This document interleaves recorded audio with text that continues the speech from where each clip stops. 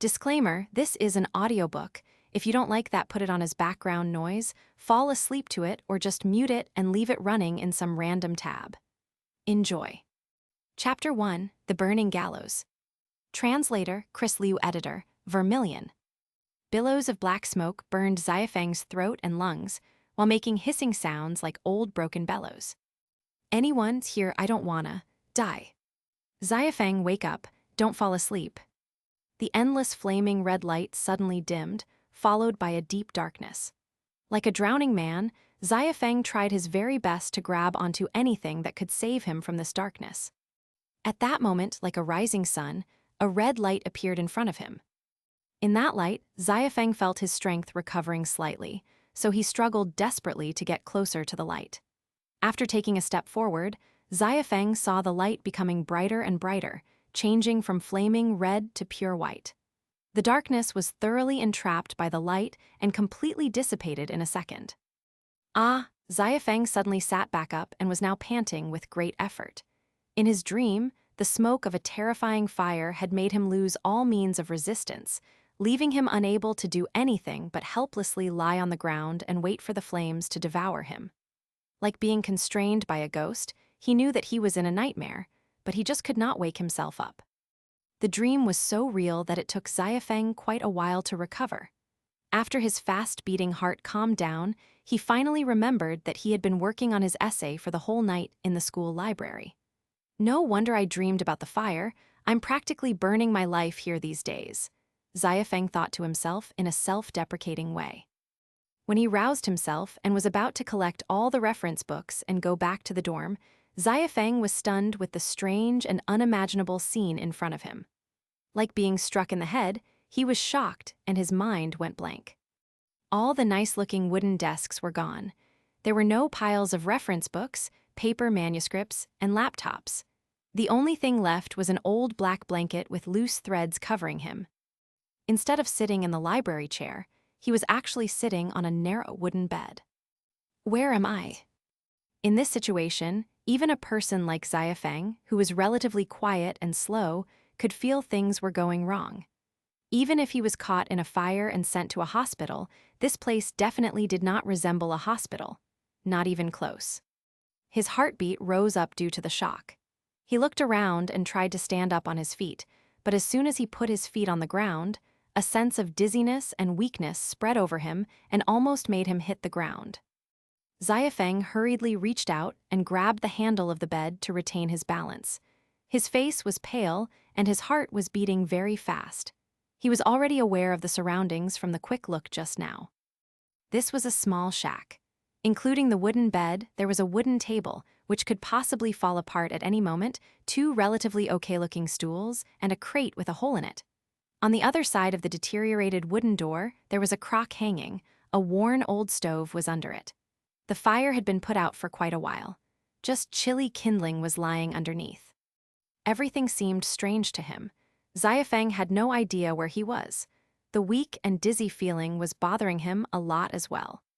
Where is this place? It feels like I just recovered from a serious illness, like pneumonia I had in high school. Countless thoughts were going through his mind, but Xiafeng had never been in this extremely weird situation before. Panic was violently stirring up in his mind. The only thing he felt lucky for was that there was nothing unpleasant or horrible that showed up. So, Xiafeng took several deep breaths and calmed himself down. Then, a loud shout came from afar outside the shack. "Burn the witch! A Duran cathedral is going to burn a witch. Everybody, burn that damn witch to ashes." Fear and excitement were mingled together in that strange accent. Xiafeng was distracted from his panic and felt curious. He thought to himself, "Witch, what on earth is this world?" As an adult, Xiafeng could definitely feel that something bad was going to happen there, but his thought was cut off by a sudden crashing sound that came from the door. A 12 or 13-year-old boy came rushing in. Lucian, the brown-haired boy, wearing linen clothes reaching to his knees, was standing beside the bed as he exclaimed in surprise, "You're awake! Thank God." Looking at the boy's completely different-styled clothes, Xiafeng nodded his head unconsciously. A ridiculous thought arose in his messy mind. Lucian, witch, cathedral, burn, Am I in a different world or even in another dimension? It seems like. I am in the Middle Ages of Europe now, at the time when witch hunting was prevalent. If things had to go wrong, they always would. Murphy's Law was reminding Xiafeng in a cold way. The color of the boy's hair and his clothes were all proof of his guess. Xiafeng could instinctively understand and speak this unknown language, but he was far from being a linguist, so he could not even tell what kind of language they were speaking. The small boy, with several dusty black marks on his face, was not surprised at all when he saw Xiafeng's strange behavior. Mom didn't believe me. During midnight, she always cries, and her eyes would swell up with tears. She keeps murmuring, "My poor little Evans, like you were already buried in the cemetery." Daddy didn't know what to do, so he asked that little bastard Simon to bring a message to Lord Ven's mansion, asking for my brother to somehow come back. Now he is a knight squire. Of course, the charity doctor would not dare to claim his unreasonable, ridiculous price in front of a knight squire. The boy talked with his chin slightly raised, feeling sincerely proud. "But look, I was right. I knew you were gonna be fine. I knew it." He was talking. He grabbed Xiafeng's arm. "Let's go. They are gonna burn that vicious witch. It's the very same witch who made you go to jail and be interrogated for the whole night by the church guards." Xiafeng wanted to think more about his current situation, so he was not interested in going out at all. Besides, they were going to burn a person to death. That was something completely unacceptable for the kind-hearted Xiafeng, at least, he believed he was. But the last thing the boy mentioned shocked him. The witch had something to do with me. Xiafeng, therefore, changed his mind. With his arm in the boy's hand, he stumbled out of the room and followed the boy towards the cathedral. Xiafeng looked around the people on the way. It was warm outside. Most men were wearing narrow-sleeved linen clothes, the same color pants and shoes without heels, while women wore monotonous, roughly cut long dresses with big pockets. It was simple and old. Most of them had brown hair and eyes, while some outstanding outlined faces had red or black hair with green or blue eyes. This is really middle age. Xiafeng found out he himself was wearing the same clothes. Soon after they came out of the slum filled with low and shabby shacks, they saw a not-so-large but solemn and grand cathedral with high arched ceilings in front of them. On the biggest ceiling hung a large white cross. The windows under it were very narrow and small. Lots of people had gathered there already. Following the small boy, Xiafeng squeezed through the crowd and kept pushing forward. This made some people irritated and they stared at them angrily, but they knew that as adults, they could not misbehave on the square of a Durin. Soon, Xiafeng could see ahead. They were in the very front of the crowd now. In the center of the square, a 20-something, pale-faced, beautiful woman in a black robe was tied to a wooden cross. People were throwing stones and pieces of wood while shouting, swearing, and spitting at her. "Go to hell, damned witch. You wanted everyone in a Durin to die. My poor Tracy, she died several months ago. Must be because of you, you evil." The woman in the black robe got hit several times, but she just tightly shut her pale and thin lips without letting out a groan. Standing there like a statue, she looked at the crowd. In the front of the crowd stood a middle-aged man wearing a baggy white golden embroidered robe, with a white beret on his head and a white cross in his hands. He remained silent all the time, appearing solemn and respectful. Several men and women were standing behind him. All of them were wearing the same neat white robes. Their faces were fresh and rosy, standing in a sharp contrast to the poor and dirty crowd on the square. Behind the white robes, there was a mighty row of armored guards in chainmail. The middle-aged man looked at his pocket watch and stepped forward. He raised the round badge in his hand. Instantly, those indignant and resentful people who were arguing all shut their mouths and quieted down. Xiafeng could hear the sound of wind passing through people's clothes. He was very impressed.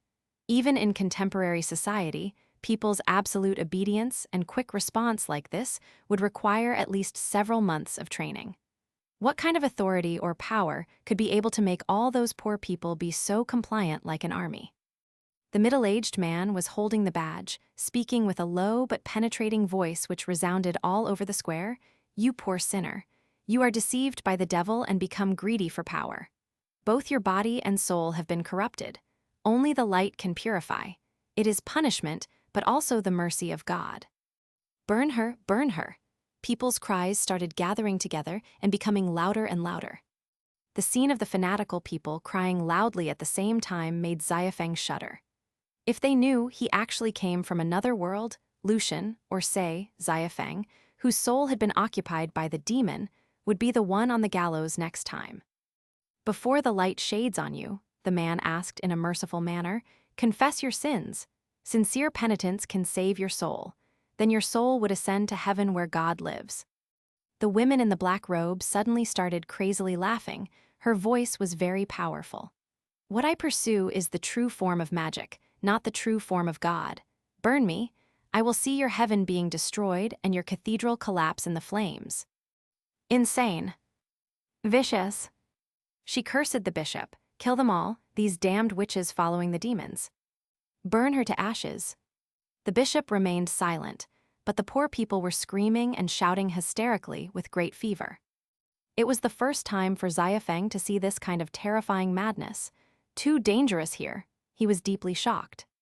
He really wanted to be caring towards that woman, but he dared not take any action, or those insane individuals would execute him with huge amounts of rocks. Xiafeng was also confused to find that there was no wood beneath that woman. How are they gonna burn her without any firewood? The bishop started praying. His voice was loud and cold. "You, the sinner, go to hell under the light." The cross in his hand suddenly burst forth with splendid light. The light was so bright that all Xiafeng could see was a white mass. It was like the bishop was holding a small son, solemn, pure, and grand-looking. Including the small boy, everyone lowered their heads and started praying. Beams of light gathered and took off capably to the unmistakable blue sky. When it reached the ceiling, the light reflected back and fell straightforwardly on the gallows. Fierce red flames flared up even higher than a person's height and devoured the woman. She laughed and cursed insanely. "In the blazes, I will see your shrewd paradise demolished. In the blazes, I will see your fabulous house of God crumbling. In the blazes, I will see you individuals everlastingly worsened." Her thrilling cries and curses were lingering in everyone's ears until she was burned down to ashes. However, Xiafeng was completely stunned since earlier, when the cross erupted with dazzling light. This is not medieval Europe. This is a world where magic truly exists. My name is Lucian. Chapter 321, The Old Witch. Translator, Chris Liu. Editor, Vermilion. Lucian started to draw the mysterious patterns surrounded by many circles, using the blood and flesh from his broken arm. The patterns looked very creepy, and it seemed that they contained the ultimate myths of the human body, the world, and the whole universe.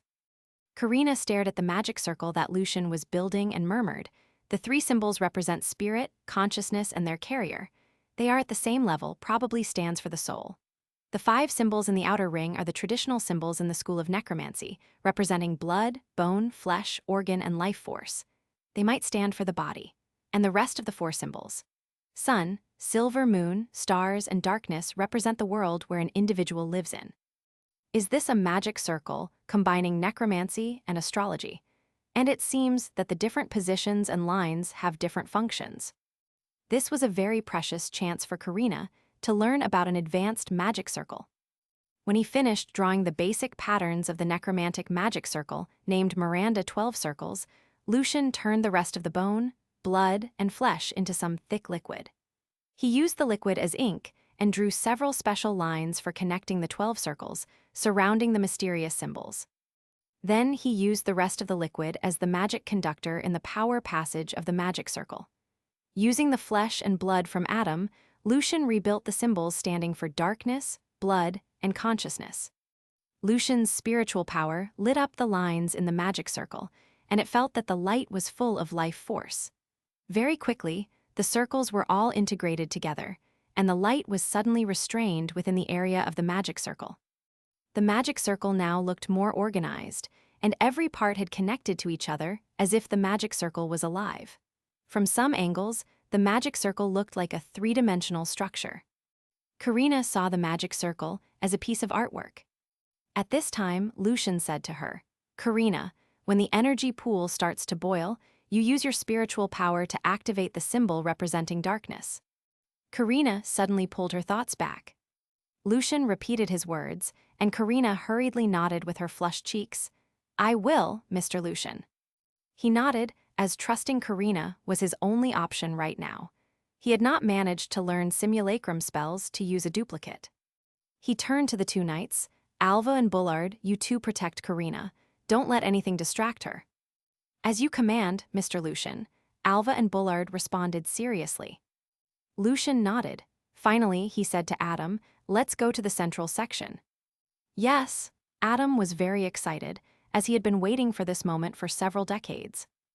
Bangs, bang. Two steel golems fell onto the ground. Their limbs were still twitching. Looking at the golems, Adam said to Lucian sincerely, "If I was all by myself here, it would be very difficult for me to finish even one golem because of the limited space. I have to say that you sorcerers are really powerful." "This is the power of knowledge," Lucian answered briefly. He stared at the patterns of the magic circles on one of the golems and slightly shook his head. Most things usually have their advantages and disadvantages. Without the magic circles, building a stronger layer of a metal shell for resisting magnetic field interference would be possible. But if that was the case, on the other hand, pure steel could not handle the power of a Grand Knight or the elemental spells. The solution could only be provided by the next evolvement of knowledge. Adam did not really understand Lucian's words. He shrugged his shoulders and said, "You probably want to crack the protection magic circle first. The old witch might come back at any time." The magic circle at the center of the tower was way more complicated than the one in the energy core. Fortunately, it still followed the mechanism of most senior rank magic circles. It took Lucian about an hour and a half to crack it. This an hour and a half were beyond torturing to the prison breakers. Even Adam, the determined level 5 Grand Knight, could not avoid walking back and forth, feeling extremely anxious. Lucian knew that Karina, Alva, and Bullard might also have reached their limit. At this time, even a common flesh golem could break their nerves. However, because they were too far away from each other, Lucian could not contact them using telepathic bond. He had to trust them. Seeing that Lucian opened the black gate, Adam released a long sigh and said, "This is the longest half an hour in my whole life. We're lucky that the old witch hasn't come back." "Let's go, this isn't the end." Lucian stepped on the stairs behind the gate. Having no idea what was waiting for them in the front, and also when the old witch would come back, Lucian too felt very nervous and anxious. Adam's body was again covered by the dark mist, and he carefully followed Lucian to the stairs. Suddenly, the stairs started to wriggle. The gray wall and stairs quickly became as red as blood and flesh, and they started to produce white and green acid. As soon as the acid touched the absorbing wall protecting Lucian, it made very disturbing, sizzling noises. Adam, although having turned himself into part of the darkness, was still slightly hurt by the acid, which was totally out of his expectation.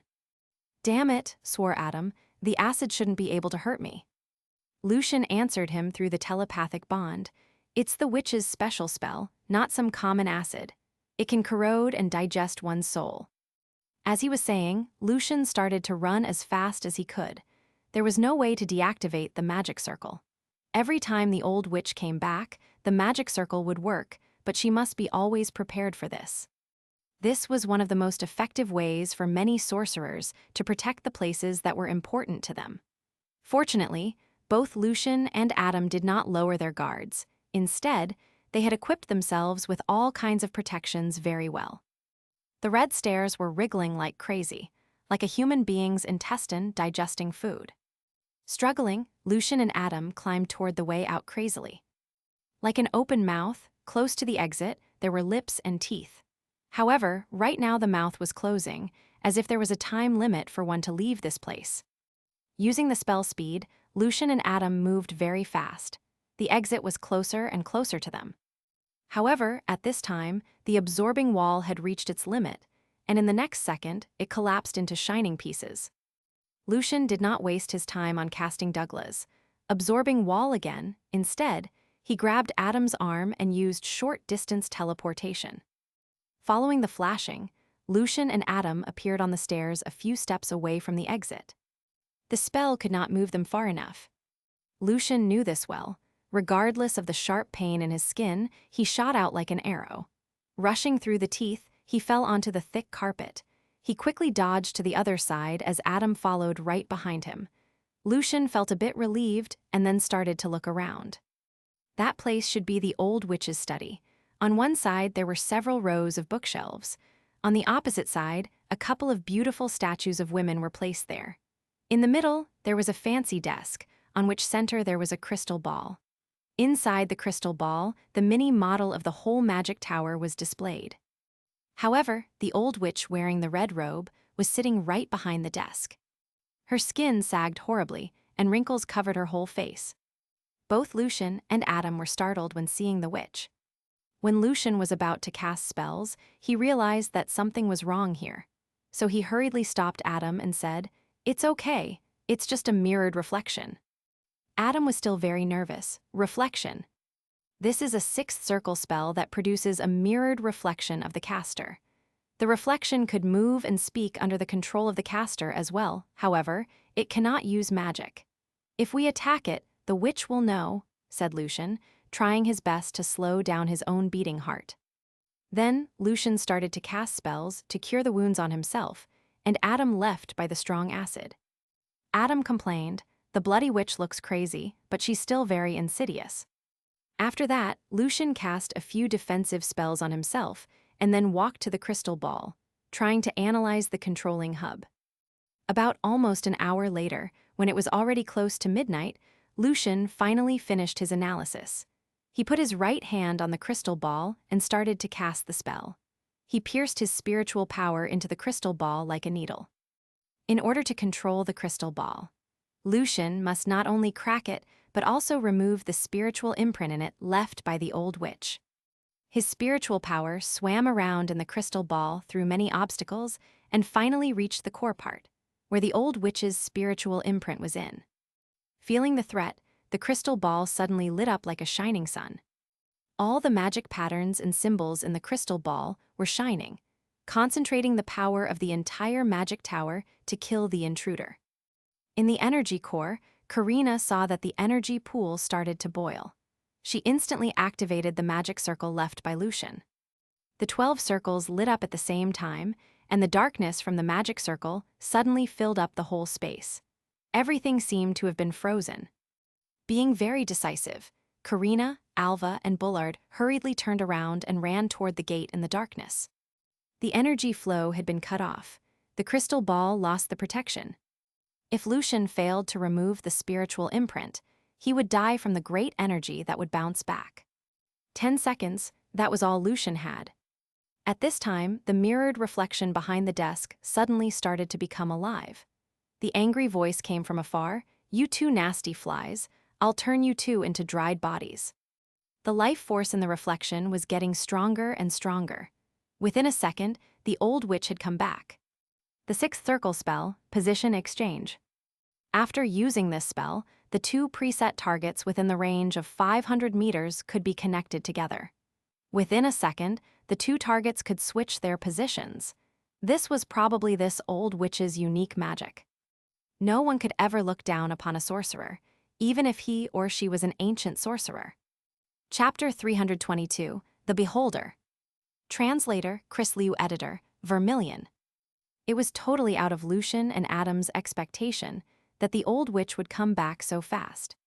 Before trying to control the crystal ball, Lucian had carefully checked around to make sure that there was no teleportation circle in the core section. However, he did not expect that the witch could directly cast Position Exchange on her mirrored reflection. If Lucian and Adam chose not to destroy the reflection, she could come back as soon as she sensed that the core section was being invaded. If they chose to attack the reflection, she would immediately be able to get the message and use other ways to come back in time. Despite the craziness of the witch, she was also a very smart sorcerer. However, right now Lucian was still working on removing the spiritual imprint in the crystal ball left by the old witch and could not let himself be distracted, so he wouldn't. Once he lost the chance to control the core, Lucian would never have any opportunities again to fight against the witch, a sorcerer at least of the 7th circle. Lucian had made up his mind. He did not even take a look at the old witch.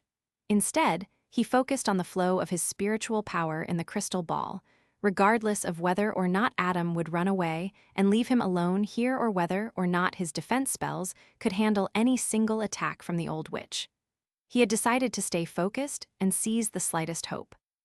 When the old witch started to cast Position Exchange, Adam had to admit that the fear that had been piling up in the past so many years made him take a step backward. His body shook slightly, and he felt that he probably would kneel down or run away at any time. However, he felt Lucian's great determination from the mind bond, and that gave him great courage as well. Adam clenched his fists tight. He knew that he did not have a way to go back. If he was going to die, he would rather die in a bitter fight as a hero instead of a coward. As a level 5 Grand Knight, his willpower in fighting was never absent, as it was the foundation of being a knight. With a low growl, Adam turned himself into a cluster of black mist and jumped directly onto the old witch behind the desk, who just finished casting the Position Exchanging spell. As long as he could handle the first round of the witch's attack, Lucian would be able to have a few seconds during the witch's buffering time. That was their only hope. Seeing the dark mist, the old witch started to scream. The sharp scream brought invisible magic waves that suddenly froze the mist. Like a piece of glass, the dark ripples collapsed and disappeared. When Adam's figure appeared again, his head and the left side of his chest had been vitrified. The 6th circle spell, Duleg's Glass. The spell could turn a creature, or an item within a certain size, into glass. A single spell had disabled Adam. Thanks to his powerful life force as a Grand Knight, Adam did not directly pass out. However, the 2 seconds that Adam earned for Lucian were precious. Lucian's spiritual power inside of the crystal ball started to spread and vibrate in a strange way all of a sudden. As the spiritual power produced the invisible waves and the waves extended, the whole space started to shake fiercely. Spirit Swing, the relatively new research outcome of the Congress in the past 50 years, could help junior or middle-rank sorcerers remove the spiritual imprint in a magic item, and it worked especially well with ancient magic items. This was why Lucian wanted to try to control the magic tower. In the core of the crystal ball, the old witch's spiritual imprints started to break down. However, it was still an imprint left by a senior-rank sorcerer, so Lucian could not completely remove it within those 2 seconds. This was a life-and-death fight between the modern magic system and an ancient sorcerer. The old witch lifted her left hand on which there were 2 rings. One had a big, purple gem on it. It was Lucian's ring element. The other was a dark blue ring in a unique shape, decorated with many small precious stones. Surprisingly, the old witch did not choose to cast Elemental Swirl on Lucian. She was probably concerned that the spell would hurt herself and damage her desk and all her precious collections in this room. The dark blue ring lit up. Countless chains made of flesh and blood howled and lashed out at Lucian. The 6th circle spell, Howling Chain, was mainly for interfering with spell casting by constricting and cursing its victim. The unearthly howl tried to sneak into Lucian's soul to distract him. However, Douglas' absorbing wall could handle the power of most spells under the 5th circle. Therefore, when the howling chain lashed on Lucian, although his flame shield instantly went out, the absorbing wall did not break into pieces until a second later. Even 1 second was very precious for Lucian. As his spiritual power was vibrating more and more fiercely, more and more cracks appeared in the old witch's spiritual imprint. The absorbing wall had disappeared. Stone skin failed as well. The howling chain winded around Lucian's body and ulcerated his skin. The howling definitely affected Lucian's brain and soul. Fortunately, the spell-mechanized mind helped Lucian a little. Lucian felt that his soul was being pulled in different directions by countless crying ghosts. He felt piercing pain in his soul that was becoming torpid. However, Lucian's soul had become much stronger under the old witch's electric shock treatment. Right now, the power of his soul had reached the 5th circle. Also, because the power of Howling Chain had been reduced by the layers of protection Lucian cast on himself, he managed to stay focused despite the very uncomfortable feelings in his soul. When the vibration of his spiritual power peaked, the old witch's spiritual imprint was completely removed. The old witch's experiment in the end helped Lucian. In the next second, Lucian condensed his spiritual power and left his own imprint in the crystal ball. The crystal ball burst out bright light and rose up in the air. In its center, all of the magic circles and symbols in the magic tower were very obvious. Lucian cast a simple spell with the crystal ball, and instantly a beam of light surrounded by many magic symbols shot out from the wall on the left side. The light beam hit the red blood chains, and the chains immediately disappeared. The sixth circle spell, Advanced Dispel Magic. As soon as the chains disappeared, Lucian cast another spell whose target was the old witch. The seventh circle spell, Anti-Magic Ray. It could remove the magic effects on its target and also produce a small anti-magic field in which the target could not cast any spells. Although Lucian could only use the powerful spells built in the magic tower by the magic circles, for the first time, he genuinely felt the great power of being a senior rank sorcerer. The old witch just recovered from her casting buffering time. When she saw the ray, she angrily screamed again, and a big mirror drawn with many mysterious symbols appeared in front of her. The ray hit the mirror, and when it broke, the ray reflected back and hit Lucian. All of Lucian's magic effects for protecting himself were removed. The mirror was the seventh circle spell, Spell Turning. Based on the caster's level and knowledge, the spell could even turn back a ninth circle spell. Lucian tried to extend his spiritual power, but it did not work. Fortunately, right now he could control the whole magic tower. He did not have to rely on himself to cast the spells. Lucian used the seventh circle spell, Force a Cage, and trapped the old witch in the invisible force walls. The cage could only be broken by several special spells, such as dissociation. A magic tower did not have to wait for buffering. When Lucian continued to cast spells, the old witch's left eyeball suddenly bulged out and became a yellowish-brown, wriggling sphere. Like a newly born cub, the sphere was covered with blood. In the center of it, there was a big, yellowish-brown eye. Small eye stalks crowned the sphere and extended out, connecting to the veins in the old witch's left eye socket. It was a beholder. It was one of the most famous monsters in the Dark Mountain Range. There was a seventh circle spell that could turn the caster into a beholder temporarily. However, the old witch chose to turn her left eyeball into a beholder, as ancient sorcerers were very good at it. Thus, they did not have to wait for the bothering casting, buffering time anymore. Several green rays of the spell, Dissociation, were shot out from the small eye stalks, and at the same time, the big eye in the center released the anti-magic ray. Chapter 323, The Surprising Change. Translator, Chris Liu Editor, Vermilion. The invisible force field was wiped out by the dissociation rays. Furthermore, the anti-magic ray targeted the crystal ball in Lucian's right hand, trying to hit it, and thus build a small anti-magic field inside the crystal ball in order to cut off its connection to the magic tower. Since Lucian had been hit by the anti-magic ray, he could not cast any spells on his own for now. He slightly turned around and blocked the anti-magic ray with his own right arm. At the same time, he continued casting the creepy spells with the magic tower. Since he was using the great power of the magic tower, hurriedly interrupting the chanting process would bring horrible damage to Lucian's soul from the backlash. Several powerful flashes of lightning were summoned from the ceiling, turning the whole space into an ocean of lightning and thunder. Except for the desk and the floor carved with reinforcing magic symbols, the rest of the things in the study were destroyed completely. The seventh circle spell, Lightning Storm. A piece of shadow embedded with complicated patterns instantly surrounded the old witch, safely protecting her from all the bolts of lightning. The seventh circle spell, Energy Immunity, Lightning. Then the old witch's yellowish-brown eyeball launched colorful light rays again. Some could charm people, some could make them fall asleep, other could slow people down or turn people into stone. The eyeball in the center released the strong smell of death. The seventh circle spell, Finger of Death. After this fierce round of attacks, the old witch's left eye now looked dim. The eyeball had to wait for a while before launching the next round. In most cases, no beholder would fight like this. The different eye stalks would cooperate with each other and fight using strategies to make sure that they would not run out of their spells. However, right now it seemed that the old witch had lost her mind, or maybe there were other reasons. Lucian put his hand on the crystal ball and summoned Force a Cage again to protect himself.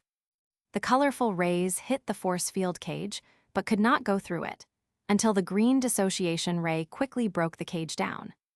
If the witch had not lost her mind, she could have launched the dissociation ray in the first place. If that was the case, Lucian would have been in great trouble. After this round of attack, Lucian saw that the old witch quickly took a glance at the several statues of beauties in the corner to her right. Lucian was very surprised. He did not notice the fact that the statues remained completely intact from the flashes of lightning. Why did the old witch choose to protect them so well? Were they even more important than her magic books? However, right now he did not want to waste any time on thinking about it.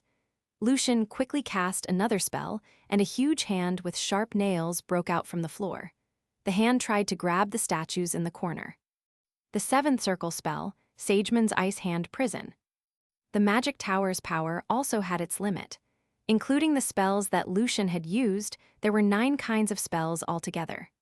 Lucian wanted to finish the fight as soon as possible, as once he used up all the magic tower's spells, the old witch could easily kill him. Therefore, as soon as he noticed that there was something wrong with the statues, Lucian decisively switched his target. The old witch screamed angrily, and black miasma spread out. Adam, who just recovered from the witch's spell and was climbing to his feet on the corner, suddenly felt completely exhausted.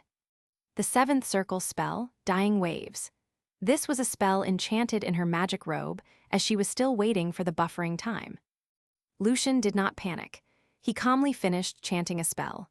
Then, a dark ray shot out from the wall, and the ray instantly built up a small anti-magic field around Lucian. When the waves died out before reaching Lucian, the statues in the corner burst out bright light and countered the power of the hand. Within Lucian's expectation, they were not just common statues. As soon as Lucian entered the study, he felt it very strange that the old witch would want to put some statues of beauties there to make herself upset. Also, if the witch's body and soul had been cursed so badly, why was she still alive?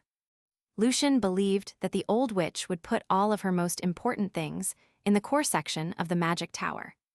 Lots of thoughts filled his mind. The crystal ball rose into the air and a red light ray shot out at the statues. The seventh circle spell, Ruby Reversion Ray, could remove the strongest defending effect of the target. After the several rounds of attack, some of the defending magic circles on the statues had been worn out. When the ruby ray hit them, one of them lost all its protections, and the original color of the statue was revealed. The old witch went crazy. She immediately gave up attacking Lucian and instead turned her force field into a huge palm. The palm grabbed the statue and brought it back to the old witch. Obviously, these statues were the weakness of the old witch. Lucian seized the chance and summoned a powerful lightning again. At this time, a beauty statue was struck into pieces. A piece of soul disappeared together with the lightning. The old witch suddenly aged. Her back bent forward even further, and her left eye instantly became sunken. The old witch put part of her life in the statues. Lucian continued casting. More and more bolts of lightning were summoned, and the statues were broken into pieces one by one. The old witch's flesh started to rot. She could not use magic anymore. Lucian saw victory, but at the same time, he could not help doubting himself. How come he could just kill a senior rank mage like this? The old witch had been making mistakes, choosing what spells to use from the very beginning. Fortunately, Lucian's guess with the statues was correct. At this time, he heard Adam's voice in his mind. "Good for you, man. You killed the witch. We're free now." "I'm not sure about it, Adam," Lucian murmured. Then he saw a creepy smile on the old witch's face. When Lucian was just about to take actions, the magic tower started to shake fiercely. Chunks of bricks and stones started to fall down. Lucian's vision became blurry. He passed out in the darkness. Lucian saw light again. However, when he instantly tried to sit up, he found that both of his arms and legs were tied up by something. "Good, very good. Your foundation to learn magic is very solid." The old witch giggled. The development of magic in the recent several hundred years is really impressive. Lucian was shocked. He saw the old witch, wearing the red magic robe as usual, walking back and forth in the lab. Lucian was lying on the table as if he had just received another round of the electric shock treatment.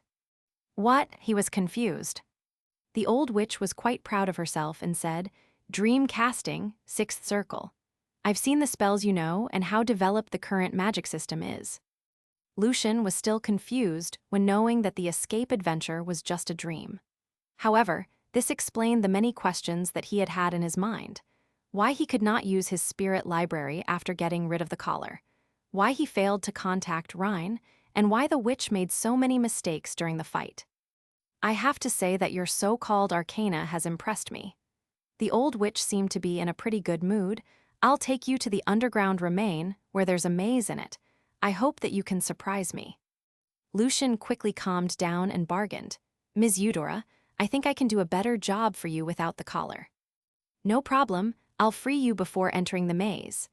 As she was a powerful sorcerer, Lucian was not a threat to her. Lucian followed the old witch to the ground floor of the magic tower. Then, they walked downstairs to the underground passage. The passage, paved with huge stone slabs, had a height of 5 or 6 meters and a width of 7 to 8 people side by side. The slabs were carved with pictures of ancient people fighting against monsters from the underground world. "Magnificent," Lucian said sincerely. The old witch did not say anything. Everything down here was more than familiar to her. At the end of the passage, there were 10 gates. Each gate had different mysterious patterns on them. Pointing at the gray gate in the middle, the old witch said, "Here, the maze." Lucian saw that the patterns on the gate were quite familiar. They looked like mathematical symbols.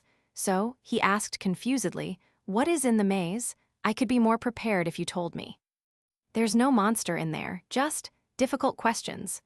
The old witch looked a bit upset. Then, she removed Lucian's collar and shackles and urged him to enter the maze.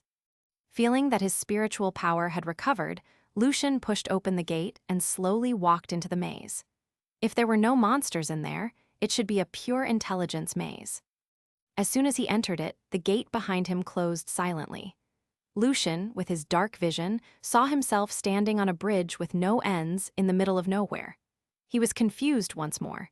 He took a couple of steps ahead and saw stars appearing in front of his eyes. Then, the stars connected to each other and formed a line of words. "Prove that any even number larger than 2 is the sum of 2 prime numbers." What? The question was totally out of Lucian's expectation. Then the stars formed more mathematical questions. The questions looked very familiar to Lucian. It seemed that they were all from the exercise book that Lucian once read before, Demidovich Problems in Mathematical Analysis. The mathematical symbols, numbers, equations, and hypotheses moved around Lucian's head and made him feel dizzy. Suddenly, the darkness broke into pieces and light came in again. Lucian opened his eyes and shook his head. When he looked around, he saw Elvis, who should have been dead in the Black Forest. Elvis covered his nose and mouth with his hand, where blood was dripping down. He said to Lucian angrily, "What the hell is it in your head?" Translator's thoughts. Chris Liu. Many thanks to srandom for correcting my translation on the math problem. Chapter 324. The reason for all of these, the end of volume IV. Translator, Chris Liu. Editor, Vermilion. Lucian looked around and realized that he was in the small cabin where he lived in when he found Elvis. Everything looked the same in the cabin, including the strong alcohol smell lingering in the air. Right now, Lucian was sitting in a wooden armchair, while Elvis was sitting on his left side next to the fireplace. Lucian could still hear the noise outside from the adventurers' campsite. The only difference was that the wooden ladle that should be in Elvis's hand was now on the floor, and the copper pot fell over in the fire. The tomato cream soup that spilled out from the pot made the fire sizzle. Lucian realized what was going on here, and the words escaped his lips. "Your Excellency, Nightmare King." Elvis did not deny, although his face looked gloomy. "Are you really a middle-rank mage?" Lucian recalled the mathematical exercises in the maze in his dream. He put on a slightly awkward smile and answered, "I've been working on my fundamental mathematics, so the questions should be mostly for senior-rank mages." Pausing a little, Lucian switched the topic. "Your Excellency, may I ask why did you put me into the dream? And, am I still in another dream?" Waking up from his dreams twice, everything felt so real and also not real. Lucian was confused with the difference between dream and reality. Although he had successfully entered his spirit library, Lucian was still not sure whether he had come back to reality. This was the most creepy magic that Lucian had ever seen. Elvis, no, Lucian should respect him as the Nightmare King, looked very serious. Stennis, the Nightmare King, said to him, "An old friend of mine requested my help. He thinks your level of magic cannot match your arcana level, so he asked me to put you into a dream constructed by me and let you go through things in the dream to fully develop the potential of your soul. You may feel it right now." Hearing that, Lucian immediately entered his meditation world. He felt something real in this virtual world. Hurriedly opening his eyes, Lucian was very surprised. It is stronger. Now the power of my soul is indeed at the 5th circle level. Is it because of the electric shock from the old witch? No. It was a dream, but what I experienced in the dream helped me in reality. Lucian's soul was now as strong as a 5th circle sorcerer. However, it would still take some time for his spiritual power to catch up. The Nightmare King slightly nodded. All the dreams were built upon your own cognition foundation, mental activities, and your own memories. What you have experienced in your dream has also affected your body and soul. However, for most people, the power from their dreams was too weak for them to make any actual signs of progress. In this world, I am the only one who can make the full use of dreams and use them to develop the potential of one's soul. Of course, a person's potential is also based on his or her actual power. Using dreams cannot solve all the problems. I see. Lucian finally realized why the dream about the old witch was a bit weird. For example, the part when the old witch asked the mirror who was the most beautiful woman in the world. Lucian asked subconsciously, "So, electric shock can improve the strength of my soul." Stennis put on a cold smile. "What do you think?" "Never mind," answered Lucian awkwardly. He had so many questions to ask, but finally, he chose the most bothering question in his mind. "Your Excellency, how can I tell the difference between dream and reality? How do I know if I'm still in a dream?" Stennis was more than used to questions like this. He put on a vicious smile like the old witch and said, "Why is it so important? What is a dream? What is the reality? They are both your response to the outside stimuli. When my class reaches the highest level, maybe I will be able to create a dream of reality. So, that being said, if my certain response in my dream cannot be predicted or is mistakenly designed by the dream maker, that would be the time for me to know what is a dream and what is reality." Lucian murmured. At the same time, he thought to himself that he could also get out of a dream if his cognition world way surpassed the cognitive ability of the dream maker, and probably the dream maker's head would explode because of this. Lucian thus decided to try to think about something complicated later, such as the wave-particle duality of light or quantum theories, to testify if he was still in a dream. Stennis was quite impressed with Lucian's answer. "Good. No wonder my friend appreciates your talent. In fact, in your dream, I was trying to avoid things related to arcana research. In the maze, I also purposefully chose the field of mathematical basis, but it turned out." The look on Stennis's face was a bit complicated. No wonder the old witch wasn't interested in arcana at all. Lucian was suddenly enlightened, and then he laughed. "So you were playing the role of the old witch. I have to say that your playing was quite impressive." Stennis said seriously, "Technically speaking, I'm only one part of the role of the old witch. The other part of the witch consisted of your own fear. By the way, I am also Adam, Karina, Alva, Ophelia, and Bullard." Lucian was a bit embarrassed knowing that this dream was all about him, so he hurriedly asked another question. "So, bringing a letter to you isn't the true task. The task is an opportunity for me to be able to see you and get myself improved in your dream. Is that right? Can I know who your friend is? I'd like to know who I should be grateful to." A friend of the Nightmare King. Lucian guessed that the person must be a legendary archmage. Stennis was a bit gloomy. This was also a test. If you failed to bring the letter here, you would not be the person that my friend is looking for. As for my friend, he probably appreciates your talent and potential and wants you to be his student. You should have already experienced something strange like a test for you before. That reminded Lucian of his strange experience in the castle, but it seemed to be true that the legendary archmage, Viken, also had something to do with the missing legendary archmages including Masculine. Lucian was confused, having no idea whether what happened in the castle was just a pure test or a combination of things, so he asked again, "May I know?" "You'll know when you get back to the Congress." It seemed that Nightmare King was very reluctant to mention his friend's name. "The letter you were bringing is actually a special magic scroll. A fatal attack can activate the scroll and bring you back to a certain demiplane. If you want to save some time getting back to the Congress, you can activate it on your own." Lucian guessed that the special scroll was at least of ninth circle, and he wondered how valuable it was.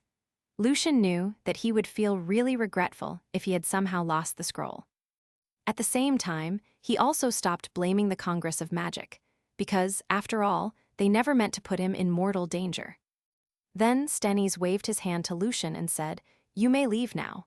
I'm going back to the magic tower now." "Yes, Your Excellency," Lucian stood up. The power of Lucian's soul had surpassed the fifth circle, and his arcana knowledge was never a problem.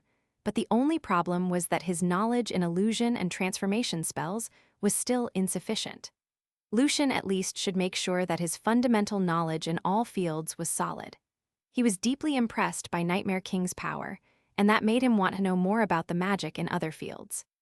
Stepping out of the cabin, the strong smell of alcohol in the campsite sneaked into Lucian's nose. Feeling relaxed after completing the task, he walked casually in a good mood. However, a question suddenly jumped into his mind. As an ancient sorcerer, why did Nightmare King suffer a recoil when seeing the mathematical questions in Lucian's brain? If he totally had no idea of what those questions were, he could just let Lucian himself complete the dream. In the cabin, Stennis, Nightmare King, did not leave immediately. Instead, he murmured to himself, "Enclosed Devil's Place, high tower as a prison, these are the things that he fears the most. It seems that these are the representatives of this world, but why does he feel imprisoned in this world? Staying calm in danger? It's a very good quality. But when Ophelia died, he accelerated his pace to escape the tower.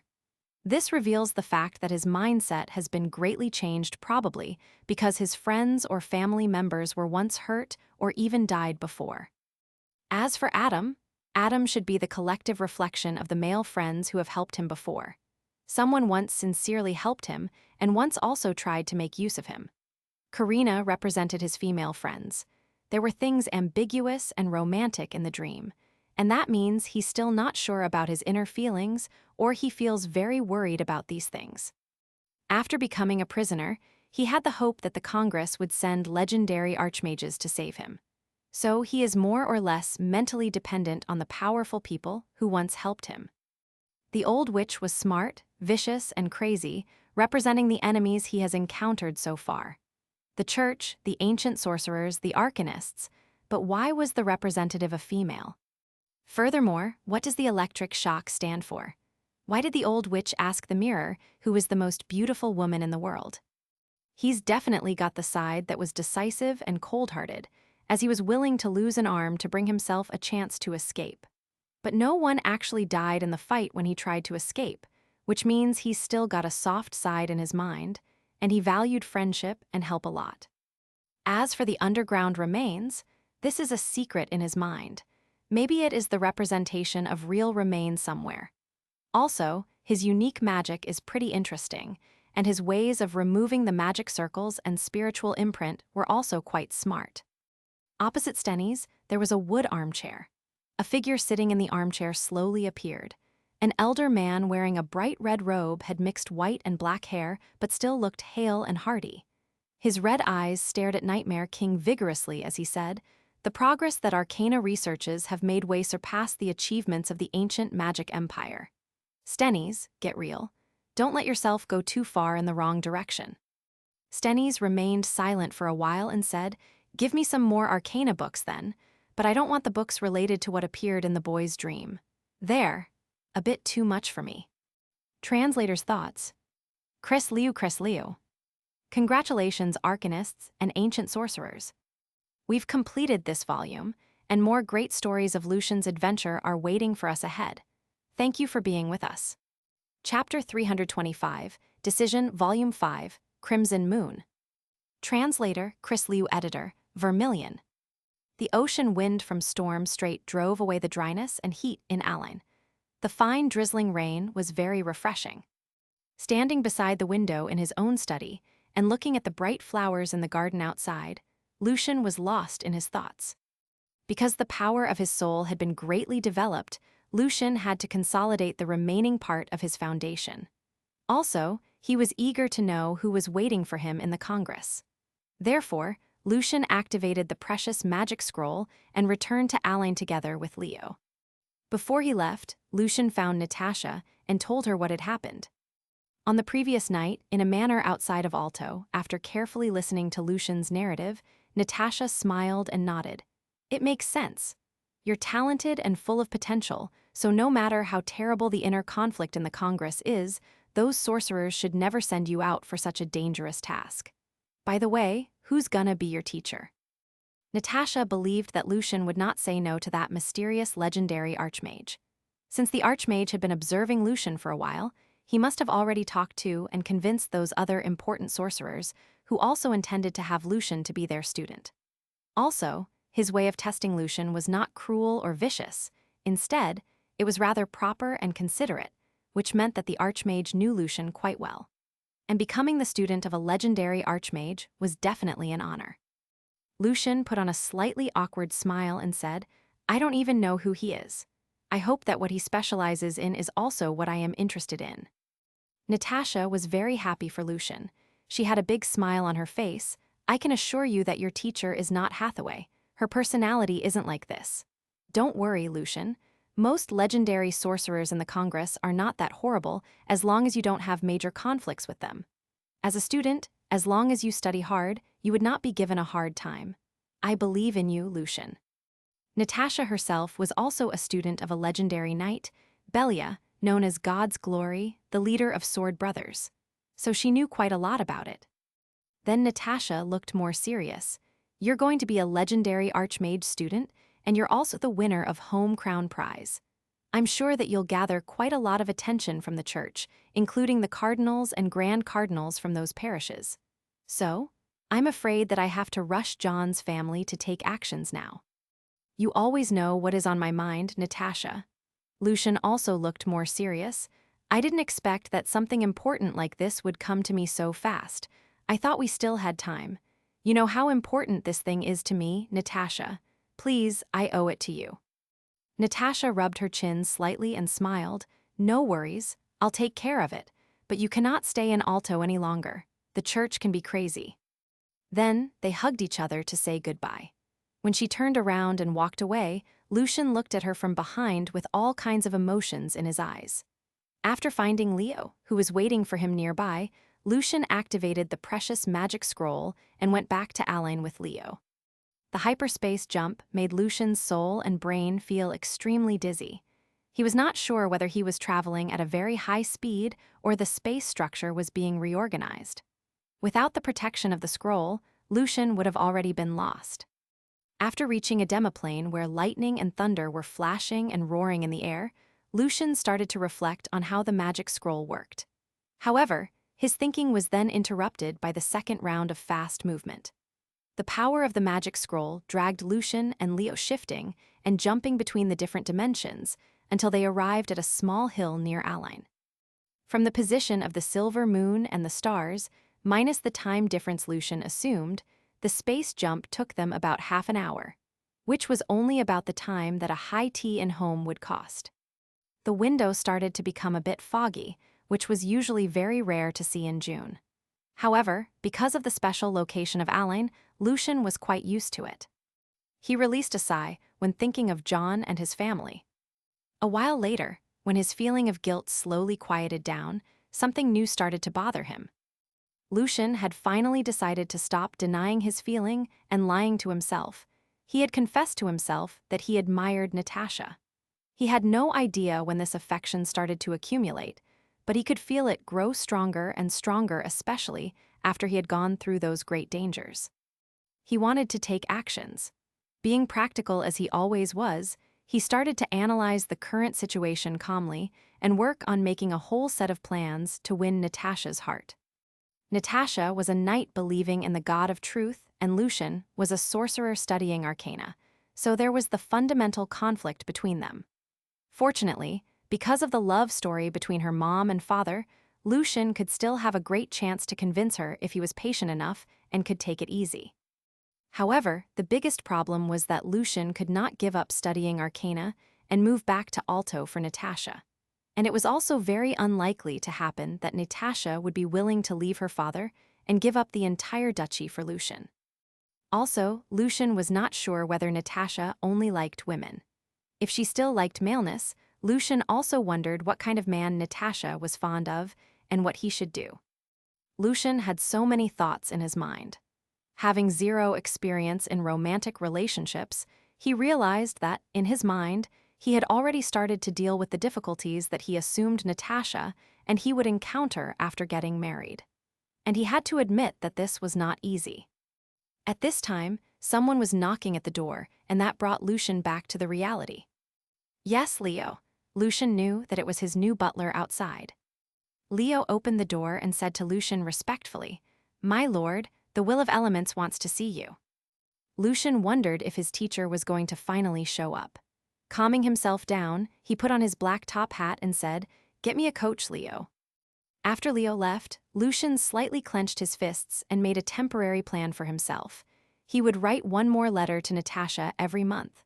Although he knew that winning Natasha's heart was rather hard, he would not easily give up. Right now, he should first work on improving his magic and arcana level. Late at night, outside of the Inquisition of Violet, a fat figure approached the Inquisition very carefully. However, the figure looked rather hesitant as it tried to walk in the building but had failed a few times. "Alyssa, what are you doing here?" The cold voice startled the figure, Alyssa, and she hurriedly turned around.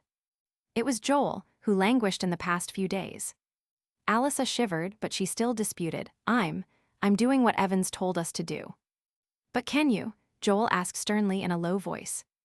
Alyssa raised her voice pitch and answered in pain, "What else can I do? Waiting for the day to come when John and Ivan are tied to the gallows. There's nothing much to regret if we die, but they're still young. They should have a bright future." "It's not gonna happen. Don't scare yourself." Joel felt Alice's pain, so he hugged her and gently patted on her back. "John's a knight, serving the Violet family. The punishment of being deceived by a sorcerer isn't that horrible. The Inquisition would carefully investigate it. They won't be put onto the gallows." Alyssa hurriedly shook her head. "It's not true. I heard it from the several noble ladies earlier tonight that some knights ended up rather miserably because they failed to draw a clear line between themselves and the sorcerers, and then the Inquisition found it out. Say, the family of Thistle in the War of Dawn. I know John can't do it. So, as his mother, I will do this for him. I'm willing to bear all the pain and sufferings." Joel said to Alyssa angrily, but also helplessly, "Are you out of your mind, Alyssa?" "It's enough, Mom, Dad." Joel and Alyssa heard the familiar voice. It was John, followed by his younger brother, Ivan. He looked the same, but his blonde hair looked a bit messy. "Ivan, you take care of Mom and Dad. I'll do the rest of it as a knight." John slightly sighed and then walked toward the Inquisition in firm strides. "John," Alyssa called his name from behind.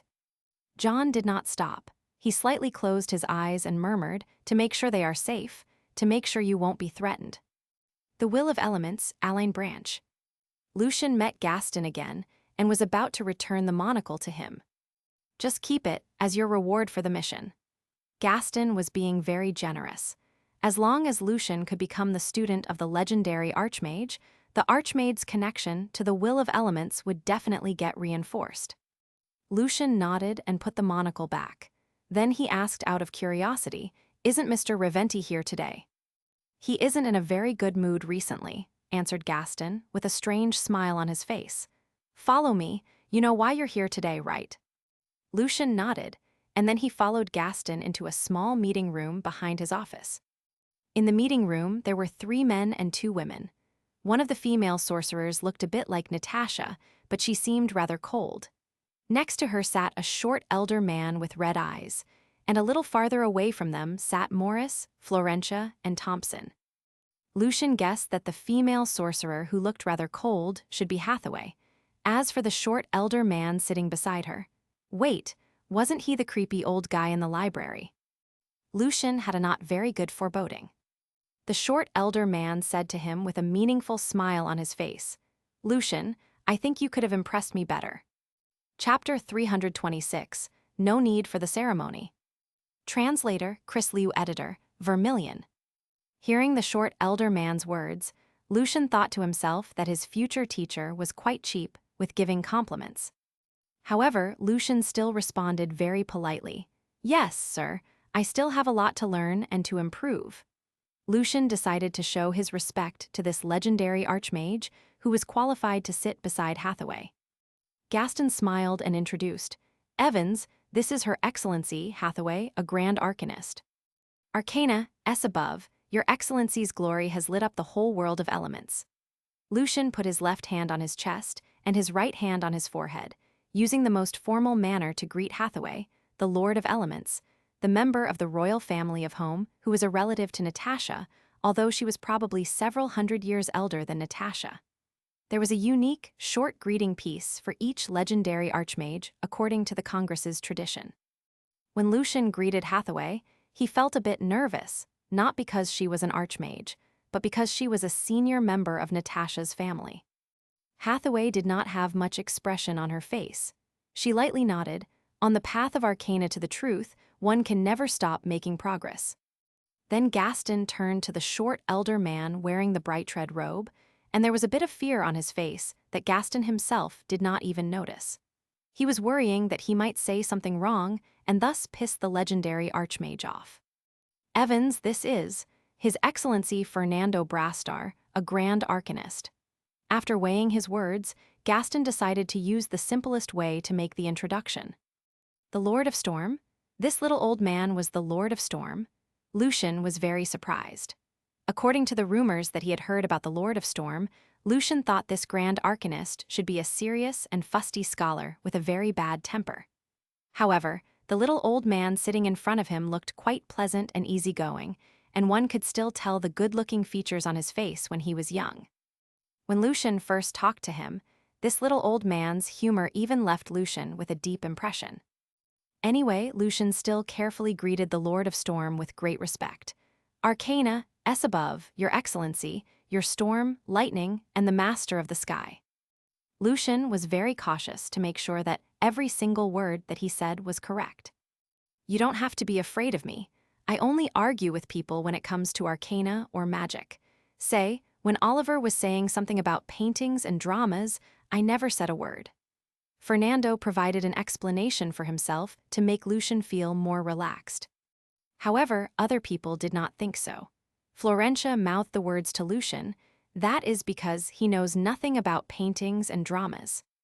Before Gaston made further introductions, Fernando said to him directly, "Lucian, when Thompson read your first paper, he recommended your paper to me, and I was thus inspired. I was interested in you, so I went to the library to meet you there in person. It turned out that you were a pretty interesting young man, and I like people who are not boring. Your following two papers were also not bad, which was quite impressive considering your age. You know, some papers from the highest council members even have made some ridiculous mistakes." Although Fernando was giving him a pretty good comment, the tone and the way that Fernando talked to him made Lucian feel a bit strange. Also, it seemed that Fernando totally did not care about the fact that there was a member of the highest council present. "How you handled things in the castle and how you carried out the task bringing the letter to the Dark Mountain Range have revealed some of your qualities that the Congress appreciates. I hope that you can stick to them." Fernando continued, seriously, "Lucian, I think your talent goes beyond the school of element and astrology, and you should enter a way broader domain. So, I'd like to have you as my student and I'll teach you arcana and magic. What do you think?" According to what Lucian knew, although the Lord of Storm was a grand arcanist mainly specialized in the school of thermodynamics, he was also good at the school of element, electromagnetism, force field, illusion, and light darkness. Among all the grand arcanists, Fernando was definitely one of the most energetic ones. He had won the highest award in 4 different fields: ice and snow medal, silver moon medal, home crown prize, and sorcerer laurel. Therefore, a second later, Lucian nodded firmly. "It would be my great pleasure to be your student." "Good, you're my student now," answered Fernando seriously. "What?" Lucian, Gaston, Morris, and Florentia were all very surprised. Only Hathaway and Thompson still looked the same calm. Fernando grinned, yes. That was it. Lucian felt it so unreal that all of a sudden he had become the student of a legendary archmage. Gaston, Morris, and Florentia were also very surprised because, according to the tradition of the ancient magic empire and the Congress, taking a student was a very important and solemn thing, and a complicated and very formal ceremony was always required. They knew that Fernando was always in a rush, and he hated complex procedures a lot, but they did not expect that he would just skip the entire ceremony. Seeing that Lucian looked confused, Fernando slightly frowned. This is between you and me. Since we have both agreed on it, why do we need those troublesome procedures? No, we don't. Lucian also disliked the tedious ceremonies, so he answered directly. He believed that the teacher and student relationship did not have to rely on all the external forms. Gaston now felt that Fernando had really found the right student. Fernando grinned, very good. Today my students will gather together to exchange their findings in arcana and magic. You should join them later as well. It is good for you to know more about the latest research focuses so you can find your own research interest. I still have to talk to Hathaway. You and Thompson can wait for me outside. When Lucian left the room with Thompson, the latter smiled to the former and said, Mr. Fernando rarely speaks highly of someone. The comment Mr. Fernando just made on you was already very good. Lucian put on an uneasy smile. He still had to take some time to get used to the fact that he had become a student of a legendary archmage. Noticing the awkward smile on Lucian's face, Florentia smiled. Mr. Fernando is strict with his students, but we all know that he takes good care of them. If it was someone else who wanted to be your teacher, Her Excellency Hathaway might not show her approval. In fact, at the very beginning, Hathaway preferred Mr. Reventi to be your teacher. Mr. Reventi? That would not be a bad choice either, Lucian thought to himself. Gaston still had the same strange expression on his face. I heard that Mr. Reventi found the Lord of Storm and talked to him, and they had a big argument. When Mr. Reventi left the office, his face was completely pale. Now every time when someone mentions this, Mr. Reventi would still be quite pissed. Alto in the Inquisition. Waldorf, the executor, grabbed the report in his hand and growled in great anger. Lucian Evans? Lucian Evans is a bloody sorcerer. He fooled the church and the whole city playing a fake death, and we were acting like a bunch of idiots. We must catch him and put him onto the gallows. Has it been verified? Villa Milton, the red-robed cardinal, asked calmly with her eyes half closed. The censor's deep voice contained great fury. John reported this to us, and we have questioned the people involved using divine power. We've confirmed that Lucian Evans is still alive. What happened in the villa was a trap set up by Lucian Evans and Professor. Together, they managed to send away the sorcerers to the Congress of Magic, killed the traitor, and also framed Clown up, because Clown had found Lucian Evans suspicious. Is Natasha involved in this? Was she deceived, or did she help Lucian Evans? Milton opened her eyes, and the light in her eyes was terrifyingly cold. The censor shook his head. According to the depositions, Her Highness did not know the truth at that time. Also, when Waldorf arrived, she stopped chasing after Clown, but instead, she agreed to let the Night Watchers chase him down. If she was part of this, the princess would try her very best to kill Clown directly, leaving no chance for us. After all, it was possible that the Night Watchers would find Clown and send him back to the church to cure him.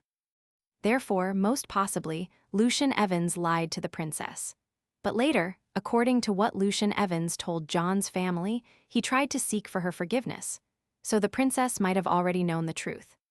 Good, said Milton briefly. Compared to Professor, Lucian Evans was still too young. He wanted to bring the whole family to home, and the family turned him in. The executor said in resentment, We shall tell the people the truth. We shall break his undeserved glory into pieces and tear down his sinful, fake tomb. Everyone in Alto should hate and despise him. Then what? Responded Milton coldly. Telling everyone that the church is completely idiot. We told the public that Ode to Joy was the glorious hymn to the Lord, but are we going to tell them that it's actually a piece of work from the demon? What a joke. We can never let this happen. So, asked the arbiter thoughtfully. The great musician is dead. The vicious sorcerer disguised himself as the great musician and deceived everyone. They are two different people, said Hamilton. Then she added, tell the parish and home what Lucian did. Let them keep a close eye on him. Also, send a few night watchers there. The night watchers shall be glad to have the chance to see their old friend again. Chapter 327, Lucian's Classmates. Translator, Chris Liu Editor, Vermilion. On the 33rd floor of the Congress of Magic, in a not very big room, the large windows let in the sunlight, covering all the desks, chairs, and shelves with a thin layer of golden halo. The place looked rather clean and quiet. Fernando received a letter from one of his old friends after bringing Lucian and Thompson back here. So, he entered a small separate room to carefully read the letter, leaving Lucian and Thompson outside waiting for the arrival of their other classmates. Mr. Thompson, thank you for allowing me to work in Douglas Magic School. It really helped me a lot when I first arrived in Aline. There were only the two of them in the lecture room. To be friendly and polite, Lucian found a reason to talk to Thompson. Thompson slightly lifted his gold-rimmed spectacles and smiled. You're welcome. Actually, it was your own papers that helped you with getting that job. I can say that most arcanists could see the inspiration and value in your papers. But Mr. Thompson, you also recommended my paper to our teacher. Lucian looked around the lecture room, which was like a study, but also like a small meeting room, and asked a bit confusedly, I thought our teacher would bring us to his demiplane magic tower for the gathering. Thompson smiled. According to the regulation of the highest council, at any time, there must be at least one Grand Arcanist staying in Aline. So the Grand Arcanists have agreed that they would take turns every 5 years. By the way, we're both the students of the Lord of Storm, so just call me Thompson. Also, your Arcana level should have reached level 5, and mine is only level 6. Thompson took a glance at the badges that Lucian was wearing on his left chest. Lucian had not had the time to upgrade his badges, so they remained at level 4 and the third circle. It's probably still gonna take 3 or 4 months for my Arcana level to reach level 5. Lucian answered uncertainly. When he left Aline, he only had 850 Arcana credits. He was away from Aline for the mission for about a year and a month. Usually, Lucian could get 10 credits from his papers, and the magic spells he invented every month, therefore, Lucian guessed that he had not become a level 5 Arcanist yet. Thompson shook his head and sat down on a random chair. You know better than me how great influence the periodic table of elements has on the researches in the field of element. This year is the year of elements. Many papers developed in this year are about valence state analysis, and the periodic table of elements is the foundation of these researchers. So, based on the number of papers in the field of elements I have read, I believe your credits should have gone over 1,000 several months ago. However, many Arcanists are certainly jealous, so they applied to the commission that there should be a time limit for those fundamental findings, such as your periodic table, to earn points. Thompson stopped here after triggering Lucian's curiosity. Thompson specialized in the School of Elements and Thermodynamics and was an expert in casting spells using explosion, flame, and high temperature. However, he was not a member of any organizations. Like the Lord of Storm, Thompson was a pure supporter of the Congress. Thompson appreciated Lucian's talent in the School of Element, and he would love to be Lucian's friend. So, what did the commission say? Lucian asked as Thompson hoped. Lucian also felt happy for Kay, as he knew that Kay was right now delving into the field of valence state analysis with his teacher, Larry. Thompson smiled. There's no way that the commission would say yes. Although there are a lot of papers citing your findings right now, after about 2 years, most of the following papers will not directly use your paper as part of the reference but other later researches based on the periodic table of elements. So your credits gained from it will drop significantly, but it'll also become more stable. That makes sense, Lucian nodded. Actually, Lucian had a plan for this. He was going to modify the periodic table of elements from time to time so his gaining of the credits could be more sustainable. Due to the limited conditions, Lucian left out some details when he first published the table, but now things were different. Then Lucian and Thompson started to talk about valence state analysis. A while later, someone knocked at the door and then a young man walked in. His face was very thin, making his cheeks look rather protruding. His eyes were as blue as the summer sky, clear but looked a bit sad. In Lucian's eyes, he was more like a poet than a sorcerer. However, the badges in front of his chest revealed his power. There were 7 silver stars on his Arcana badge and 7 black rings on the Magic badge. Also, he was wearing the badge from Arcana Review Board, on which there was a hand holding a quill, as well as another badge drawn with lots of ice crystal patterns. Lucian, this is Cole, another student of the Lord of Storm. Cole is a member of Arcana Review Board and an expert in studying molecule movement in thermodynamics.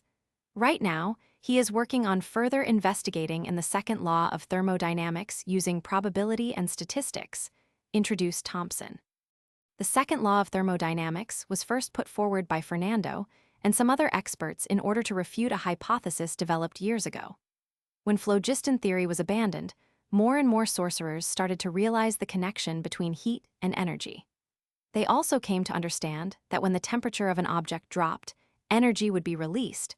Thus, many believed that they could use the heat from the endless ocean water to run the magic circles forever, but they kept failing. Then Thompson turned to Cole. This is our new classmate, Lucian Evans, the winner of Home Crown Prize. Cole put on a friendly smile. Hi, Evans. He was not very talkative. After greeting Lucian briefly, Cole sat down in the corner and stayed in his own world, as if he was the only one in the lecture room. Later, another 2 7th Circle sorcerers arrived. The female sorcerer was Ashikana, and the male named Lacey Carter. They both looked not too young and also not too old. When it came to their achievement in magic and arcana, they fell behind Cole. When Lucian was about to talk to them, someone knocked at the door eagerly in a rude manner. Lucian's classmates all smiled, and then Thompson stood up and opened the door. It was a dragon, with a beautiful layer of scales like crystal. It was Lucian's first time seeing a dragon this close. He could not hide his curiosity. The dragon also took a glance at Lucian curiously and said to him in a childlike voice, I know you. You're the sorcerer with that good-looking ring. Then the dragon stared at the ring, element, on Lucian's right hand, and it could not move its eyes away. He said to Lucian, Can I have it? I can sell myself to you for 100 years. Ulferis, that's enough, Thompson said to the dragon and then turned to Lucian. He has sold himself, and he can't do this again. Lucian was a bit startled by the dragon's words. Hearing what Thompson said, he was a bit relieved. Why was there a dragon here? Ulferis unwillingly looked away. After covering itself with a layer of light, the size of the dragon shrank and it walked into the lecture room like a big hound. Ulferis is a crystal dragon. When our teacher found him 50 years ago, Ulferis was still in his eggshell. He has been studying magic and arcana after the Lord of Storm with us, and he has revealed his outstanding talent in arcana. Due to a mistake in an experiment years ago, Ulferis was cursed, so he cannot grow bigger or transform his look in about 100 years. Thompson explained to Lucian. Therefore, the dragon was both Fernando's pet and his student. So, Ulferis, what have you been working on recently? Seeing that the dragon was still peeking at the ring Lucian was wearing, Lacey, the blonde and green-eyed sorcerer, smiled and asked. Recently. Ulferis looked rather casual. I've been sleeping, not doing much recently. Thompson said to Lacey directly with a big smile on his face. Ulferis sold himself for money, and he is being studied by someone else recently. Ulferis' appearance warmed up the lecture room. Soon, Fernando walked out of the separate room. Fernando sat down on a random chair and said to his students seriously, As usual, we hold a meeting like this every month to share our research progress and discuss the problems we encounter. Hopefully, we can all be inspired. This was an explanation made for Lucian, the new student. And then Fernando continued, I just got a letter from one of my old friends. I think I shall read part of the letter to you, so you can know how other arcanists understand and perceive the development of magic and arcana. This letter is from Viscount Lauren, an archmage, member of Arcana Review Board, the winner of Silver Moon Medal and Ice and Snow Medal. Viscount Lauren was a nobleman from the Kingdom of Brianna, and he was right now also living in Brianna. Then, Fernando started to read the important part of the letter. Along with the establishment and improvement of electromagnetic system theory put forward by Mr. Edwin Brooke, the overall system of arcana has gradually come to shape. The system represents a mature, advanced, and wonderful arcana world in which Mr. Derek Douglas' theory serves as the sun, while Mr. Edwin Brooks' theory as the silver moon. Everything found in this world is connected by those strict and stunning laws. Although we are still on our way of exploration, and although we are still seeking for more laws to better explain the connections, the two systems I mentioned above shall be the only two fundaments supporting to the world. Our further findings shall all belong to the two major systems. Chapter 328, Direction. Translator, Chris Liu. Editor, Vermilion. When Fernando spoke the common tongue, he had a sharp and creepy Bryan accent, an accent that was looked down upon by most people in the Kingdom of Home, who regarded Bryan accent as the tongue from the countryside folk. At the same time, in Home, most people who had Rentado accent were proud of their way of speaking and regarded themselves as the noble and elegant representatives due to complicated historical reasons. Of course, in front of the Grand Arcanist, no one dared to mock the way he read the letter. The students all listened to his reading very carefully. Fernando continued, "Perhaps you may think my words leave no space for any possibilities, but this is what I believe. No matter what we are talking about, transformation, illusion, elements, or summoning, they shall all be included in this fundamental system, and the finding of the periodic table of elements has further confirmed my belief. Alchemy is in fact a kind of electromagnetic response. For example, when an object is heated up, the electromagnetic waves radiating from it can reveal different colors, and this can only be properly explained by the natures of the atoms, the most fundamental, non-further dividable units of everything in this world. My assumption is that due to the quantities and masses of different atoms, the electromagnetic waves that they release also vary. I wonder why and how these atoms act like this, but I can assure you that this is not the arrangement from the God of truth. Although so far there are no solid experiments that can yet confirm my guess, I'd like to share with you my thoughts, my friend. Again, here I repeat my point. Although we're still facing problems with regards to the spread medium for light and the existence of the stars, and despite the fact that there are schools of magic that still cannot be properly included in the comprehensive system, no one can deny the fact that we have entered a world in which arcana system has been established overall. Our future work shall be focusing our effort on further modifying, solidifying and improving the system, and seeking for its wider application in magic. Lucian carefully listened to the letter, and he sincerely felt the great passion, pride, and confidence inside of the Archmage's heart. Even a calm and disengaged person like Cole felt encouraged and excited. Fernando read the last part of the letter. "I am glad that we live in such a wonderful era, being able to devote ourselves into the world of arcana and magic. Our vision becomes possible because of the establishment of calculus, making us able to know and calculate the sequential world. We can see the beauty of balance and symmetry in the influential formulas put forward by Mr. Douglas, Mr. Brooke, and many other great pioneers. In my eyes, the formulas are much more beautiful compared to poetries, music pieces, paintings, or sculptures." Lucian would never arrogantly regard himself as an omniscient of this world, despite the fact that he had a whole library with him from the other world. Lucian knew that he had to do many experiments to verify his knowledge in practice to see whether his knowledge was part of the world's truth. "So, any ideas?" Fernando folded the letter and then asked. Thompson was the eldest one among all the students of Fernando who were still alive, so he answered first. "Mr. Lauren's opinion is shared by many other arcanists. Like what he said in the letter, although we are still working on proving the existence of the stars, we have already used Mr. Douglas' theory and created powerful magic spells. Perhaps we're still some distance away from the essence of the world, and maybe we haven't been able to combine the two fundamental systems and the nature of atoms together perfectly, but yes, the world of arcana has been established." Thompson was being euphemistic. As an arcanist specializing in the school of element, he noticed that Lauren's letter had ignored the importance of atoms. Thompson believed that if the two systems were the sun and the silver moon in the world of arcana, atoms should be the wide stretch of land. At the same time, Thompson understood that this was just an informal letter between two friends, and he knew that Lauren was a firm believer of energy essentialism. who did not recognize the existence of material or spirit, but saw energy as the essence of everything. Believers of energy essentialism argued that everything in this world, ranging from atoms to human body, all consisted of energies in different forms showing different features, including showing gravity, releasing electromagnetic waves, etc., which was the only explanation in these arcanists' eyes to why there were transformation spells, why catalysts could be used in alchemy experiments, and why spiritual power could interfere with reality and help to cast spells. Lucian's periodic table of elements, as they believed, further supported their point of view. That's true. Even the overthrow of life force theory is only part of the progress of the grand world of arcana, said Ashokana, whose blood came partly from the elves. When talking about arcana, her eyes were sparkling out of excitement. My friend Isabella and her student Rachel have found out that several substances are secreted when people are influenced by a certain illusionary spell. They thus believe that people's illusions come from these substances.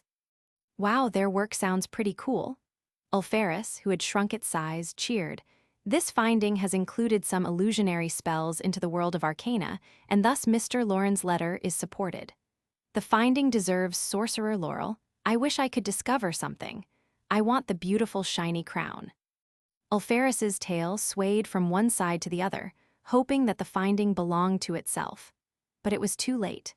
The fact that Ashokana directly shared the finding with them showed that Isabella and Rachel's paper should have already passed the review of the board. Lucian realized that some arcanists had already found out the existence and influence of hormone, so he decided to disclose the two versions of his charm person spell before they lost their value. Although a big part of the school of illusion was still outside of the system of arcana, this finding had contributed to the progress of covering the three schools, transformation, summoning, and illusion, within the arcana system.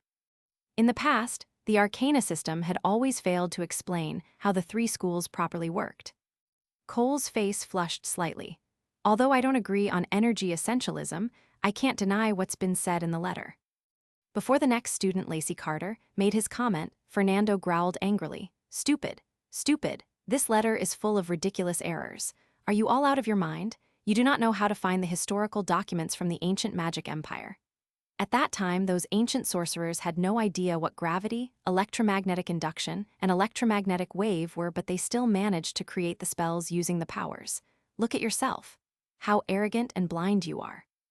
We are making progress just because the system of arcana is a bit closer to the truth of the world. How dare you agree with Lauren on his nonsensical, pompous words? How dare you say that an advanced world of arcana has been established when there are still so many disputes and questions on what the form of spiritual power is? There are lots of arcanists who do not see the current main belief as being correct, even including Mr. Douglas. He shall never be convinced until the spread medium of light is discovered. He's still looking for evidence to overthrow what we think we've known. What if one day he finds it? Is half of the arcana world gonna collapse? What if it is proved that the stars, in fact, don't exist, but are just the illusionary representatives of divine power? What if gravity is proved to be one kind of divine power? Is the whole world of arcana going to collapse like that? The closer we're to the truth, the harder we shall remember. We shall always be humble and persistent, or we'd be deceived by errors. Facing Fernando's growling, all the students flinched, including Cole. Fernando put away the letter and said to his students calmly, as if he had never shouted to them just now, "Currently, I'm working on a few projects, such as the one with Hathaway investigating the reasons behind the distribution of the elements, and the other one is for creating a legendary spell of the School of Thermodynamics. But because I've finally worked out a spell for thermodynamics experiments, I can get the accurate statistics for the thermal radiation. So I am going to first work on figuring out the formula for thermal radiation. So many spells in the School of Thermodynamics can become simpler." Then he also mentioned some difficulties that he was currently facing. Finishing his words introducing the projects, Fernando turned to Lucian, "You're my new student. If you don't have any urgent, personal research interests so far, you can be my assistant in one of the projects." "I'd like to work on the experiment on studying thermal radiation," Lucian hurriedly answered. He had been having a difficult time collecting related data of the researches in the School of Thermodynamics, which could be an important part for him to understand the difference between this world and the one he came from. Being able to study thermodynamics was thus a major reason for Lucian to be Fernando's student. Fernando nodded but did not make any comments. Instead, he turned to other students and said, "Now, let's talk about what project each of us is working on right now and the obstacles that we've encountered recently. You first, Ashikana." Ashikana sat to the left side of Fernando, right beside Lucian. "I've been studying the method to approach absolute zero, making more senior rank snow and ice spells more powerful. Unfortunately, making further progress is quite difficult. I'm still about 20 Celsius degrees from absolute zero," Ashikana said to the rest of the class, and then she shared more details of her experiment with the class. Lucian learned quite a lot from Ashikana's sharing, which expanded his knowledge in ice and snow spells greatly. After that, all the students' eyes looked at Lucian, in which there was great curiosity toward this young talent in the School of Element. "I'm trying to reach the fifth circle. Except for being the teacher's assistant, for now, I'm not able to work on other projects," said Lucian honestly. "But some of my messy thoughts have become more organized and clear after I heard Mr. Lorenz and Ms. Akashina's sharing. These thoughts came from my study on the spell, mechanized mind, my understanding of illusionary and necromantic spells, as well as Nightmare King's analysis of dream. I think there are weak but special electromagnetic waves in human beings, brain that affect people's emotions, feelings, and behaviors. One's soul can also be influenced." Akashina was shocked. "Evans, do you know what are you talking about?" What Lucian Evans just said plus Isabella's research outcome would be able to explain a large part of the School of Illusion using the system of Arcana. Chapter 329, Fernando's Questions. Translator, Chris Liu Editor, Vermilion. All the sorcerers present were at least of senior rank. Although Lucian's description remained rather blurry, they knew immediately how important and meaningful his finding was. Both Thompson and Lacey Carter, for a moment, felt the situation was a little like a dream. This was Lucian's first time attending their gathering, and he shocked them already with his findings in the field of illusion and electromagnetics. Lucian was a geniu, they knew that, but wasn't it a bit too much? In their memory, only a few grand arcanists once had similar experiences. However, illusion and electromagnetics were not the fields Lucian specialized in. After Lauren has accepted energy essentialism, he once thought of the possibility that human beings' thinking was actually an outcome of a dual effect of electric current and magnetic field. But his researches are everywhere, and he hasn't been able to focus on one direction when being busy with preaching to people that the problems in energy essentialism, in fact, are not true. If he had stuck to his brain electromagnetic field theory, he should have accomplished something big already, commented the Lord of Storm. Obviously, his words were quite sarcastic. After all, his friend Lauren just missed the opportunity of further improving the system of Arcana. It was ridiculous that Lauren stuck to energy essentialism when the theory itself still had so many problems that could not be explained. Then Fernando looked at Lucian and said, "Give us more details on your finding. We can make a bold assumption, but at the same time, careful verification is always the key part." When it came to Arcana, Fernando had zero sense of humor. Unlike Lucian's first impression on him in the library, a creepy little old man in the bright red magic robe, right now, the Lord of Storm looked rather serious and calm, and the pace of his speaking was very moderate. Fernando did not get all excited like the students when hearing that there were probably special brain waves in human beings' brain. In such a gathering held by Fernando, Lucian had no worries. None of the other students would try to steal his research outcome. Also, Lucian did not worry at all that his teacher, Fernando, the Lord of Storm, would take it away from him, as Fernando was way more keen on pursuing the ultimate truth of this world instead of the reputation like soap bubbles. By chance, I got part of the Book of Necromancy. From a part of the structure of the spell Charm Person, I learned that it works partially on human being's soul. However, I wondered how the other part works. After a long time studying, and again, by chance, I compared the structure of Charm Person to that of Mechanized Mind, and I found some similarities between them. Then I worked on improving the spell, Charm Person, and I succeeded. Lucian introduced with confidence. In fact, he changed the order of how he got the finding. Bringing the knowledge from his world with him, Lucian could find the similarities in the two spells because he had been already aware of the truth, and thus he had the accurate theoretical guidance first. However, in his words, he explained the process by inverting the order and following the common methodology of doing arcana research, which was very acceptable to the rest of the arcanists present. Like I said, by chance is a large part of the reason why I've found the direction, so I must say I'm very lucky. But at that time, although I've created a new spell that works based on my assumption, I was not able to understand the meaning behind my finding. Thus I've been working on studying the spell for a long time, until one day I came to know electromagnetic wave theory. Fernando slightly nodded without making any corrections, which was rare, and he let Lucian continue to speak. Lucian was not the only one in fact. Many arcanists were lucky enough, and they had also created new spells by chance, but most of them failed to dig into the true reasons underneath the spells, and thus they missed lots of valuable findings. I was in a total mess. I found the existence of the very weak electric current in the human body, and I also spotted the special waves sent out by a human brain. I did have clues, but always failed to connect them together. Then, the dream from Nightmare King and his perception of dream inspired me. In today's meeting, the words from Mr. Lauren that human body, in fact, consists of energy and electromagnetic waves is the evidence that touched me, and the research outcome from Ms. Isabella has shocked me. I finally realized what is behind the new spell that I created. When encountering different situations, a human brain can produce different special waves, stimulating body to produce the special alchemical substance found by Ms. Isabella. Thus emotions and feelings are brought out, said Lucian. He said a lot of things, and he did it in an illogical way to show the fact that he was totally unprepared. Fernando nodded seriously. So you found the electric current in the human body and the special electromagnetic waves. Anything about the magnetic field of the human brain? Nothing yet. Maybe the requirements for finding it are too high, and the interference in my experiment environment was too strong. Lucian shook his head. I see. Then how many kinds of the special electromagnetic waves did you find?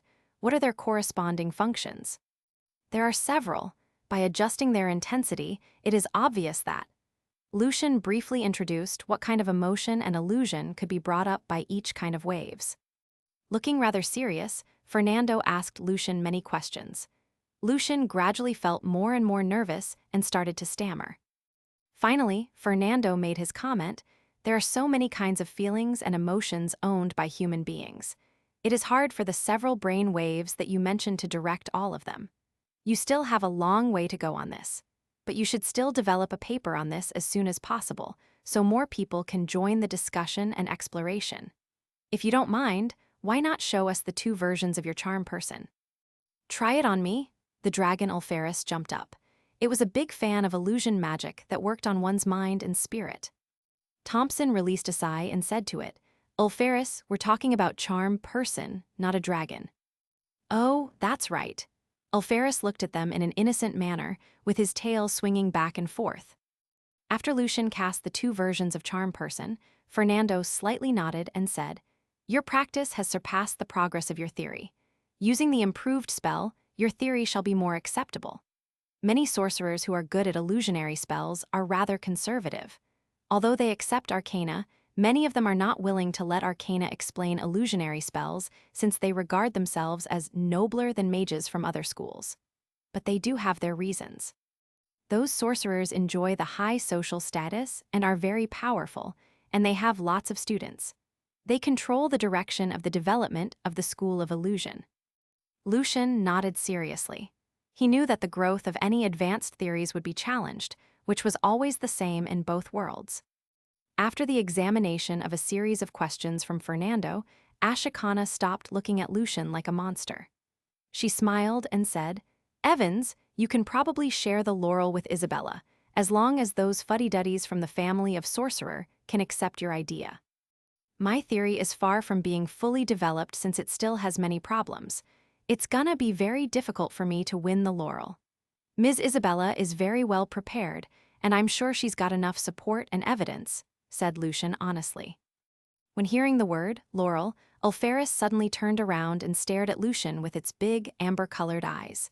Then it reached out its two front claws and laid them on Lucian's shoulder. At the same time, Ulferis licked Lucian's right hand with its red tongue in a very intimate manner. Lucian directly jumped back and activated the absorbing wall, feeling startled. Ulferis continued to lick the magic wall, and the wall was shaking under the dragon's strength. "Add my name on your paper after you, sir. May I?" Ulferis swung its tail covered with crystal scales and said very sincerely. Lucian wondered if Ulferis was, in fact, a puppy. Fernando was definitely a bit out of his mind, like other arcanists said. He had trained his dragon like a dog. However, it seemed that Ulferis also enjoyed it. Fernando made a fake cough and said, "Ulferis, go back to your seat. Cole, it's your turn now." Ulferis withdrew its claws and tongue reluctantly and hurriedly added, "I'm really good at mind, spirit, and soul spells. I'm of senior rank, and I can fight physically as well. I am fine with you dressing me in whatever way you like. I can play with your students or kids. I can write papers and do math for you, also experiments. I can help you send letters and flowers to ladies." Cole waited until Ulferis finished his wordy self-promotion. Before he started to share, he first said to Lucian, "Evans, Mr. Lauren's words in the letter about the fact that human body consists of energy is not rigorous, since there's zero evidence. Even though the human brain can produce electromagnetic waves, it doesn't mean that energy essentialism is accurate. Human brain is complicated. You can't easily believe in energy essentialism." "I won't, I believe in evidence," Lucian responded. Cole slightly nodded and started to share his research on investigating the second law of thermodynamics using probability and statistics. Also, he said that he had been spending much time arguing with people who believed in energy essentialism. Cole himself was a loyal supporter of atom foundation theory. He looked a bit depressed when mentioning this part. "Put aside the argument first, Cole. Focus on your research," Fernando commented very briefly, but did not give Cole any harsh words or questions. "You're right, sir." Cole was relieved that his teacher did not give him a hard time, and thus he looked a bit more cheerful. Later, Thompson shared with the class the difficulties that he was encountering now with his study regarding high temperature, while Ulferis shared how it felt as a research subject. "Lucian, so you come here every morning to help me with the experiment on thermal radiation. You can spend time in the afternoon trying to reach the fifth circle," Fernando said at the end of the meeting. When leaving the 33rd floor of the Magic Tower, Ulferis waved its front paw to say goodbye to Lucian. It had forgotten what it had promised Ashikana. So, Ashikana dragged it to the lab. Lucian went back home directly. He was going to update his badges when he submitted the new paper. As soon as he came back, Lucian saw Leo walking toward him. "Master, Mr. Arthur Doyle is waiting for you in the living room. It seems that you've been invited by the prince," said Leo. Chapter 330, Gratefulness. Translator, Chris Liu Editor, Vermilion. After a year, Arthur now looked even fatter. His belly was so big that it almost burst out of the front of his vest. He was wearing a beret of the same color as his vest, and he behaved in a rather casual and comfortable manner in front of Lucian. In home, no matter if it was hot or cold, dressing formally was always important for these gentlemen. They either wore suits or tuxedos, and sometimes the hunter's outfit. It was impossible to tell the seasons from what they wore. However, the magic robes that Lucian and other sorcerers wore were very different. These robes could automatically adjust the temperature and humidity inside to make the wearers feel rather comfortable. Lucian thus wondered if these gentlemen would have a heat stroke in the south in Gusta Empire or Brian. "Welcome back, Evans." There was a lovely smile on Arthur's face. Because of their cooperation on home mineral and harvest, Lucian now was closer to Arthur. Taking off the top hat, Lucian handed it to Leo. Then he smiled and said, "Arthur, you're the first one coming over. I haven't told other of my friends yet that I've come back. Keep your hat on, Evans. The prince is inviting you to his party. I'll tell you more on the way." Arthur rubbed his hands excitedly. In the past year, the several versions of Ginkella have received a very warm response from the market. We've been making a lot. Lucian was a bit confused. "To the party? What's the party for?" It's a party for uniting the nobles who are very open-minded toward sorcerers. Arthur explained briefly. After seeing the big success of Ginkella, the nobles all want to work with sorcerers to seek for more profits in the field. Also, they're very curious about you. Lucian did not respond immediately. Seeing that, Arthur thought that Lucian might not want to go, probably because he was not good at socializing, so Arthur said to him, "Evans, it's a great chance for you to know more important people. In Rentado, these nobles have lots of resources in each county. Although I understand that, as a sorcerer, you probably don't care, knowing more people and having more connections can do you lots of favors in the future and save you trouble. Also, those nobles more or less have connections to some senior rank mages." "I see, it's very kind of His Highness." Lucian grinned. "Let's go now." Although what Arthur said was true, in fact, as the student of the Lord of Storm, Lucian did not need the nobles to get to know the senior rank sorcerers. However, Prince Patrick was Natasha's uncle, and he had helped Lucian a lot with the company, home mineral and harvest, using his own resources and wealth. So Lucian believed that he should go to show his appreciation. Also, working with the great nobles and making common citizens become accustomed to the use of magic was important to the further development of the Congress, and was efficient to weaken the church. Lucian sincerely regarded himself as part of the Congress, so he would like to do the favor. With a long blast of the whistle, the magic steam train started to rush forward faster and faster in an unstoppable manner. Although I've been on this train many times, every time I see its speeds, I still feel beyond impressed. The train has really changed our lives by shortening the distance between the two cities, especially the freight train. It has greatly lowered our transportation cost of the ores from the mines.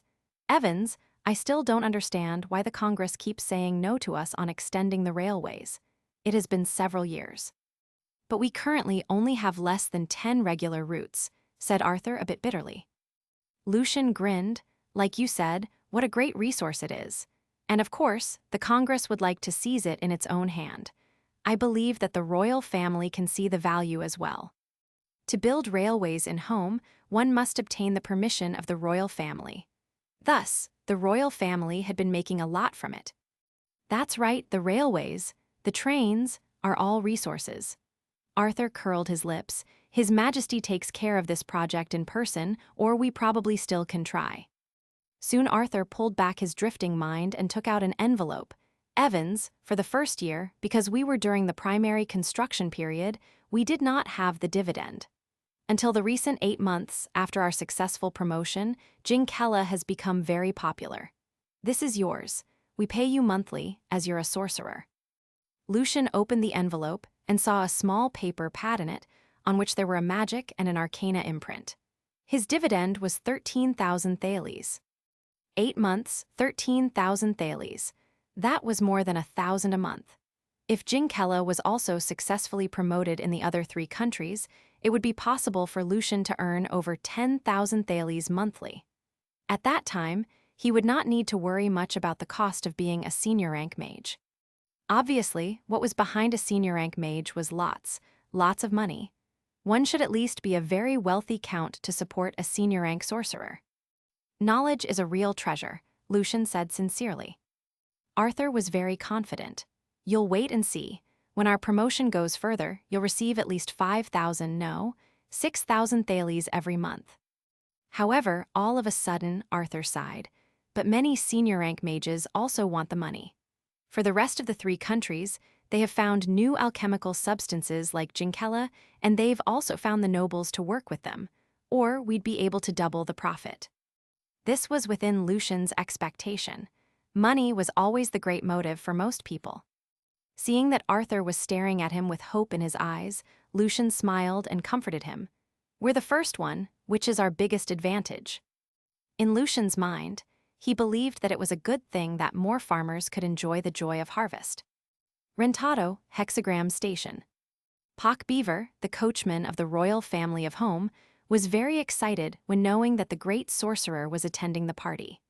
Walking back and forth on the platform, Pock focused his eyes on the exotic buildings, very different from what he used to see in Rentado.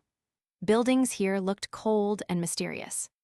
More railways being built, more stations showing up, more alchemical factories rising, the Congress was stepping out of the mysterious and creepy mist and had revealed itself in front of common people, who started to become less afraid of the Congress of Magic. The church could not do much here, as most of the nobles had chosen to turn a blind eye toward it because of the great prophet. Pak was quite different from most common people who were afraid of sorcerers. He never dreamed to become a glorious hero or a priest. Instead, he wished to become a powerful, terrifying, and mysterious sorcerer. However, unfortunately, until his middle age, Pak finally accepted the fact that he did not have the talent. In the past decade serving the royal family, Pak had seen some sorcerers, but he had never felt this excited. He still remembered clearly what his mother said to him and her great excitement and joy when she came to town to visit him. "I was totally shocked when I saw our oats in the field. It was golden everywhere. For the first time, after we handed in the portion to the Lord, we still have this much left. I know the Jinkella thing's a bit expensive, but it's worth it. We don't have to starve anymore. It's much less burden for you." This was all from the great sorcerer who invented Jinkella. For the farmers living at the bottom of the world, their biggest dream was not to starve anymore. If they could even save some money for their kids, they could never ask more from the Lord. In Pak's mind, the sorcerer was the real hero. When the train arrived, Pak adjusted his clothes a bit to look good. The door opened, and Pak saw a young, good-looking man wearing a black, double-breasted, long jacket get off the train with Mr. Arthur Doyle. The monocle the young man was wearing made him look more elegant. Pak thought to himself that Mr. Evans must have used some magic potions to look this young. He hurriedly took a few steps forward and said, "Sir, I'm the prince's coachman. My name's Pak. Are you Mr. Evans?" Although Mr. Doyle was right beside him, he still needed to confirm. "I am," Lucian slightly nodded. The next second, Lucian was very surprised to see that Pak kneeled down in front of him and kissed the corner of his cloth in the manner praying in the church. Thank you for bringing hope to us farmers," said Pak with tears in his eyes. Chapter 331, Liberals. Translator, Chris Liu Editor, Vermilion. Seeing that the coachman was being this emotional, Lucian almost burst out the answer, "Serve the people." Fortunately, he was able to stop himself in time and instead said to the coachman gently, "It's just my conscience. It's what I should do." Maybe because opera was very important in home, the way that the coachman showed his gratefulness was also a bit dramatic. Pak was not a poet and was also not very well educated, thus he kept repeating the words like thanks, thank you, survive, farmer, and harvest. Finally, the coachman realized what his job was and he hurriedly said, "Mr. Evans, I'm so sorry. I'm just too excited. Please get on the coach." "It's okay. We're not in any hurry," said Lucian. He casually looked around and noticed that there were quite a few people looking at them out of curiosity, wondering why the coachman was using such a courtesy. Lucian and Arthur got on the coach painted with a purple and red royal coat of arms, followed by Arthur's guards. "Rustic countrymen," Arthur murmured. In his eyes, what Pak just did was a shame representing the royal family. However, he did not show it directly on his face. Instead, Arthur flattered Lucian, "You're such an angel of harvest, ha? We are lucky that no one really got close to us on the platform, or you'd probably be thrown into the prison because the coachman just used the highest courtesy." Lucian looked aside as if he could see through the board of the coach, smiling. According to some historical documents, after the establishment of the Saint Truth, there were divinities of death, sun, moon, life, and harvest hunting, and then more gods and goddesses followed. Now, only a bit more than 10 countries in the northwest beside the Dark Mountain Range were still worshipping them. Very long ago, human beings had started to worship the divinities, but most of the heritages failed to be retained because of the harsh, prehistoric environment. What was left were only some wall paintings.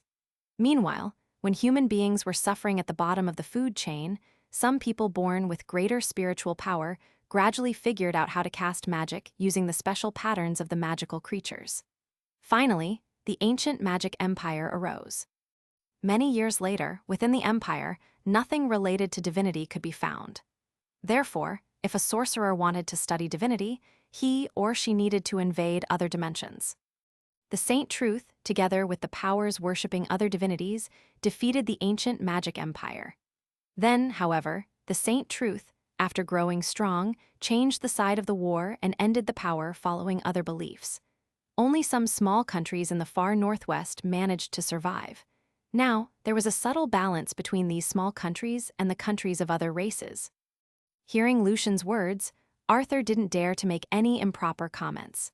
Although he was totally fine with working with sorcerers, and honestly speaking, he already started to doubt the church after creationism had been overthrown.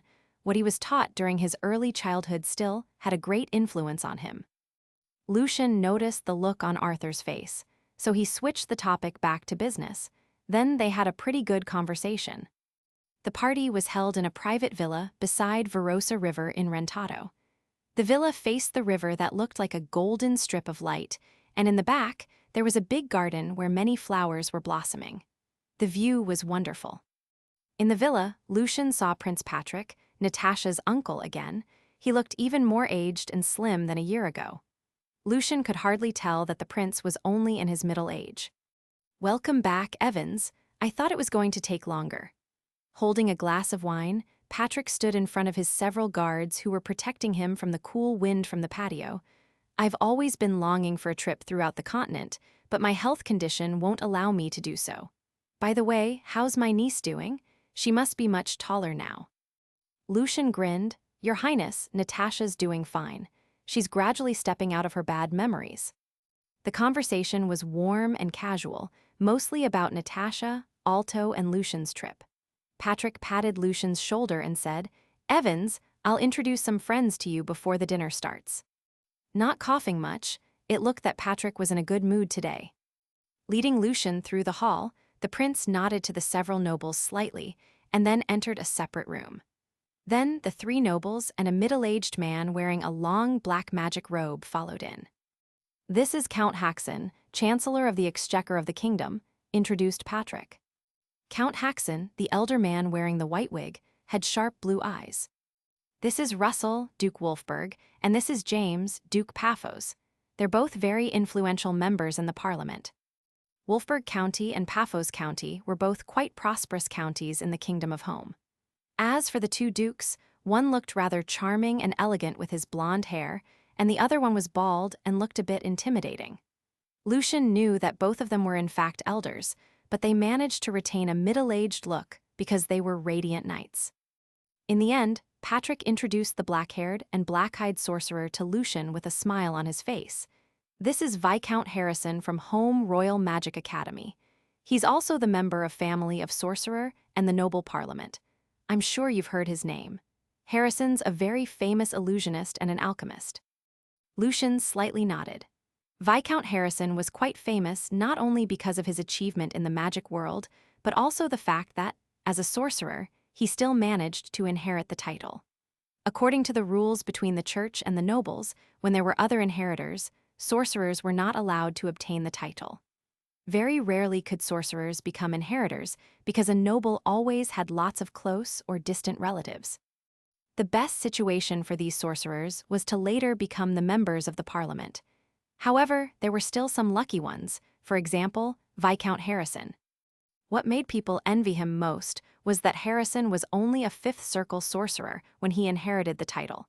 And then because of the family's wealth, Harrison became a senior rank mage in only 15 years. But that was not what Lucian heard about him. Lucian knew him because Harrison had refused to join the Will of Elements. Instead, Harrison chose to be one of the leading mages of family of Sorcerer, which was incredible to most sorcerers in Home Royal Magic Academy. It seemed that Harrison was fond of illusion more than alchemy. The prince coughed a bit and smiled. "I'm sure you all know who this young man is. Let us welcome the youngest winner of Home Crown Prize, the talented young sorcerer, Mr. Lucian Evans." James, the bald-headed duke, put on a big, warm smile, while the other three nobles maintained their manner and only slightly nodded. "Arthur's really lucky," said James directly. "He's very fortunate to be your partner. Ginkella right now equals gold. I wonder what you're working on recently. I'm interested in working with you." "I'm sorry, I just got back to Alain. Currently, I'm not working on anything new. Lucian would not tell someone who he met for the first time too much. James did not mind Lucian's attitude. He smiled and said, "We'll see if there's any chance in the future. By the way, I've been working with Harrison on a new product. Are you interested?" "What is it?" hurriedly asked Count Haxon greedily before Lucian responded. "It's based on the Lord of Storm's electromagnetic message. The spell enables people to talk when being far from each other. Although there's noise and it's easy to be interfered, it's enough for daily use. Much cheaper than using a teleportation circle. Think about it. When you're hunting in the forest, you can tell your friends in the city what you find anytime you want. You can save lots of time communicating," said Harrison, holding the glass of wine. Unlike most illusionists, when mentioning money and the product, Harrison's face was glowing with excitement. "It's still a level 5 magic item. Not many people can afford it." Count Russell slightly shook his head. He was not very optimistic about the product's future. In home, due to the high price, most nobles could only choose to buy the magic items that they really needed. "We're trying to simplify it, say, using stored the power of electric current to replace the permanent magic circle. There are more and more electricity magic towers built by the Congress using the energy of the river flow, so this is doable. If this works, we can avoid using part of Fernando's exclusive right on the spell to further lower the cost. But yes, the price is still a problem. After all, the magic item still needs to use the 5th circle spell." Harrison looked a bit bothered, as he was not good at electromagnetic spells. He turned to Lucian. "So, my young fellow, any ideas on it?" "So far, nothing," said Lucian honestly. He once tried to simplify the spell as well. However, the power of the 5th circle spell was just irreplaceable. Lucian's answer was within the several nobles' expectation. After all, the solution equaled a great amount of money. The following conversation was a bit boring to Lucian. The nobles were sometimes busy with criticizing the secretary as being too laggard, sometimes commenting on the speaker as being too conservative. They viciously guessed that it was probably because the old speaker was going to die soon, and the speaker needed to follow the church closely to rise into mountain paradise. "Boring, right?" Harrison walked next to Lucian. "But sometimes it isn't bad to get some information like this. At least, we can know who we should work with and who we shall be careful. These people are all liberals." Lucian took a sip of the liquid, sky blue, and smiled. "I'll rest my brain a bit with this conversation." "Good, promising young man," said Harrison. "Later, let me introduce more senior-rank sorcerers to you. It's good for your future." "Thank you very much, sir," Lucian casually smiled. Then they started to discuss magic. Harrison mentioned the paper by Isabella. Because some arcanist who reviewed the paper had leaked the information, many sorcerers had heard about the paper before this month's journal was published. "The paper's totally shallow. She only sees the things on the outside," said Harrison a bit angrily. "She has forgotten why these alchemical substances in human body are secreted. Mind and soul should be the solid foundation of illusion spells. Human beings' mind changes all the time, thus arcana cannot control the human mind. Only illusions can." Chapter 332, Atom Institution. Translator, Chris Liu. Editor, Vermilion. The corner of Lucian's mouth twitched. He wondered if he needed to bring some Chinese dream reading skills here to continue the conversation. "I can't believe that many sorcerers think Isabella will be the next winner of the laurel. For what? Just because her theory can include illusion in the system of arcana, the findings still shallow and immature, and it doesn't comply with the spirit of magic," Harrison continued. He did not notice the strange smile on Lucian's face. Harrison just argued with some arcanists about this in the afternoon, thus his anger still lingered in his chest. Facing a sorcerer from other fields who had no preset viewpoint, Harrison could not help talking all the time. Holding the glass, Lucian listened to Harrison's complaint smiling. Thinking of the paper that he was going to submit, Lucian had a subtle feeling in his mind. Finally, Harrison stopped talking before the dinner was about to start. Harrison nodded to Lucian, feeling satisfied. "Evans, you are an outstanding arcanist. You know how to think of Isabella's paper. If you have any questions on alchemy and illusion, just feel free to ask me." Before Lucian responded, Harrison left the hall with other nobles. "I didn't even make any comments?" Lucian murmured to himself. He had no idea why Harrison just regarded him as his supporter. However, it seemed that Harrison liked to call himself a witch instead of an arcanist, following the tradition of the ancient magic empire. It was the first time Lucian talked to a senior-rank illusionist. Lucian naturally tried to understand Harrison based on his way of talking. "Okay, Evans, let's get out. I'll introduce you to everyone who's open-minded about magic," said Patrick, who just got some rest in the back and drank a tube of magic potion to recover. Lucian stopped analyzing the Viscount in his mind and followed the prince. After all of the nobles saluted, the prince introduced Lucian to them. "Ladies and gentlemen, this is Lucian Evans. Tonight's party is for celebrating Lucian Evans becoming the student of the Lord of Storm." Without being informed in advance, the nobles first looked lost, but then they started to applaud warmly. Every single one of them had heard the name of the Lord of Storm, the Grand Arcanist, and the leading role in the highest council, and thus his student must be an important sorcerer as well.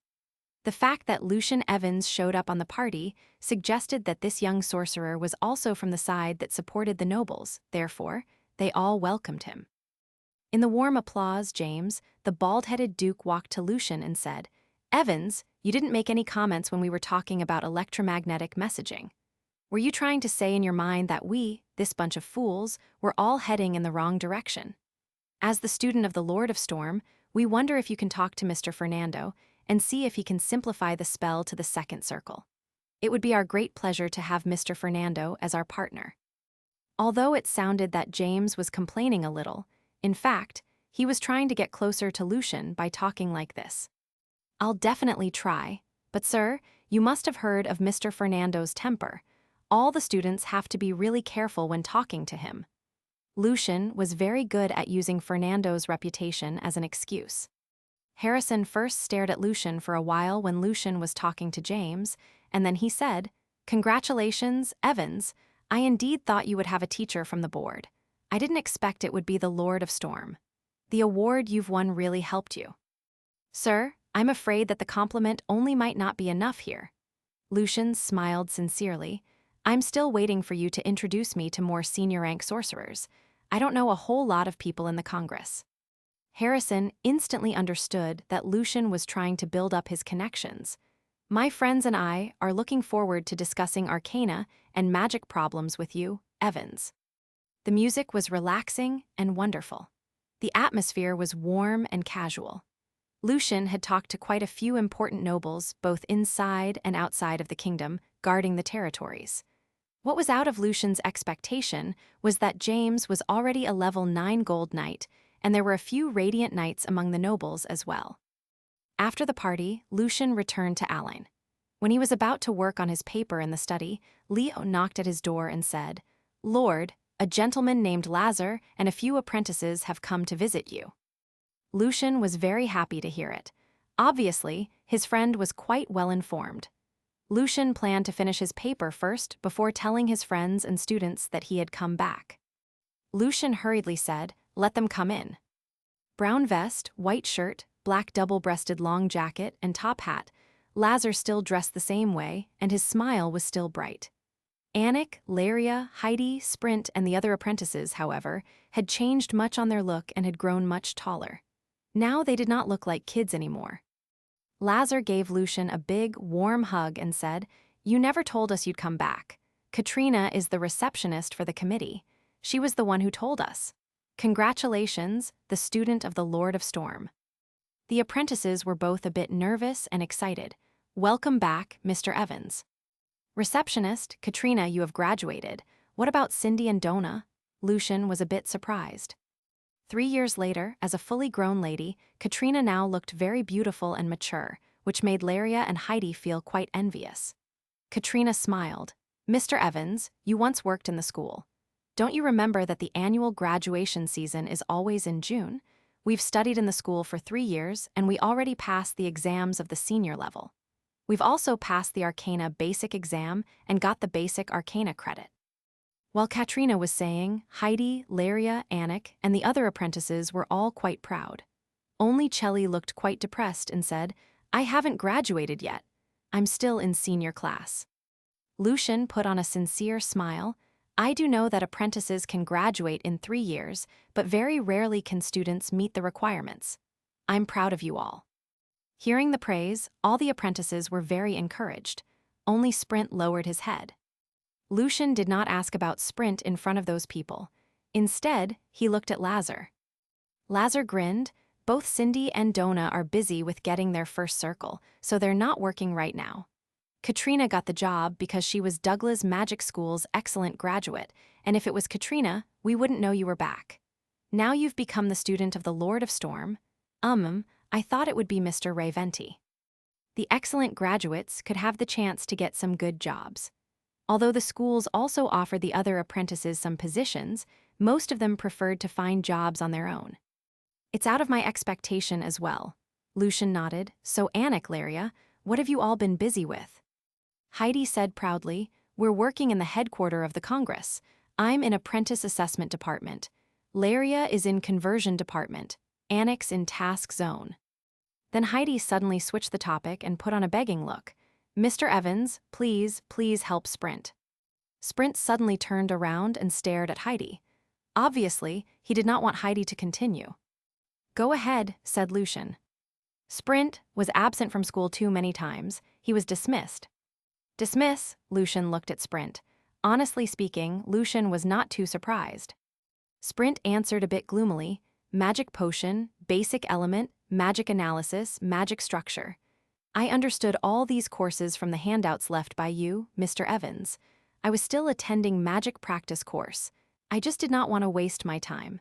I wanted to spend my time on what I haven't learned. That makes sense, but the old fogies in the school won't accept it. Lazar grinned. Laria took a glance at Sprint with sympathy and said to Lucian, Mr. Evans, Sprint was dismissed. No decent place is willing to hire him. He's currently working as a waiter in a restaurant. Can you help him? In these apprentices' eyes, Mr. Evans, as the youngest winner of Home Crown Prize and the student of a Grand Arcanist, was basically almighty. It's okay, Mr. Evans. It's just temporary. When I become a real sorcerer, it'll be different, said Sprint in pride. Lucian rubbed his chin. After a while, he said, I've been thinking about this for a while, but I couldn't make it come true in the past. Now I've become Mr. Fernando's student, so I think it's time now. I want to start an Arcana research group. Do you want to be my assistant, Sprint? A research group. Lazar and the apprentices had never heard of something like this. Sprint, Lucian asked again. Of course. Thank you, Mr. Evans, said Sprint. There were tears in his eyes. Hearing that, Lazar thought about it for a while and said, Lucian, my spiritual power has reached the middle rank level, but my basic mathematics and magic analysis knowledge is still not solid, so I'm pretty much stuck. I'm thinking if I can resign my job in the Will of Elements and be your assistant as well in your research group. Your arcana knowledge is profound. Working with you can for sure be beneficial to me. Of course, but you have to wait until my application is approved. Lucian smiled. Lazar was a level 2 arcanist, second circle sorcerer. He put on a bright smile and said, I'm sure I can learn a lot from you, Lucian. By the way, does the research group have a name? The apprentices all got excited. They came up with all kinds of names such as Storm Lab or Evans Institution. Lucian thought about it carefully and said, let's call it Atom Institution. Sounds cool, Heidi nodded. Anik got up the courage and said, Mr. Lucian, I don't like my job in task zone. It's too noisy and too trivial. Can I join the group as well? I need people to work with me, Lucian nodded. Me too. Me too, cheered all the apprentices, even including Katrina after a while of hesitation. Heidi joked, now the institution has turned into an arcana tutoring class. In the world Lucian came from, this was called One Organization with Two Nameplates, he remembered. Chapter 333, Persuasion. Translator, Chris Liu Editor, Vermilion. After Lazar and the apprentices left, the place suddenly became quiet. Leo closed the gate in the front and turned on the protection magic circle. Lucian went back to his study and started to work on his paper. In the quiet night, Lucian's mind was rather sober. On an ordinary piece of paper, he wrote down the title, The Experiment on Human Body Electric Current and Brain Electromagnetic Wave and the Application in Illusion. Books related to the researches studying brain waves in Lucian's spirit library were very limited, since even in the world that Lucian came from, researches in this field still remained underdeveloped. Therefore, Lucian had to study a few illusionary spells to make the paper more reliable. The paper was very challenging for him. The several papers that Lucian published in the past were other experts' findings already available. The only thing he had to do was alter the findings based on the real situations in this world. These papers only took him 2 to 3 hours each. Releasing a sigh, Lucian did not start developing the paper based on the materials he gathered right away. Instead, he was going to talk to the Lord of Storm on the following day. As the student of the Grand Arcanist, Lucian would not waste the chance. Lucian closed his eyes and enjoyed the coolness of the night for a few minutes. Then, he took out another pile of paper and started to write the application of his research institution. Even writing the application was not easy. If not being careful, Lucian would reveal his understanding of atoms that could shock the whole world.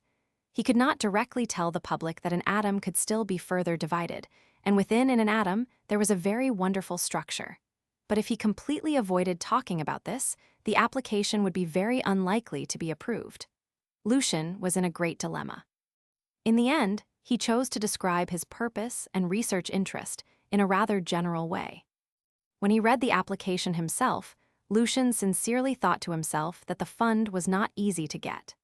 If this application failed, he had to switch to a more specific research area and give up using the name Atom Institution, but this would mean that every research topic was only going to be a short-term one. As a researcher who was extremely interested in getting funds, Lucian hoped to set up a long-term research project to save as much time and money spent on doing experiments as possible, so he could save his profit from home mineral and harvest for future use. Everyone knew that becoming a senior rank mage could cost a lot of money. A senior rank mage had to build his or her own magic tower, buy all kinds of alchemical materials, and prepare for the rites. Lucian also decided to show the Lord of Storm this application to his teacher. If Lucian could win his support, the whole thing would be much easier.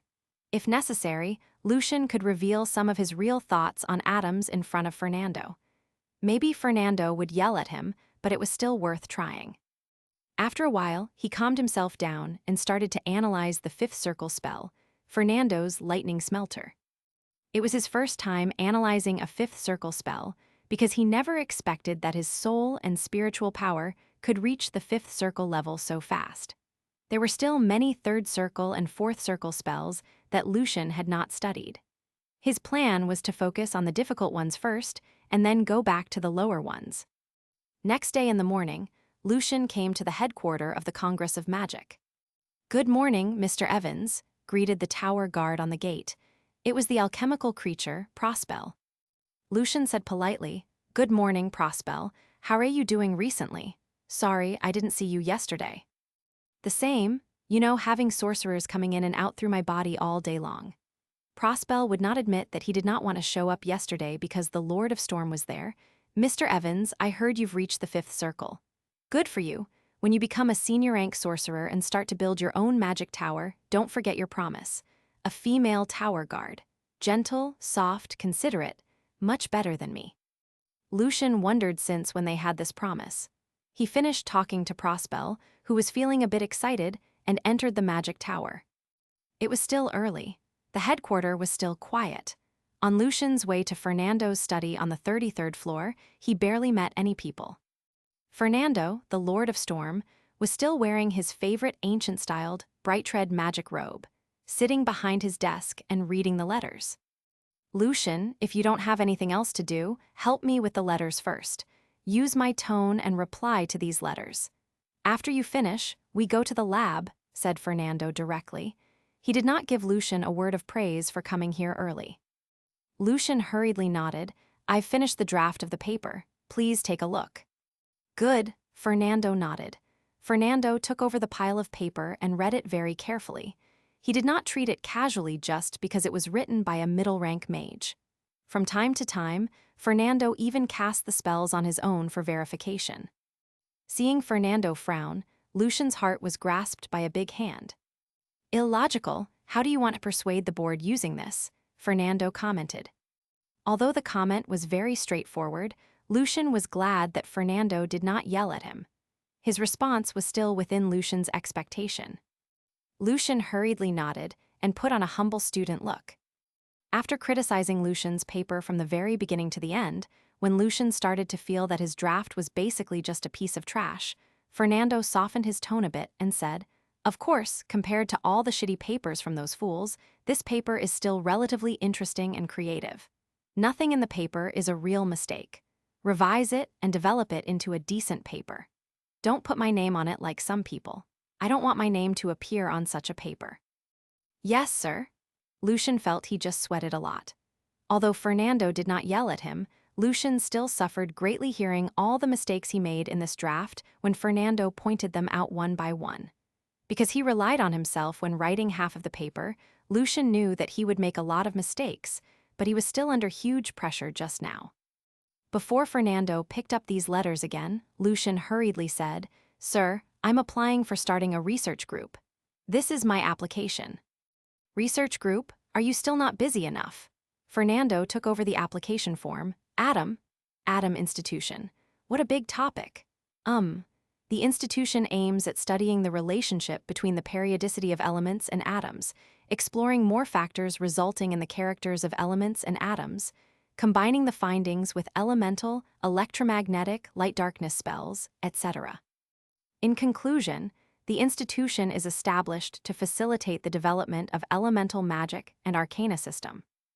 It seemed that Fernando was a bit amused when reading Lucian's application. Fernando did not take a serious attitude toward it. "So, you need a big and fully equipped lab, a lot of precious materials, and lots of arcana points as allowance. Young man, you don't get funds like this. This general, ambiguous application will not be approved by Magic Research Board, and you seem to be quite ambitious. You want to turn this into a long-term research? That'll make your application even harder." Lucian was prepared. I think the way that the Congress currently reviews all the applications is to some degree quite short-sighted. Arcana is developing very quickly, and there are new fields emerging all the time. The new fields are not specific yet, but we cannot give them up, nor can we merely rely on the senior arcanist's private researches. The resources should be allocated equally, so more arcanists can be involved. This is another reason why I want to set up Atom Institution. I believe that more and more arcanists have realized the importance of studying atoms since the periodicity was found. When he was saying that, he looked rather serious. "You made me feel I was listening to a speech in the city council." Fernando grinned. "Tell me more about how you understand atoms. If you want to win my support, you have to persuade me first." Lucian knew that the cunning, old Grand Arcanist would not be deceived easily. He had to go further on this topic. Lucian's brain quickly worked and he tried to be very cautious with his words. "Since the periodicity was found, I've been seeking for something deeper behind the laws, but I was at a total loss. Then, by chance, the idea struck me that maybe we should step out of atom theory and question what we think we've already known. If atoms are the smallest units as people believe, why the features of atoms vary so differently?" Lucian paused a bit. Fernando looked at him thoughtfully. "Maybe," Lucian was a bit hesitant, "maybe an atom can still be further divided." Chapter 334, Assistant. Translator, Chris Liu Editor, Vermilion. Lucian finished his words. There was a total silence in the study. Lucian knew that overthrowing atom theory, one of the fundamental theories in modern arcana system, was beyond crazy, and he was expecting Fernando's growl. However, the smile remained on his face, but Fernando did not make any comments yet. Until Lucian felt the atmosphere making him slightly unable to breathe, the Lord of Storms slightly nodded. "In fact, after you put forward the periodic table of elements, I talked to Hathaway many times, and we've reached the consensus. If we want to go deeper down into the field of elements and atoms, we have to abandon some of the ideas first, as they're probably not the truth, but they're restraining us from exploring further. Like what you mentioned, we also believed that the most fundamental existence should also be the simplest." What? Lucian did not expect that the two Grand Arcanists had already taken a big step in the microworld. How came they were not afraid of the fact that their brain might explode because of such a cognition shift? Recognizing the look on Lucian's face, Fernando put on his symbolic, sarcastic smile. Lucian, don't tell me that in your mind, we grand arcanists are just a bunch of fogies who never want to accept new things and are reluctant to admit the mistakes we've made. Before Lucian managed to answer, Fernando continued as if he was just talking to himself. Standing at the top of the world, we're close to the nature of everything.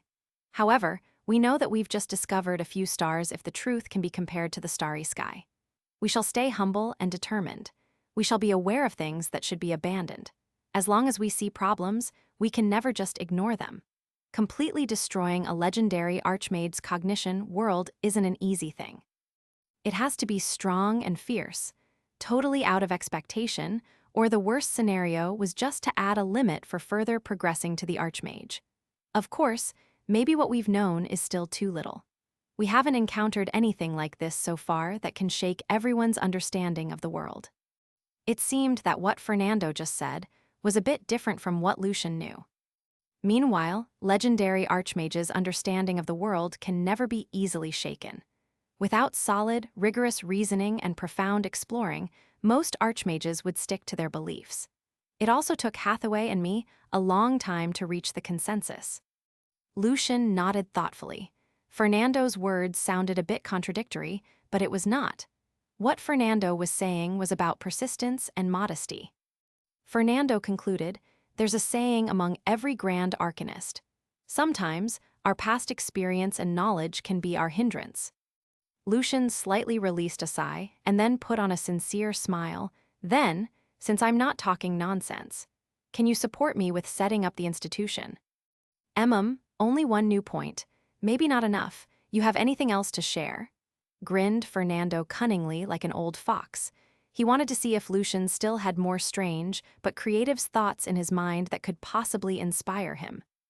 No, Lucian shook his head in a determined way. That's why I'm applying for setting up an institution, sir. Well, let me put it this way. Before you reach the 5th circle, you work for me so I can tell if you can really accomplish anything with Atom Institution. You know, if I let you have a research group right away but you fail to find anything, you'd become a joke. The fox-like smile on Fernando's face was still there. Lucian knew what Fernando meant. He seriously nodded, I'll try my best. Before coming to senior rank, Lucian was confident that his knowledge of the field of math, element, and electromagnetism should be enough. Lucian's biggest problem was that he was still having a hard time combining his knowledge of astrology with celestial mechanics. He still had not figured out how to understand these cursing and blessing spells. As they had reached the agreement, Lucian asked, So, how can I improve this application then? I know it's too generous. Why do you need to improve it? Fernando made a surprised look. Your signature on it makes the application form look rather ambiguous and generous. But with Hathaway's and my signature, the application will appear to be very profound and provident. Lucian was speechless. All right, let's get back to the letters. Read them for me, one by one. Fernando sat back in the armchair and closed his eyes as if he was meditating. Although Lucian was not sure why Fernando did not want to directly read the letters himself, as he was not that type of people who always liked showing off, Lucian still picked up the first letter. The handwriting on the letter was very beautiful and elegant. Lucian took a glance at the envelope and saw the name, Yaron Hathaway Heffenberg. This letter should be confidential. Lucian was very hesitant. Hurry up, Fernando urged. Lucian nodded and started reading.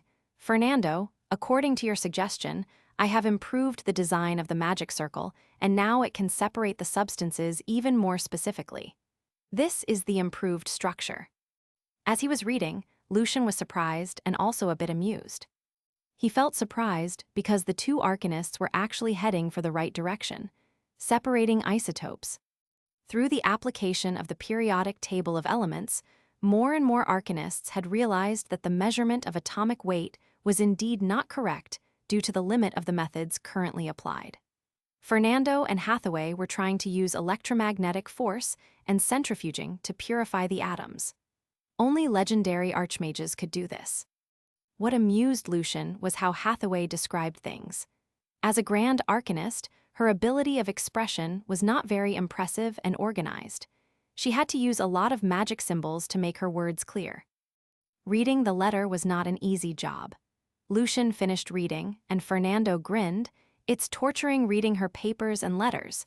When she was still the princess, she never passed her literature course. Every single one of her papers had to be polished first by her students or the younger arcanists. Lucian just got to know a big secret of Hathaway like this. "What do you think of the letter?" asked Fernando. "I remember you mentioned something about this before."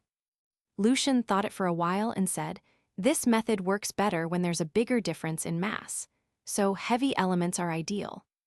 Then Fernando asked Lucian more questions based on the paper. If Lucian failed to answer properly, Fernando would explain in details and even use some experiments to make the explanations even clearer. Then Fernando finally asked Lucian to reply the letter for him. Lucian started to realize Fernando's true intention. Fernando was using the letters between the legendary archmages to let Lucian know what the most cutting-edge researches were and to broaden his horizon. Therefore, Lucian became very focused when reading the next letter. The second letter was from an even more famous arcanist, Derek Douglas. As all arcanists know, transmission requires media, but how light and spiritual power transmit in the space. We believe that no matter how secret a matter is, or how carefully it hides, we shall finally find the clues. However, people were saying ether was the medium for the transmission of light, but it hasn't been proved yet until today. Ether was also the name for an alchemical material.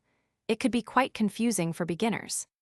Brooke and his supporters believe that the theory of psychic wave has won the game, but I'm not one of them. A simple experiment has revealed the problem hiding in this theory. If ether indeed exists in the space, when our world revolves around the sun, there should be a resistance, thus the speed of light should change as well. Fernando listened carefully and commented, "Douglas has been working on particle theory for a long time. He's the leading figure opposing and questioning wave theory. Many arcanists have chosen to take a more neutral standpoint facing wave theory. So, what do you think of the experiment Douglas mentioned?" Lucian was quite pessimistic. "Even if it is proved that ether does not exist, I'm afraid that Mr. Douglas' effort would still not be recognized, as the experiment is designed based on his space model. However, we haven't found a single planet yet. This experiment is not persuasive enough." Fernando slightly nodded. "What you said makes sense, but Douglas won't give up. The experiment has still provided us with a new perspective to examine the existence of ether." Then, Fernando asked Lucian more questions on particle theory and wave theory. Those questions really gave Lucian a hard time. In the end, Lucian felt a bit exhausted. For those questions that Lucian did not answer very well, Fernando kept providing detailed explanations. Then more letters followed. They made Lucian feel both nervous and excited. These letters covered all the 11 schools, which was out of Lucian's expectation. Finishing reading all the letters, it was already close to noon. Fernando took Lucian to the lab where they built a black, hollow sphere, which was an ideal thermal radiation model. "Okay, you may leave now. Tomorrow we do the same. Letters first and then experiment," said Fernando. Lucian felt dizzy after all the work when he walked out of the lab. At this time, he saw that Thompson came over. Seeing the look on Lucian's face, Thompson was not surprised. "Evans, you must have worked very hard. Trust me, it's really good for you." "I can tell." Lucian released a sigh of relief, and then he asked, "Why are the archmages still writing letters to communicate when electromagnetic message has been invented?" "Writing can make them stay more organized. That's one thing." Thompson put on a meaningful look, and the other thing's that they would rather write letters because. Thompson looked at the direction of his teacher's lab and grinned. Chapter 335, The Comment on the Paper. Translator, Chris Liu. Editor, Vermilion. It was close to the time when the headquarters of the Congress was about to close. Lucian took the paper, which had been revised by the Lord of Storm, to the Sorcerer Administrative Department. "Good afternoon, Mr. Evans." Katrina was very surprised to see Lucian. Katrina was very good-looking and in good shape. Many young sorcerers here who weren't married often tried to get closer to her, and it was the same today, even though it was already late afternoon. Some were pretending they were just having a drink. Some were talking about the latest arcana theories to show their profoundness, using hard words that most people did not understand. Some who were more straightforward just directly talked to the young receptionists, making those other sorcerers quite pissed off. Hearing Katrina greeted Lucian gladly, they all looked at the young sorcerer who just entered the hall. Good-looking face, elegant dressing, and the dreamlike purple ring on his finger. This young man was Lucian Evans, one of the most outstanding young sorcerers. It was said that he was already a level 5 arcanist. The sorcerers all stood up and greeted respectfully. "Good afternoon, Mr. Evans." Meanwhile, they were all guessing the relationship between them, Lucian and Katrina. They heard that Lucian Evans once had some students, and therefore many of them more or less envied Katrina for she could have such a famous teacher. Although Lucian Evans was still a middle-rank mage, he had been recognized as the most promising candidate for becoming a senior rank. The several papers Lucian published had shown his profound knowledge in arcana. Following such a teacher meant a bright future. At least, it shouldn't be hard for Katrina to become a real sorcerer and an arcanist. Lucian nodded to the sorcerers and then walked to Katrina. "Good afternoon. May I know who is available today?" "Mr. Eric, Mr. David. Basically, they're all available," answered Katrina. "Are you here for your new paper?" "Yes," Lucian nodded. "The application thing's going to take some time. Don't worry. Also, tell others when you see them. No matter whether the application can be approved or not, being your student is still a great thing." Katrina knew that the other sorcerers present were all jealous of her. She knew that her choice was absolutely correct. Lucian talked to Katrina casually for a short while and headed for the office in the back. Of course, he would go for Mr. Eric, as they were old acquaintances already. When the other receptionists saw that Katrina felt so comfortable and at ease when talking to Mr. Lucian Evans, she was a bit jealous but also had a sense of inferiority. As an excellent graduate just like Katrina, she felt that she was like a little girl when discussing magic and arcana with the other. She tried hard to tell herself that people had different strengths, however, what she just saw frustrated her again. She wondered why Katrina was so lucky. "Katrina, you've never told me that you know Mr. Evans." The young receptionist asked Katrina and pretended that she was just asking casually, "And he's your teacher." Katrina smiled. "Mr. Lucian Evans and I were on the same boat from the other side of the ocean. He taught me a lot on the way, and then, fortunately enough, I met Mr. Evans again in the magic school. He tutored me arcana." "This is destiny," the young receptionist sighed. That was what the other sorcerers were thinking as well. Katrina was still young. Of course, she was very proud. She thought to herself that Mr. Evans was also the student of the Lord of Storm, but she would not brag about it. 1,124 arcana credits, 65 arcana points. Now you've become a level 5 arcanist. It's a year earlier than I expected. Eric handed the badge with 5 silver stars on it to Lucian. These years, the development of arcana is amazing. If one stops studying arcana for a short while, one would be left way behind. What Eric said was true. Even Lucian was also a bit confused when hearing other sorcerers talking about the latest arcana topics after coming back. "Mr. Eric, you've also become a level 4 arcanist." Lucian took a glance at the badge that Eric was wearing. Hearing Lucian's words, Eric's face lit up. "I've also contributed 3 credits to your total gaining. By the way, are you here to submit your new paper?" Lucian did not mention that his magic badge could also be updated to the 5th circle, and Eric did not expect it either. So the topic had been switched to Lucian's new paper. "Yes, I was inspired by my mission. It's about illusion." Lucian handed the paper to Eric. In his heart, he was quite expectant.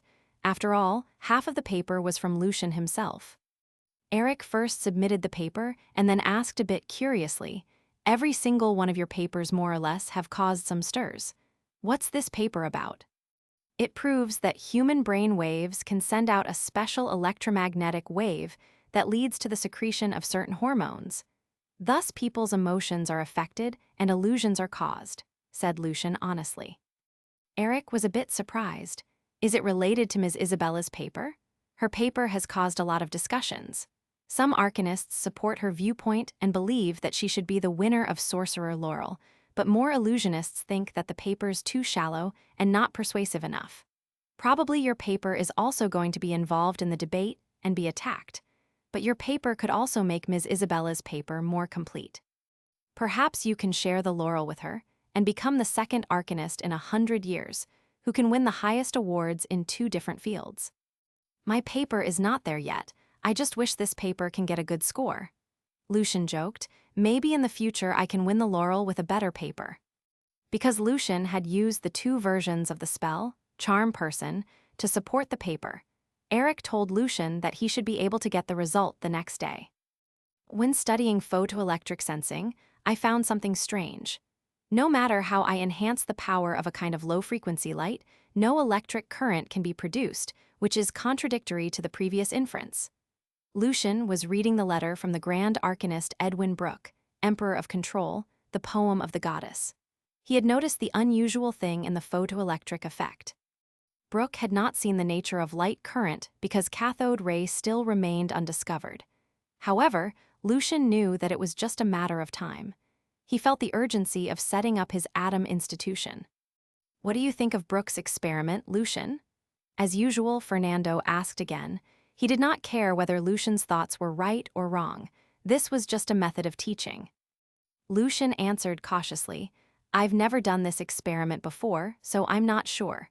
But according to Mr. Brooke's description, maybe the foundation of his inference is wrong. You're just repeating? Maybe this is a chance for Douglas. Fernando was more inclined to wave theory, but he was not the supporter of either side as there was no specific evidence yet. Then Fernando explained the experiment to Lucian in detail, but he did not make Lucian reply the letter until he had finished part of the heat radiation experiment with Lucian. Fernando asked Lucian to send the data to Brooke and also to Douglas. The second day after lunch, Lucian went to Eric's office for the result of his paper. The result was sent back in the morning. Eric looked the same serious. The result isn't bad. The board members won't change their review standards because of their own preferences. When receiving the document, Lucian was quite nervous, like a young student receiving his final score. The document wrote, Augustus, the paper proves the existence of human body electric currents and brain waves and how emotions and delusions are caused using the experiment the spell. The idea is well organized and presented, but the sample size of brain wave is limited and thus the paper is less persuasive. The author has also admitted this. To conclude, the research creatively leads electromagnetism into the field of illusion, providing further support for including part of the school of illusion in the system of arcana. The paper can lead to great discussion, but it still lacks decisive evidence. Therefore, 30 arcana credits and 300 arcana points are recommended as the reward. Chapter 336, Drummond's Visit. Translator, Chris Liu. Editor, Vermilion. Charlie, the other board member, made a simpler comment. This creative paper has proved that human body electric current and brain waves can cause illusions. It is for sure a breakthrough. However, the paper still lacks solid support for wider application to cover more illusionary spells. Therefore, the importance of the paper remains to be further proved in the future. 25 arcana credits and 300 points are recommended to be given. In the end, the document concluded, creative and groundbreaking, worthy of detailed discussion, well-organized and clearly presented. However, the application of the paper is relatively limited as it currently cannot cover the entire field of illusion and many key parts remain ambiguous. 28 credits and 300 points are given as the award. A smile appeared on Lucian's face. Although it seemed that those board members did not really like his paper, as they did not give him many credits, the comments given by them were not bad. Lucian had found the right research direction, thus his paper was, of course, creative and was a breakthrough. Eric slightly shook his head and said, those board members are just fusty. They don't like yours and Ms. Isabella's paper. They gave you the least credits within the standard. Normally speaking, your paper deserves at least 40 to 50 arcana credits, but Ms. Isabella's paper should get at least 80. How many credits did Ms. Isabella get in the end? Asked Lucian. As he was prepared, Lucian was not angry. He was looking at getting more credits by other sorcerers' future citation. 50, those guys. Eric lowered his voice, looking the same serious. If Ms. Isabella wasn't a senior rank mage, probably they would give her 40. Ms. Isabella was a member of Tower, a level 6 arcanist, and a 7th circle sorcerer. Although Isabella specialized in astrology and illusion, she was still outside of the core group of Tower and had not been selected into Arcana Review Board. Rachel was her student. I see. It would be hard for Ms. Isabella to win the laurel then, Lucian commented casually. Eric stared at Lucian with his light gray eyes and said to Lucian, after making sure that he was not expecting to win the laurel, "So the number of sorcerer laurel winners have always been fewer than that of other awards. And most of the laurel winners are the members from Family of Sorcerer, and their findings were all related to the 3 schools of magic from the ancient magic empire. But Ms. Isabella's experiment is very well designed and sufficiently proved. If the laurel is not going to be given to Ms. Isabella, this honor would become a joke." Lucian realized that who could win the award was also of political concern. He could not help thinking how he could win the laurel. When Lucian got back home, he was told by Leo that he had a guest. Mr. Drummond. Lucian was a bit confused. He could not remember the name. Leo hurriedly reminded him in the low voice, "Mr. Drummond's the chief editor of Arcana." That was right. Lucian clapped his hands. As for every single arcanist who worked hard to publish his or her paper on Arcana, Drummond was a name that they had to remember. But Lucian was an exception. He did not have to worry about where to publish his papers. "Why is he here? And Leo, how do you know him?" asked Lucian, confused. Drummond was a level 7 arcanist and an 8th circle sorcerer, the chief editor of the famous journal, the winner of Arcana Scepter Prize. Why did Drummond come to visit him in person? Leo answered as a very decent butler. "When I was working for Ivanovsky, I had to remember the names of all the important people to handle all kinds of stuff. So after I came to Alain, I've collected some names, just in case." "Thank you." Lucian was very satisfied. When Lucian saw the chief editor, Drummond was wearing a dark vest and suit, holding a black stick. His black eyes were sharp and serious like the eyes of an eagle. "The Lord of Storm once gave me some very useful suggestions in the field of force field, and his achievement in many arcana fields is incomparable. I'm sincerely glad for you that you can become his student, Lucian." Drummond tried to be closer to Lucian. Lucian greeted Drummond and said, "Every morning I have to go through Mr. Fernando's brainstorm. Every morning time seems to pass by very slowly." It took Drummond a few seconds to figure out what brainstorm was. He smiled. Not many people are willing to stay beside the Lord of Storm when discussing arcana and magic questions. Lucian and Drummond walked into the living room. Lucian asked politely, "Mr. Drummond, it's my great honor having you here. Honestly speaking, I did not recognize your name immediately as I never expected you to come and visit my place in person. I should be the one visiting you, sir."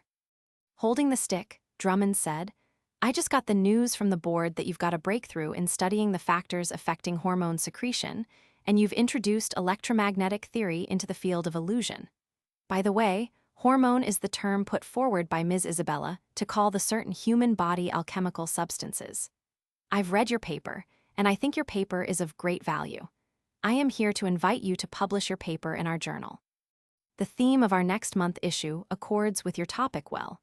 I think it's better than sending you an invitation letter to express my sincerity and also to apologize for what happened to your previous paper. I've fired the editor who rejected your contribution." Arcana was the most well-known and reputed journal in the world of magic, and its chief editor came to Lucian in person for his paper. Drummond was treating Lucian like a grand arcanist or a legendary sorcerer. But of course, apologizing for what happened last time was also part of the reason. "No worries. Thank you very much, Mr. Drummond." Lucian and Drummond sat down on the couch in the living room. Lucian asked, "You mentioned the theme of the next month issue. Does Arcana have a theme?" Before getting more information, Lucian would not say yes casually. Not to mention that Mr. Woods from Common Arcana was an old friend of his. Since Ms. Isabella's paper passed the review, great controversy has been caused. In the past week, many senior rank arcanists have developed papers or designed experiments to refute Ms. Isabella's theory. So, in the next month's issue, we have decided to give the most space to these papers. This was the theme. "We're hoping that your paper can achieve the expected outcome, as your paper is the best support to Ms. Isabella's theory," said Drummond sincerely. "To achieve the expected outcome," murmured Lucian. He soon realized what Drummond was talking about. Lucian guessed that most members in the highest council were not happy with the fact that illusion and some other schools of magic had never belonged to the system of arcana, which caused the barrier between the sorcerers from family of sorcerer and most arcanists. So they were using this as an opportunity to let Lucian's paper become the solid support of Ms. Isabella's theory. Thus the conservatives could feel the pressure. If Isabella won the laurel, arcana would win, as the sorcerers from family of sorcerer had to admit the fact that the arcana system could at least explain part of the school of illusion. Of course, Isabella's paper itself was good enough to win the laurel. This was the premise. Lucian crossed his fingers and said in a low voice, "Mr. Drummond, Mr. Woods from Common Arcana has helped me a lot, and I've promised that I would first consider publishing my papers on Common Arcana first. I keep my words." Lucian was expecting a better offer. "Evans, Arcana Review Board is discussing something recently. It is totally unfair that publishing a paper on different levels of journals gives a sorcerer the same credits.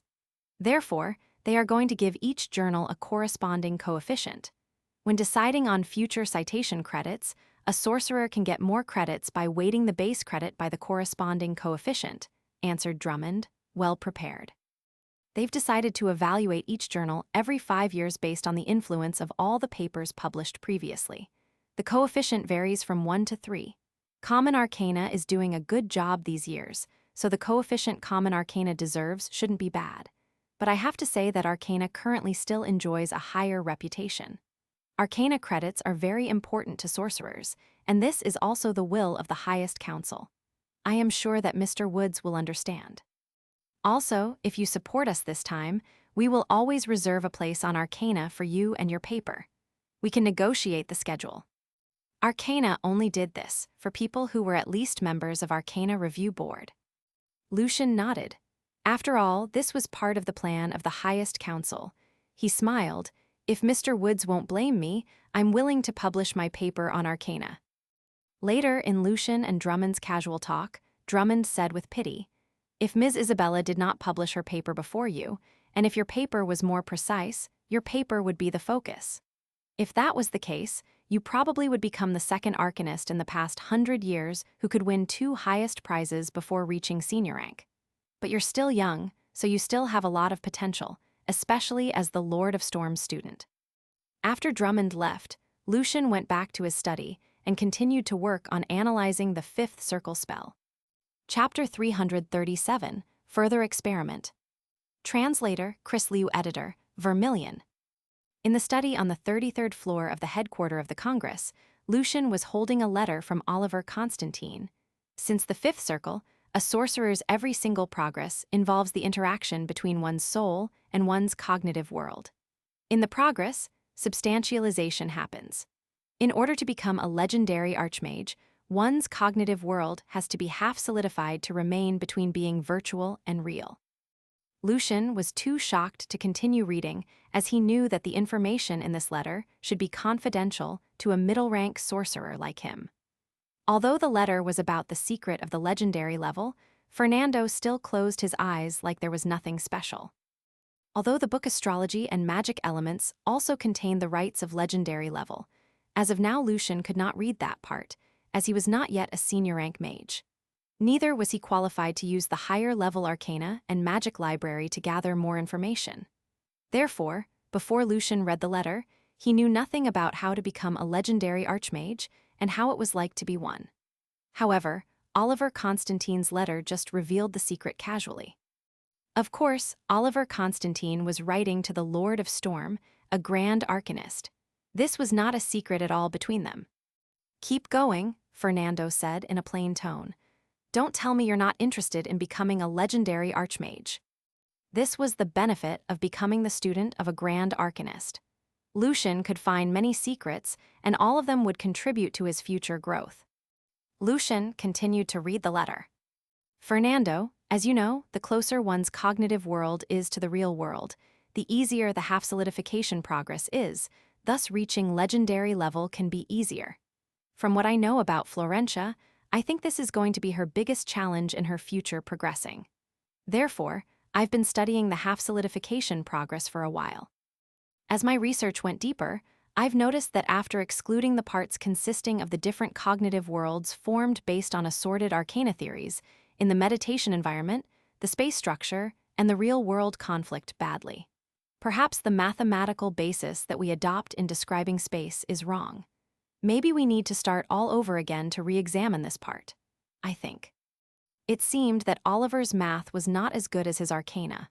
Fernando found a few mistakes in the letter and pointed them out in front of Lucian directly.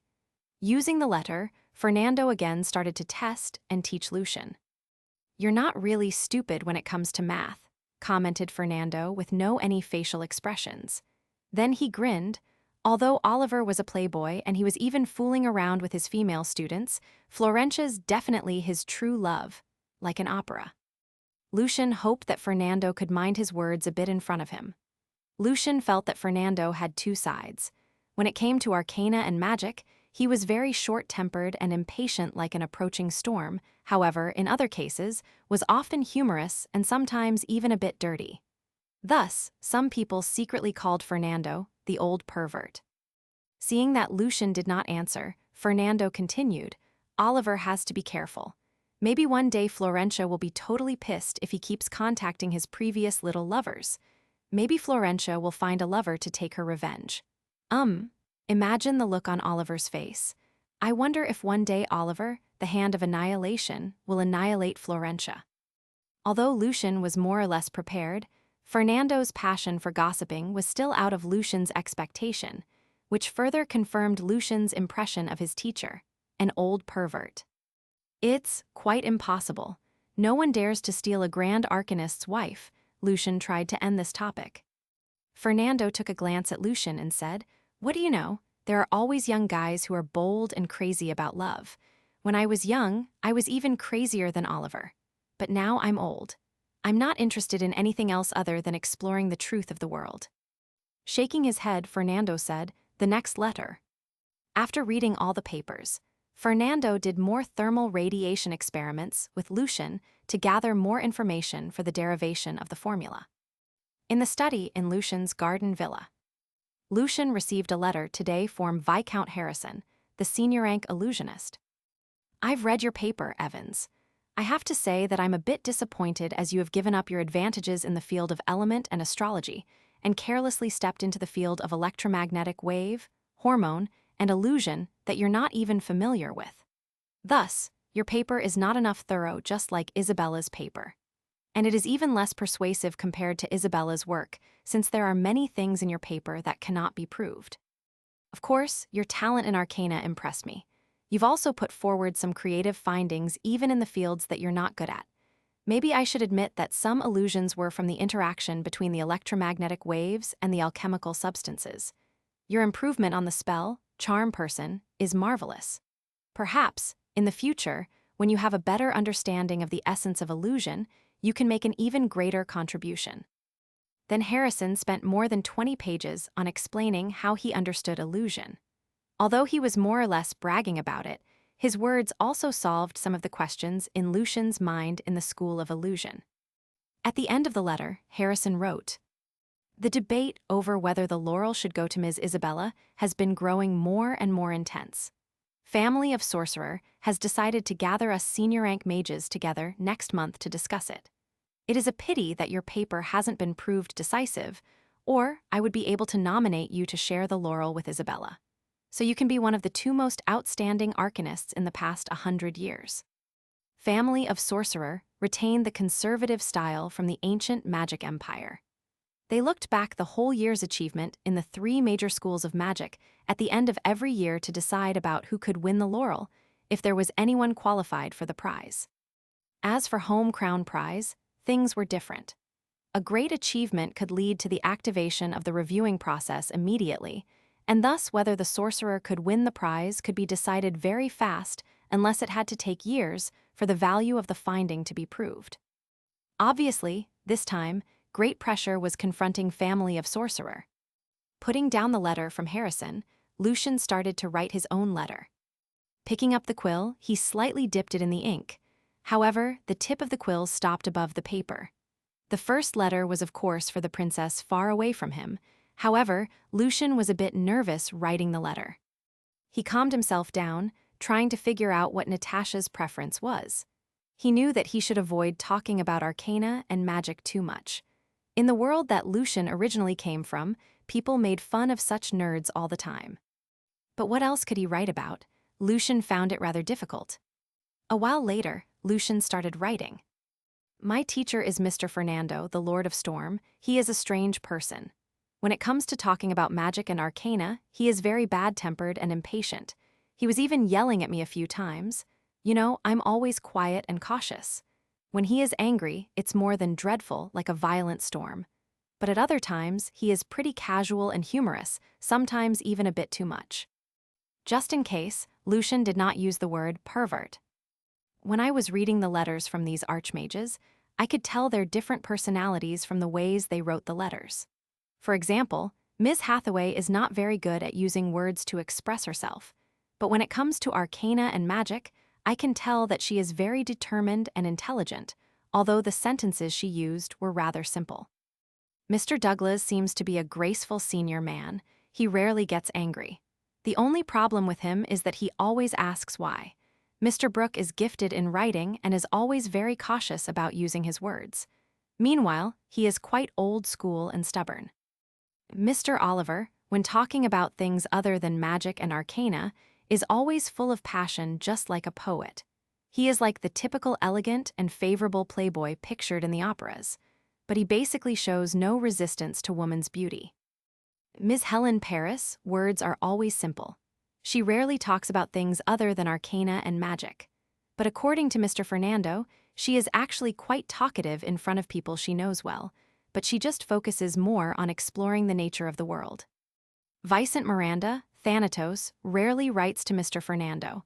I can say that he is relatively careless. He only wrote to Mr. Fernando twice, but both of the wrinkled letters were stained with the oil from the dead bodies in the back. It is quite disturbing. After finishing the letter for Natasha, Lucian felt much relaxed. Then he wrote more letters to all of his friends to tell them that he had come back. He also wrote back to Viscount Harrison and briefly explained his understanding of dream and of simple behavior psychology. In the past few days, many friends visited Lucian or wrote back to him. This morning, Lucian stepped into Fernando's study on time. Good morning, said Lucian politely. Fernando looked quite pissed. I'm not good, not at all. Why did I bother doing this damned thermal radiation experiment? Lucian's heart suddenly missed a beat. He wondered if Fernando had collected all the data. However, as he was being busy with studying the fifth circle magic these days, Lucian had not found any time to analyze the numbers. Comments 47. Chapter 338, The Constant. Translator, Chris Liu Editor, Vermilion. So, you can't find the law from the data collected? Lucian asked carefully. He had found the way to talk to Fernando. Lucian had to purposefully make some mistakes to hide the fact that sometimes he actually knew more than his teacher. Fernando walked back and forth impatiently in the study. No, based on the equipartition theorem, I've worked out a formula. Although it works perfectly with long waves, it just produced a stupid error with short waves. Can you imagine what the formula told me? It told me that the shorter the wave is, the greater the energy that can be produced. If that is true, the Pope would be kneeling on the ground and kissing the tip of my shoe right now. Anything, such as the sun and the fire, that was above absolute zero could produce thermal radiation. It was a common belief in the Congress that the nature of the thermal radiation was the electromagnetic waves of different wavelengths. Meanwhile, as the temperature rose, more short waves of different frequencies would emerge. Within the spectrum, the visible light could have different colors. For example, the pure flame had colors including dark red, crimson, tangerine, orange yellow, bluish white, and so on, which was in line with the change of the wavelength. Hearing Fernando's growling and feeling his bad temper, the name, ultraviolet catastrophe, suddenly came to Lucian in his mind. He did not expect that Fernando first figured out this formula. Can I take a look at the formula? Lucian asked very cautiously. Fernando yelled, "I've been staring at it for the whole night. I didn't leave anything out." However, Fernando did not stop him. Lucian picked up the piece of paper curiously and saw the formula Fernando scrawled. The formula was exactly the same as the one in Lucian's memory. Seeing that Lucian was just holding the paper there but did not say anything, Fernando thought that he was verifying the formula. He waved his hand very impatiently and said, "Forget about it. This is so stupid." When Fernando was pissed, he was also very tough with himself. Lucian did verify the formula. What Fernando said was true. After a while, Fernando released a long sigh. "Read the letters for me first. We'll do another round of experiment again later." "Yes," Lucian nodded. Then he picked up the first letter. It was from Douglas, the Emperor of Arcana. "Based on the experimental data you gave me, I figured out an empirical formula from my perspective. I still believe that the nature of the thermal radiation is not the electromagnetic waves, but molecular emission from heating." Fernando cut in. When it comes to thermal radiation, he's still talking about his particle theory. "Maybe we can change our perspective." Lucian tried to be euphemistic. Fernando curled his lip and said, "Maybe he's the only one who can say these things without being affected. Go ahead. Let's see what the formula is." Lucian was a bit nervous. If the formula was again the same as what Lucian learned in the world that he originally came from, a world-shaking finding would be approaching them. "This is my formula, but it only works with short waves. As for the calculation of long waves, it has failed." Lucian was totally shocked. The formula was the same. Maybe the data collected was not accurate. Lucian could not help wondering. The closer they were to the answer, the more nervous and suspicious Lucian felt. It works with short waves, so particle theory can lead to a formula that works with short waves. Murmuring, Fernando was confused. Lucian stayed focused and started to verify the two formulas in his mind using the two theories. Meanwhile, his heart beat faster and faster. He felt that a corner of the world's truth was going to be revealed. Was the constant going to be the same? According to Lucian's understanding, if there was a big difference between the two worlds, the physical constants should be different as well, which was possibly the reason why magic existed in this world. However, if the physical constants were the same, Lucian should be still in the same universe, unless there was something else that he did not understand. After a while, when Lucian just finished verifying the formula using particle theory, Fernando finally calmed down a bit. "Write back to Douglas and attach my formula in the letter. See what he says. Also, copy the letter to Brooke, Hathaway, Oliver, Helen, and Vicent. Give them both of the formulas." Lucian stopped thinking and tried to slow down his heartbeat. He pointed at the other letter on the table and said, "Mr. Brooke also sent a letter here." "Open it," said Fernando briefly. Lucian read the letter at a moderate speed. "Based on your data, I've worked out an empirical formula from the equipartition theorem. But the formula is ridiculous. It only works with calculating long waves, but it's like a disaster when it comes to short waves." The letter was basically the same as what Fernando just said, and so was the formula Brooke provided. Fernando remained silent for quite a while, and then he said in a low voice, "Write the letters as I said. I need some time to think." Then he closed his eyes and leaned back against the chair. After Lucian finished writing the letters and gave them to the adamantium golem, he also started working on verifying the other formula. Time passed by. The other formula, after being verified, still remained exactly the same as Fernando's and Brooke's answer. Lucian's mouth was a bit dry. His heart was beating fast again. Lucian was very nervously waiting for the answer. Staying focused and calm, he started to put the two formulas together to make it fit both of the scenarios. When doing this, everything faded away from Lucian, except the voice of demon and devil lingering in his ears, which made him feel dizzy from time to time. Lucian's black eyes became cold. He was totally dedicated, and the formula slowly came into being. In the headquarter office of Arcana, Drummond pushed open the office door and pointed at the couch. "Ms. Isabella, please." Isabella was wearing a long, light green dress, decorated with fine laces and designed pleats. There was also a nice-looking floppy hat on her head. A long, light purple ribbon banded her hair. Taking off the hat, Isabella handed it to her student, Rachel. There was a gentle smile on her face, and her blue eyes showed her sincere appreciation. "Drummond, thank you very much. I was just pushing it a little bit. Most importantly, those grand arcanists want you to win the laurel." Drummond smiled and pointed at the upper floor. "Also, your research findings deserves the prize." Isabella was a typical home beauty. She had black hair and blue eyes, looking rather elegant and well-mannered. She slightly shook her head and said, "There are still lots of people who oppose my finding like it's always been. In the past, countless arcanists missed the laurel. Without your help, maybe I would also be one of them. Don't doubt yourself. You findings a huge progress. Think about the influence your paper has brought to the Congress. Most sorcerers needed to admit that the paper has made a great contribution to including illusion into the arcana system." Drummond seemed to be a bit worked up. He was totally on the side of the Congress and also a determined arcanist. He disliked the division between the organizations and groups a lot, especially family of sorcerer, the typical conservative and old-fashioned one following the ancient tradition. About 20 floors above the headquarter office of Arcana, Lucian had finished putting together the two formulas. The formula looked so familiar to him that he felt difficult to breathe properly. After a few minutes, he finally started to bring the sample data into the combined formula.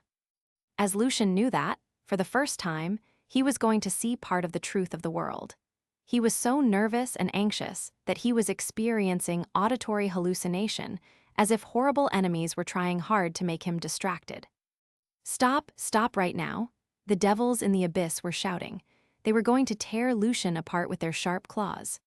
"Stop what you're doing. I'll give you power and wealth and anything else you want in the world." The demons from the hell were also terrified. They wanted to lure Lucian. "My child, come here. This is the bosom of the mother, the bosom that once hugged every deity. You will enjoy the eternal peace and happiness here," said the angel to Lucian mercifully. These words failed to get in Lucian's ears. He only cared about the constant. In the headquarter office of Arcana, standing beside the window, Drummond stared at the pedestrians as small as the ants down there on the streets and said to Isabella confidently, "This is another major victory of Arcana. Your name and your contribution will be remembered by the whole magic world and the history." "This is a wonderful era for Arcana." Isabella smiled sincerely. "Maggot, trivial human beings, I'm gonna kill you and take out your guts. I can smell your blood. Anyone who does not show respect to the demon shall be punished by destiny. You profaner, the origin of the evilness in the world, you shall stop now, or you'd bear endless agony." These were all the different voices in Lucian's ears. Lucian was only a step away from the final answer. He paused a bit and then broke through the barrier. The demons, devils, and angels all burst out the sharp scream, and they melted like the piles of snow under sunlight. Lucian saw the constant. The familiar constant now looked very creepy. The constant was the same as the one from the earth. It was the same. All the illusions broke into pieces. Begging for mercy, the angels and demons disappeared completely. The world went back to normal. However, in Lucian's eyes, everything looked different now. Chapter 339, The Beginning. Translator, Chris Liu. Editor, Vermilion. What was the cosmological constant? General speaking, if multiple universes did exist, a cosmological constant would be the special DNA for a universe. The cosmological constant was what made the universe different from the others. After arriving at the world, Lucian had found that although this world was very similar to the Earth, there were still a few major differences. For example, the undiscovered stars linking to destiny, the existence of magic, arcana and blessings, great dragons, demons, vampires, and so on. Therefore, Lucian subconsciously took it for granted that this world was in a different universe. Thus, of course, the cosmological constant would also be different. There were two reasons why the formula could cause Lucian to have such a mood swing. One thing was that the formula produced jointly by Fernando and Douglas had proved that this world was also discontinuous and quantized, which obviously conflicted with the Congress' current understanding. The other thing was that the cosmological constant was the same as Planck constant from the Earth. the first point would cause a huge stir in the system of arcana. Lucian was already prepared for it when he found the periodicity among the elements. However, when he found out the constant, he was totally shocked, because the constant could directly tell Lucian if the two worlds were different. This was Lucian's first attempt at exploring the essence and nature of this world. However, the constant was the same as the one from the Earth. The two constants were the same. At that moment, all the illusions caused by Lucian's nervousness disappeared immediately. Lucian felt that he was in a world that was half visional and real, and his meditation world suddenly shook. The meditation environment constructed by fire, wind, and water broke into pieces inch by inch, while the cast starlight brought by gravitation forced its way down to stabilize the whole cognitive world. Then, the meditation world, after being destroyed, started to reform from the pieces. The energy flow was no longer like a stream, but spots of light like countless small stars. After a while, when his cognitive world settled down gradually, Lucian opened his eyes slowly. Fortunately, the new understanding of the world accorded with Lucian's previous knowledge, or his head would explode. It seemed that the energy particles in the cognitive environment could travel through the virtual and commute between the soul and the spirit world. Lucian felt that his soul was stronger than ever, and his spirit was capable of discovering the deeper secrets. Lucian had overcome an important barrier on his way to the senior rank, just like how astrology and magic elements wrote. There were 3 major barriers for one to reach the senior rank. First, beginning to get early insights in the nature of the world. Second, having the soul and spirit that were powerful enough to intervene in the reality world. Third, one's arcana and magic knowledge should be enough to analyze a complex 6th circle spell. However, facing such a progress, as a 4th circle sorcerer, Lucian did not get excited at all. Because of the constant and the gravitation constant from before, he had to admit that, very possibly, he was still in the same universe where Earth was in. Of course, a possibility was that there was another universe very similar to the one that he was familiar with. However, he could not explain why magic and arcana only existed here, and why the stars remained undiscovered. Brain in a vat. The Matrix. The experiment zone of some kind of powerful creature. The principle of human choice, mind over matter. Lucian was not willing to accept any of these assumptions, but comparatively speaking, the latter 2 situations were much better for him. Lucian had never felt so eager to explore the world and to grow stronger. That's all for today. You can leave now. Come back tomorrow. His eyes closing, Fernando seemed to be a bit tired. Lucian was woken up by Fernando's words. He realized that his hands were sweating. Lucian never sweated like this since he had become a level 2 knight. Yes, sir. Lucian took a deep breath and stood up slowly. Fernando noticed that Lucian was acting a bit strange. He thought that Lucian was being tortured by the 2 formulas, so Fernando tried to comfort him. Although it's hard to admit that we can be foolish sometimes, all the arcanists can encounter problems that they are not able to solve. When this happens, we publish papers on arcana and magic to get new ideas. If we still can't solve this thermal radiation thing when the next month's arcana is issued, we can put the 2 formulas on the journal. Your name will be included. I'm fine, sir. Lucian was a bit absent-minded. I just need some rest. The fresh air outside of the Congress building refreshed Lucian. This was the real world, the beautiful world. I'm lucky that no one has come to unplug my tubes, and no one from Matrix has been sent out to kill me. Lucian made fun of himself in his heart. He knew that he had to hurry to improve himself, and his next paper should be about the thermal radiation formula and the constant. Still, Lucian also had to be careful with the pace, or more arcanists' heads would explode from the cognition shift, which definitely wouldn't be a good thing for the Congress. In Lucian's spirit library, most of the quantum books were still sealed. More than a week later, in the morning of June 28th, Lucian put the butter on his bread like a decent noble. Mr. Evans, when can we start Atom Institution? Asked Sprint. He could not wait anymore. Sprint had left the restaurant and was now living in Lucian's place. Except for studying and practicing magic, he was just helping Lucian with sorting some materials. Because Lucian was focusing on analyzing the 5th circle spells, he was not doing the experiments. Therefore, the proud Sprint felt that he was basically useless. Every day, he was longing for the establishment of the institution. Lucian put down the cup and wiped his mouth with a piece of napkin. Soon, I've successfully built the structure of the spell, Fernando's lightning smelter, in my soul, and I have become a fifth circle sorcerer. It's time to ask for Mr. Fernando's help. Of course, before this, Lucian could also use the thermal radiation formula to win himself some more support. What? Sprint was very surprised. The milk spilled out from his mouth. He remembered that Mr. Evans just became a third circle sorcerer a year ago. He had never heard anyone else who did this. Very possibly, Mr. Evans could become a senior rank mage before 30 years old. Lucian put aside the napkin and smiled. I got some help. Finish the test paper today, Sprint. If you feel having nothing to do, you can do one more. No, I'm busy. Hearing Lucian's words, Sprint obviously was terrified. Even his spiked red hair instantly looked less upright. Master, the latest issue of Arcana is available now, 3 days earlier than usual. Leo interrupted their conversation and handed the black-covered journal to Lucian. The early issue of Arcana was within Lucian's expectation.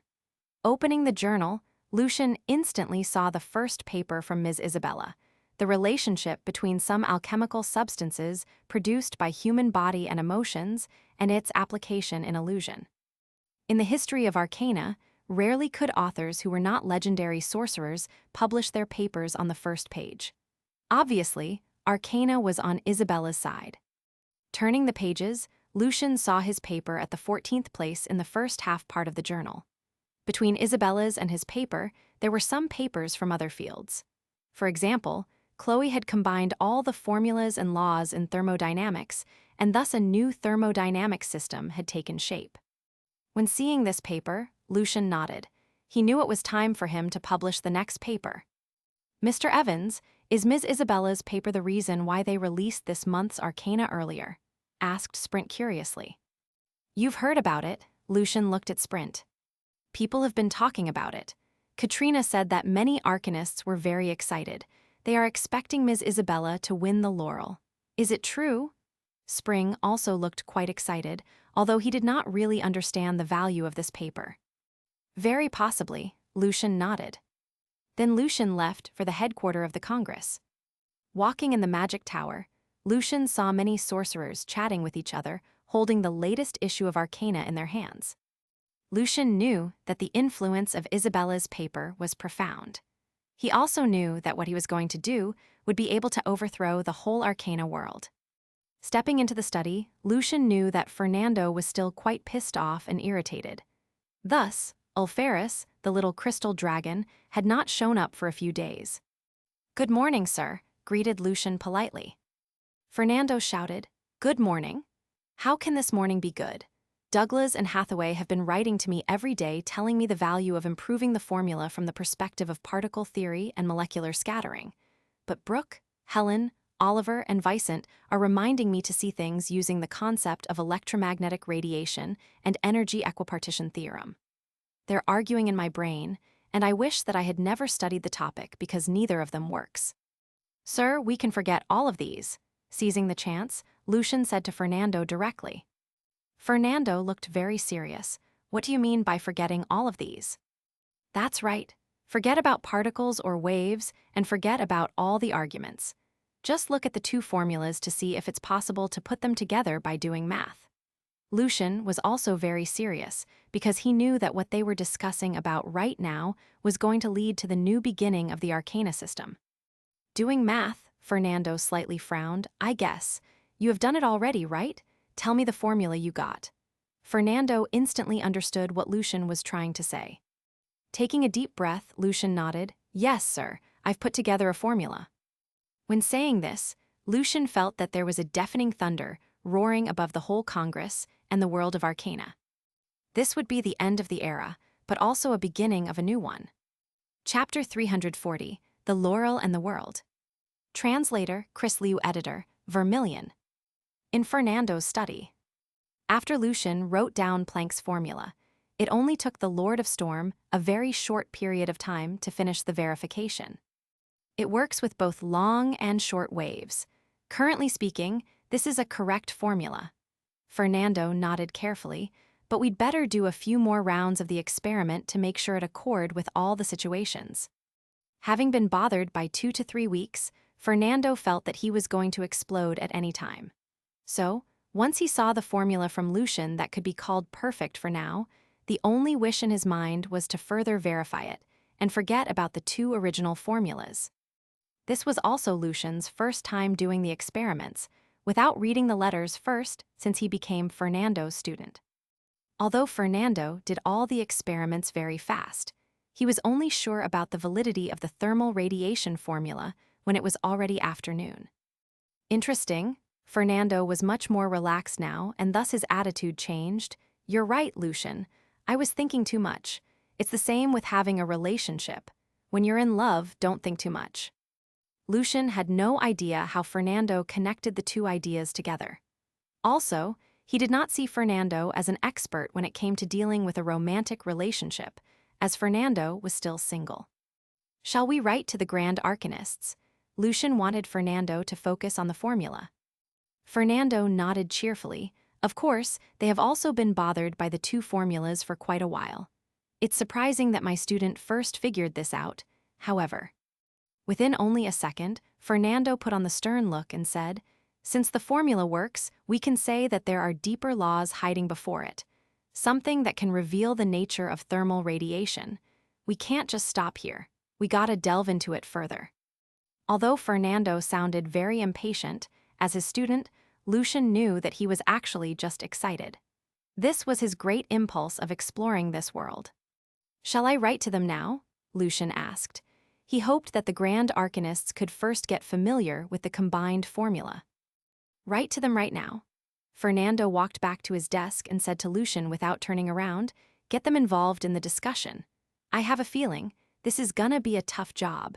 Also, turn it into a paper of how you put together the formula. Send it to the board together with my formula and Douglas' formula, so all the Arcanists can know what is going on here. If we can figure out the true meaning of the formula before the next month's Arcana is published, we can put them all together. If we fail to do so, the Arcanists' discussion can also inspire us." Lucian's plan worked. He hurriedly sent the formula to the 6 Arcanists using the adamantium golems and then started discussing the formula with his teacher. The discussion was torturing to Lucian, because it was not yet time for him to introduce the proper explanation, which Lucian would save it until the end when all the possibilities were excluded. Telling lies and finding excuses were definitely harder than confessing, especially since he was talking to a Grand Arcanist. Fortunately, Fernando had no idea that Lucian had already known the correct answer, and he only focused on the formula itself. Lucian thus managed to get over with it, and meanwhile, he also learned quite a lot from the discussion. It was late now. When Fernando told Lucian that he could leave, he asked, "Lucian, have you become a fifth circle sorcerer?" "Yes, sir." Lucian was a bit surprised. After all, he just became a fifth circle last night. Fernando grinned. "When you were doing the experiment, I could tell that your spiritual power was greater than before. Also, I knew it would be just a matter of time before you became a fifth circle sorcerer unless you didn't work hard.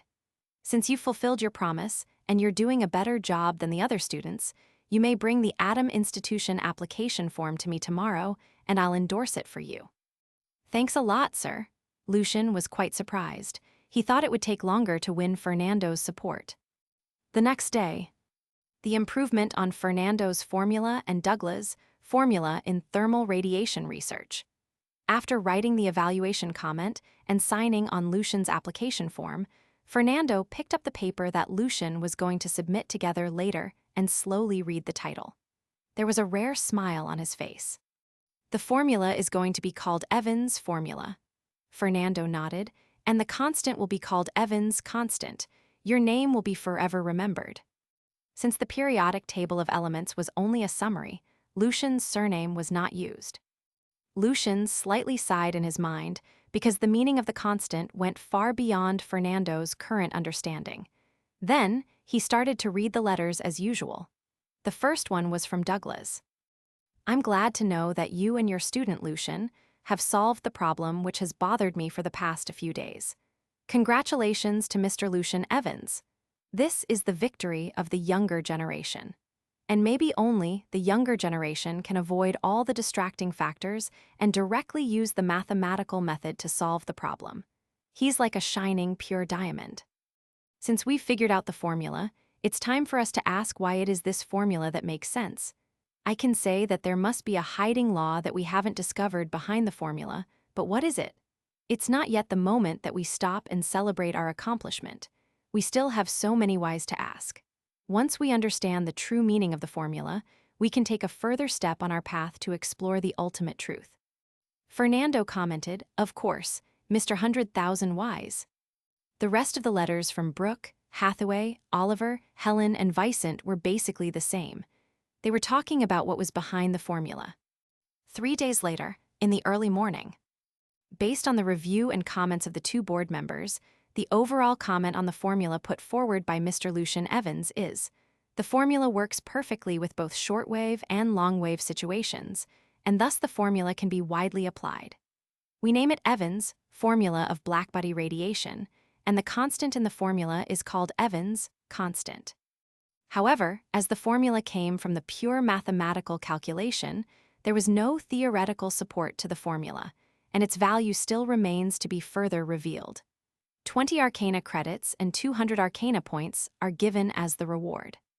Reading the review document sent to his place by Katrina, Lucian was quite encouraged. The reward was not bad, but the most important thing was that Lucian could get a lot of citation credits from the formula and the constant. Unlike the basic data including atomic weights, the finding would belong to Lucian exclusively for the following 3 years. As for the result of his application for the institution, the procession would still take another 1 or 2 weeks. Putting down the document, Lucian started to enjoy his breakfast, and at the same time, he opened the letter from Harrison. The latest issue of Arcana has caused a huge stir among all the sorcerers.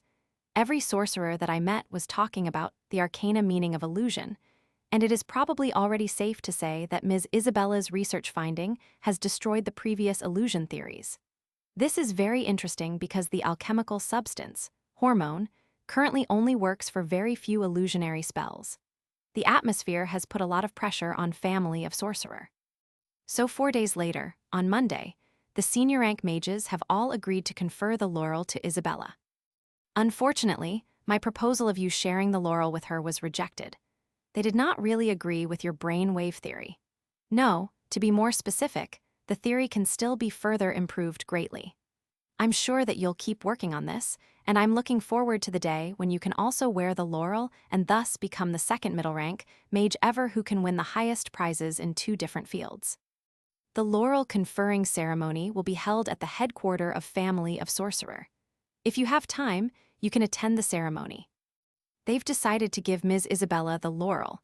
Lucian put down the letter and said casually. Sprint was a bit confused. He did not understand why Mr. Evans said this. Lucian did not explain. He smiled and stood up from the chair. It was time for him to visit his teacher and put forward some suggestions. After a few days of heated discussion, Fernando still had not figured out the hiding meaning behind the formula, which was driving him nuts. "I've got a suggestion," said Lucian seriously, staring at Fernando's eyes. Fernando was a bit surprised, so he asked confusedly, "What is it?" Because of Fernando's bad temper, very rarely dared people to talk to him like this. "I think we should introduce Chloe's kinetic theory in thermodynamics into the analysis of the formula. His perspective on using statistics and his description of entropy and probability have inspired me. Maybe they're helpful for us to understand the formula." As Lucian was saying, he felt that he was slowly opening the Pandora's box. The kinetic theory in thermodynamics had helped Chloe win the ice and snow medal. Recently, he had further improved it and turned it into a basic system. Fernando nodded without thinking too much. Since all the other theories have failed to work, we can use entropy and probability to see what'll happen. Since the direction was right, Fernando and Lucian's work was quite productive. The letters from Douglas, Brooke, Hathaway, and the rest of the Grand Arcanists also helped them a lot with overcoming all the barriers. The meaning and value of the formula was going to be revealed. In Cocos, the capital city of Calais, there was a black magic tower standing in the corner of the city, where a light gray mist always lingered. The differently decorated coaches slowly stopped in front of the magic tower. The guests were led to the banqueting house. "Welcome, Ms. Isabella, Mr. Drummond." Smiling, Adalbert von Miller, the president of Family of Sorcerer, a level 7 arcanist and a 9th circle archmage, welcomed the winner of the laurel. All the sorcerers and arcanists turned around and had their eyes on Ms. Isabella. Among them, many played important roles in the Congress. Tonight, the fully dressed Isabella was like a star. On the 33rd floor of the Magic Tower of Alain, in a common study, Fernando and Lucian's work was close to the end. The meaning of the formula was going to be unveiled, and the Grand Arcanists were right now waiting for the result in their own demiplane magic towers. Lucian, knowing the final conclusion, felt that his hands were sweating. In the banqueting house, all the guests were greeting and chatting with each other warmly. They were talking about the winner of the laurel, illusions, magic, and arcana. The sorcerers attending this modern celebration ceremony were dressing in a traditional way, giving the gathering a unique, combined style of being both profound and lively. The orange light in the banqueting house was gentle and soft, covering every single guest with a layer of golden color. When Von Miller stepped onto the stage in the front, the guests gradually quieted down. Ms. Isabella and her student, Rachel, were invited to the stage. The maid behind Miller was holding a silver tray, on which there were 2 crystal, finely carved laurels. In the laurel's shining light, there were flowing magic symbols. The laurel looked more like a piece of artwork than a magic item. Isabella also put Rachel's name on the paper to thank her for the contribution and the inspiring ideas Rachel offered. After the verification, Family of Sorcerer had decided to make them share the honor. However, in all the sorcerers' eyes, even including Rachel herself, Isabella was the center of tonight's gathering. The alchemical substance, hormone, was detected in Ms. Isabella and Miss Rachel's experiment, and the application value of hormone has been approved in the mechanism of illusion. Therefore, Family of Sorcerer and Calais Magic Academy have decided to confer the laurel to them in order to sincerely appreciate their great contribution. Von Miller put the 2 beautiful laurels on the 2 ladies' hair. The radiance of the laurels was dazzling. Warm applause followed. All the mages were more or less quite excited, while some sorcerers had mixed feelings. The analysis result in front of Fernando, and Lucian was shocking. Fernando's voice had mixed anger and fear. So, Lucian, there is only one circumstance for the formula to work. We have to assume that the absorption and emission of energy are not continuous. Instead, it is in portions. When Fernando was speaking, his voice trembled, as if he was facing the almighty God of truth. "Yes, sir." Lucian felt Fernando's emotion, but his answer still remained firm. Wearing the beautiful laurel, Isabella was giving a short speech in the banqueting house. In the ancient magic empire, because of the lack of a powerful mathematical tool for calculating the irregular figures, the construction of magic models and the analysis of the spells always encountered great barriers. And thus the ancient sorcerers had to rely fully on the growth of their spiritual power to overcome the barriers in a savage way. This was ended by the establishment of calculus put forward by President Mr. Douglas. Together with the great contribution made by the several Grand Arcanists, now we have found the powerful tool to help us with calculating and building the irregular magic models in a relatively easy way. Therefore, we can say that calculus is the foundation of the arcana system. The continuous and smooth division and the infinitesimal analysis have pushed us forward to the truth of the real world. From this perspective, the mathematical tool itself has already conveyed the main idea of arcana, which is the continuity. We see continuity in seashores, horizons, wind, waves, streams, time, and so on. Based on the concept of continuity, Mr. Douglas' force field theory together with Mr. Brooks' electromagnetics and light-darkness theory has formed the main structure of the world of arcana. However, unfortunately, illusion, transformation, and summoning currently are still outside of the system. Here the continuity referred to the ongoing process that one could always see in one's daily life. It was like the river we saw and the road we followed, which could never be divided into pieces. It was also like the numbers on a thermometer. There was always 1.1, zero point 2, zero point 3 between the number 1 and 2 without blank sections. Hearing Lucian's answer, Fernando yelled at him, "Are you telling me that the form of energy is not continuous, and the world built on this is also not continuous? You look at the howling wind, feel the time passing by? It's ridiculous." Lucian felt the great pressure from his teacher.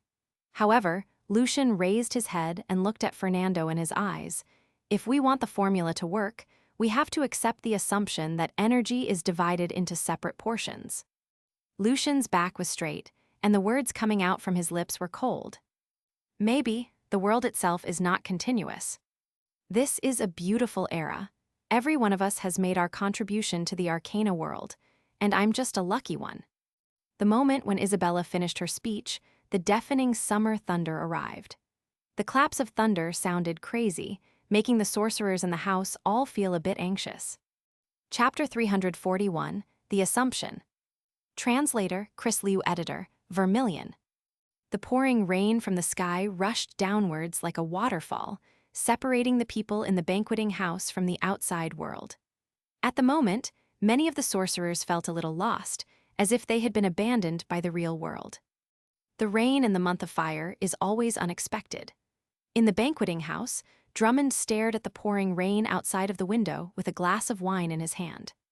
Staring at the darkness outside and hearing Drummond's words, Isabella smiled.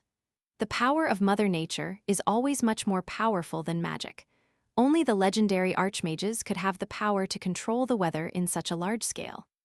Flashes of lightning and thundering will all end, just like the barriers we face.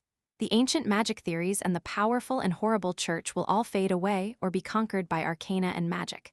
Destiny is like a huge wheel rolling forward. Whatever stays in its way will be ground down completely. What is out of date will for sure be abandoned. I like the world after the rain since all the things can be washed clean. Like a new world, said Drummond rather confidently. The heavy rain continued outside.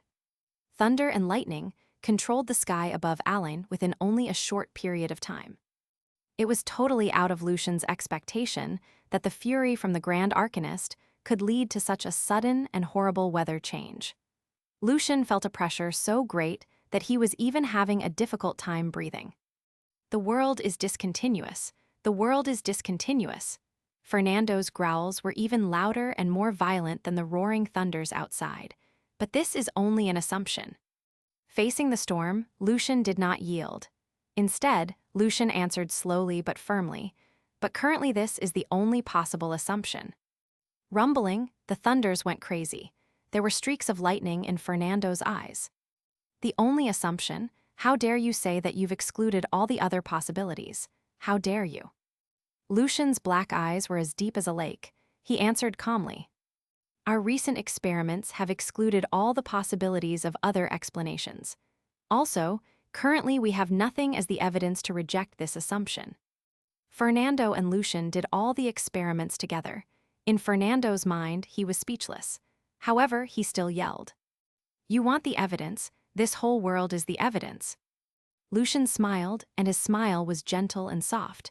"Sir, the nature of the world is always a mystery. What we see, hear, and feel is always limited, just like the fact that the world in the common Arcanist's eyes and in the Grand Arcanist's eyes are always different. Before we find another explanation, we have to accept the assumption for now. Sir, you once told me that our past experience and knowledge could also be our barrier." Hearing that, Fernando fell into silence. The Lord of Storms stood there quietly. The wind around him whipped his bright red robe. After a long time, the lightning disappeared in his eyes, and so did the storm outside. "This is just a temporary assumption. I'll continue to work on it and seek other explanations." Fernando slightly sighed, and his voice sounded a bit tired. "Are you all right, sir?" asked Lucian concernedly. "Fortunately, it's just a temporary assumption." Fernando repeated, "If you had had any solid evidence to support your assumption, my head would have exploded already. Or probably the reason that my head still remains intact is that my cognition world has been solidified. If that is the case, it is very unlikely that I can still make much further progress. Since what you said still remains an assumption, I can have some time for buffering and probably seek for other theories to explain the formula. But of course, from the experiments we did together, I do know that this is not very likely to happen. Maybe the new theories that I'll find in the future will be the support to your assumption. Lucian knew that this was just a beginning. There would be more shocking findings waiting for them. Even the greatest scientist on the Earth, Einstein, failed to make further progress because he was not able to accept the new theories. However, of course, Lucian could not tell Fernando this. The road to the ultimate truth of the world was more than cruel. Fortunately, Fernando was still relatively calm. So far, not a single one of the legendary archmages had ever had his or her head exploded. No one knew what it looked like. Maybe nothing special would happen, just like when a middle rank or a senior rank mage's head exploded. Or the power would probably be so great that things around a head-exploded legendary archmage would all be demolished. Pausing a little, Fernando released a sigh, not like the short-tempered Lord of Storm, but seeming like an old man. I wish that I had never done any experiments in the field of thermal radiation. I wish that these things had never happened. In the future, we may destroy the Arcana system, the magic world, or even the whole universe. Before today, it never came to me that the energy of the world was not continuous. Even the world is not continuous, like a series of pictures. How will the other sorcerers respond to this assumption? Can you imagine that? Lucian corrected Fernando in his mind, since, to be more specific, the world was like a movie consisting of many frames. He said to Fernando, most of them will be scared. Then they will tell themselves that this is just an assumption, and they will only use the formula and purposefully ignore what this formula means. A small proportion of them will have their heads. I'm glad you understand it. Fernando looked more serious now. We should be very careful with submitting the paper, although what's in it is still an assumption. Send your paper to Douglas first. Maybe he's the grand arcanist who is most willing to accept your assumption. Discontinuous energy, in portions and small quantities, just like particles, we can call it one quantum. As for Hathaway and the rest of the grand arcanists, we shall divide the paper into 2 parts, so they can have more time to accept the great shock after reading the first part. Lucian finished developing the paper following Fernando's words. When Lucian was about to put his teacher's name on the paper in front of him, Fernando sat straight in his armchair and said seriously to him, "You're the only author of the paper." I flinched in front of the assumption. You are the one who owns it. Sir, Lucian was very surprised. Fernando stared at Lucian. Do as I said. I don't want to see my name on a paper which I haven't accepted yet. After sending the letter, Fernando closed his eyes to stabilize his cognitive world, considering other possibilities to explain the formula. The office became quiet again. Lucian also tried to calm down. He was too nervous to notice that he was sweating so much and his heart was beating like crazy. In the quiet office, time passed by. Soon it was close to noon, and Lucian felt that he had reached his limit to bear the atmosphere. When he was about to ask for an earlier leave, a ray of bright light burst out in the corner of the office. Somehow the magic circles in the office failed to work. A tall, white-haired elder with blue eyes walked out of the light. His face looked kind and gracious, but now it looked more serious and shocked. Holding a pile of paper in his hand, the elder yelled, "Fernando, this is just an assumption." But this is also the only assumption. This time, Fernando did not flinch. Lucian felt the atmosphere in the study suddenly change. To be more specific, even the gravity in the office had changed. Lucian realized that the tall, white-haired elder was Douglas, the president of the Congress, the Emperor of Arcana, the Selected. No matter what you say, you've got no evidence. Douglas frowned. It's even more unbelievable than the falling of the ancient magic empire. What you know is restraining you from seeing more, Douglas. So far, this is the only proper explanation that we can find. In private, Fernando was used to calling the president's name directly. We need more evidence. Facing the roaring, Douglas still managed to calmly express himself. After yelling at each other, both of them slowly calmed down. After all, what they were arguing about still remained an assumption. Lucian, I'm afraid that only a young man like you, who is free of one's past experience, can put forward this horrible assumption. Douglas slightly sighed. Although it's still an assumption, the The formula itself is for sure of great value and can contribute greatly to the development of the school of thermodynamics. I believe that the cabin of Palmyra and the far Northland will not ignore your achievement. You deserve the ice and snow medal. Chapter 342, The Reply. Translator, Chris Liu. Editor, Vermilion. The sunlight at noon was warm and bright. The study was all covered in a layer of gold. Both Douglas and Lucian had left the office. Right now, Fernando was sitting in the armchair by himself quietly. Earlier, the two Grand Arcanists had discussed how Lucian should submit and publish this paper. They decided to publish a few more papers first on the next month's Arcana about how the Grand Arcanists tried to explore the law behind the formula, but all failed, so that they could prepare them for the next upcoming shock from Lucian's paper. They were not trying to make the Arcanists accept Lucian's theory right away. After all, this was still an assumption. By reading the articles, the two Arcanists were trying to infuse the idea into the rest of the Arcanists' brain gradually and slowly. That was why they kept mentioning the word assumption. Shocking, queer, subversive, Fernando murmured. These words were all his comments on Lucian's theory. Then he put on a mysterious smile and said, I wonder who can first come up with the shocking conclusion from the first half part of the paper. Hathaway or Brooke? Hathaway was the founder of atomic theory, so she was more of a supporter of Douglas' particle theory, which made her the one who was most likely to get the same conclusion. The rest of the four Grand Arcanists were the typical proponents of wave theory, and among them Brooke was the most loyal one.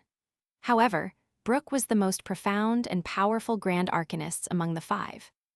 Let me guess, who's gonna be the first one to visit me, said Fernando rather casually. As he was saying that, Fernando's eyes glanced at the mirror in the corner of the study. In the mirror, there stood an elderly man in a bright red robe. His black and white hair mixed, however, there was way more white than black. The smile faded on Fernando's face. He raised his right hand, slightly touched his hair, and released a sigh.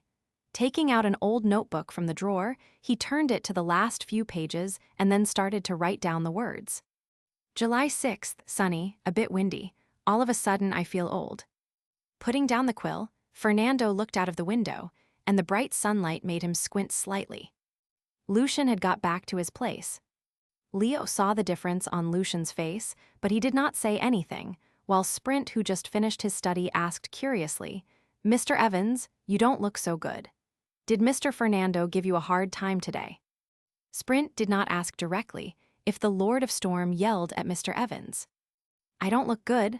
Lucian was a bit confused. However, when Lucian looked at himself in the crystal statue, he saw his face as pale as a piece of paper, as if he had just climbed out of the tomb. Lucian did not expect that the power of a legendary archmage would be this horrible. Yes, those were very tough questions. Lucian put on a smile, questions related to the peace of the whole world. The corner of Sprint's lips twitched. Are you joking, Mr. Evans? Was the Lord of Storm trying to destroy the world and you stopped him? No, it was the opposite. I was trying to destroy the world, but Mr. Fernando stopped me.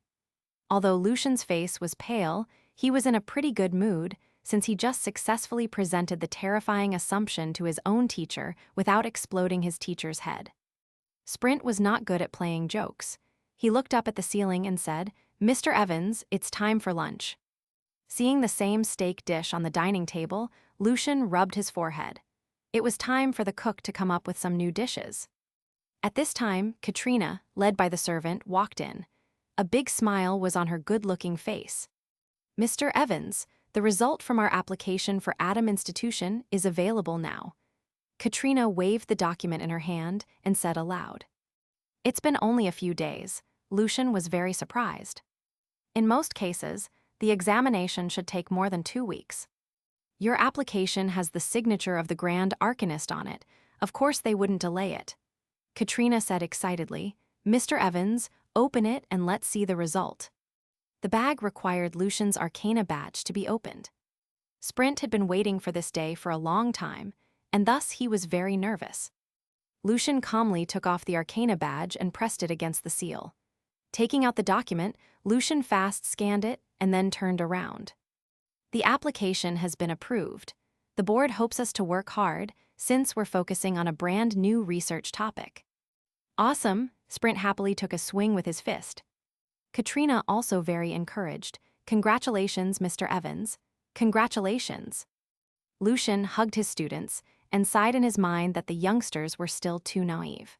What the board was trying to say was that they had approved the application for the sake of the Lord of Storm, so Lucian had to work hard to show them that the decision was proper. So, where is our institution?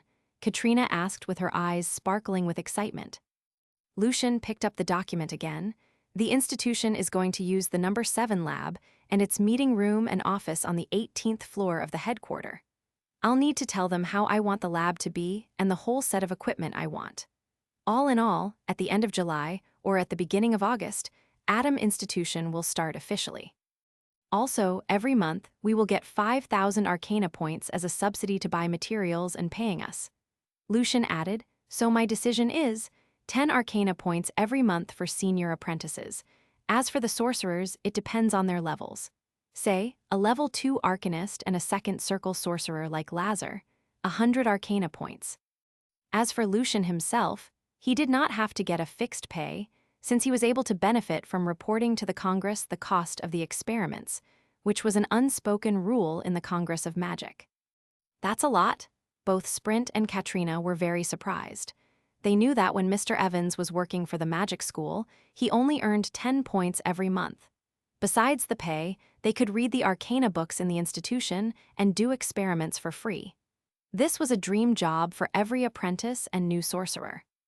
Lazar only earned 50 to 60 Arcana points every month working both for the Congress and the Will of Elements, plus what he got from his papers. As for Katrina, although she had got the dream job among the apprentices, she only got 4 points monthly. Of course, Atom Institution will be one of the most important research departments in the future. Our pay has to be impressive. Lucian said half-joking, right now, we don't need too many people. I'm thinking about hiring another 2 to 3 sorcerers and a middle-rank mage. You're very confident, Mr. Evans. The corner of Sprint's lips twitched again. I've got faith in you, Mr. Evans. You almost shared the laurel with Mr. Isabella this time. Katrina also joked, if I can work for you, Mr. Evans, perhaps one day I can also have the honor like Rachel. Lucian grinned, we shall feel the pressure. The board has given us 3 years. We have to show them something within 3 years, or the project will be cancelled. Most Arcana researches would cost a very long time. We'll work hard, answered Katrina and Sprint seriously. Lucian waved the document in the air casually and said to Katrina, stay here and have lunch with us. We'll go and check the lab out tomorrow afternoon. After Vicent Miranda, known as Thanatos, left, Fernando smirked and commented, Vicent, you're the last one.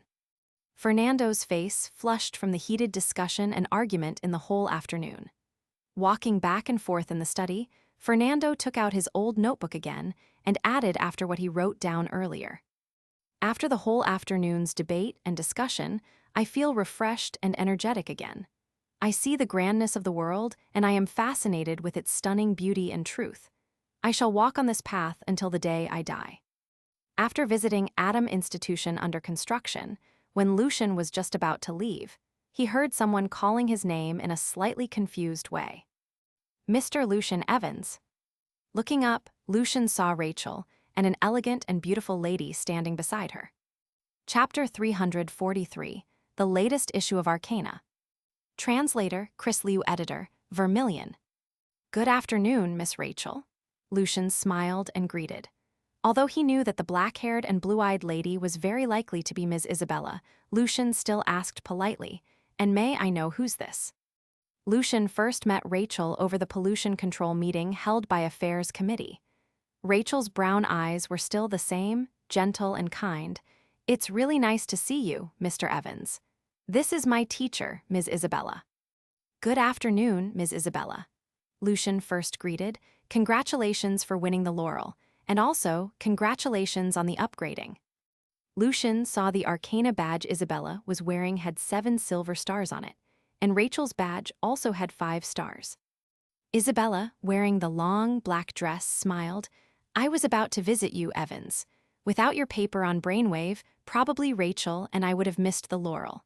Your paper was a very important support to our theory. Whether what Isabella said was polite or sincere, hearing Isabella's words, Lucian was quite cheerful. My article was just a compliment. Your research deserved the laurel. My project application has been approved by the committee, so I'm here today to check the lab out. A new project? The smile on Isabella's face was very elegant and polite. I also have a new project studying how electromagnetic waves and electric currents can stimulate the different parts of the human brain, and I'm here for the same reason, too. I was about to invite you to join us, but now it seems that it's not very likely to happen. Lucian knew that Isabella was capable of working on this project by herself. She was being polite to Lucian because he was a promising young arcanist, and his teacher was the Lord of Storm. As the project had been approved, Lucian said honestly, "My project. Atom Institution specializes in studying the properties of atoms and why the periodic law exists among the elements." Atom Institution. Isabella silently repeated the two words, feeling quite confused. Rachel blinked. Although she could not speak it out, Rachel wondered in her mind how such an ambiguous and vague project managed to pass the review. Lucian explained confidently, "This is a new attempt. No one knows what will happen when Arcana steps into the new field. In this brand new field, no one knows for sure which direction we should take. The committee has decided to give me a relatively long period of time and some funds, so I will not be afraid of encountering the failures when I'm working on it." A relatively long period of time, some funds, Isabella felt something unusual with the project. Lucian grinned, "I have 3 years to show the committee the value of the project." 3 years? Rachel was very surprised, as Ms. Isabella's current research was only a 1-year program. Also, while the fund they would get was closely related to the outcome of their project, it seemed that Lucian's project was rather limitless, and Lucian would be able to do whatever he wanted in the following 3 years. Even Isabella, a profound senior rank mage, slightly frowned. Then how Affairs Committee makes sure that the money and time won't be wasted? She did not say it directly, that it totally did not make any sense that the committee had approved such an application. The form of institution is only for the arcanists who have made the special contribution to a certain field, and his or her research capability is required to be reviewed as well. What is more important is that the arcanist has to have the endorsement from an authoritative arcanist in the corresponding field, said Lucian very confidently. When he was saying so, he did not feel shy or embarrassed at all.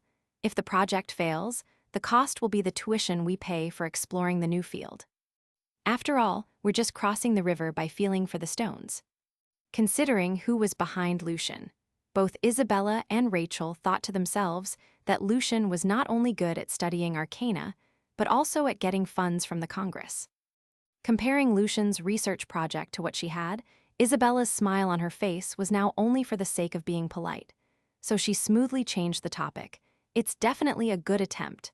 Speaking of the attempt, I have read your paper in Drummond's Place about how you solved the problem that bothered the several grand arcanists.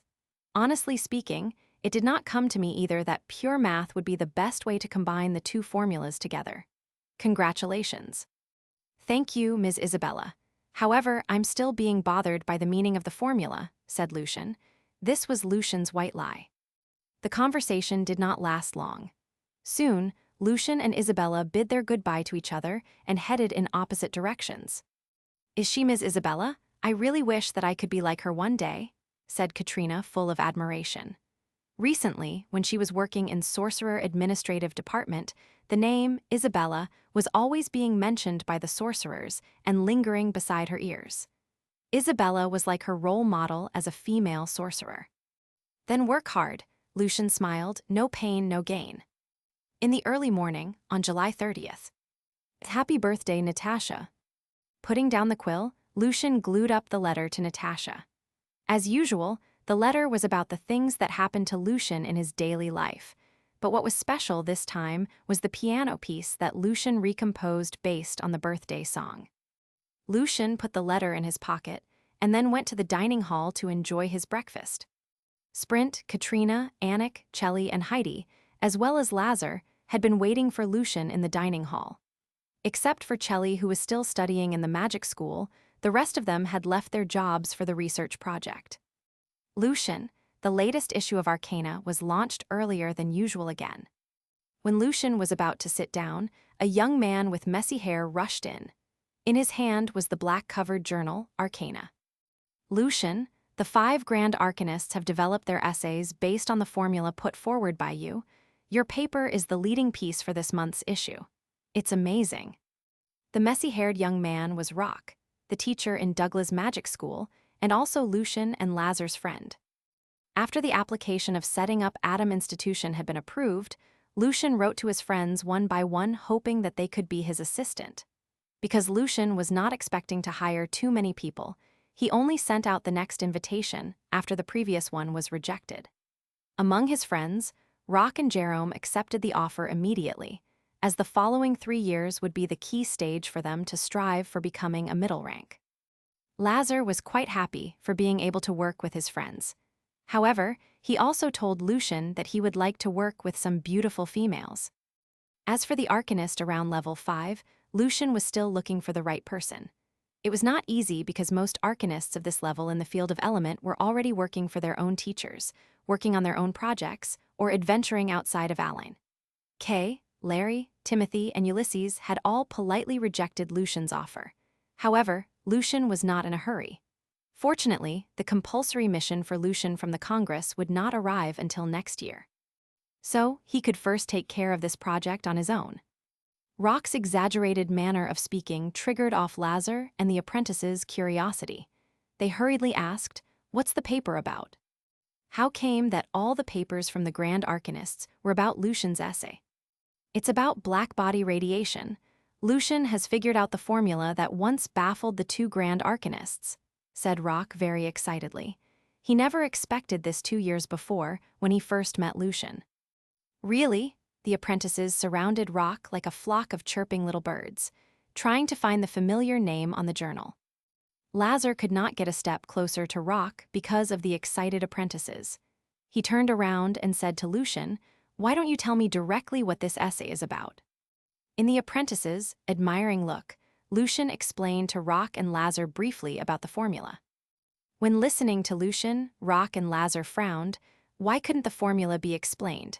What is behind your formula? They had quickly taken a glance at the papers from the 5 Grand Arcanists. Although they knew that they were very unlikely to be able to solve the problem, they still had the hope that somehow an inspirational flash could come to them. However, the miracle did not happen.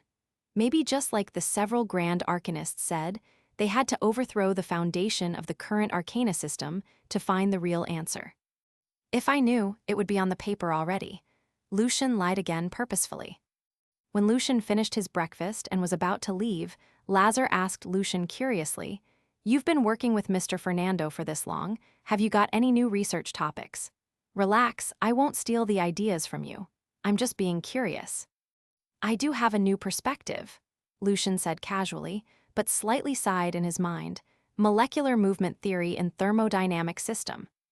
In the headquarter office of Arcana, after listening to the report about the launching of this month's Arcana, Drummond got lost in his thoughts. He had never seen something like this, where all the 7 Grand Arcanists were focusing on the same topic.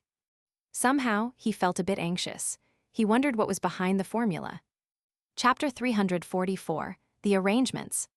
Translator, Chris Liu. Editor, Vermilion. A few days later, on the 18th floor of the headquarter of the Congress. The number 7 lab was spacious and bright. Divided into different sections, the lab was provided with all kinds of alchemical operation desks and mysterious magic circles, and their light turned the lab into a dreamlike place.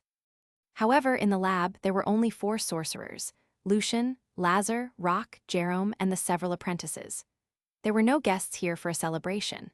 After all, for the sorcerers in the Congress, they did not see a newly started research project without any solid findings as something worthy of celebration, and Lucian's unique named institution was also not an exception. Meanwhile, Lucian was also happy with it because right now he did not want too much attention at all. As the leading Arcanist, Lucian cleared his throat a bit and said to the project members seriously, "Our research hasn't started yet. We have very few companies so far, and our findings haven't revealed themselves. In front of us are things that have been discovered, a new world that has never been touched. It's waiting for us. I believe that we'll see more and find more on our way marching forward. Today, we see the Congress as our honor. Tomorrow, the Congress will see us as its honor. In the end, Lucian spoke to his friends and students in a half-joking way. His listeners were pretty surprised. They did not expect that Lucian was such a dreamer. Lucian nodded to them and continued, I need to attend the regular monthly meeting later. So Lazar will be responsible for managing the institution. Jerome, you take half of the apprentices with you and set about studying the changing properties of materials under low temperature. Let's start with the common materials such as coal, iron, mithril, and adamantine. I need you to take down all the records every time when you change the temperature by 1 degree. It's an experiment requiring a lot of patience. Jerome, you're the ideal person for it. Do be careful when working in the extreme low-temperature environment, though. So far, the Congress's research on ultra-low temperature still remained on studying liquid hydrogen, which meant that the Congress was still about 10 degrees away from the temperature required for achieving superconductivity. In the world that Lucian came from, the problem had not been solved until helium was discovered. So Lucian was not planning on making them find the phenomenon of superconductivity. What Lucian was trying to push them toward was to find the fact that charcoal would be able to absorb air very easily at lower than minus 180 Celsius degree, which could be used as a very handy tool for creating a vacuum environment. In the future, it would be very useful for Lucian's upcoming experiments. Jerome nodded and accepted the task. Lucian turned to Rock and said, Rock, you take the other half of the apprentices to study gas discharge under different pressure conditions. Larry and Kay have basically fully developed the theory of ionization, and they have proved that it is the ions carrying positron and electron that enables electricity to conduct in a solution. So we're now switching to the other question, how and why gas discharges. Ions, that was the name from Larry and Kay. Rock also nodded and took the job. In the end, Lucian said to Lazar, you're the coordinator. Whoever needs help, you go there. In your free time, you can do your own thing. I'll keep a close watch on them. Lazar grinned. I wonder how many things are there in your mind. You can always connect seemingly unrelated things together. Only Lucian himself knew why he could do so, but of course, he would not speak to anyone. After making all the arrangements, Lucian left the lab. Evans. Mr. Evans. In the corner of the corridor, Lucian ran into Isabella and Rachel again. After greeting each other, Isabella seized the chance and hurriedly asked, Evans, I've read your formula and the papers from the 5 grand arcanists. Neither of them can explain the meaning of the formula. There's only one possibility, right? You know what I'm talking about. This was the question that had been bothering every arcanist who understood the papers published in this month's Arcana. In fact, I've got some clues, and I'm working on it, although it's tough. Following Fernando and Douglas' words, Lucian gradually revealed the truth. Really? Both Isabella and Rachel asked very surprisedly, as they never expected that Lucian could really offer them the answer. But as soon as they asked, the 2 ladies hurriedly apologized, saying that they did not mean to pry into Lucian's research. Lucian did not mind it at all. My tough job is almost done, and Mr. Fernando also knows what it is about, so it's totally fine to share. Then please, Mr. Evans, Rachel smiled. She knew that her teacher, Isabella, would feel shy and restrained from asking, so she, as the student, should be the one to take the initiative. Follow the perspective of molecular movement put forward by my fellow, Cole, and introduce probability into the analysis of the formula. Lucian basically opened the gate for them. Isabella nodded thoughtfully and said, It's been more than 10 years since Cole first put forward the theory. Since the theory was first developed, arguments and criticism were always around it, until the theory's explanation for the second law won Cole the ice and snow metal. However, many arcanists are still holding a negative attitude toward it. So, even if they're trying to explain your formula, not many would consider Cole's theory as a possible path. Feeling excited, Isabella wanted to try it out as soon as possible. This was not for publishing any papers or winning any honor, but for the sake of her passion for arcana and curiosity. Furthermore, Rachel felt the same way. At the same time, Lucian's casual tone and relaxed manner made Isabella and Rachel believe that he had figured out how to explain the formula. and he was going to submit the paper very soon. In Fernando's study. When Lucian arrived, the rest of his classmates were all there, except the crystal dragon, Ulferis. "Where's our little crystal, Thompson?" Ashikana liked to call its nickname. Thompson slightly lifted his gold-edged glasses and said, "I haven't seen it for a month. Maybe Ulferis sold itself again because of money." Thompson sounded quite uncertain, but he was not worrying for Ulferis. The little crystal dragon should be safe as long as it was still within the 500 miles range from Aline. As a dragon, Ulferis could protect itself properly. "Ulferis is safe. No worries," said Fernando directly. "Let's start the discussion from Cole." Cole was pondering over something when Fernando called his name. He first looked at his teacher and then Lucian, and then he started the sharing. "I went to an underground magma cave last month." Finishing his sharing of his findings in the cave, Cole looked at Fernando and Lucian again. "After reading this month's Arcana, I have developed a great interest in your formula. I tried several different methods but all failed, and then I tried to use my molecular movement theory. It seems to be working, but it's going to take a few more weeks to be proved. I'd like to share with you, Evans, so hopefully you can get some useful ideas from it." Although Cole had one ice and snow medal and was a member of the review board, his personality was still very cautious and even a bit coward. Cole was more like a poet than a sorcerer. Although he was totally entitled to say that this was his own finding, he was worried that Lucian might see him as an enemy who was trying to steal the research outcome. Therefore, he tried his best to tell Lucian that he was just trying to help. "Using molecular movement theory, you're not stupid." Fernando, as usual, was quite cheap on giving his students praise, but Lucian has already figured this out using this method. Let's see how he did it. The rest of the students were all very surprised. If Lucian already had some clues before Arcana was released, the journal would have for sure postponed the publication to wait for his findings. It meant that Lucian had found the correct direction and finished all the challenging work only within the few days after this month's Arcana was published. That was incredible. "Thank you a lot, Cole, for your theory has inspired me so much." Lucian nodded and briefly shared with them how the work was done.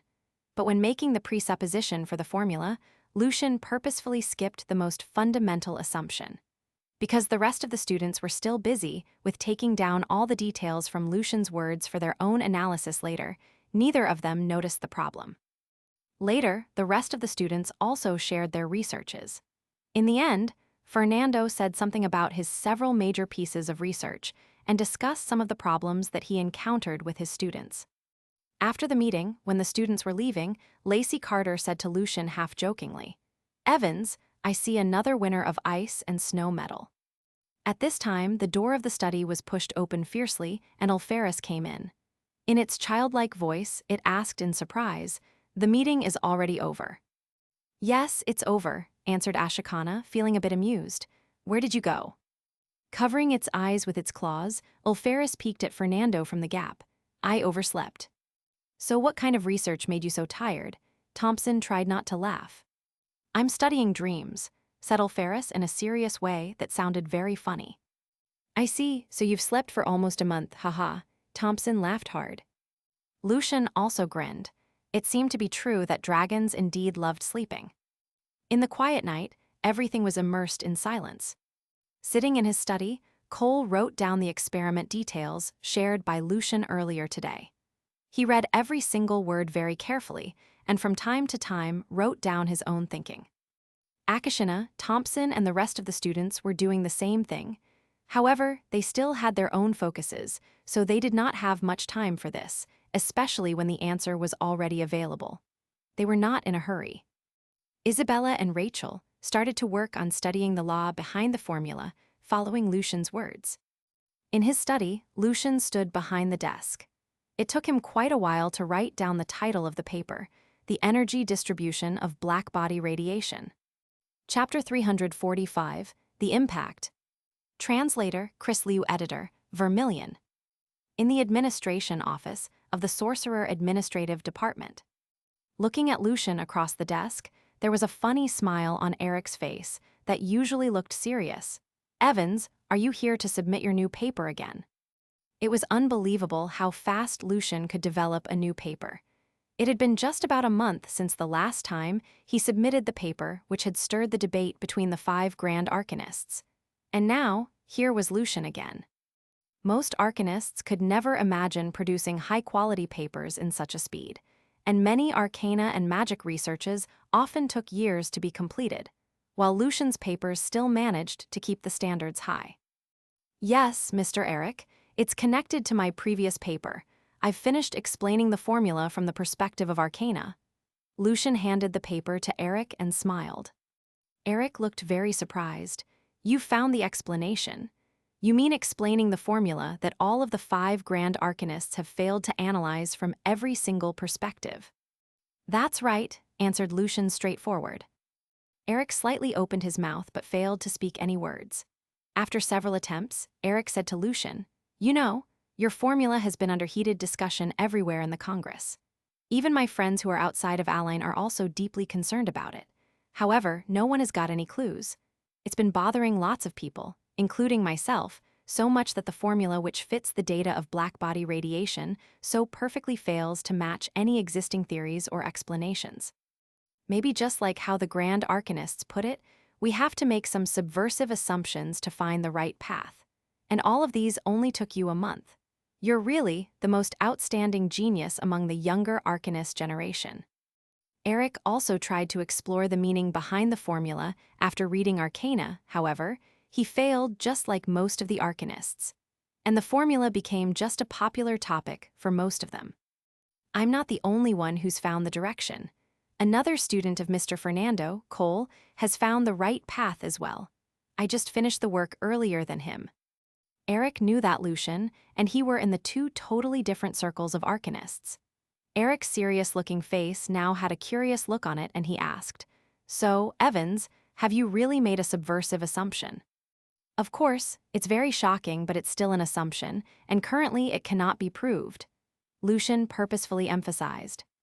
Eric did not dig into Lucian's answer, as it was not polite to ask the author too much about the paper before the review result was available.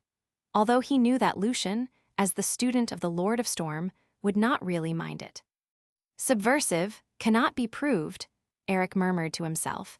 He put Lucian's paper in the small cage and pulled the bell rope. In the study of the magic tower, the magic candles in front of Cole had burned to their ends. The morning light sneaked into the study and gradually drove away the darkness.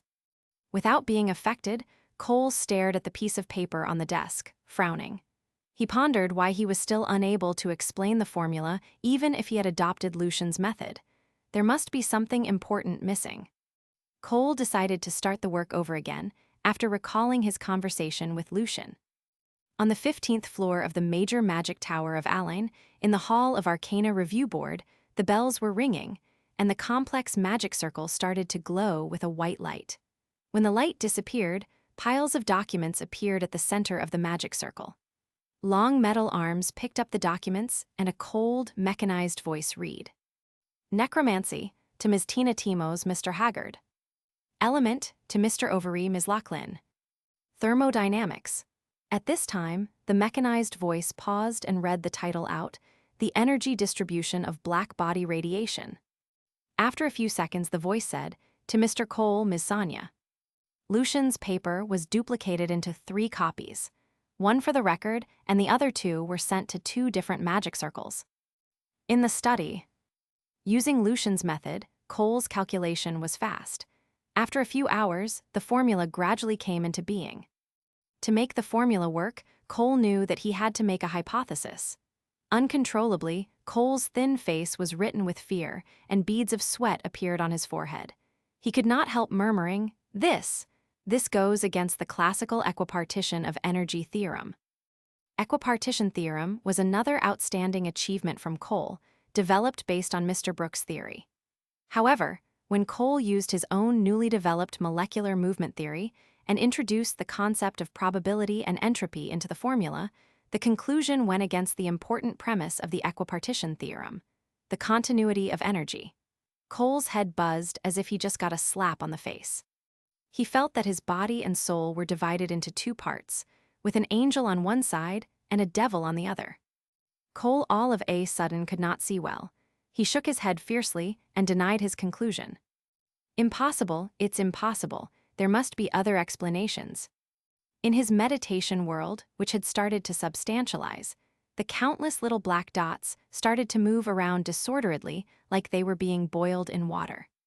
There must be something wrong here, Cole shouted at himself, trying his best to calm down a bit. At this time, someone was knocking at the window. Cole was pulled back to reality and he hurriedly turned around. An alchemical servant made of gas was floating in the air holding several papers. "Master, these are the papers that haven't been reviewed. You want me to send them to your students?" Cole wiped the beads of sweat on his forehead and said in a weak voice, "Let me take a look first." Taking over the papers, he saw the title which had been bothering him for several days: The Energy Distribution of Blackbody Radiation. Cole did not expect that this was the very first paper he was going to review today. Cole's breath became faster. Nervously, with his shaking hands, he unwrapped the bag and pulled out the paper, which not surprisingly began with a familiar name: Lucian Evans X. Scanning the paper from beginning to end, in one of the lines of the paper, he saw Lucian's statement. To make the formula work, it must be assumed that the emission and absorption of energy are discontinuous, but in portions. Boom! Cole was too afraid to give much thought to it, but now, at this moment, Lucian's conclusion on the paper became the only thing he could see in this world.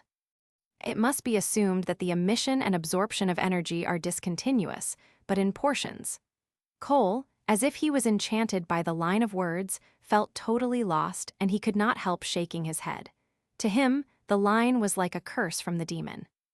In his cognitive world, the little black dots suddenly moved around fiercely like they were all crazy.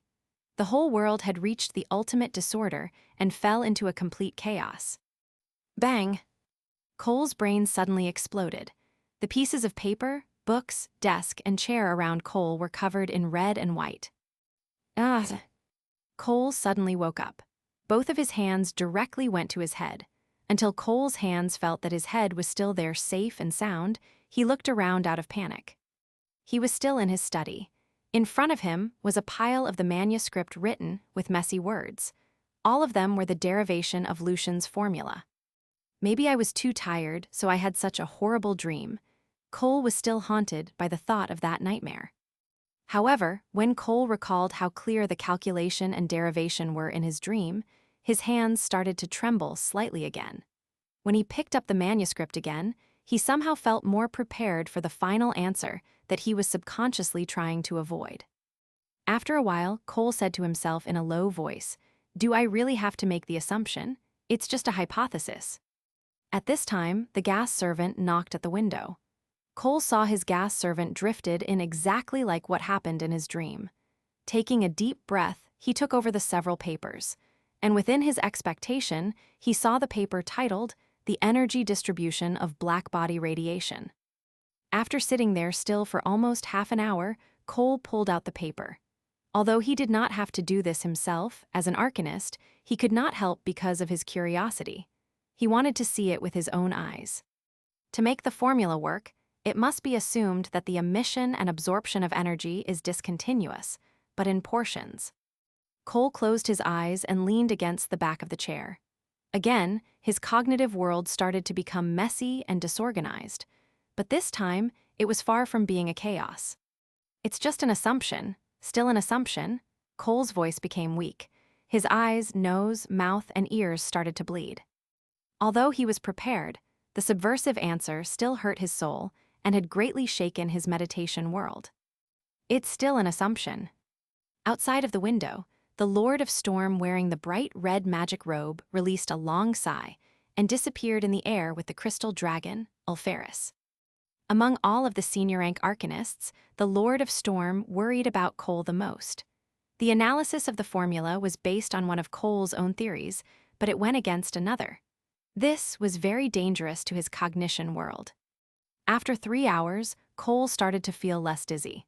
Staring at the paper on the desk, he looked intimidated as if he was facing a terrible enemy. He paused for a while, picked up the quill, and started to write down his comment.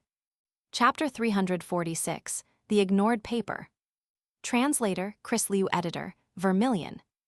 Based on molecular movement theory, introducing entropy into the explanation of the formula, Lucian Evans has provided us with a relatively complete analysis of the meaning of the formula, and thus solved the problem that has bothered many arcanists. The thermal radiation law is of great meaning to arcana research, so the outcome can be called as a breakthrough. The explanation is vital in improving the spells in the field of thermodynamics, and the explanation itself is definitely worthy of profound discussion. Cole paused for a moment, and he could not help writing. However, the premise of the paper is still an assumption. When using Evans' constant, it's better not to dig into the arcana meaning of it.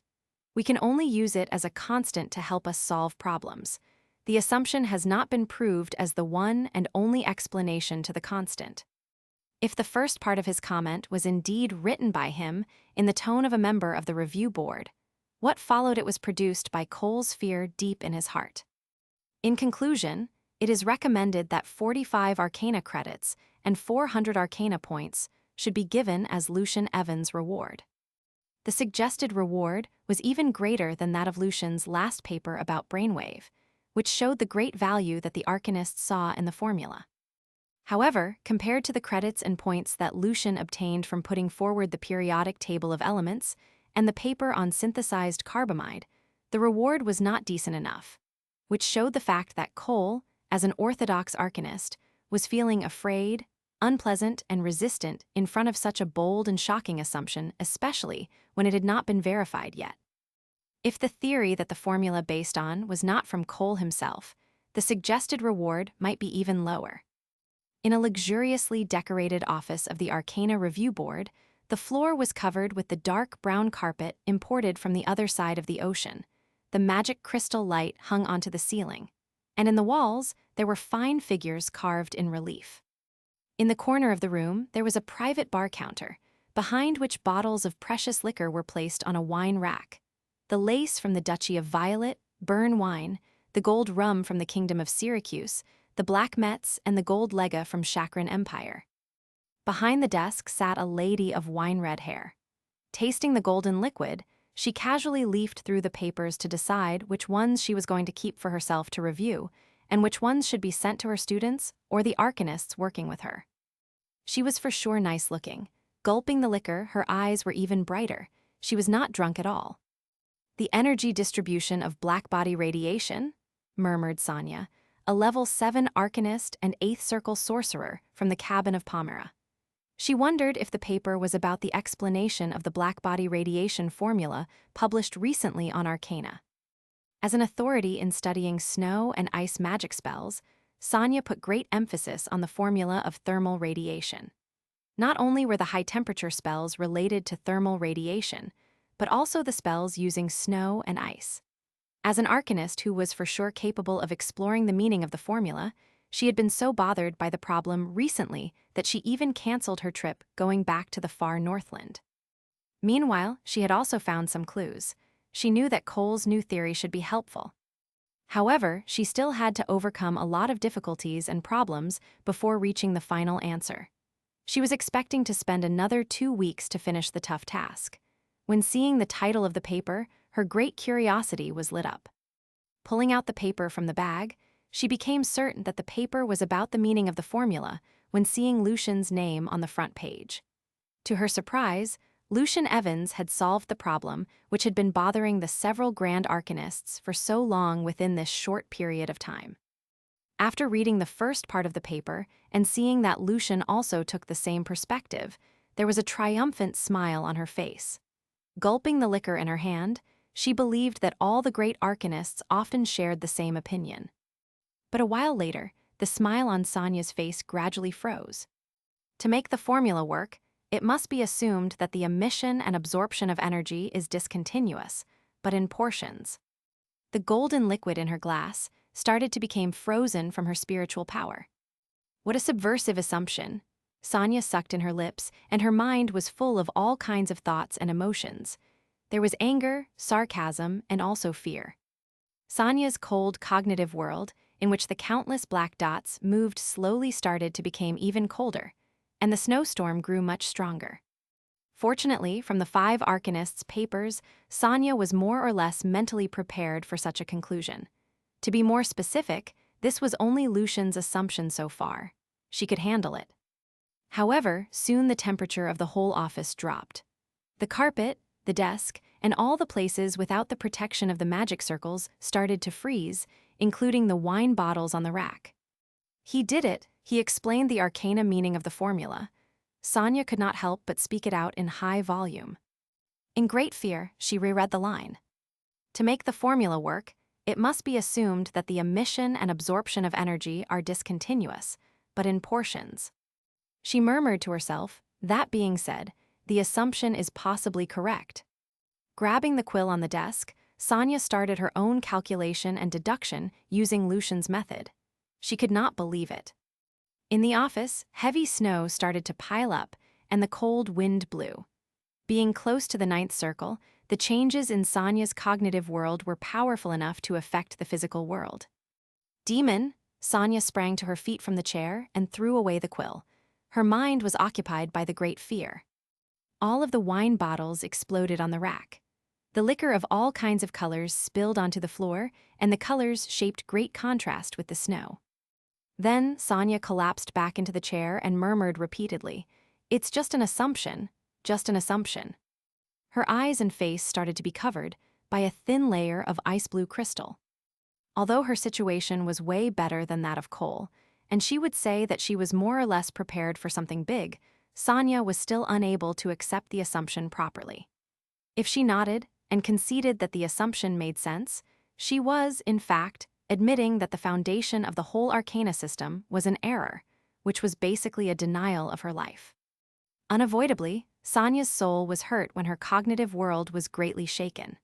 Fortunately, she still managed to maintain her world of cognition and would still be able to progress further. Assumption, just an assumption so far. Sitting there, letting time pass by, Sonia finally slowly recovered and looked around. My wine. She had spent a lot of effort on collecting all the bottles of nice wine. However, right now, they were all on the floor. Sighing, Sonia shook her head with a bitter smile. Working for the review board can be very dangerous. I shall have the board compensate for my loss. I wish I could directly have Lucian Evans pay for this.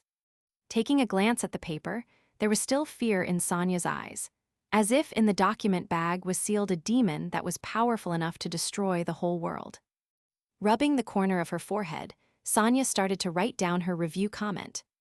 This paper has defined the arcane value of the Evans blackbody radiation formula and has solved the problem that has been troubling many arcanists for a long time. Although the premise of the explanation of the formula has not been confirmed, the fact that the formula is explainable is still of great value.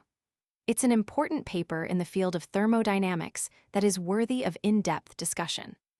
Like Cole, Sonia could not help but continue to write.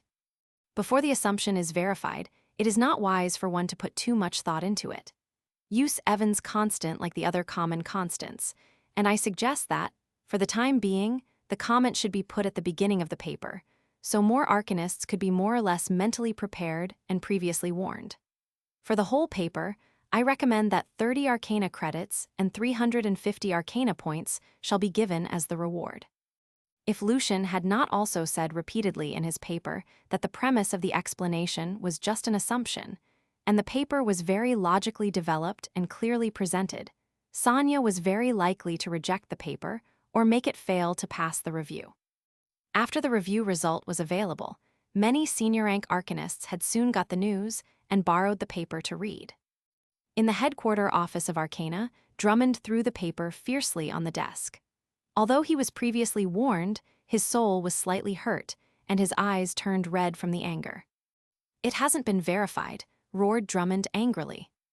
Isabella, with the paper lying open in front of her on the desk, murmured to herself as if she was totally lost. Continuity, discontinuous, in portions. She saw illusions. She saw demons, devils, angels, gods, goddesses, as well as the stars of destiny. Her arcana world and her cognition now had cracks on it. Wiping off the blood from the corner of her lips, Isabella comforted herself. There might be another explanation. A long time later, Isabella told her student Rachel, When using the constant, I hope you can ignore the absurd assumption for now. The senior rank arcanists' response was within Lucian's expectation. He knew that they would feel greatly shocked and terrified, and then they would tell themselves that only using the formula itself should be enough, and they should for now ignore the assumption. The Grand Arcanists offered most of the other arcanists some buffering time. Without the support of firm and solid evidence, the assumption that rebelled against the orthodoxy and was powerful enough to destroy the existing arcana world system was doomed to be ignored and exiled by the ruler. That was the path that every new ruler had to take before reaching his or her throne. Based on the comments from the two members, the overall comment on Lucian Evans' paper is groundbreaking and worthy of in-depth discussion. The paper was of great value, but its premise has not been proved, and the conclusion of the paper goes against the current understanding accepted by the public. Therefore, the paper is not persuasive and convincing enough. Therefore, 35 Arcana credits and 380 Arcana points are given to Lucian Evans as the reward. Lucian had expected the result. He was already happy with the fact that the two members of the review board still had their heads on their necks intact. At this time, Rock, who was responsible for the project of studying gas discharge, walked in, and he said to Lucian in the office, "We've found something strange. You might want to take a look at it." Chapter 347, The Regulations. Translator, Chris Liu. Editor, Vermilion. "What is that?" asked Lucian while knowing the answer. He would now call himself a better actor. The finding was discovered way faster than Lucian expected, which was to his surprise. Rock said to Lucian excitedly, "We've probably discovered something new. It's F*** King Awesome. Come on, Lucian, come and take a look." When Rock got all excited, he would not mind his words. It was very rare that a young sorcerer managed to grow into a level 5 arcanist from scratch within only a couple of years like Lucian. Although the finding might not be something outstanding to Lucian, as every single one of his papers had received very high comments or had triggered heated discussions, to most arcanists below middle rank and the apprentices, a new finding meant at least 10 Arcana credits and more citation earnings, which was a lot to them. A new finding could help them become a level 2 arcanist in a few months and lay a solid foundation for their further progress. Rock calmed down.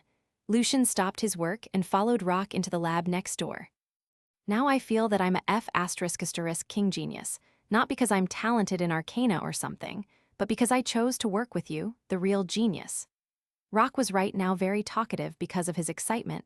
"Without you, we'd have never thought of studying gas discharge from the conductivity of solutions. After several months, when I can wear the level 2 Arcana badge back at school, the idiots from the School of Electromagnetics will for sure drop their chin." The sorcerers from the School of Electromagnetics had never put too much thought into this, because they were too used to the fact that lightning could be produced in the air. Lucian slightly twitched the corner of his lips. Although Lucian for now still had no idea whether what Rock had found was cathode ray, stream of electrons, or plasma, in Lucian's eyes, Rock was obviously being overly excited. If Rock knew what was still waiting for him up ahead, Lucian was afraid that Rock might get too thrilled to retain his right mind. However, at the same time, the arcanists below middle rank, such as Rock and Lazar, could be Lucian's good potential supporters because their meditation world had not been completely built. Therefore, it was easier for them to accept new theories. Mr. Planck, the scientist on the Earth who first put forward the assumption of energy quantum, once said, "A new scientific truth does not triumph by convincing its opponents and making them see the light, but rather because its opponents eventually die and a new generation grows up that is familiar with it." Of course, however, for the Congress, every senior rank mage was very precious. Avoiding the explosion of even one single senior rank mage's head could be a great victory to the Congress. After the refurbishment, the new lab was shining in metallic luster. The countless cold lines formed the many complex magic symbols and circles. The arrangement of the lines and pipes was almost like an abstract picture. The claws made of metal or cut from the real magic beasts hanging down from the ceiling could help the apprentices avoid some dangerous operations. Lucian had applied for it that all the alchemical operation areas and magic circles should be protected by the countercurse spells, because many sorcerers had died from doing the experiments unprotected. Meanwhile, Lucian was clearly aware of the fact that the several countercurse magic circles that he had carefully chosen all contained some amount of lead, or the radiation would sooner or later kill him, which was for sure not fun. Show what happened to Lucian. Do the experiment again. Rock led Lucian to the discharge magic circle and asked the two apprentices, Sprint and Heidi, to repeat the process. Lazar was also there. Sprint and Heidi, because they were not steady and calm enough, were not picked by Jerome and did not manage to join the experiment group studying ultra-low temperature. But now they had found something new with Mr. Rock, so they were also very encouraged, as if they could already see the picture that they were putting on the Arcana badge. Sprint first activated one magic circle and pumped out most of the gas from the discharge magic circle. Then Heidi turned the discharge magic circle on to produce a high voltage. The gas started to discharge and give out light, however. What was strange was that, on the piece of glass opposite to the cathode magic circle, green light also appeared. When Heidi turned the magic circle off, the green light disappeared. The cathode magic circle did not have anything directly projected onto it. Nothing similar like this can be found in the papers. Maybe we have found a new kind of invisible ray. Rock looked expectantly at Lucian, feeling a little nervous waiting for his answer. In most of the middle and junior rank arcanists' eyes, Lucian was already an authority in Arcana, and thus he should be able to tell what this phenomenon meant. Lazar, Heidi, and Sprint were also holding their breaths, waiting for Lucian's response. The atmosphere became somewhat frozen, like how Lucian felt in the face of the Lord of Storm. Lucian knew that, sure enough, what they had discovered was cathode ray. Lucian was a bit relieved. This was a kind of electron current, through which the existence of electrons could be found, and thus the fact that an atom could be further divided and it also had its own inner structure could be revealed. The finding would overthrow the current theories on atoms. However, there was still a long way in front of them to prove that a cathode ray, in fact, consisted of electrons, which were the internal particles of an atom. They still had to do lots of experiments to reach the final conclusion. Lucian shook his head with a smile. It's only our hypothesis until it's proven experimentally. The only thing we can be sure about is that no one has noticed this phenomenon before in doing discharging experiments.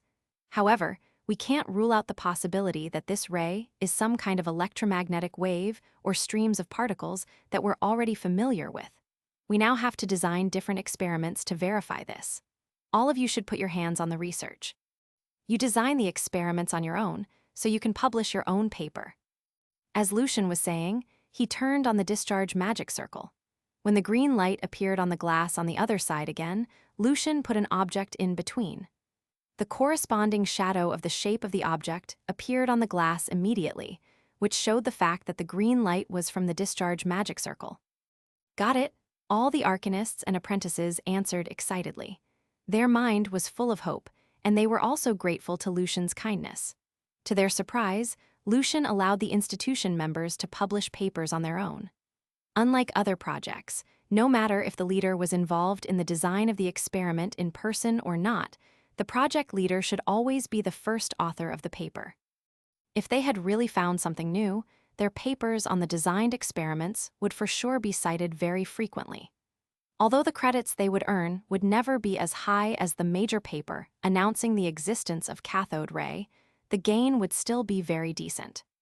The arcanists and apprentices all agreed that Lucian should be the first author of the major paper, not only because he was the leader of the institution, but also because he designed and arranged the whole experiment.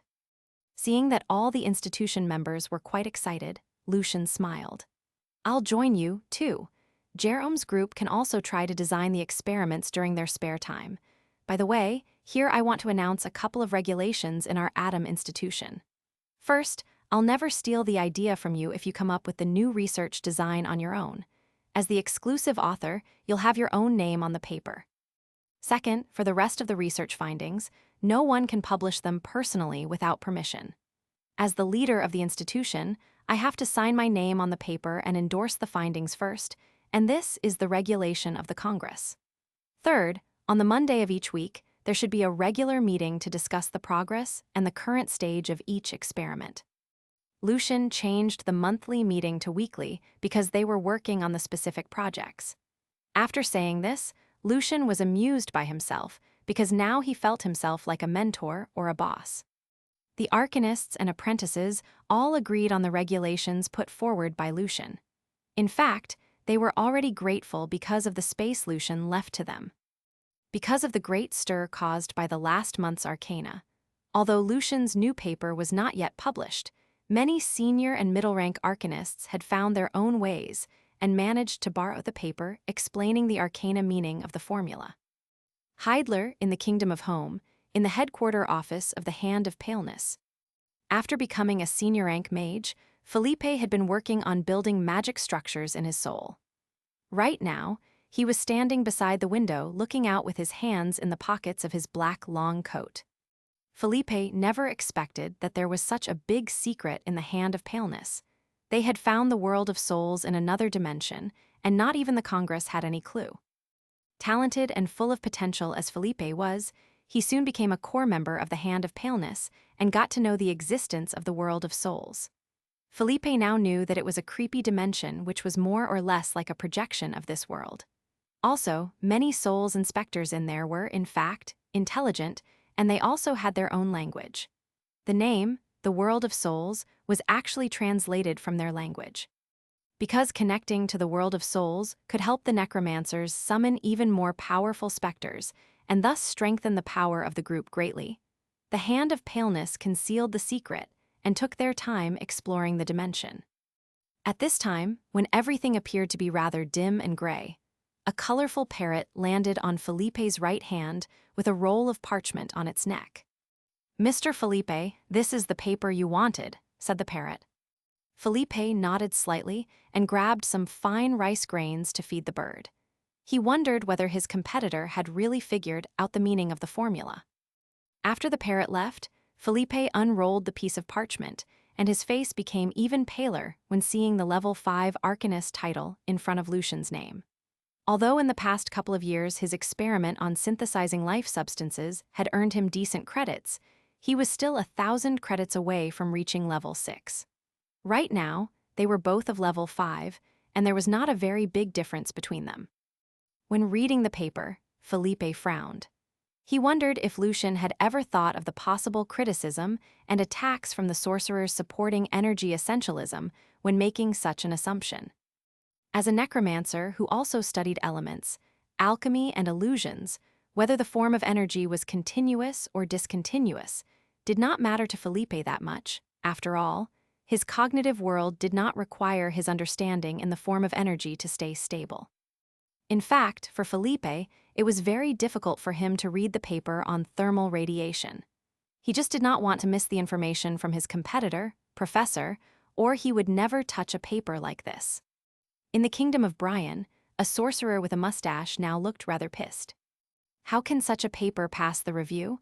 Are those members of the review board afraid of Fernando that much? Ridiculous. The assumption is total nonsense. The Archmage, Lauren, talked to himself angrily. His hands behind his back, Lauren walked back and forth. Then he sat down behind his desk and grabbed the quill. He needed to write a paper to point it out that the assumption was absurd. However, the point of the quill paused above the paper. After all, Lucian also said that this was just an assumption which had not been verified yet. Furthermore, Lauren totally had no idea what the other possible explanations would be. Lauren put down the quill.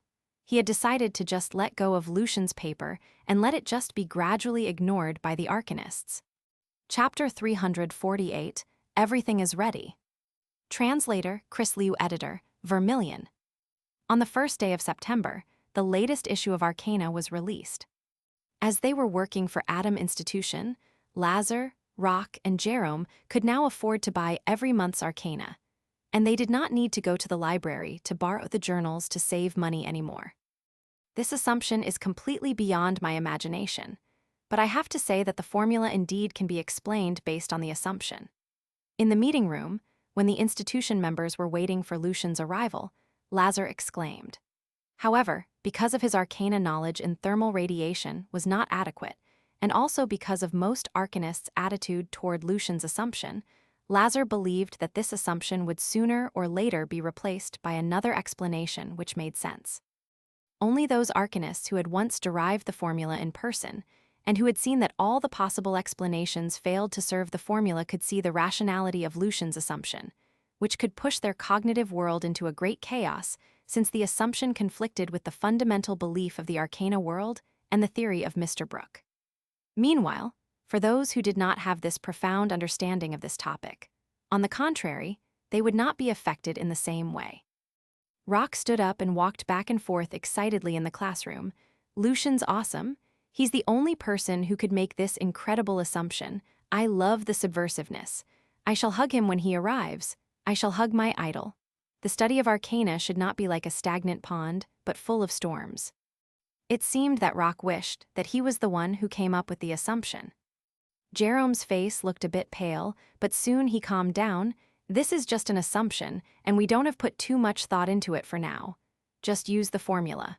Leave the tough problem to the grand arcanists. That's very typical of Jerome, always calm.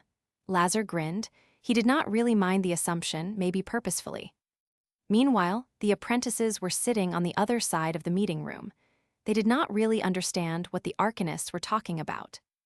At this time, Lucian walked in with a thick pile of paper and a copy of Arcana. He smiled and said to the institution members, "Now let's see what we have done in the past week." In Alain, be it in the magic towers, under the trees, in the grand coaches, or any other place, countless arcanists were greatly shocked when encountering Lucian's bold assumption in the latest issue of Arcana. However, soon the same comment, "This is just an assumption," could be heard in every corner of the city. When they were saying so, there was fear and worry in their voice. They would only need the formula and the constant for improving the spells. And they also wondered what the term, cathode ray, mentioned in the paper meant. In Rentado, the royal magic tower of home, the headquarter of the will of elements, Kay was reading Arcana carefully, and his hands were shaking slightly. There were already 3 silver stars on his Arcana badge, and the tiny silver dots surrounding the stars were quite numerous, which meant that he was close to becoming a level 4 arcanist. The citation of the theory of valence and ionization had brought him a good amount of credits. "Evans is really a genius without restraint," said someone next to the door after releasing a heavy sigh. The words woke Kay up from his nightmare. "If it was me, I would never be able to put forward such an assumption.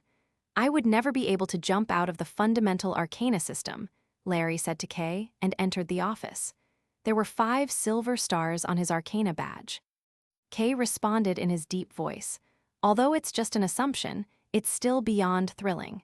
If somehow the assumption can be proved as correct, there will be a great storm in the Congress.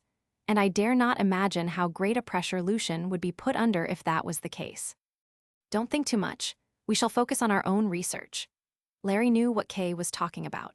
He was well aware of the fact that even the most open-minded middle-rank arcanist still had to spend a long time to accept Lucian's idea, not to mention the Grand Arcanists up there. "By the way, the Grand Arcanists have decided to grant me the Home Crown Prize for my contribution to the theory of valence and ionization, and the name of the ring will be ionization. Kay, I'm sorry that I failed to persuade them to let you share the prize with me." Because the improvement of the theory of valence and ionization was a process over time, Larry first did not recognize their value. Thus, he did not mention Kay's name in many of the related papers. On the contrary, Kay, as Larry's student, strictly stuck to the tradition and always put Larry's name before his. But what was more important was that Morris, the president, was being cheap again, as the budget of the Will of Elements became quite tight again after giving out Home Crown Prize 3 times in succession. There was no way that Morris would agree on spending more money on another ring. Kay did not mind it. After all, it was just a special case that Isabella and Rachel could share the honor. He scratched his head a bit and grinned. "It's okay, sir. What is confusing me the most is why the different ions can carry electrons and positrons. What's the explanation behind it? You also start to ask why now, like the person who has the same name as yours."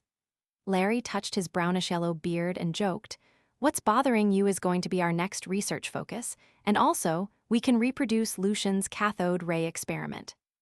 In the far Northland, in a crystal-clear ice palace.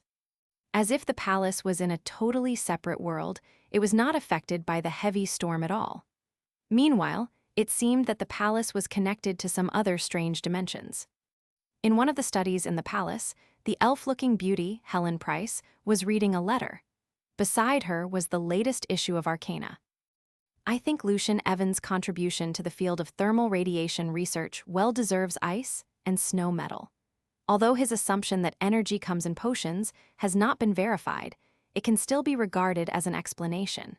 His formula and constant are so accurate that they can for sure improve the researches in thermal radiation. Of course, I have to admit that I like how they call every potion of energy quantum. Your friend, Derek Douglas. After reading the letter, Helen pondered for a while and then picked up the quill. As far as I know, Lucian's explanation has not been accepted by the public, or, I should say, barely anyone would agree with the explanation. Right now, many will not agree on granting Lucian Evans ice and snow medal, or the reputation of the award would be severely damaged. Also, because Evans was Fernando's student, we should be even more cautious. In 10 years, if no new explanations can be found, and when Evans' formulation and constant are widely applied, at that time, it wouldn't be too controversial to give him the honor. In the meeting room of Atom Institution. So, from the previous experiments, I found that cathode ray can only march a few centimeters in air, and that's why we ignored its existence before. Lazar's face was glowing with excitement when sharing his findings with the other members. Behind him was the piece of glass reflecting green light.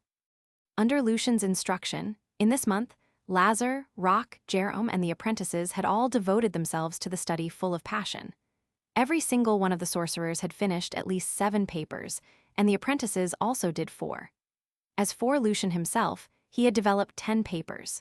The papers were about the absorption of the ray, its penetrating property, and the change of the shadow positions in the strong magnetic field and electric field. Their conclusion was that cathode ray was probably a negatively charged particle stream, and they had figured out the design of an isolation device for casting pure rays to determine the charge-mass ratio through the ray's trajectory in the electromagnetic field, so they could tell what kind of particle they were. Since the cathode ray could penetrate the foil, Rock and Jerome also put forward their opinion that it might not be some kind of particle stream, but they currently still had no idea what it should be. The measurements of the velocity of the cathode ray shattered their initial thought that the ray was a kind of electromagnetic wave, as it was proved that the speed of the ray was much less than that of light. When Lazar finished, Rock also shared his work. No persistent deflection of the cathode ray has been found in the strong electromagnetic field, and thus we might be wrong in saying that it is charged. As for the previous experimental results, they are probably misunderstood by us because of the complex gas environment within the magic circle. Both Jerome and Lazar agreed. Although the apprentices were capable of doing the specific researches and developing the experiment reports, when the arcanists were talking about serious arcana knowledge, they were still having a difficult time understanding their words. I think there might be some other interference factors. I need some time to redesign the experiment. Lucian expressed his opinion. The pressure from the thin air would make it impossible for small particles to deflect, which would require the vacuum environment. And so far, Lucian was well aware that none of the Congress's magic circles could do this. As cathode rays were in fact streams of electrons, they were still some distance away from the discovery of electrons and seeing the internal structure of an atom. The belief that an atom was an indivisible unit would remain unshakable for a while in the world of arcana. The grand gate of the world of microcosm was looming, but it had not been pushed open yet. Lazar, Rock, and the rest of the arcanists were all happy hearing that Lucian was going to handle the challenging, theoretical task himself. They would rather focus on conducting the specific cathode ray experiments, because these experiments could bring them the real arcana credits. They did not want to waste their time on such a vague topic that they could not find a direction at all. After submitting the paper announcing the discovery of cathode ray, Lucian got 30 arcana credits, and each of the arcanists got 5. The apprentices were not yet qualified to put their names on the paper. Although the reward was already very decent to most of the junior rank arcanists, what the institution members got was even more than that. On average, each of their paper had brought them 4 arcana credits. Among them, Lazar was the most outstanding one. In the past month, Lazar had got 30 credits in total with the papers he published, which made him only 10 credits away from becoming a level 3 arcanist. Rock and Jerome were also level 2 arcanists now. And they would also be expecting more citation credits later. They loved their experiment so much. The apprentices also had 13 to 14 credits now. Although they had not found the time to get the badge, or they would have already become real arcanist. Most arcanists would drop their chin at how fast the institution members made the progress.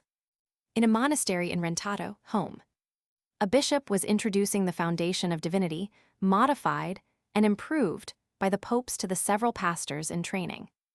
The Lord first created different atoms, and they are the tiniest units in the world that cannot be further be divided. The Lord then created all the things with the atoms. Today's discussion of cathode ray was over. Jerome started to share the progress they had made in their ultra-low temperature experiment. Jerome looked quite cheerful. Lucian, we found that at minus 185 degrees Celsius, the property of charcoal changes dramatically, and it becomes very easy for it to absorb air. Excellent, nodded Lucian. Although there were other ways of creating a vacuum environment, using charcoal was the best way for sure. And their next step would be redesigning the magic circle to measure the charge-mass ratio of cathode ray. Chapter 349, The Finding of a New Particle. Translator, Chris Liu. Editor, Vermilion. On the top floor of a magic tower in Douglas Magic School. Sitting in the classroom for senior apprentices, listening to Vilnia's Basic Elements, Chelly's mind wandered a bit. Basic Elements was part of a series of courses introducing the apprentices to the world of elements. Chelly heard that both Heidi and Laria had now become real arcanists with their more than 10 arcana credits. This is all for today's introduction of the ancient element theory. Now let's move on to the contemporary system of elements built upon Her Excellency Hathaway's atom theory. What is an atom? An atom is the smallest unit in the world that cannot be further divided.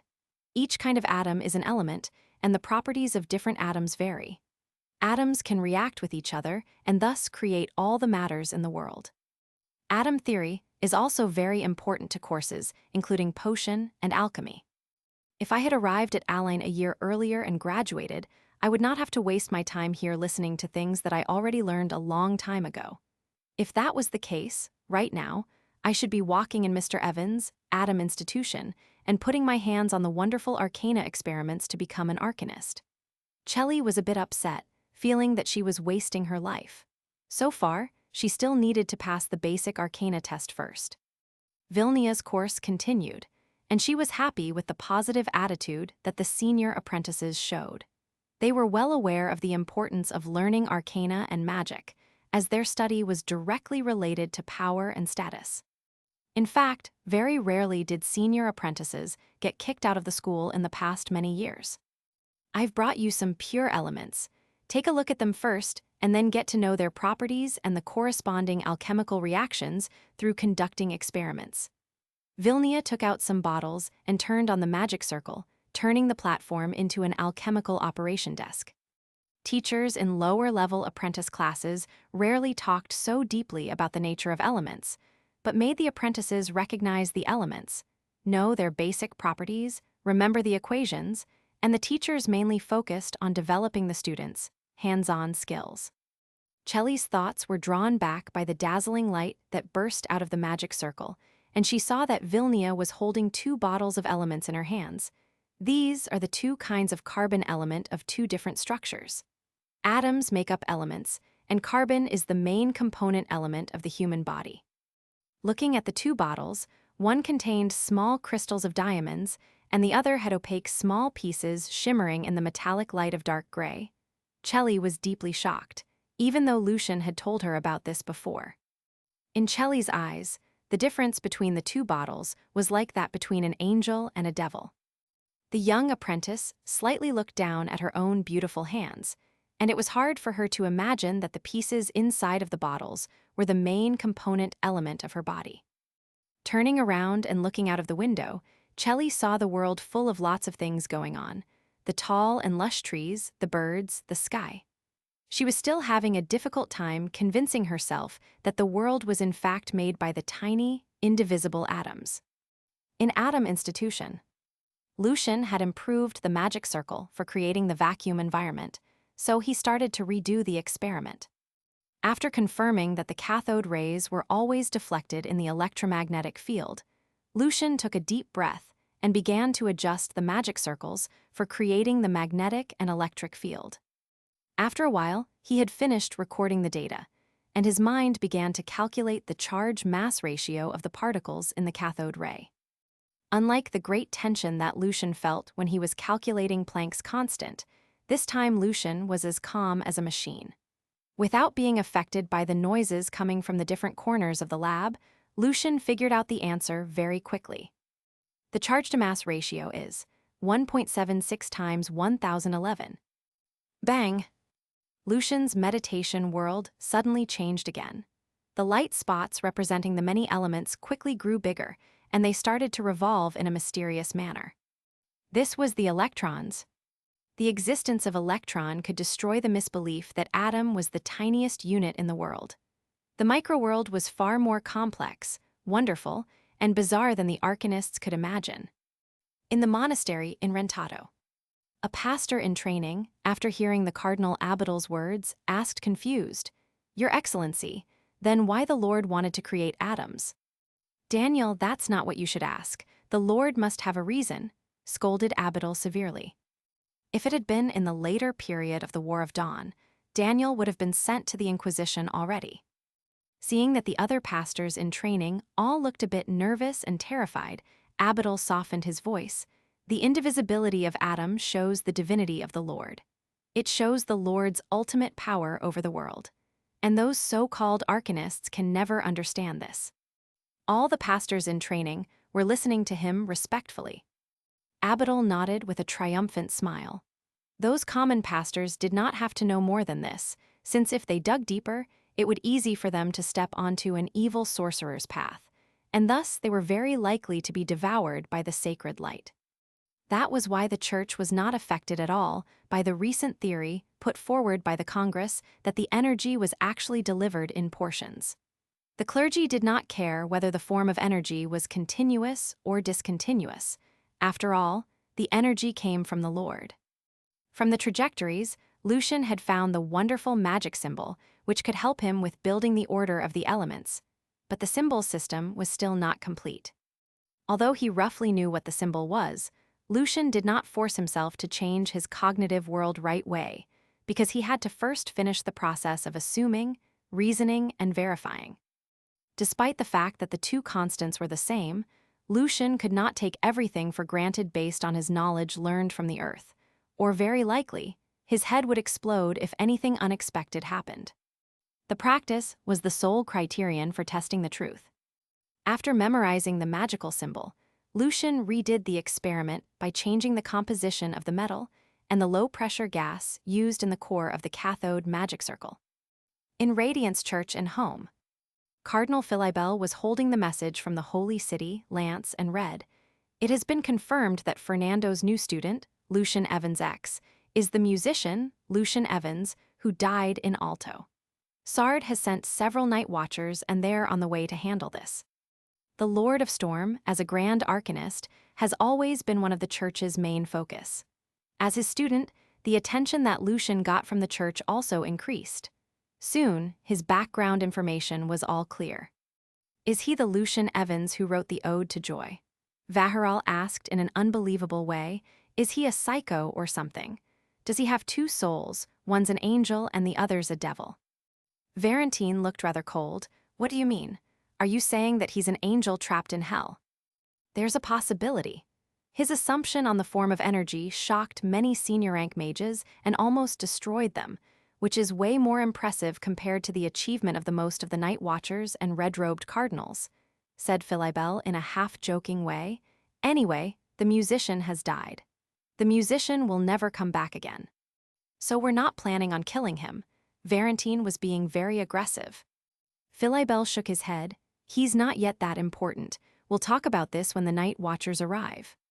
It was already deep night when Lucien finished all the experiments. He had decided to live in the office tonight so he could finish developing the paper on the experiment. It has been proved by the experiments that all the negatively charged particles produced under different material conditions have the same charge-to-mass ratio, no matter if the particles are brought by the cathode or produced in the tube. This suggests that many substances, in fact, contain the same particles. Its charge-to-mass ratio is about 2,000 times that of the hydrogen ions in the electrolyte. Through rough calculation, we can find that the mass of this particle is about 2,000 times that of a hydrogen atom.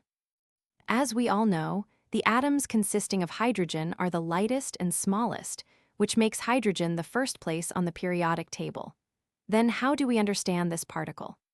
Is it a new kind of atom or something else? Around 8 o'clock in the morning, Fernando was pondering about a problem in his study. At this time, he saw Lucien, who arrived half an hour earlier than usual. "Sir, I've conducted a series of experiments and developed a new paper. Please take a look at it," said Lucien with a casual smile. Fernando knew that there was something in Lucien's smile. He took over the pile of paper and saw the title. The Finding of a New Particle. The look on Fernando's face became more serious. He started to read the paper very carefully. After a long time, Fernando looked up at Lucien's face without saying anything. "Yes, sir." Lucien felt very insecure being stared at by Fernando's red eyes. Fernando rubbed the corner of his eye and smacked his lips. "I think you'll demolish the world one day." Chapter 350, The Small Gathering. Translator, Chris Liu. Editor, Vermilion. After joking, the Lord of Storm said to Lucien seriously, "Hathaway and I have made some achievement in removing the impurities from the elements, and we've found some elements of similar properties like twins, triplets, and even quadruplets. The biggest difference between them is their atomic weights, which resulted in the inaccurate measurement of atomic weight data. After removing the impurities, the weights of the elements have perfectly matched the data provided in the periodic table of elements. Now both of us no longer doubt the accuracy and validity of the table." Lucien wondered why all of a sudden Fernando wanted to talk to him about the isotopes. The smile on his face was a bit confused, so it seems that my previous proposal worked, right? Since Lucien put forward his assumption that energy was in fact delivered in portions and thus solved the problem in the experiment of thermal radiation, Lucien had been very busy with his work in his atom institution. Therefore, Fernando had changed his way of teaching. Instead of asking Lucien to read the letters for him, he gave Lucien some tasks every week, say, reading the books in different arcana fields or analyzing a fifth circle spell. And then he would solve the problems that Lucien encountered in the process. As for Fernando's progress in his own project, he only shared it with his students on their monthly regular meeting. Thus it was Lucien's first time knowing that Hathaway and Fernando had made such great progress in separating isotopes. "No, it almost led us to the wrong path," said Fernando, a bit unhappily. "Hathaway suggested that we put the similar elements, we temporarily call them equivalent elements, into the same position on the periodic table of elements for now. The finding has made us completely abandon the belief that atoms are not further divisible, or there would be no explanation for the existences of the equivalent elements. We were planning on publishing our paper on the next month's Arcana to make most of the arcanists to be mentally prepared for the theory shift. However, now you've found the new particle that is way smaller than an atom by messing around. So now no one can deny the fact anymore." Fernando still did not give any high comment on Lucien's finding. Instead, the words he used were messing around. However, Fernando looked very serious. "Your finding is going to be a huge shock to a lot of arcanists, especially those who study elements. So right now you shouldn't submit this paper. We shall seal it for now temporarily. Hathaway and I will find some open-minded arcanists first to gradually spread out your idea so they can have some buffering time." This paper was different. What was in the paper was not just an assumption, but a final conclusion with solid evidence support. "No problem," Lucien nodded. After Lucien left Fernando's study, the Lord of Storm walked back and forth with his hands behind his back, wondering what he should do. The senior rank arcanists who he was looking for must have already noticed the problem with the old theory and thus be ready to accept the new one. Ideally, they should be from the Will of Elements. The Lord of Storm should be very careful not to let the Hand of Paleness and Moonsong League know this, or it would be their great chance to weaken the Will of Elements.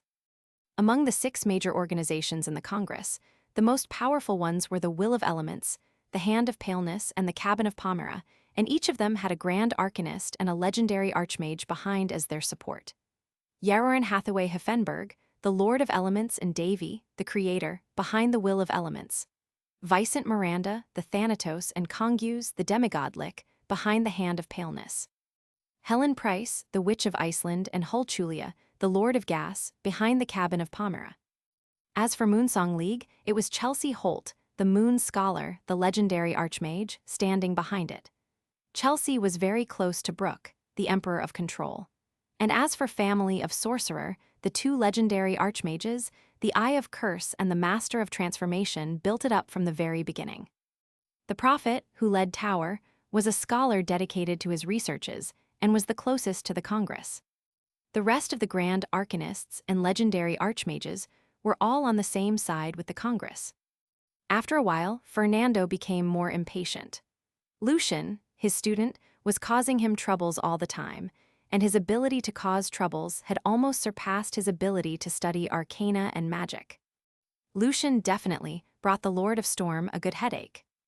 A few days later, when Lazar, Rock, and the apprentices were being very passionate conducting the experiments, they somehow got a day off from Lucian. However, they believed that they did not really need it, except Jerome. Jerome was married, so he finally could spend some time with his wife, which made the 2 bachelors, Lazar and Rock, feel quite envious. While in the institution, the powerful and influential arcanists and archmages all gathered here. There was Mr. Douglas, the president of the Congress, Hathaway, the Lord of Elements, Mr. Fernando, and also Mr. Oliver, the Hand of Annihilation. This was Lucian's first time meeting Oliver. He looked rather elegant and well-mannered, although he was already close to 40. Except for the Emperor of Control and Thanatos, who did not get the invitation, and Helen, who just left Alain a few days ago, all the Grand Arcanists were here. There were also a few legendary Archmages here. Klaus, who always had the cunning smile on the face and was always carrying a blonde little girl puppet around, was also the inventor of the magic steam train. The Eye of Curse, Atlant, whose eyes never opened, was also here, but he did not say a single word so far. There were 4 legendary Archmages present in total. There were more than 40 senior-rank Arcanists here, including Morris, Reventi, Gaston, Lachlan, and other Arcanists who had already doubted the theory of Adam. Some senior-rank mages and Archmages famous in other fields of magic also attended the meeting. The meeting room of the institution was completely filled. Lucian could not help thinking to himself that if something terrible happened to the meeting room, that would basically mean the end of the Congress. Lucian Evans, so this time your experiment was going to show us the discontinuity of the form of energy. When Lucian was about to enter the lab behind the mirror, a tall and thin elder man of a quite good manner asked him in a slightly bit aggressive way. Lucian just heard Fernando mentioning that this elder man was an Archmage. Lauren, the major supporter of energy essentialism, the winner of Silver Moon Medal and Ice and Snow Medal, the member of Arcana Review Board, and he specialized in the school of electromagnetics, light darkness, thermodynamics, and force field. Some other senior rank mages also looked at this direction. It was also their question to Lucian. "I've found a new particle," answered Lucian briefly. "Inside of an atom?" asked Gaston a bit emotionally, although he had been suggested in advance by Hathaway and Fernando, and thus he was more mentally prepared. "We'll see." Reventi watched Lucian stepping into the lab.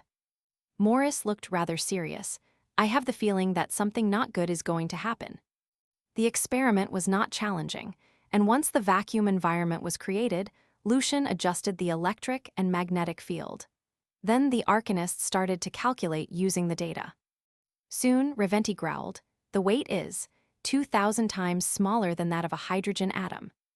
Even the heavy elements at the back of the periodic table had a way bigger atomic weight than that of a hydrogen atom. Therefore, it could be preliminarily determined that the particle was not an atom, but a smaller particle, unless there were 1,000 more undiscovered elements in front of hydrogen on the periodic table. Except for Reventi, the rest of the sorcerers were all a bit absent-minded. Although they had doubted the atom theory, and that was the reason why they were selected to attend the meeting, they still felt lost, as if something beautiful in their memory was broken. Lauren watched the entire experience and said aloud, "A great experiment." Lucian was surprised. He never expected that Lauren, who was just being so aggressive to him, would congratulate him like this. It is a radical repudiation of atom theory. It has confirmed that energy constitutes everything and that atom doesn't even exist. Lauren's eyes looked a bit crazy. The biggest enemy of energy essentialism was the theory of atom. Ignoring how Reventi and the rest of the Arcanists stared at himself, Lauren said to Lucian excitedly, "Congratulations, Evans. You've brought people a step further toward the truth of the world." Before Reventi started his roaring, Lucian said seriously, "On the contrary, I think the discovery of the even smaller particles further shows the physicality of atoms. Inside an atom, there is probably a unique structure." When Lucian was about to further explain his belief, Douglas raised his hand and stopped their argumentation. Looking around in the meeting room, Douglas was gratified to see that all the selected Arcanists had lived to their expectation and had basically accepted the existence of the new particle. Thus he said a bit emotionally, "We've witnessed this great experiment, an experiment that leads us to the real microworld and a brand new research field." Although the more specific measurement of the particle's electric charge and its relationship with an atom requires more studies, Atom Institutions and Lucian's great contribution to this is enormous. The whole Arcana world has marched forward in a big step because of it. To handle this kind of subversive research outcomes, I think it's good to inform some Arcanists and sorcerers first, just like what we are doing right now. We can use this as a regular method in the future, said Douglas. As the subversive findings emerged one by one in the past very short period of time, Douglas had made up his mind that a coping mechanism must be built up. Oliver agreed, but he soon came up with a question. So, who should be the one judging what is subversive and what is not? As soon as Oliver put forward the question, most Arcanists turned around to look at Lucian. Lucian had some sense of foreboding. Chapter 351, The Board Member. Translator, Chris Liu. Editor, Vermilion. Oliver also looked at Lucian and adjusted the gold-rimmed spectacles on his nose. So, Lucian should become the member of the review board and be responsible for deciding what kind of findings can be regarded as being subversive, right? His way of thinking is pretty subversive. After about a minute, Hathaway commented short and brief. Morris also added, but in a bit unhappy way, "Recently we've got quite a few pieces of shocking news all from Lucian. Obviously, he has his own unique understanding in the current Arcana system, and he is not restrained in his own thoughts and beliefs. He's capable of putting forward these subversive points of views, and thus it's reasonable for us to believe that he will also be open-minded enough for the job. Also, he's not a senior rank yet, and this makes him even more suitable for this position." The reason why Morris was unhappy was that he clearly knew that this finding would again win Lucian another home crown prize. Morris needed to raise the rewarding standard of the prize. Morris had no idea since when the old standard, making a breakthrough contribution to the field of element, and being able to leave a footprint in the history of element magic, became so easy to achieve. The vault of the Will of Elements gathered its wealth from the gains of the Grand Arcanists, legendary archmages, and senior rank mages when they explored the other dimensions. Although the wealth came from the parts that the powerful sorcerers did not need, the value was still very considerable. Plus the Will of Elements, additional income from their alchemical industry, and the rewards from the daily tasks, Morris was able to give out the prize once a year without digging deep into the vault, as long as the prize giving did not happen 2 to 3 times a year. Hearing that, the other senior rank Arcanists all nodded silently. Obviously, they could not do the job. Although this time they were fine with accepting the new idea, it was because before today they had already doubted the atom theory. Therefore, choosing a young and creative arcanist was a good option. Being stared by the many arcanists, Lucian felt that he deserved this. I agree, but as for Lucian's rank and reputation, I'm not sure, Oliver shrugged. Lauren also had the same concern. He's only a level 5 arcanist, 5th circle sorcerer. I don't know if he's capable of reviewing all the papers, and whether his judgment is reliable enough. Fernando responded, although he still has some problems in mathematics, in element, thermodynamics, light-darkness, electromagnetism, force field, alchemy, and astrology, he's no inferior to other senior-rank arcanists. People think he's not qualified simply because he's too young. He can be the one judging whether a finding is a breakthrough and whether it's subversive, and then the paper can be handed to other arcanists for further review. Arcana level was an important standard, but not the only one. If his arcana level is 6, it shall be good enough, Hathaway said all of a sudden. The look on her face was still cold. A level 6 arcanist was a senior rank arcanist. Lauren doubted again.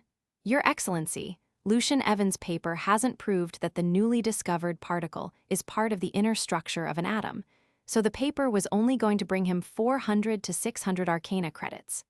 With all the citation credits, I have to say that he's still far away from becoming a level 6 arcanist. The finding of a new particle was very valuable, and it deserved a very considerable reward. Compared to the periodical table of elements, the discovery of the new particle brought the arcanists and sorcerers one step closer to the truth of the world. According to the tradition, the reward should equal that of Brooke's finding, which proved that light was a kind of electromagnetic wave. Brooke got 1,000 credits, and Lucian would probably get half because his paper had not proved the relationship between the new particle and an atom. You've forgotten our recent discussion, Reventi roared at Lauren. The influence factor of arcana has been decided to be 3. It will be put into effect next month. Currently, Lucian had 4 papers on arcana, and the influence factor meant that the citation credits that Lucian got would be 3 times more than what he was gaining right now by the end of next month.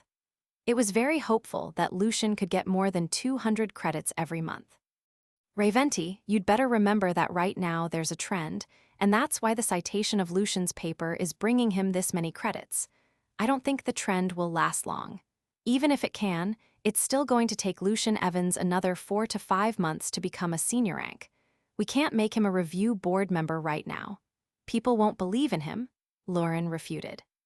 Knowing that the trend of the heated discussion on Lucian's new findings was actually going to last for a quite long time, Lauren was just trying to postpone the decision and make it end up with nothing definite. Many arcanists and board members agreed. The tradition that the board members must be senior-rank arcanists should not be broken. Reventi also calmed down a bit and nodded. In his eyes, Lucian becoming a member of the board was just a matter of time. He can reach level 6 right now, Hathaway said to the rest of the room. All the people present, including Fernando, were a bit confused. They wondered where Lucian could get 800 to 900 credits right now. Morris was the first one who understood what Hathaway meant. He turned to Lucian, seeking for his opinion. Lucian also understood what Hathaway was suggesting, and he nodded seriously. Morris turned around, and there was a forced smile on his face. The designer of Miracle Experiment is Lucian. Arcane is above.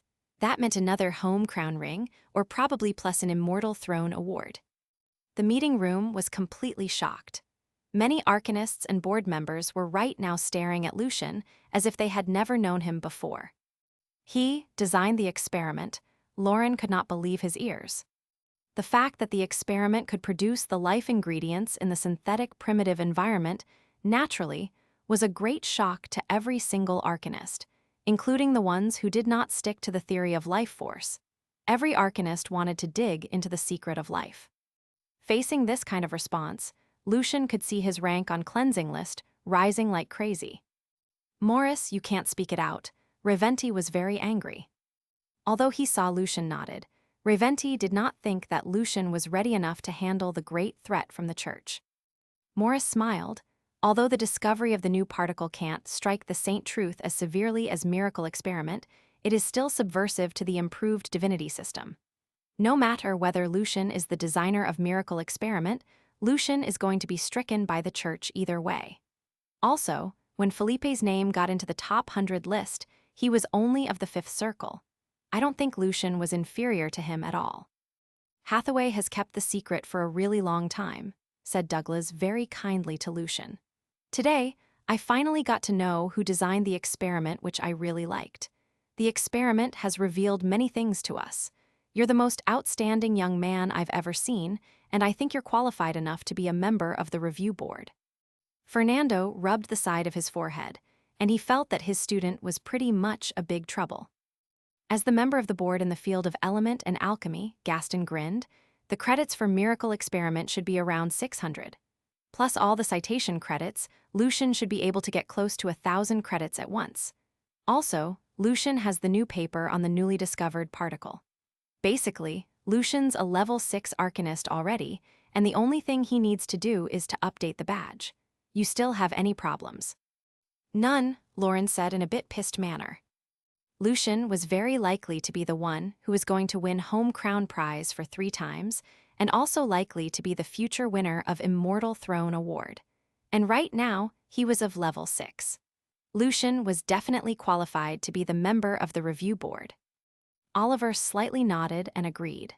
Douglas announced, in the future, when submitting papers, the author has to note whether the paper contains any subversive findings or viewpoints, and whether the finding conflicts with any currently existing theories.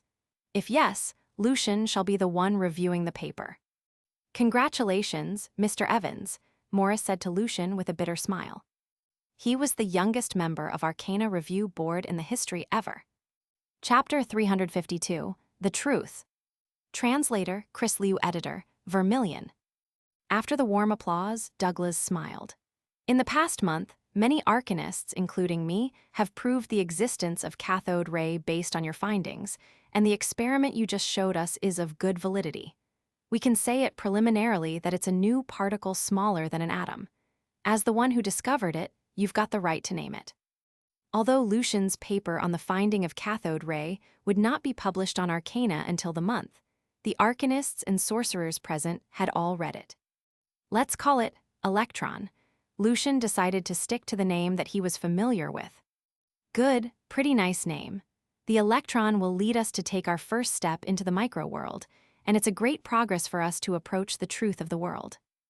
Douglas lectured to the senior rank arcanists, trying to turn this great theory shift into the glorious victory of Arcana, but we shouldn't just be proud of it. We want to take a step back and think, why gas, when discharging, can produce the stream of electrons? What kind of properties does an electron have? What is its precise mass and charge? Is it related to an atom? What is the inner structure of an atom? Can an electron be further divided? We need to keep working on it. That was very typical of Douglas, and Lucian found that hearing Douglas' lecture was bringing him some slight headache. Now he had realized why Fernando had given Douglas the nickname 100,000 Whys from Fernando. Lucian had got to know that. When conducting miracle experiment, Fernando and Douglas were also present watching him from upstairs, and thus they had heard Lucian's response to the 100 and 1,000 questions. Lucian turned to look at Fernando. Fernando slightly lifted his chin. At this time, Oliver grinned and said, Mr. President, let's give Evans some time. He's the main character today. Douglas laughed. My apology, I am being too excited. Let the young man take the stage. Evans, I'm very curious, and I'd really appreciate it if you can share with us how you jumped out of the cage of the current Arcana system. Oliver smiled elegantly. You know, Florentia's a firm supporter of atom theory, and I need to spend time on gradually changing her viewpoint. Don't take me wrong. I'm not forcing you. If you want to keep it to yourself, I'm fine with it. Oliver was not the only one being curious. Even Fernando slightly straightened his back, wondering how his student's way of thinking was like. Hathaway was the only one who remained the same cold and quiet. Standing in front of the grand, senior-rank arcanists and legendary archmages, Lucian was very confident. In fact, I do have a personal philosophy belief that I would like to share with your excellencies. In my opinion, there are also differences between truths. Some are absolute truth, and some are the relative truth. Absolute truth refers to the essence and the law of the world. it does not change because of the proposal of any new theories, and that is the truth we always endeavor to seek for. The easy smile on Oliver's face slowly disappeared. Frowning slightly, he looked more serious. But due to the limitation of our knowledge, our way of thinking, the ways we explore the world, and our physical and mental capabilities, we can only get close to the absolute truth as possible as we can, but finally obtain the relative truth in the end which applied to a certain range. This kind of relative truth can only serve our needs within this certain range, and when the range is exceeded, the relative truth will turn itself into an error. Fernando's red eyes squinted, while Douglas' body leaned backward, trying to find a more comfortable position to rest. Hathaway posed her chin on her right hand and unconsciously and gently rubbed the arm of the chair, just like how Natasha usually did when she was thinking. Therefore, many of the theories that we have overturned are not simply meaningless, as they are the relative truths under certain conditions. However, with the development of Arcana system, the range of our exploration has exceeded the conditions when they were first established, so now they have turned out to be wrong and even absurd. For example, in the most ordinary alchemical reactions, when producing the most common potions, based on our observation, an atom is indeed the most fundamental unit, and it is the relative truth in this condition. Also, I once asked myself why the ancient magic empire still managed to develop itself into a great power, and had produced so many legendary archmages, despite the fact that many of their beliefs have been criticized by us right now as being completely ridiculous. I am convinced that it is because their beliefs are some relative truths that work under some certain circumstances. All of the arcanists, even including Raventi and Lauren, never expected that such a young arcanist like Lucian would have this profound and well-developed insight. They thought that Lucian's accomplishment was from his energy of youth, intelligence, and courage. As we explore further, the real world is getting closer and closer to us. The range that the truth should serve also needs to be expanded, and the relative truth is approaching the absolute truth. However, the world is so big while we are so tiny. It is definitely safe to say that, for a very long time, we can never obtain the absolute truth, but the relative truth is getting closer to it step by step. And thus, we have to be mentally prepared that our truths can turn into errors at any time. Therefore, we should always keep in mind that the truths recognized by us right now are not the ultimate answer that we are looking for. We can use them, and we can trust them, but we should also know that the truths only work within a certain range. Therefore, we can be more ready when facing the subversive findings. When giving the speech, Lucian was also working on solidifying his own philosophy belief, and also preparing himself for the future cognition shifts. Also, he hoped that his sharing could inspire some of the arcanists and sorcerers. However, he was also aware of the fact that it was very hard to change one's belief once it was established, which was especially true when it came to sorcerers and arcanists. There was no way that their belief could be transformed by Lucian's single speech. If one could restrain one's subconscious and completely control one's body and mind, in the world of the earth, the person would not be regarded as a common human being anymore.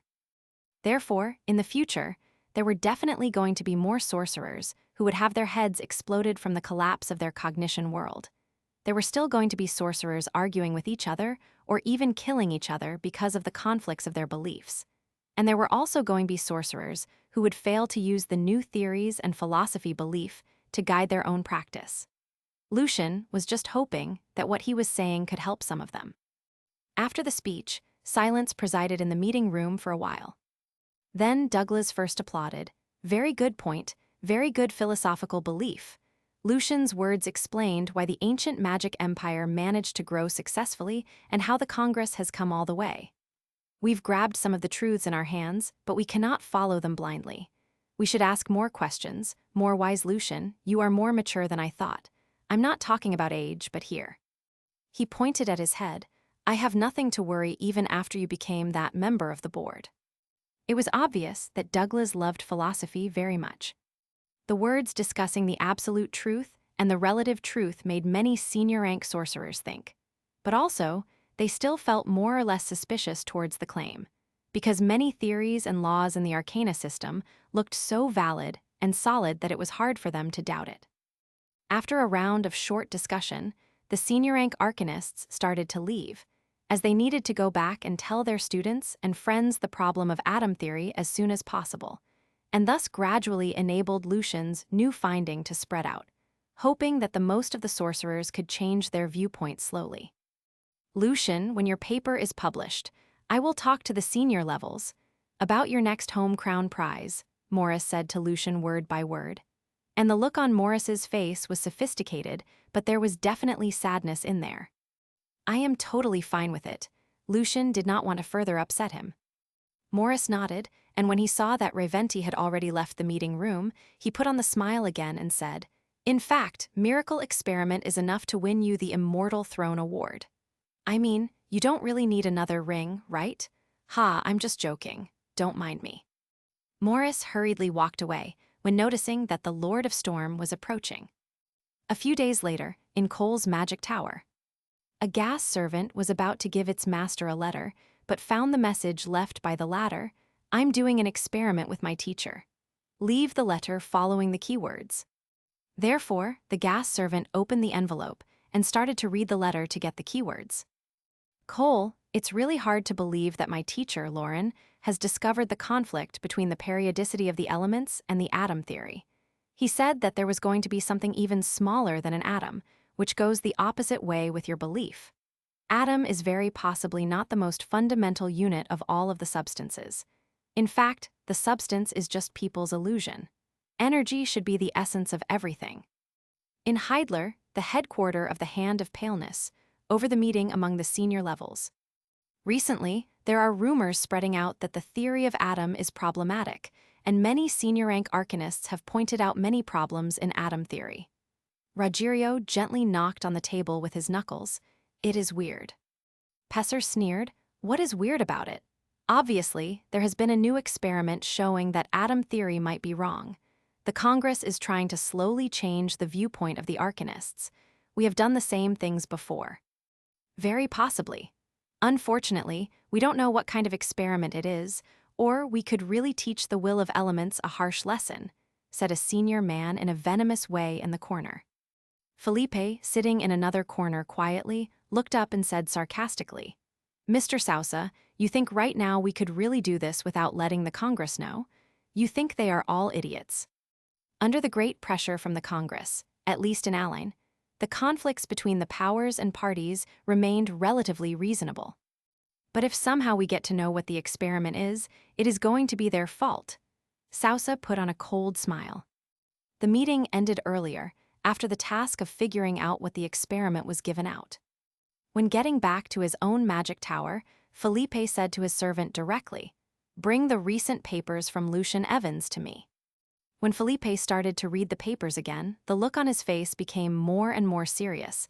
They are all about cathode ray, particle stream, negatively charged. In the Radiance Church and home, a secret piece of information was sent to the room where the several red-robed cardinals gathered. Chapter 353, Conflict. Translator, Chris Liu. Editor, Vermilion. As the church's most recent strategic center, the Kingdom of Home had assembled 4 legendary knights and 7 to 8 gold knights, which had way surpassed the power that the church would usually lay in an area, as, for example, the Duchy of Violet. Therefore, even when changing the shifts, there were still 3 red-robed cardinals in the retreat room. The 3 cardinals looked up at the same time when hearing someone knocking at the door. One of them stood up and walked to it. "Is it from our person in the Congress?" This red-robed cardinal had a very lean face with blue deep eyes. Taking out a letter, the night watcher answered respectfully, "Yes, Your Excellency." Taking over the letter, Andrade crossed in front of his chest. "God bless you." "Only truth lives forever," said a night watcher in a solemn way, and then turned around and left. "Andrade, what is it about? Shall we report it to the Grand Cardinal?" asked a red-robed cardinal in a very concerned way. To figure it out what the letter was about, Andrade flipped the envelope and checked the keywords on the other side.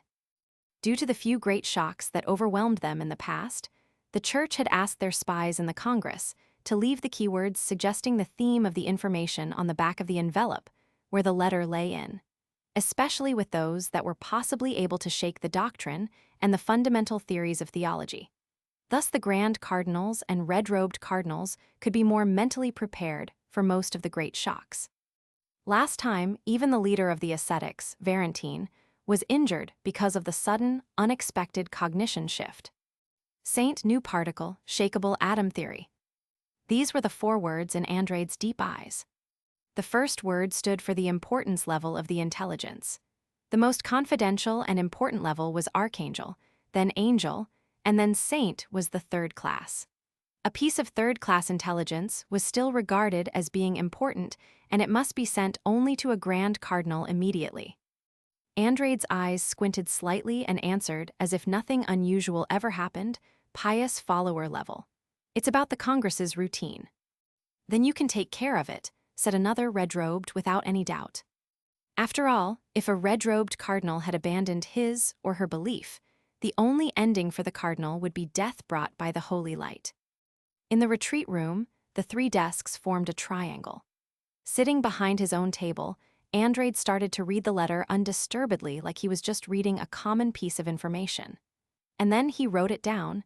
Because of the conflict between the periodicity among the elements and atom theory, many senior-rank arcanists have started to reflect on atom theory, but no solid findings have been discovered yet.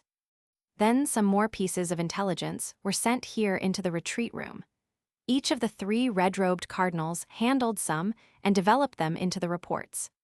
When it was close to 10, the bishop responsible for giving out the information came into the room and took away the reports.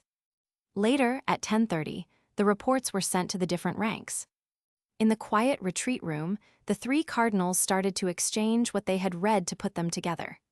At 11:30, the joint report should be in the hand of Philibel, the Grand Cardinal, and Vaharal, the leader of the Inquisition. So the Congress has started to doubt atom theory, said a red-robed cardinal, a bit sarcastically. I wonder if His Saint Highness is busy with changing the chapters in theology again. Andrade squinted his eyes, smiling, but did not say anything. Canon was the doctrine, the words of God, the gospel for the followers, which was vaguer and of greater metaphysics value, while theology was the interpretation of canon, which involved more detailed discussion in all the fields.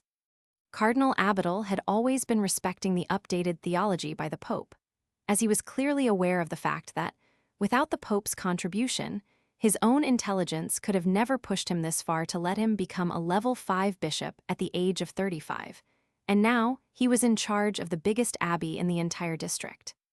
This is the giving of the Almighty Lord to the Lord's most pious followers.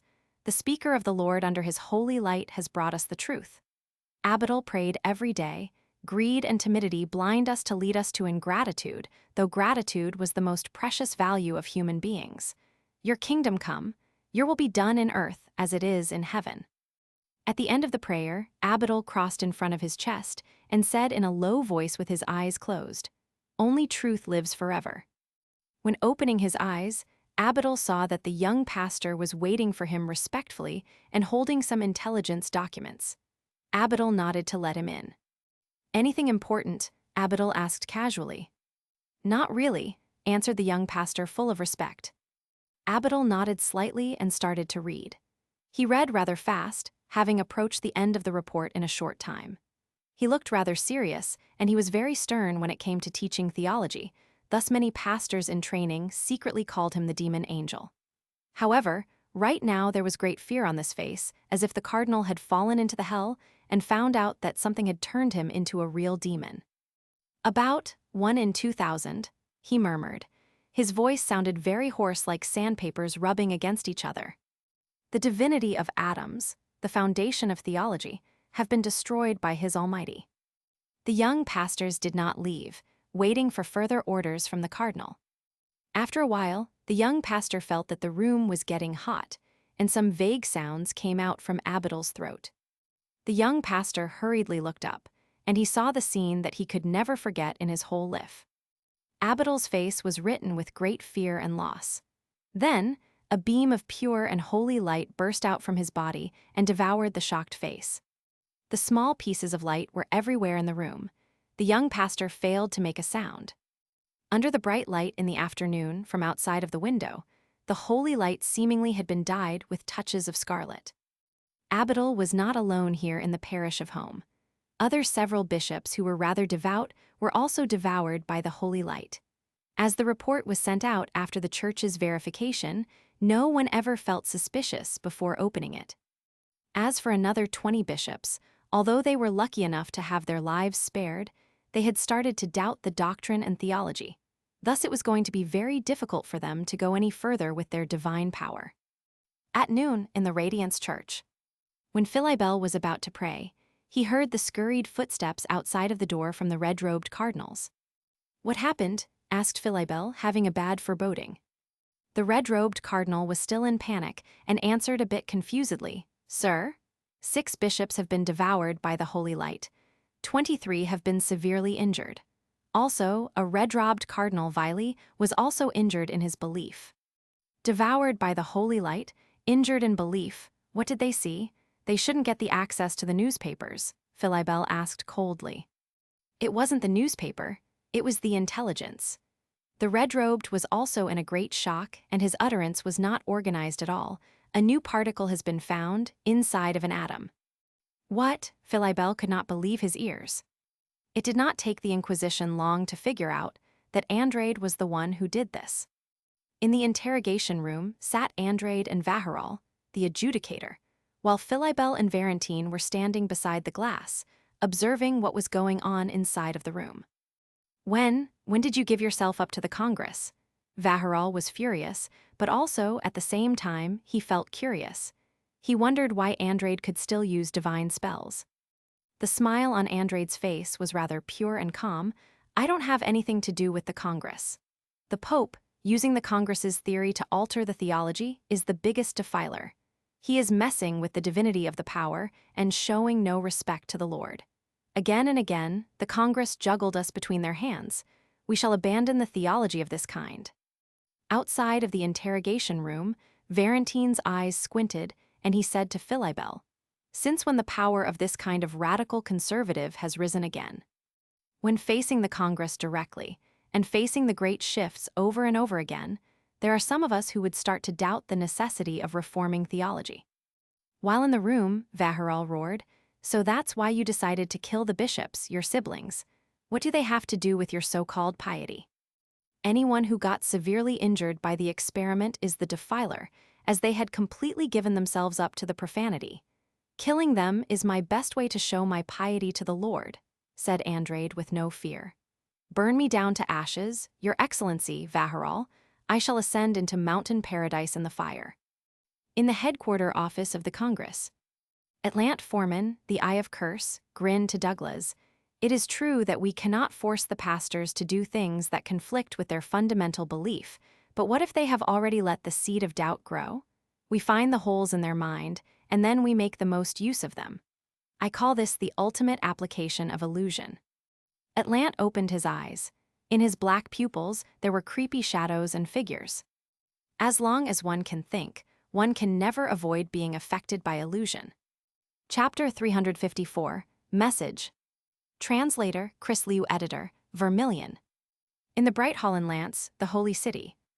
Except for Belia the god's glory, Stone the four-winged knight, and Philibel the bright angel, who were too important to leave the fortresses unattended, all the major members of the Grand Cardinal group had gathered together. Their power was so great that the air in this hall was beyond heavy. "Your Saint Highness, the Congress has been progressing toward prying into the exclusive reign of God, and we cannot stay timid and hesitant anymore. We must destroy the Congress completely before it grows even stronger," said Azaro, another leader of the Inquisition, the Light Guard. He was the one who first started talking, and it was evident that Azaro wished to declare war against the Congress. Holding his scepter, the Pope, Benedict II, listened to Azaro without saying anything. Then Sard, the Grand Cardinal in the parish of Violet, stood out saying, "Your Saint Highness, the discovery of the new particle is only an overturn in the understanding of atom theory in theology, which has nothing to do with the doctrines in canon. We have discussed this before as well, and we also once doubted atom theory before. This so-called overturn cannot affect most of the cardinals, bishops, pastors, and followers, and it cannot do any harm to your dignity and glory." Sard was as quiet as a lake, which seemed to be rather clear but in fact hard to see through. His flat, unhurried voice and tone was like a spring breeze. I think Sard just made the point. Since the former several popes started to reform theology, we have been altering our theories constantly. This time, nothing is really special compared to what happened previously. There's no reason for us to prudently declare the war, agreed another Grand Cardinal, Estira, the Wind Angel. In another several Grand Cardinals' eyes, Sard and Estira were beyond cunning. It was true that the former popes had been working on reforming theology, so an overturn like the discovery of the new particle was very likely to happen every few decades. However, the decline of the pope's reputation and dignity was also due to the repetitive changes to theology. As the only speaker of the Lord, how could the papal keep making the mistakes like this? Although knowing that Sard and Estira's words were not true, many Grand Cardinals lowered their heads without saying anything. Being able to stand here, no one in the bright hall was stupid. The truth was not always that important. When the Pope lost his stateliness, the members of the Grand Cardinal group must be the ones who would get most of the benefits. The same thing had happened to the North Church. At the same time, there were also many Grand Cardinals standing by the Pope. They were saying that it was now time for the Church to switch the focus onto the Congress instead of the North Church. The Church had made the bad mistake and thus left the Congress the chance to grow this fast. When more and more Grand Cardinals were involved in the argument, the Pope raised his scepter and said solemnly, "The thing has happened. What we need to do now is update the theology theory as soon as possible so that most of the clergy can avoid being affected. Meanwhile, we shall put greater pressure on the Congress, and when we're ready, we destroy them." The Pope had chosen a neutral viewpoint. The Pope's words surprised many of the Pope's supporters. In the history of the Church, although there were only few times when a war was declared to defend the glory of the Lord, way more frequently a war was launched when a pope's dignity was challenged, including the war between the South and North Church over several hundred years. They did not expect that the pope would just handle it so easily. There was an imperceptible smile on the pope's face. He took a glance at Sard and Estira meaningfully. "Your Saint Highness, we can't just sit and do nothing before we are ready. If that's the case, the devout followers would doubt us that we're doing nothing to defend the glory of the Lord," suggested Azaro. "We shall figure out who the finder is and put the person onto the cleansing list. We shall purify the person." Benedict II slightly nodded. "Philibel shall be the one handling this." Sard knew what was in the Pope's glance. Now he stood out again and said, "Your Saint Highness, we should keep a close eye on the clergy and home. The presence of such a radical conservative like Andrade is not just an accident but shows that there's a trend in home. We shall treat it very carefully. Let Veratine and Vaharal handle this. They're members of the Grand Cardinal group. They are pious and capable," said Benedict II in the same calm manner, as if he did not have any negative emotions such as anxiety or anger. Veratine was the leader of the ascetics, the representative of the most devoted follower, while Vaharal, the adjudicator, was also one of the leaders of the Inquisition. They were the best ones to handle this kind of issue. In the Radiance Church in Home, Philibel just got the command from Lance and the updated version of theology. So, we have deleted the chapter talking about the divinity of Adam and added the part that God created many basic particles to build the world. Our major focus is that God is the first and foremost reason for the existence of the world and the first and foremost drive for the world to develop, called first cause. After building the world, human beings and everything else in the world, God does not directly get involved in the functioning of the world, but makes sure that the world is progressing on the right path through showing us those holy signs and the saint adjudication. Philibel read the lines to Vaharal, Veratine, and Stone, the major three members of the Grand Cardinal group. There was a miserable look on Veratine's face. The power of God had descended to such an extent. Facing the great pressure from the Congress, the Church was always trying to get ready whenever a new cognition shift came to them. Through all these theology meetings and discussions, the Church could always find a new explanation based on their previous belief in order to weaken the power of impact. As the original explanations of the overturned theories most came from the cardinals and bishops, it was not hard for most of the clergy to accept the changes of the theories. At the same time, the dignity of the Pope could thus be maintained, as the Pope was never directly responsible for it. All the three Grand Cardinals had attended the meetings which took place a few days ago, and the updated content was not a surprise to them. Valentine was strongly against the modification, however, there was nothing he could really do. The updated theory believed that there was the law of causality between any things in this world, and the first and foremost reason was God, called first cause. Meanwhile, when all the laws of the world had been built up, there should be an initial push to drive the world, and again, God generously offered the push. Stone, the four-winged knight, was a bit upset, so we should just sit here waiting for some ridiculous chances. We are not going to do anything, right? Again and again, the Congress keeps challenging the dignity of the Lord. What kind of guards of Lord are we? Although they believed that it was the radical conservatives in the church who should be mainly responsible for the great loss, the Grand Cardinal still regarded the discovery of the new particle as a provocation from the Congress. There was a slight smile on Philibel's face. This time, our loss resulted from the leak of information, which in turn shows that the Congress isn't prepared either. They are still working on persuading their own people. So, as we have suffered from the loss and already paid for it, why don't we just publicize the finding of the new particle? After all, many middle and senior rank mages are taking a much firmer viewpoint on the side of atom theory than us. As for the pastors and those in training, they were still studying the development of theology, and thus they would not be affected too much. I agree, we can't lose more. Vaharal nodded. We can make a good use of it to strike a blow to the Congress. The only thing was that it seemed to be rather weird and even ridiculous that the bishops and pastors started to inform the arcanists and sorcerers' new arcana theory. We start from Rentato, where the headquarter of the will of elements lies. Valentine suggested many of those sorcerers from the will of elements believe in atom theory. Stone showed his support, good plan, but we still have to figure out who found the new particle. We must purify the person. In a quiet corner close to the home Royal Magic Tower, a pastor was promoting the new theology theory to a coachman aloud, while taking a glance from time to time at the gate of the magic tower not far away from them. God first created the particles, including atoms. There are also even smaller particles than atoms. God used all the particles to build the world. The coachman felt confused. He could not understand the words very well. He was only capable of repeating, God is sacred and almighty. God has created the world. After a long time, not a single sorcerer came over or even walked by. The young pastor was a bit concerned. Why does the tower seem to be so quiet? Sir, I've heard that those sorcerers in the tower are doing some kind of closed training. The coachman grinned. I don't really know what it is. In the Radiance Church, the report that their action had failed soon arrived.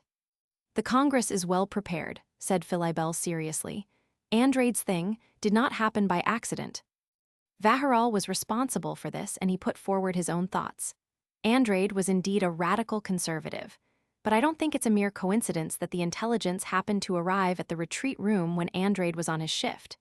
There are two possibilities. Either the senior spy has betrayed us, or the spy has been found out by the Congress, which is using this as their weapon. Also, Andrade's way of thinking is way too radical. I think he was affected by some illusions. Illusion is the most difficult magic to be noticed. The study became very quiet. They did not want to face the fact that very likely their senior spy, to which they had devoted lots of effort, had been exposed. For many times, they had given up using the senior spy just to protect him. The Grand Cardinals started to get quite upset. All of a sudden, something hit Philibel, and he hurriedly took out the original piece of intelligence and started to decode using the rules they had agreed on a long time ago. Within a minute, Philibel got the short message from the senior spy. Win trust. Chapter 355, The Inscription. Translator, Chris Liu. Editor, Vermilion. The periodic table of elements had been used for more than 2 years, and its periodicity had been suggesting the arcanists and sorcerers that an atom was way more complex than they thought. When the senior level, including Morris, Raventi, and Gaston, gradually pointed out the problems and suggested the possible errors in atom theory, most middle and senior rank mages started to feel suspicious of the theory. In the closed training, Hathaway gave another heavy blow to atom theory established by herself using the discovery of the isotope. Almost all the middle and senior rank mages had accepted the fact that atom theory might be wrong. As for the junior rank mages and apprentices, accepting a new theory was not that difficult for them. And it was even easier for the sorcerers and arcanists, who did not specialize in the field of element, to switch their belief. It was an era when all the theories were developing rapidly. Not only the Congress was working on it, but also the South Church, the North Church, and the Druids, all seizing the chance to grow. Whoever was left slightly behind would probably completely disappear 100 or 200 years later. Therefore, when seeing the positive trend of the switching of viewpoint, the highest council had decided to publish Lucian's new paper, The Discovery of a New Particle, as the leading paper on the issue of Arcana in October, and the curtain behind which the microworld was hiding should now be pulled up. As for those stubborn ones who still stuck to atom theory, the Congress had decided to abandon them. It's cruel, but we have to. Outside of Sorcerer Administrative Department, Lucian said to Lazar and the other sorcerers. Lazar was an elemental sorcerer with a firm belief, and when hearing Lucian's words, his smile looked a bit sad. I still remember what you said before, Lucian. The wheels of history are always rolling forward. No matter what is in the way, it will be completely crushed into pieces. But it is still hard for me to accept the fact that those outstanding arcanists have been abandoned just within a month. Lucian was in charge of Atom Institution, so it was also his responsibility to switch the belief of sorcerers and apprentices from his institution. Fortunately, as the finder of the periodicity among the elements, and the first arcanist ever who dig into the law behind it, Lucian's attitude had influenced his friends directly and indirectly. Also, the arcanists and sorcerers also contributed to many of the experiments of finding the cathode ray. 2 weeks earlier, Lucian had sent them the paper and showed them the experiments in person. All of the institution members had successfully changed their belief. It is cruel, but we have prepared them for the cognition shift, and they still have the hope to restart over again if they could force themselves to accept the new theory with their modified cognition world. Lucian tried to comfort Lazar. Lazar grinned. Thanks, Lucian. I am just being a bit emotional. Many sorcerers have stopped making any progress because of all these reasons, but they're still much luckier than those who somehow died from doing the experiments in the lab. Then Lazar pretended a cough and lectured in the way of a divine judge. Those sorcerers try to pry into the realm of God. They have violated the law, thus they become exhausted. They die, they are cursed. That is the cost. No, the so-called God of truth is afraid of us. The closer we are to the real truth of the world, the more terrified the so-called God is.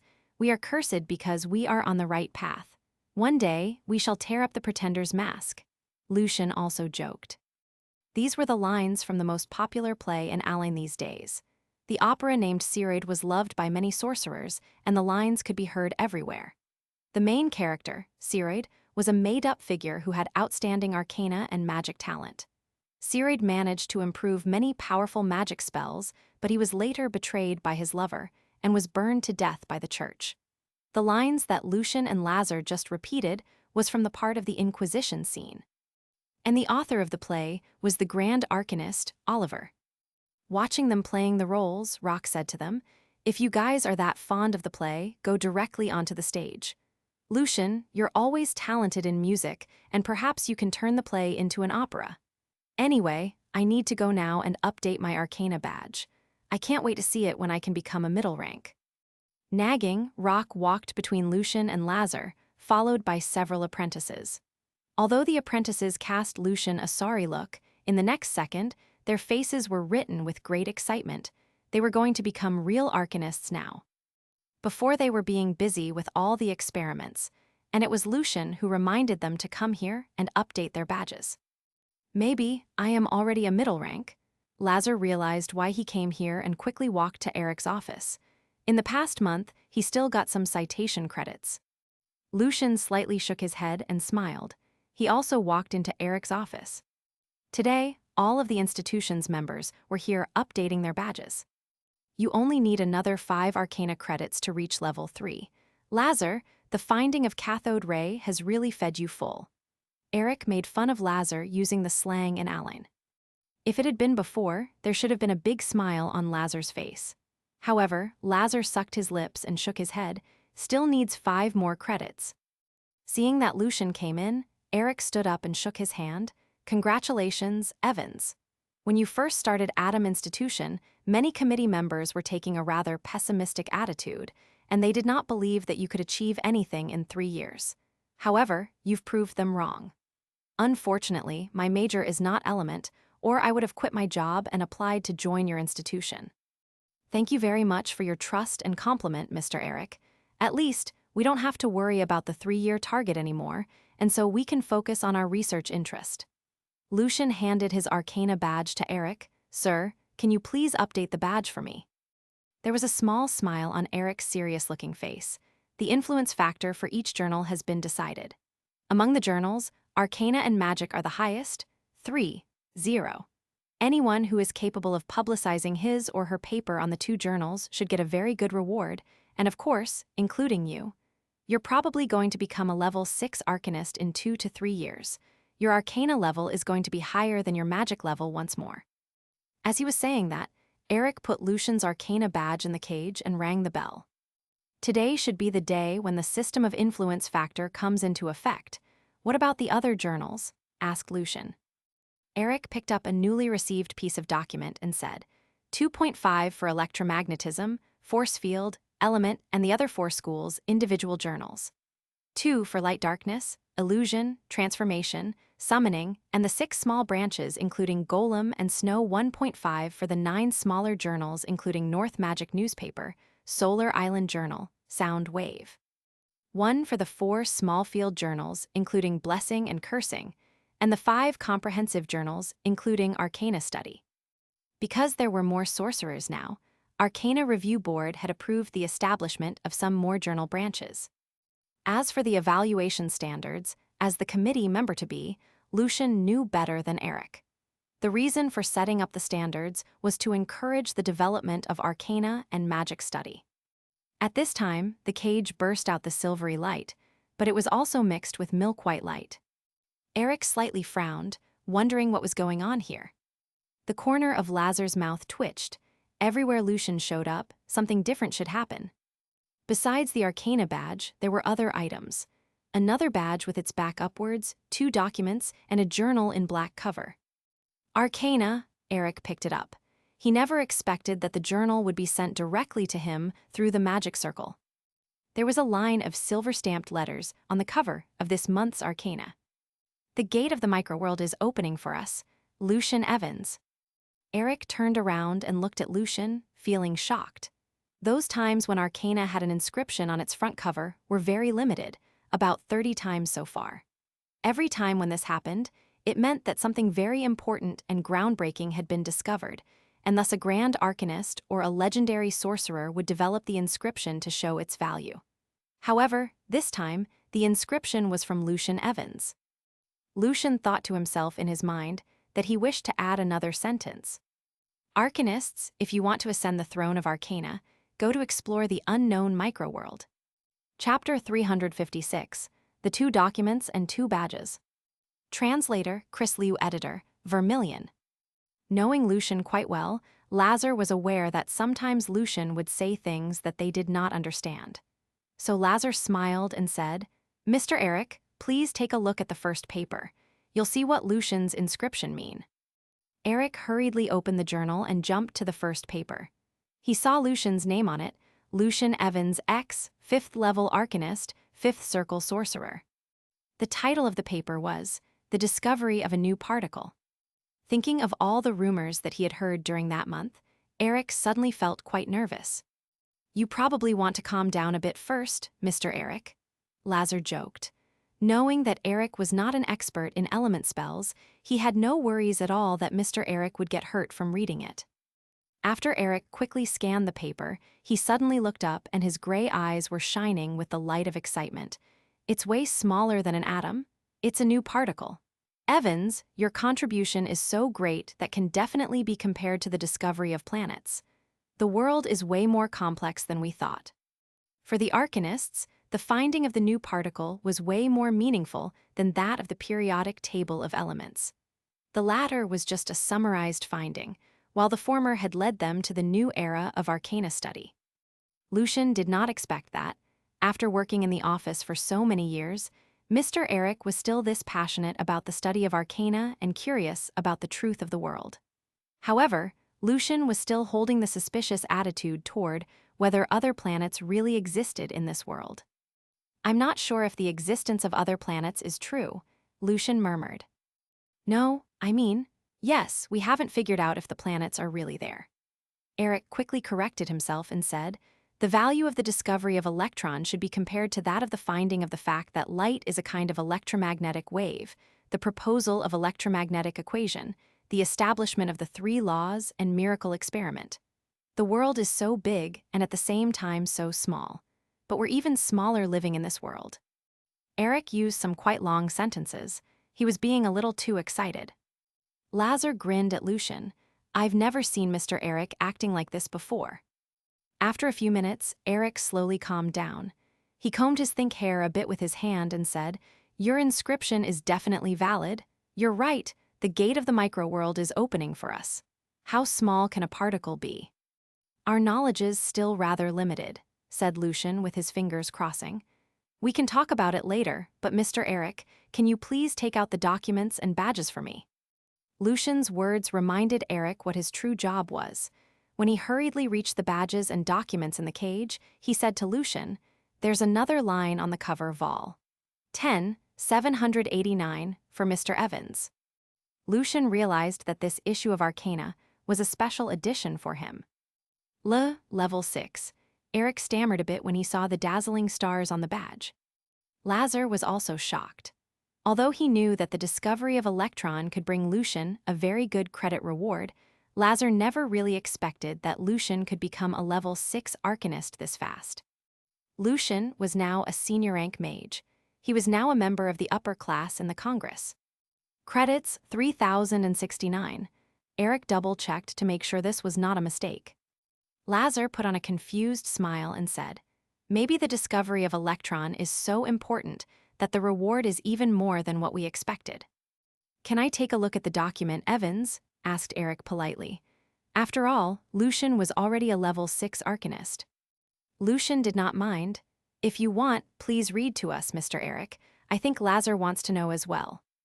Lucian just turned in the paper a few days ago. The review comment was sent back together with the journal. "Sure, I want to know the comments." Lazar grinned. "The comment from Mr. Reventi is, simple but classic experiment. It has discovered a new particle which is smaller than an atom. The experiment has shown us a brand new field with endless possibilities. It has pushed open the gate of the microworld for us. The finding will probably change the world we live in, and maybe not until many years later can we see the true value of it. The paper is worthy of in-depth discussion, and it has overturned atom theory. 600 Arcana credits and 5,000 Arcana points are suggested to be given to Lucian Evans as the reward." Eric read the comment. The comment from Lachlan was close to that of Reventi, and the suggested credits given was also 600. The combined review comment was, "The groundbreaking finding in the microworld. The finding has proved the theoretical limit of atom theory and is of great significance to the School of Element, worth of detailed discussion. A new era shall begin. 600 credits and 5,000 Arcana points are given as the reward." The given credits were not much higher than their expectation. "These are really high comments, even higher than that of the periodic table of elements. You're really putting great pressure on us," Lazar joked. "But the finding of the electron has just brought you 600 credits. What about the other 1,000 credits?" "There's another document." Lucian pointed at the file in Eric's hand. Since the document was directly sent to the office, there was no need for Lucian to keep it as a secret. Eric hurriedly opened it. After he scanned the file, he suddenly looked up and said to Lucian in the trembling voice, You designed Miracle Experiment." "What?" Lazar could not believe his ears. Although he was not on the scene when Reventi conducted the experiment in the manor, Lazar repeated the experiment on his own in the lab. He was deeply shocked by the result. The secret of life was so charming. I was not able to handle the consequence brought by the experiment, so I chose to keep it as a secret. But now things are different. Since Lucian's cognitive world had started to substantialize, and the existence electron had become part of the structure of his mental world, the efficiency of Lucian's meditation practice had doubled. Now, Lucian had enough money to buy all the potions and materials. Maybe in 4 or 5 years, Lucian's soul and spiritual power could become strong enough to directly interfere with the reality. You're such a monster. Lazar was more than shocked. Eric was absent-minded for a while, and then he forced a smile on his face. Miracle experiment almost dragged the god of truth down from the throne. Lucian, you're a genius arcanist. And also crazy, Eric thought to himself. Then Eric reminded Lucian, be careful, Lucian. The church must be watching you, and some of the crazy sorcerers might go extreme as well. Thank you, sir, Lucian nodded, I am prepared. The final comment on miracle experiment is, the experiment has shown us a possible answer about how life first came to this world. It is simple yet very mysterious, just like a miracle. The experiment is pioneering and path-breaking and is of great value. 600 Arcana credits and 5,000 Arcana points are given. Once again, Eric read the comment. Plus all the citation credits that Lucian had got, he had obtained enough credits to become a senior rank. Congratulations, you've become a senior rank arcanist. Eric handed Lucian the badge, the 2 files, and the journal. As for Eric, he never expected that one day he would become a senior rank arcanist. His only wish was to become a 6th circle sorcerer before his soul was drained up, so he could prolong his lifespan. Lucian left his own spiritual mark in the badge and found that there was another permanent magic effect enchanted in the badge. The wearer was going to be immune to the common magic spells, restraining one from moving such as slow, spider web, and grease. The magic effect was a good one. Lucian nodded, feeling satisfied. Obviously, this precious badge was previously made. The original data saved in the old badge was transferred to the new one. Lazar took an envious glance at the badge on Lucian's chest. At this time, Heidi knocked at the door. She saw it from the gap of the door that Mr. Evans and Mr. Lazar were just about to leave. She gently pushed the door open and walked into the office. I'm an arcanist now. The black badge with a silver star on it was shiny. Good for you, Lucian nodded approvingly. 6 stars. Heidi was very surprised. Are you already a level 6 arcanist, Mr. Evans? In the corridor, Felipe walked past with his hands in the black pockets. He looked quite sick. On the first day of October, he was also here updating his Arcana badge and borrowing some books from the library. When walking past the door, the corner of Felipe's eyes saw Lucian standing in the office. Felipe saw the Arcana badge with 6 stars on it in front of Lucian's chest on the left. Lucian also noticed Felipe and the 6 silver circles on his magic badge. Lucian smiled and nodded as his greeting. Felipe looked the same gloomy, so he would not show Lucian his surprise and bewilderment. After a quick nod, Felipe walked past the door. There's another badge. Eric picked it up and saw the badge on which a quill was drawn. Lucian thought that there was going to be a formal procedure for him to work in the review board. He did not expect that the badge was directly given to him. Arcana Review Board, Lucian Evans. Eric read out the words and could not believe his eyes. Felipe was still not far away from the door. In the corridor, he heard Eric's voice. His hands in the pockets clenched tight for a moment, but the look on his face remained the same. Calmly, he left the corridor. Chapter 357, The Rank. Translator, Chris Liu. Editor, Vermilion. Haze and mist always lingered around Heidler, the headquarter of the Hand of Paleness. With his hands in the pockets of the long, black coat, Felipe looked out of the window attentively. Beside him on the desk lay the latest issue of Arcana. The title of the journal's very first paper was The Discovery of a New Particle. Only about 1/2000 of the size of an atom. Felipe murmured to the gray sky, "He's faster than I thought." But the discovery of the new particle shouldn't be enough for him to become a senior rank arcanist. Felipe was confused. Suddenly, Felipe reached out his hand and talked to the black wristband. "Mr. Roggerio, did you figure it out about Lucian Evans?"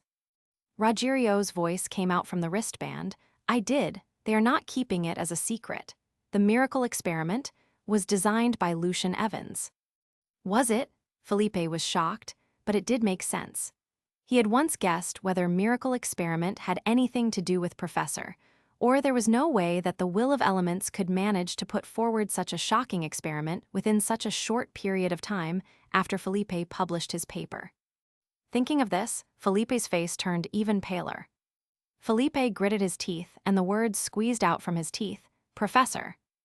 Rogerio also disliked Professor, and he said, "So, I think he's still working on overthrowing the life force theory." "I don't think so. It was probably just an accident." Felipe recalled what happened at that time, and he believed that Lucian was not capable of taking every factor, even those accidents that happened later, into consideration. In fact, except for the Prophet, even the legendary archmages were not able to do so. Even if it was the Prophet, he was still not capable of seeing every detail when facing a strong enemy. "We should thank Trackware. He disturbed Lucian's plan, and thus things went to the direction as we wished," said Rogerio. "All right, Felipe, we cannot change anything that has already happened. Although he has become a member of Arcana Review Board, your magic level is still higher. You know, he's only a 5th circle sorcerer. No matter how many high-rank magic items he has, Lucian is still in great danger from the church. Maybe we can attend his funeral in a year or two." "A year or two." "It's quite long. The church won't take any actions in the next few days when he is closely protected by the Congress." As a member of Affairs Committee, Rogerio knew clearly that Lucian had had a funeral before already. And he also knew that Felipe disliked Lucian Evans very much and regarded Lucian as his biggest competitor, although they were only competitors in the field of element and alchemy. After a year or two, Felipe shook his head. He did not believe that what Rogerio just said would happen. He never doubted that Lucian could become a senior-rank sorcerer before turning 30. Felipe just wondered how fast Lucian could do it. After sharing the intelligence with Felipe, Rogerio stopped the connection. He was working on his own research. After the influence factor of magic had been improved to 3, Rogerio saw the great hope of him becoming a level 8 arcanist in 10 years. Felipe released a long sigh and said bitterly, "Miracle experiment, new particle, good for you, Lucian Evans." "You don't look very pleasant, Felipe." A deep and hoarse voice came out from the empty room. Felipe was not surprised. He slowly turned around and responded, "Do I? This has aroused my passion for studying arcana. Both magic and arcana have the influence factor of 3. If I can develop several good papers, I can become a senior-rank arcanist in a year." Felipe was not far away from becoming a level 6 arcanist. On the chair across the desk, there was a figure appearing. To be more specific, it was a horrible ghost with a rotten face and the white skull. The ghost was wearing a long, black robe drawn with many fancy patterns. The ghost giggled, "You need my help. Although I am not an expert in arcana, I know some of the special materials from the world of souls that can really help you to progress further. As long as you can sign the compact with me, I can guarantee that you can become a 7th circle sorcerer in 5 years. Angwoods, I can take care of my own stuff. Keep it in mind. You're summoned by me, so I am your master. When I don't need you to talk, you don't talk. Get it?" Felipe's deep eyes looked at the ghost in an imposing manner. Angwood's skeleton slightly cracked. "Yes, my master." Putting back his hands into the pockets, Felipe walked to the door of the study. When walking past Angwoods, Felipe said to the ghost, just like he was talking to a servant, "Good. I am going to conduct the magic experiment. If there's no emergency, don't let anyone bother me." "Yes, my master," said Angwoods with great respect. When Felipe left the office, Angwoods angrily swore, "Arrogant idiot." In the corridor, the corner of Felipe's lips curled up. "Idiot. The ghosts in the world of souls just can't send me a better one to sign the compact with me. Do I look so silly that I would follow that thing's words?" When stepping into the lab, Felipe turned on the magic circle, and the look on his face became very attentive. It was very cold in the lab, and the white fog was always lingering. In front of Felipe, on the operation desk, there lay a human body. The body was bought. For this poor man, using his dead body in exchange for money to support his family was a sweet thing. From the previous experiment, the dead body's eyes opened wide. The reflection of Felipe's cold and gloomy face was in the blue pupils. Picking up a silver dagger, Felipe cut it down in the dead body's chest and took out the dark red heart. After putting the heart in the magic circle, he walked to another operation desk where a strong undead creature lay, a ghast, the advanced form of the ghouls. The ghast looked rather short, like a kid, however. The smell of its rotten skin made one want to throw up, and the bones underneath were thus revealed. Felipe was very used to it. Using the dagger, he took out the ghast's black, rotten heart and put it in the same magic circle. Activating the magic circle and getting rid of the irrelevant tissues, Felipe cut down a thin piece from each heart. Then he used a bottle of reagent and dyed the cut silvery. Felipe put the two pieces in the enlargement magic circle functioning as a microscope, trying to find the secret hiding behind human, S cells, and the undead creature's cells. The magic circle did not work well enough. Felipe could not see better. In Radiance Church. The damned defiler, he did it. Vaharal's furious roaring lingered in Filibel's study. I'm going to sentence him, purify him. He's for sure a demon that fools people, or there was no way that he could write Ode to Joy. Valentine ground his teeth. The 4 pairs of white wings covered with spots of light stretched out behind stone, the 4-winged knight. We must purify him. He's the biggest defiler in 100 years. Not only him, including his relatives and friends, suggested Vaharal coldly. The look on Filibel's face was gloomy. Lucian Evans must die. But his relatives and friends have reported him to the church, so we cannot touch them. Also, I don't think Lucian Evans will care. Anyway, it's time for us to take action.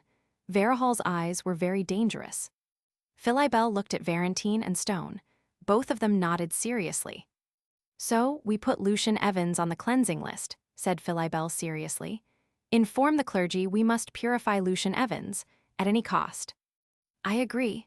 Also, as the designer of Miracle Experiment and the finder of the new particle, Lucian Evans has threatened the divinity of the Lord more than once. He's a dangerous and cunning demon, and he should be put on the 53rd place on the list, said Varahal. The number of the legendary level was of course more than 52.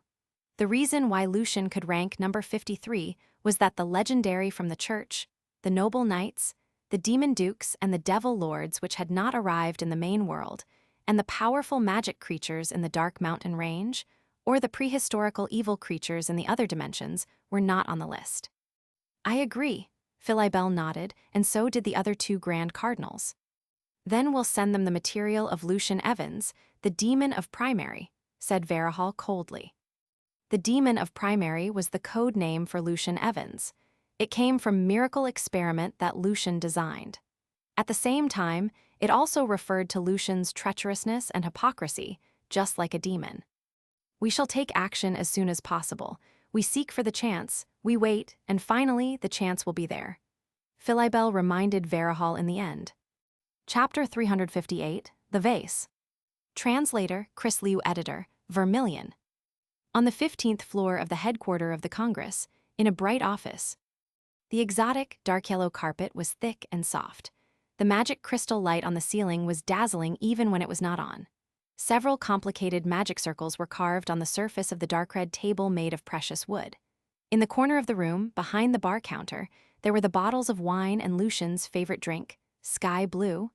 This was the office for Lucian Evans, the 54th member of Arcana Review Board. The papers would be sent to Lucian through the magic circles. If I am not in the office, sort the papers first and then send them to me every evening, said Lucian to the steel golem.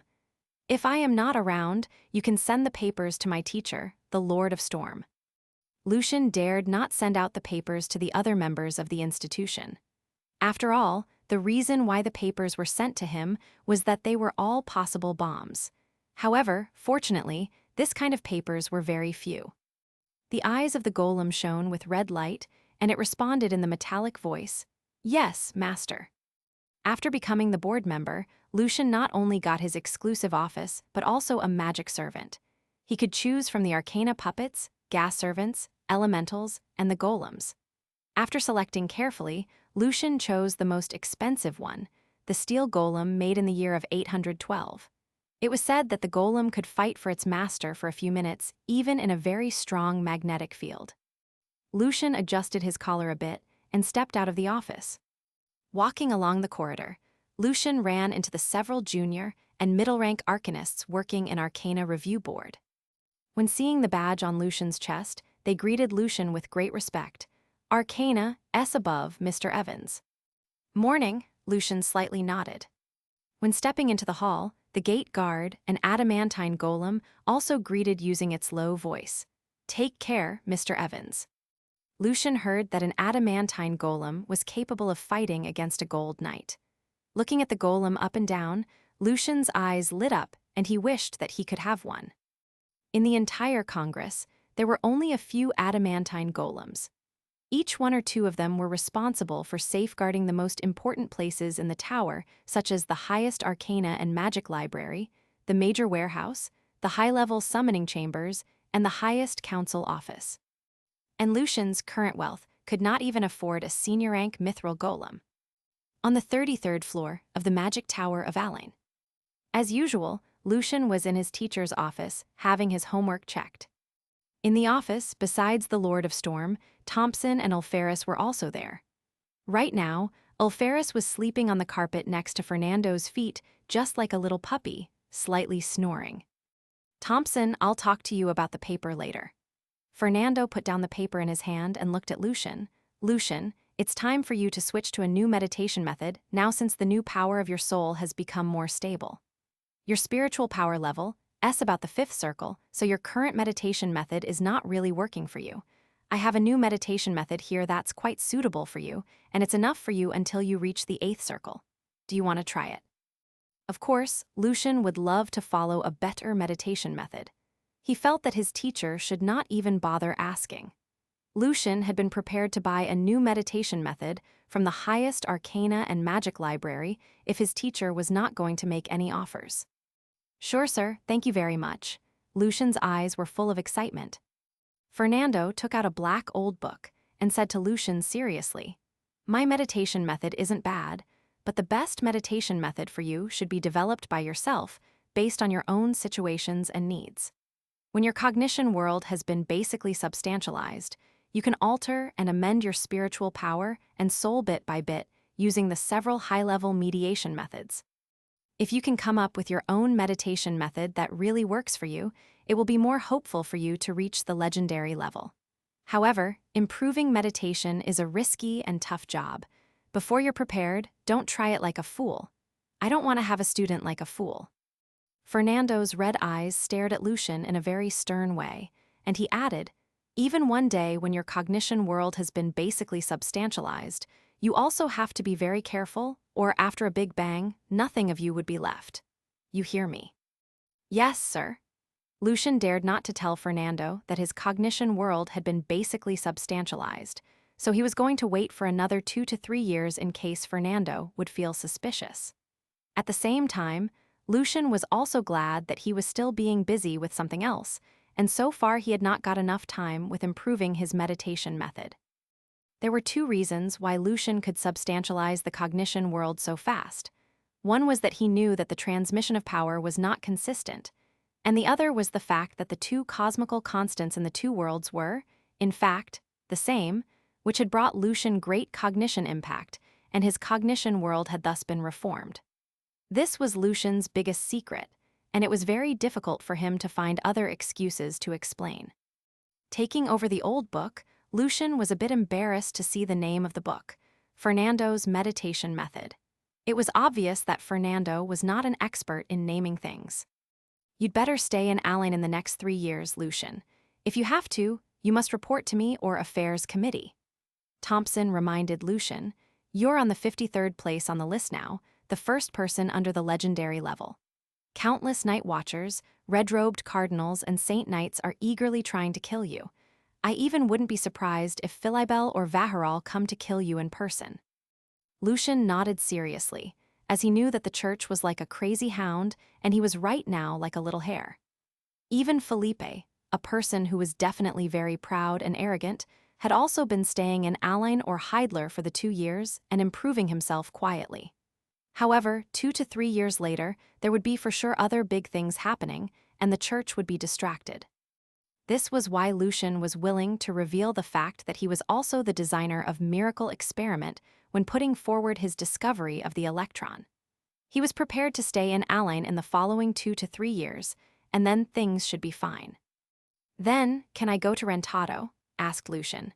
As one of the senior members of the Will of Elements, Lucian should attend the meetings.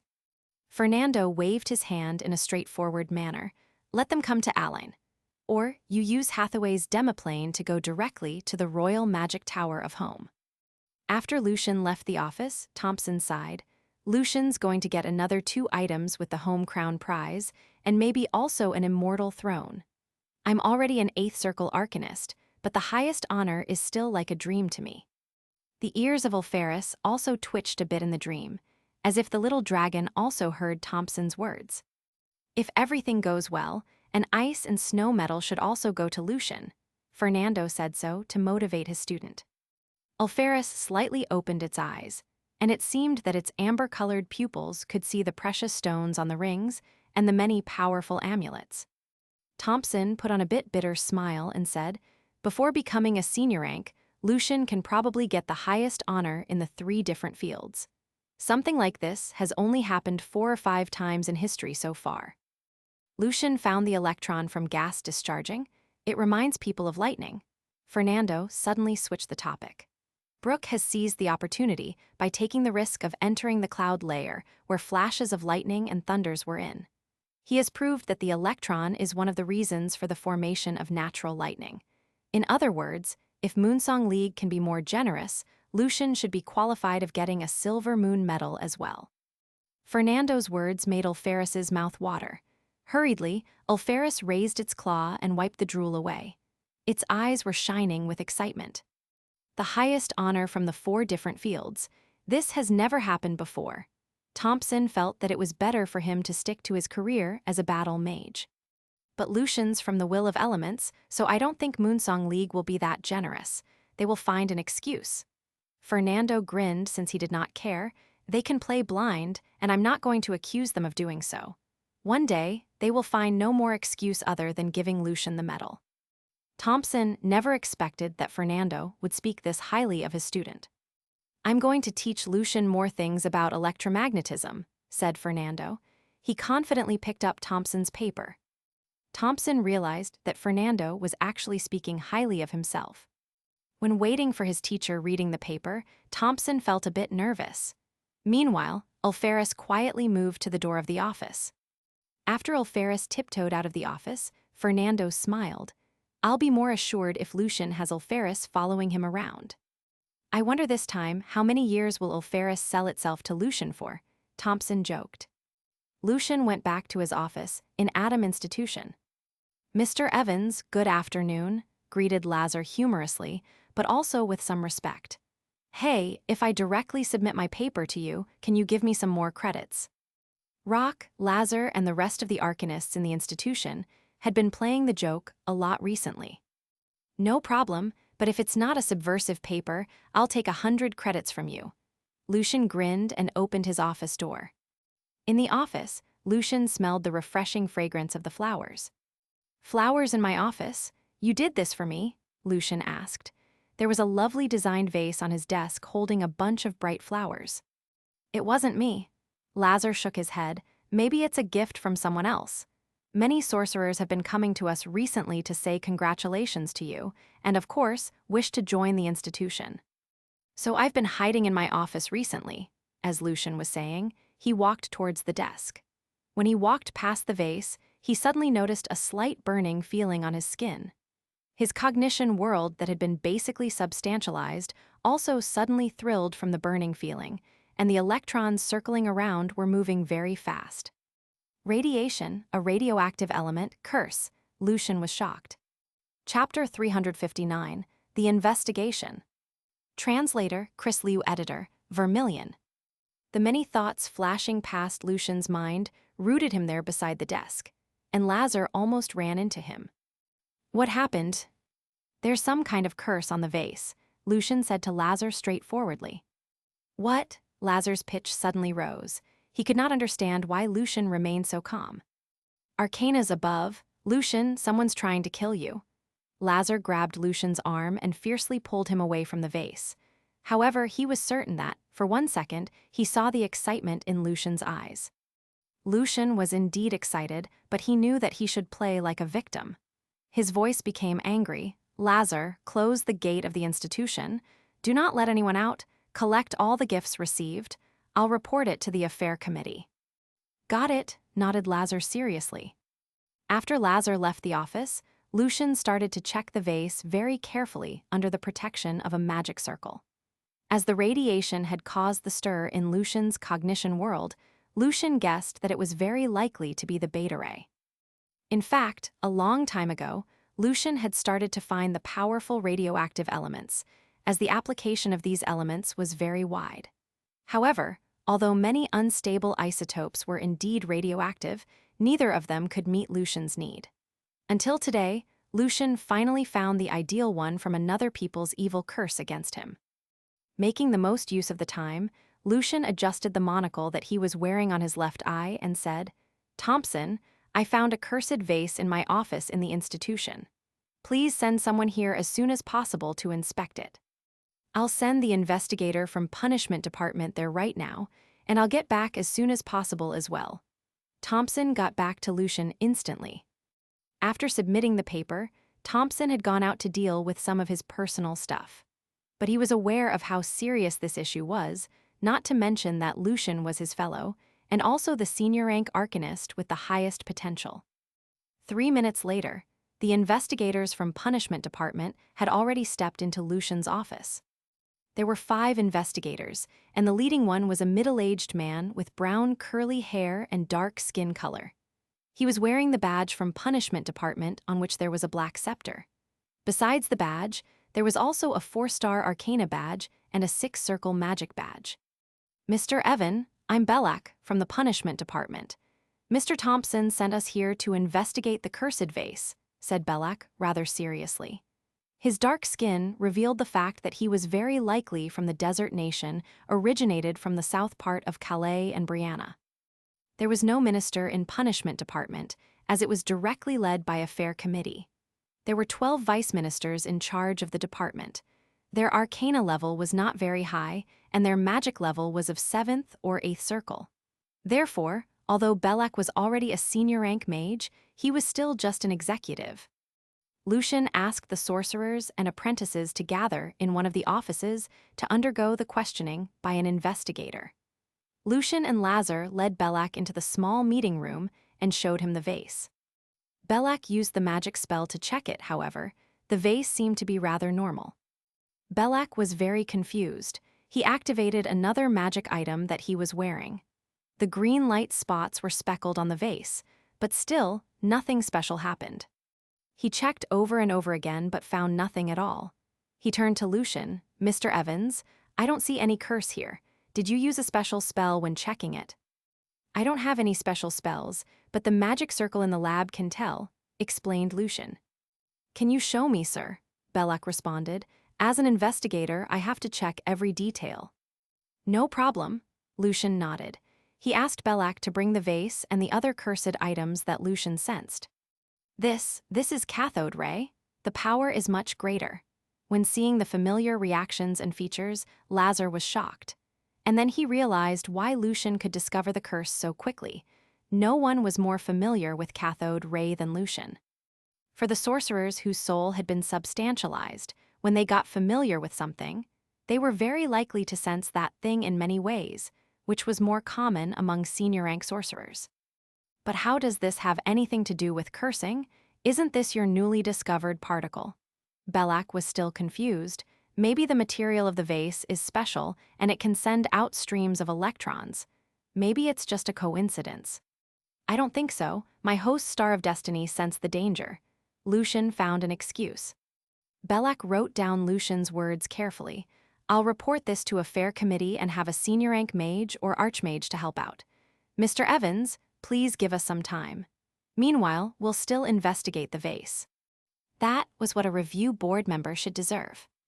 "Thanks," Lucian nodded, and then he came to the outside of the small meeting room with Lazar and Belak. Belak asked Lucian and Lazar to stay here in case there were any other curses.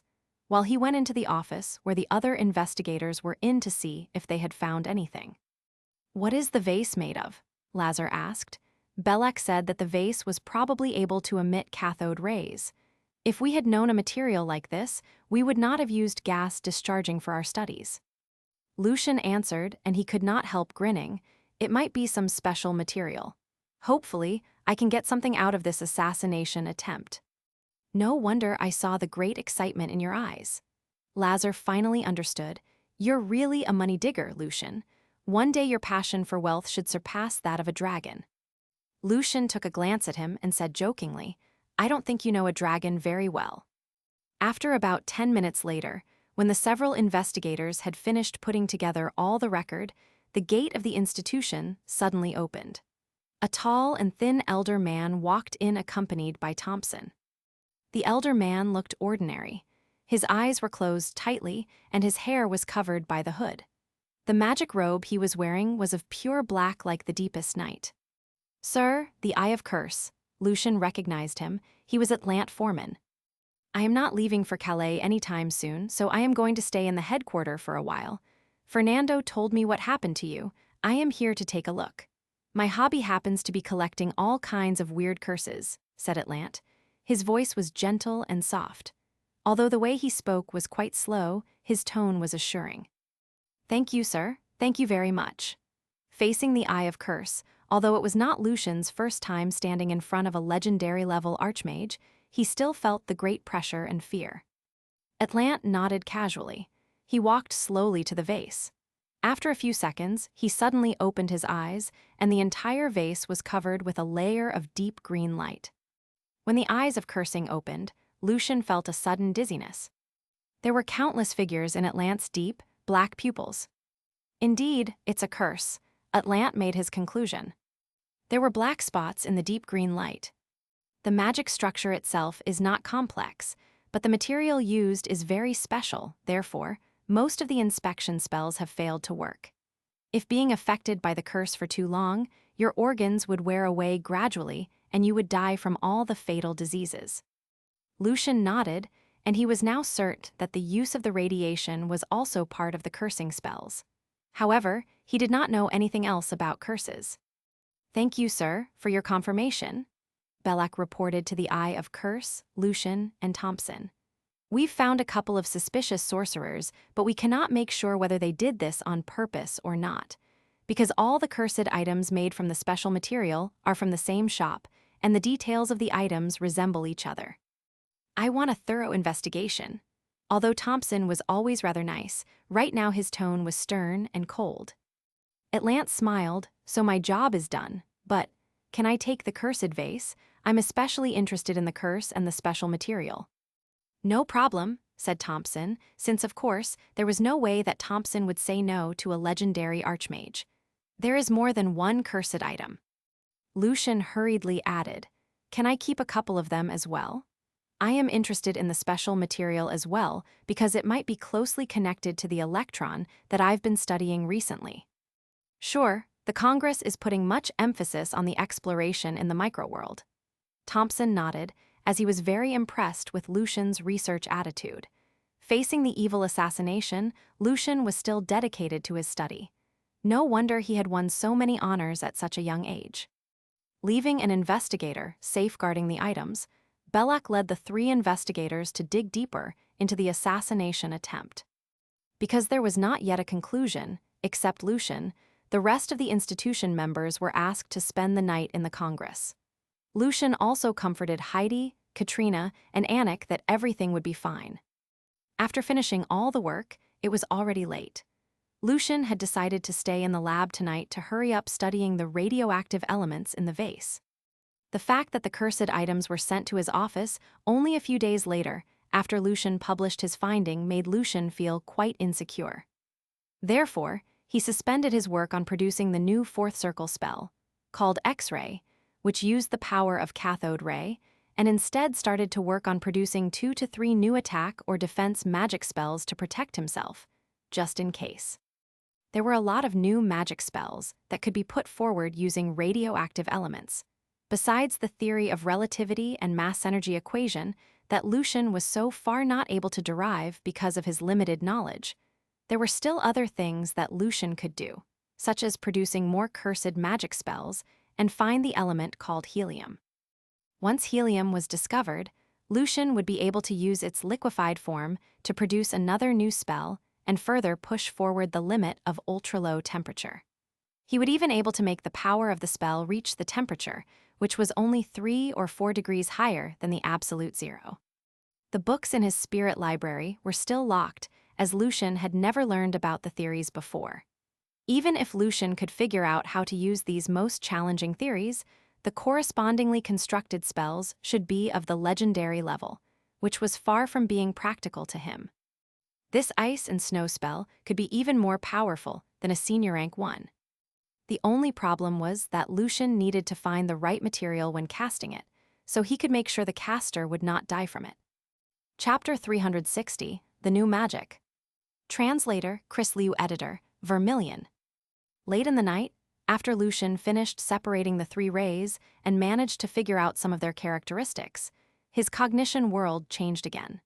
2 brand new light spots representing the 2 new elements showed up, and following the periodicity, the 2 light spots joined the trajectory of how the previously existing elements were operating.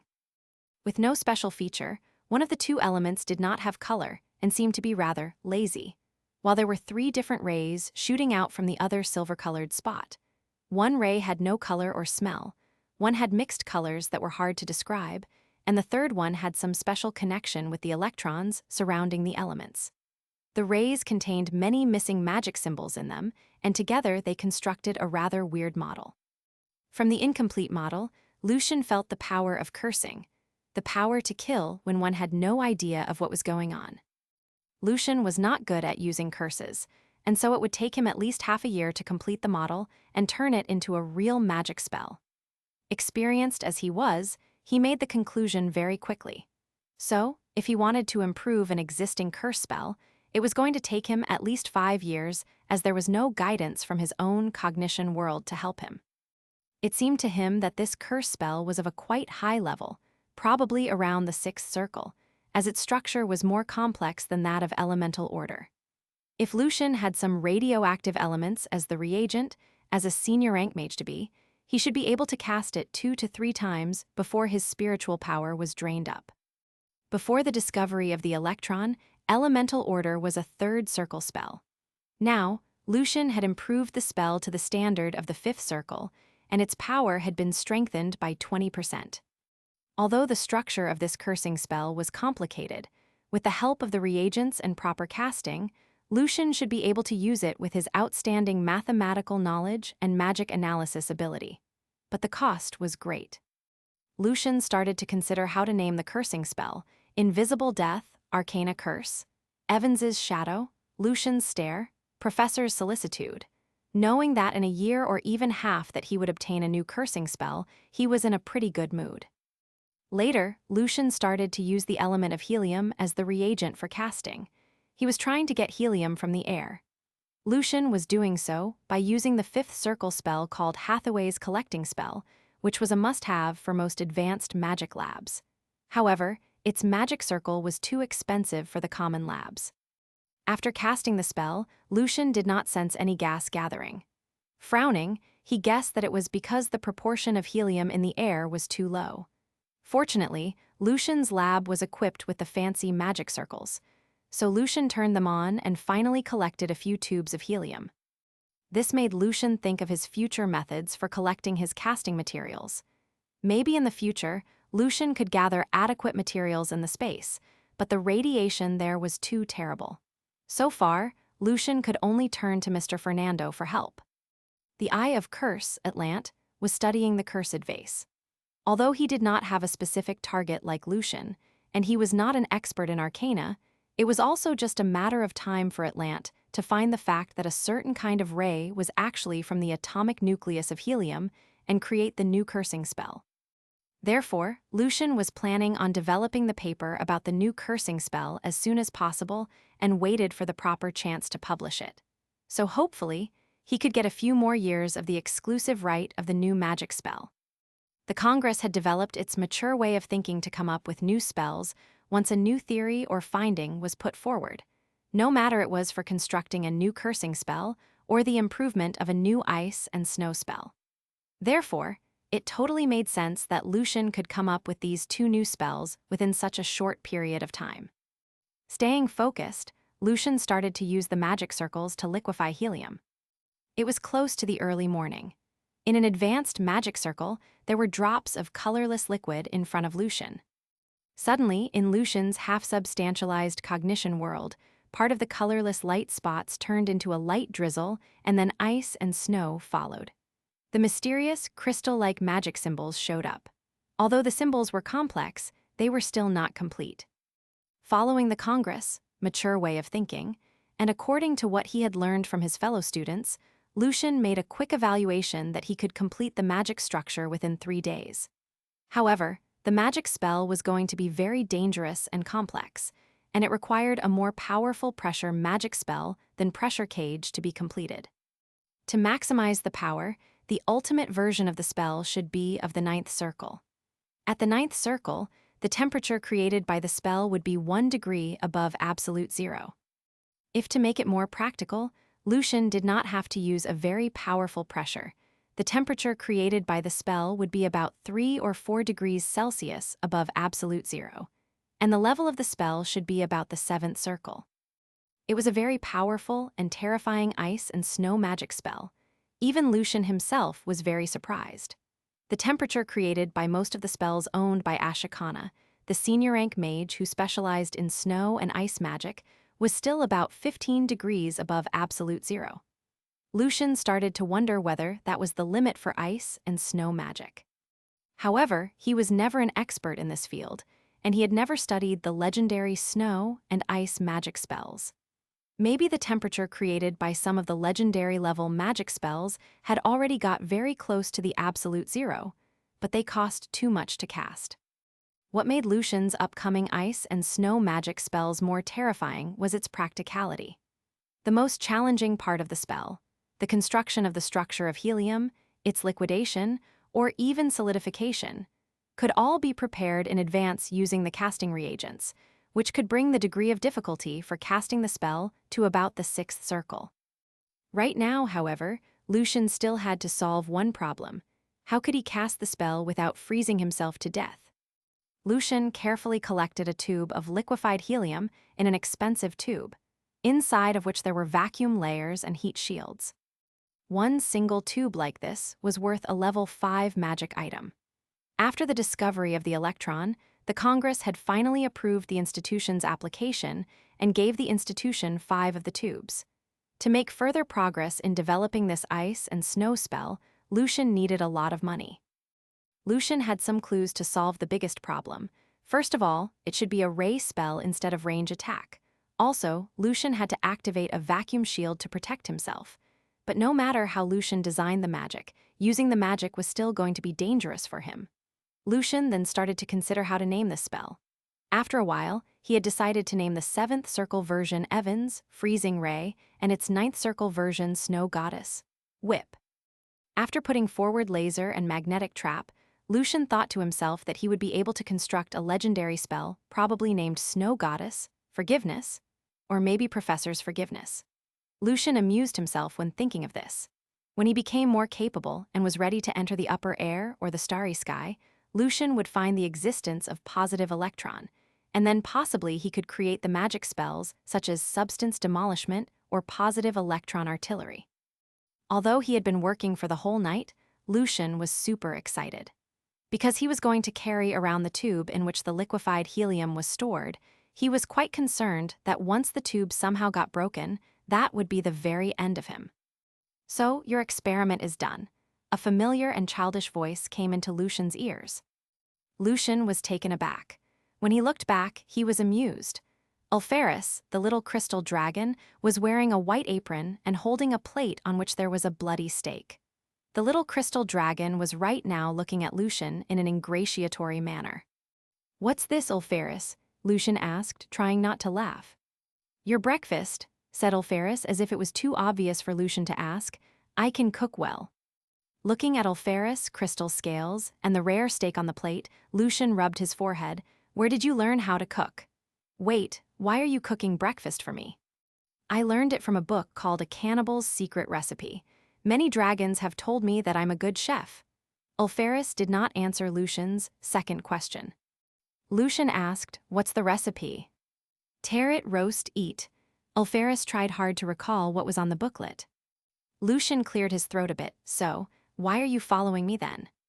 Ulferus suddenly jumped forward and licked Lucian with its red tongue.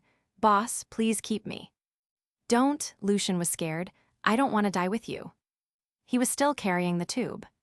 When Lucian was considering whether he should spend a barrel of money to have the little dragon be his guard for the following few years, Belak came back with the first round investigation report. Chapter 361, The Safeguard. Translator, Chris Liu. Editor, Vermilion. Belak was taken aback when he saw the monster squatting next to Lucian. The monster had beautiful and crystal-like scales. Dragon! Belak immediately recognized the monster and recalled that the Lord of Storm did have a dragon student, so he calmed down.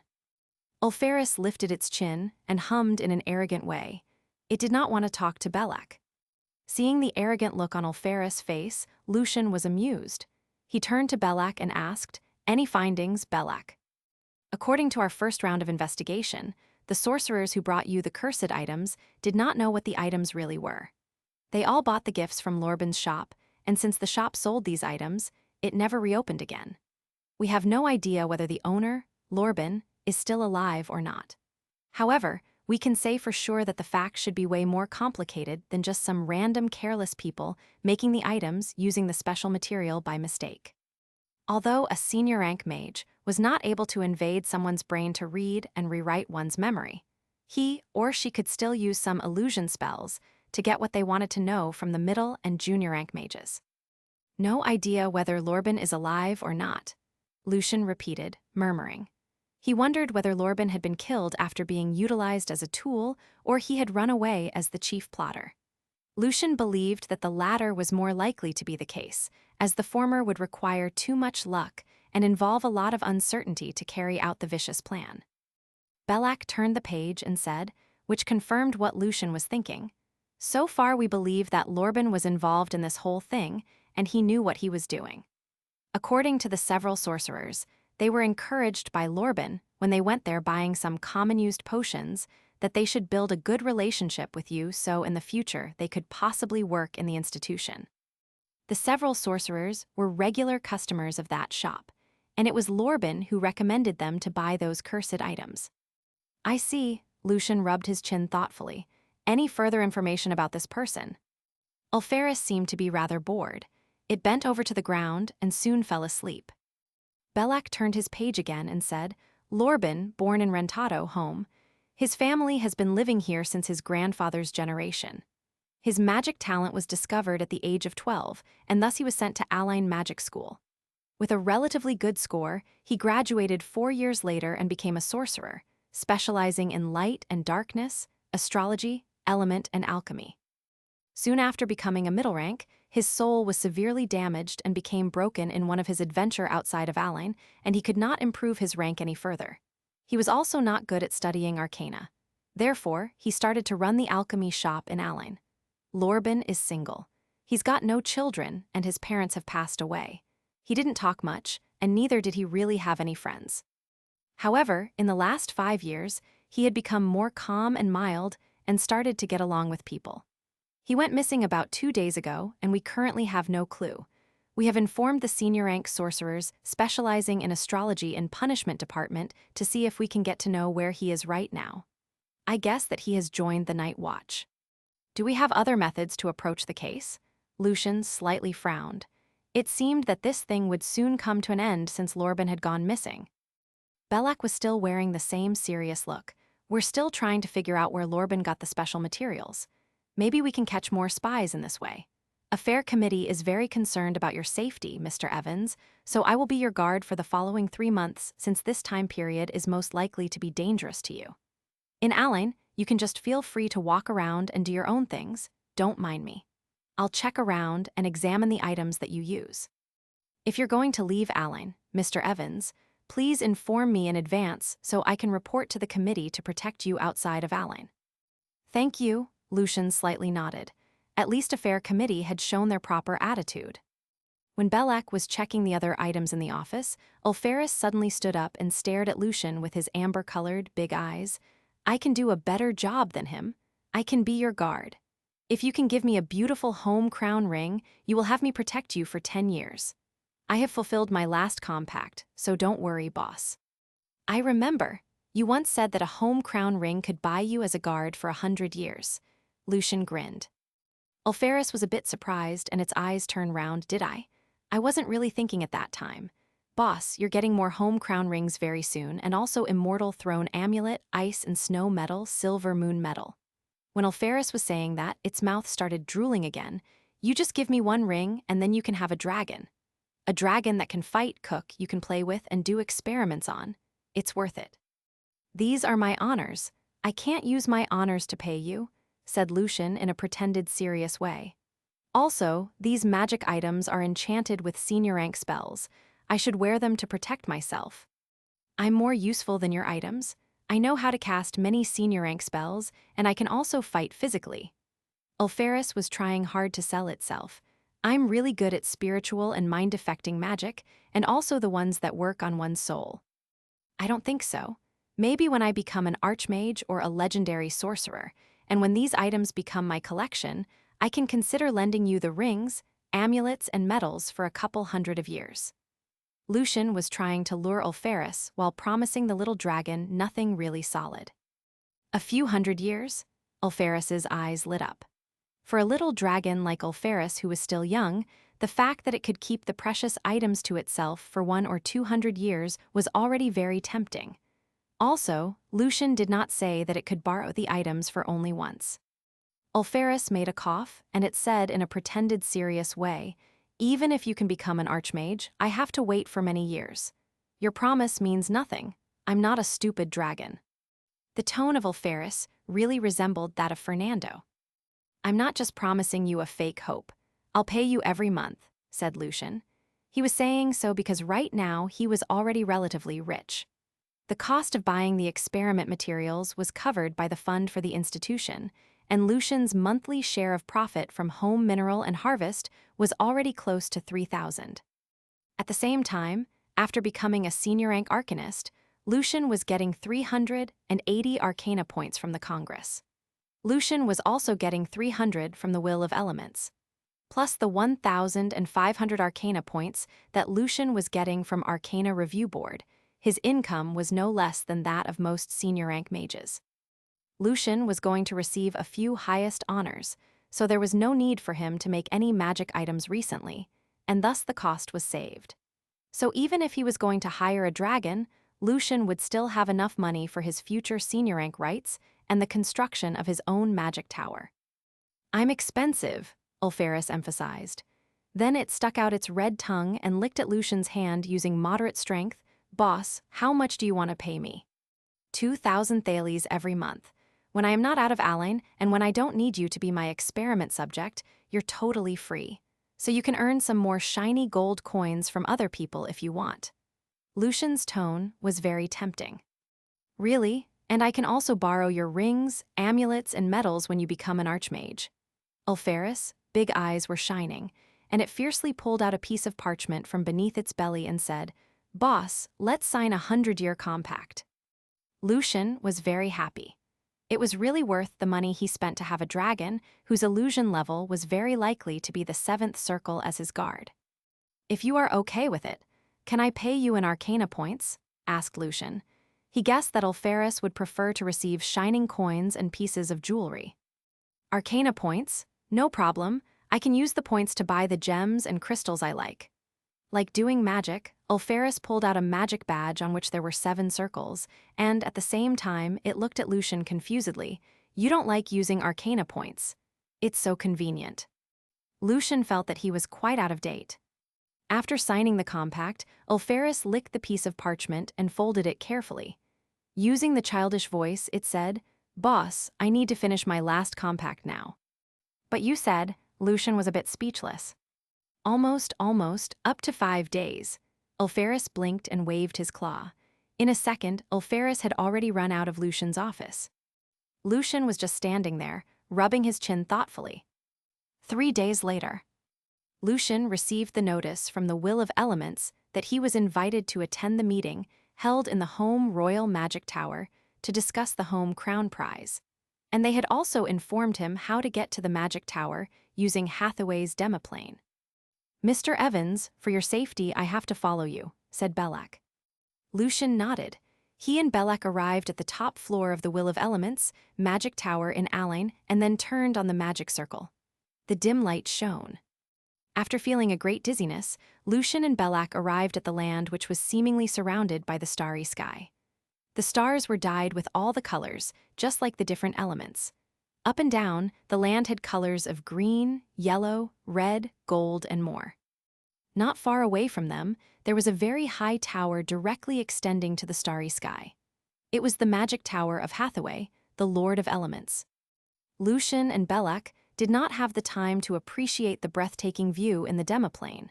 They walked to the other side of the Magic Tower and activated the magic circle there. When the light disappeared, and when they could see everything in front of them again, they were already on the top floor of the home Royal Magic Tower. Chapter 362, The Change. Translator, Chris Liu. Editor, Vermilion. In the Royal Magic Tower of Home, as soon as Lucian pushed the gate open, he saw the leading characters in the Will of Elements who he was familiar with, including Morris, Gaston, Florentia, and so on. There were in total about 14 or 15 of them here. Some of them did not make it either because they were out of Alain for their adventures and explorations, or they were in the middle of the key stage of their magic study. "Mr. Evans, you should be safe here. I'll stay outside," Belak whispered to Lucian. Lucian slightly nodded and walked in slowly. He smiled and greeted the sorcerers in there. "Morning, Mr. Morris, Mr. Gaston. Very nice to see you, Ms. Florentia." "Welcome, Mr. Evans, our youngest review board member in the history, and also the youngest winner of Home Crown Prize." Morris stood up and introduced Lucian to the rest of the important leaders of the Will of Elements. "And he is also going to win." "Win? The Immortal Throne Award, which is going to make him the second winner of the award in the Will of Elements. A very promising young man." The first arcanist who won Immortal Throne Award was Hathaway, who put forward the theory explaining the basic elemental constitution of the human body. Morris was quite unhappy with the fact that Lucian was going to steal another great sum of money from the organization's pocket by winning another ring. The leading sorcerers present were already very used to it, and they even tended to make fun of it. Seeing the look on Morris's face, they murmured Morris, nickname that was given by them, the Silver Grey Miser. Florentia was amused and also felt a little embarrassed. As a senior-rank sorcerer who was good at real fighting, and as the wife of the Grand Arcanist, she never worried about getting money or materials. However, for sake of the fact that Morris was her teacher, sometimes she would be on Morris's side when Morris put forward some suggestions to save the budget. "Lucian, this is our president, Mr. Donald, the member of the highest council, and he just came back from the other dimension." Morris introduced Lucian to the elderly man with the mixed black and white hair. Donald was the typical gentleman sticking to the classic, elegant tradition of the Kingdom of Home. He was dressing in a rather formal way, and beside him there was a black top hat and a walking stick. His light blue eyes were neither dull or sharp, but mild and gentle. Facing the leading sorcerer who had won over the many powerful Ninth Circle Archmages and one of the members of the highest council, Lucian definitely needed to treat Donald very seriously.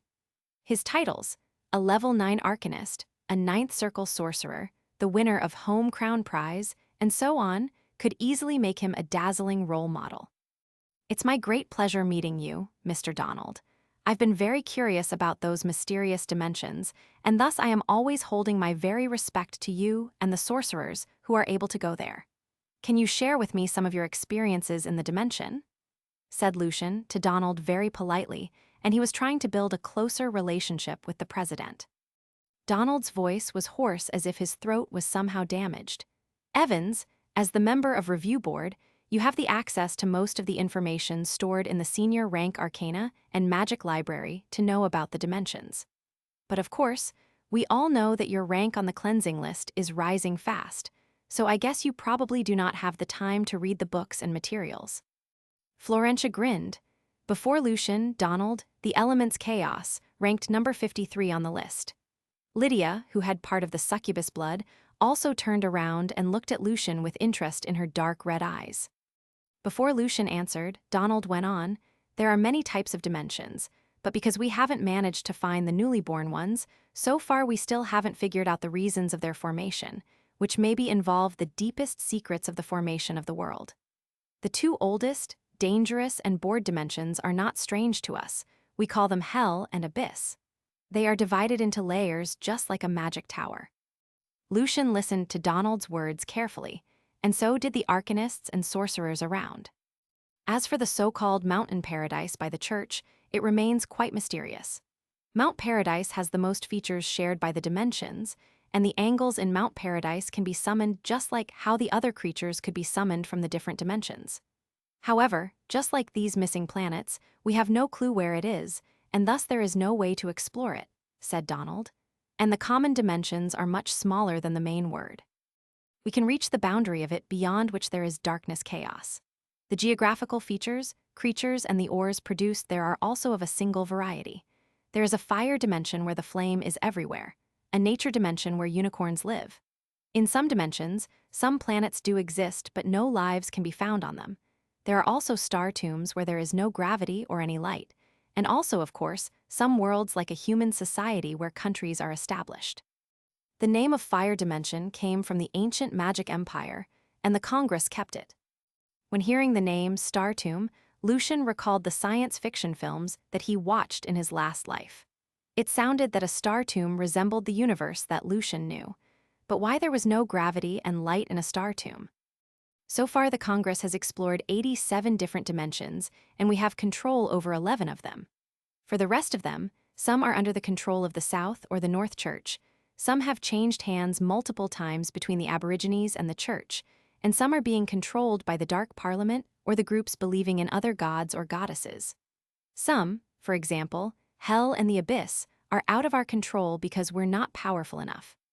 The purposes for us to explore the dimensions are to get the precious materials and resources and to find the truth of the world. I went to the Star Tomb this time trying to figure out if it has anything to do with the unfound planets, but unfortunately, I did not find anything. After Donald's brief introduction, and when Lucian's curiosity was satisfied, Morris introduced Lucian to the rest of the leading sorcerers and arcanists from the Will of Elements. At this time, the gate of the hall was pushed open again, and the gray-haired Raventi walked in. On the black magic robe he was wearing, the periodic table of elements was drawn. "All right, since we're all here, we can start our discussion now." Seeing that Raventi sat down in the chair which was quite far from him, Morris was in a pretty good mood. Lucian slightly nodded to Raventi in order to show his thankfulness. The reason why Raventi was late was that he needed to safeguard the branch of the Will of Elements to secure Lucian's safety while he was using the demoplane. Raventi did not care. In his eyes, it was just his responsibility. "The first thing, about home crown prize," Morris rubbed his forehead and then said, "The ring for Larry called Ionization is ready. Shall we wait until Evans's 2 rings are ready so we can give the prize together?" "Together, one ceremony is enough," said Raventi directly. "What is important should be the ring and the honor. Don't waste each other's time." Raventi had given out the idea, and the rest of the arcanists did not think there was a need to dispute with him. So they all nodded. All right, I personally agree with Raventi's words. What really matters should be the honor, not the prize. So maybe we can just use a level 4 or 5 ring too." Seeing the angry look on the face of the many arcanists and sorcerers, Morris hurriedly corrected himself. "I'm just joking. Now let's talk about the name for the 2 rings for Evans." The senior arcanists would be really embarrassed if the Will of Elements was going to use a level 4 or 5 ring as the prize. "It's simple. One named Origin, and the other named Electron, Microparticle, or Gate." Florentia smiled. At this time, Lucian, as the winner of the prize, could only remain silent. In order to avoid irritating Morris again, and also keep this as his secret weapon, Lucian was planning on submitting the paper on the Radiant Element next year. This paper could prove that electron was part of the inner structure of an atom and show that elements can be transformed.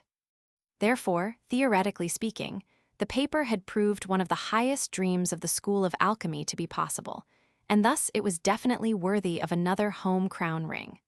Following the method used in submitting Miracle Experiment, the paper would be read by Fernando and Cole first, and then be sealed.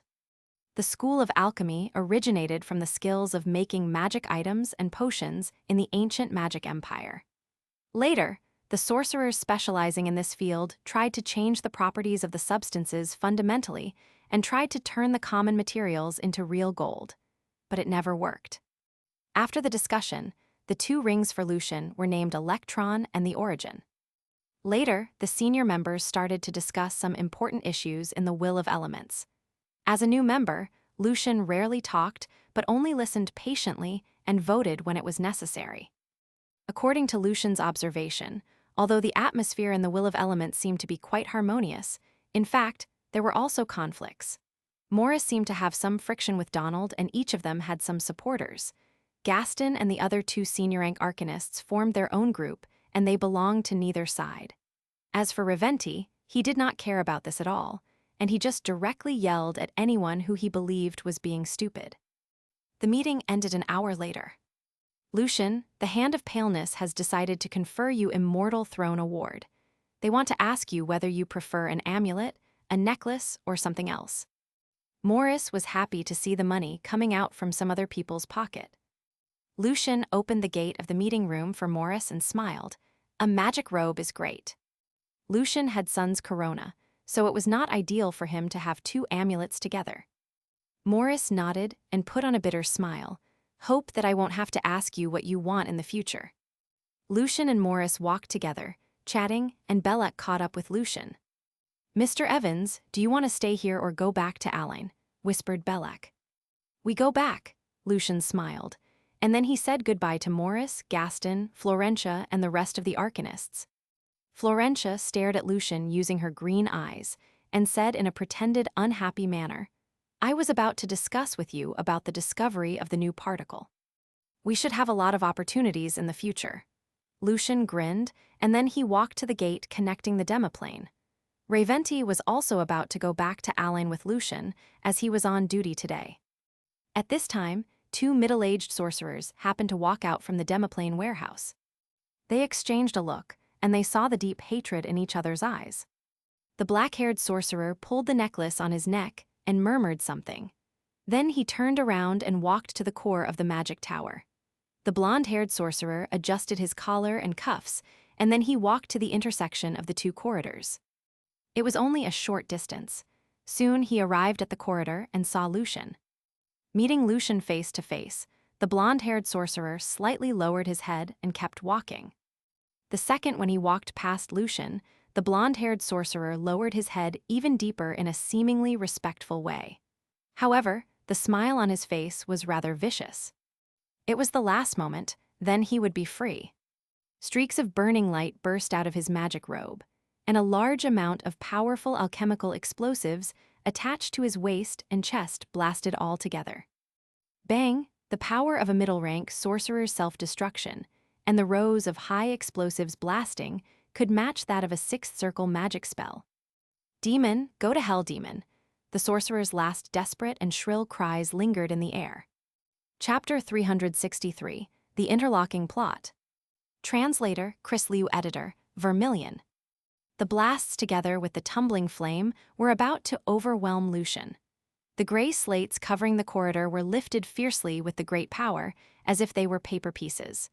The bombing was deafening, so no screaming or crying could be heard.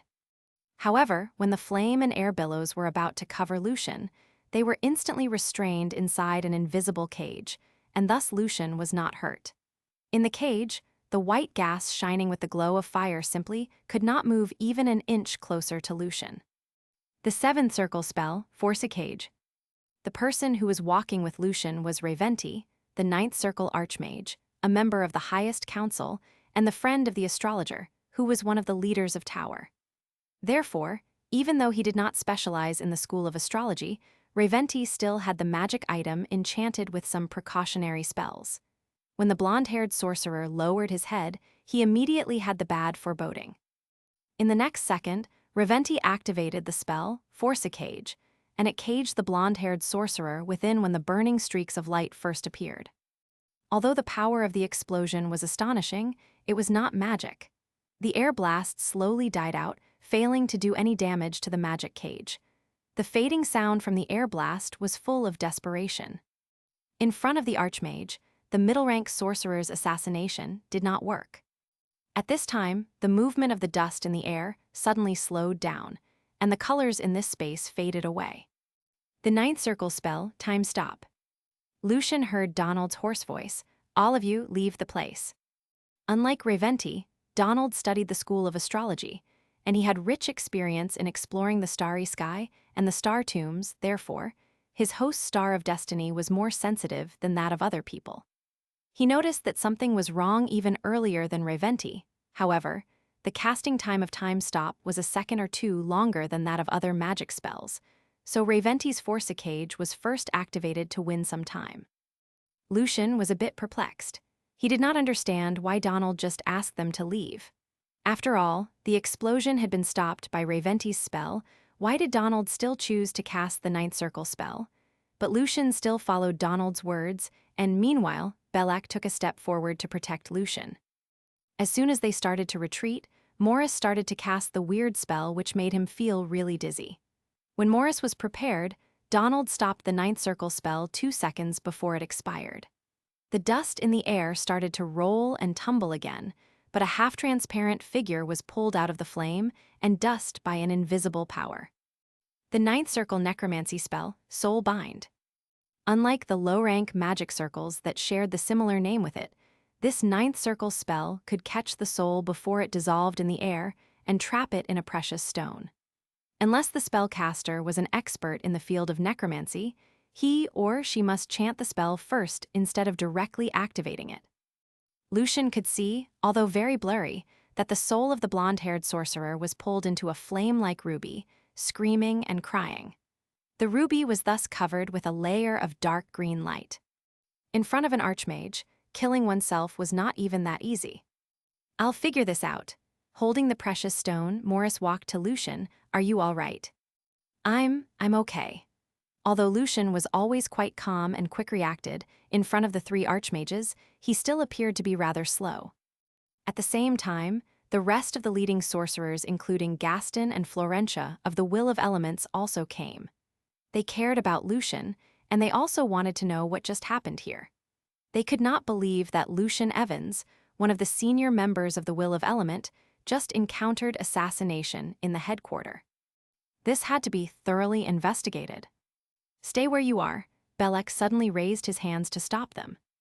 The arcanists and sorcerers, including Lucian, Morris, Donald, and Reventi, all looked at Belek, feeling very confused. The look on Belek's face was rather serious, and he said at a fast pace, "Forgive my rudeness, your excellencies." The blonde-haired sorcerer's target was for sure Mr. Evans. It seems that he is one of the sorcerers whose cognition world is permanently damaged because of Mr. Evans' discovery of the new particle, and he wanted to die with Mr. Evans in despair. In the past several hundred years, we have dealt with this kind of case multiple times, and it is not a big deal. However, the problem is why the assassinator knew the time so well. Why he walked out of the Demiplane warehouse only a few minutes after the meeting ended. The corridor along which the blonde-haired sorcerer walked here was only connected to the Demiplane warehouse, and the security on this floor was very strict. No one was allowed to wander around here. If the blonde-haired sorcerer was doing an ambush in the corner, the patrolling golems and the built-in magic circles must have activated the alarm. So, my guess is that at least one of the senior members in the Will of Elements was helping him. For Mr. Evans's safety, please stay no closer to him, your excellencies, in case the real ringleader of the assassination can find the chance. Hearing what Belak just said, the senior members of the Will of Elements were all very surprised, and they looked at each other. His reasoning made sense. But who did it? Subconsciously, they were divided into 3 groups, and they were on the alert toward each other. Only Reventi roared angrily, "This is a shame, shame." Mr. Raventi, Mr. Donald, Mr. Morris, please launch the investigation as soon as possible. Mr. Evans should not stay here any longer, and I'll safeguard him back to Aline," suggested Belak. He trusted the three archmages who just helped, especially Raventi. Except for Lucian, whose story was like a miracle, the rest of the senior members of the Will of Elements were at least senior-rank sorcerers. If there was a traitor among them, only the archmages could handle. Donald nodded to Morris. "Let's handle this. Raventi, please send Evans back together with Mr. Belak." The second after Donald finished his words, the entire magic tower started to shake fiercely. A series of deafening explosions came from some distance away. The core, Morris's facial expression suddenly changed. Reaching his hands forward, a mysterious gate drawn with many magic symbols suddenly showed up in the air. The rusted, heavy black gate was pulled open by Morris.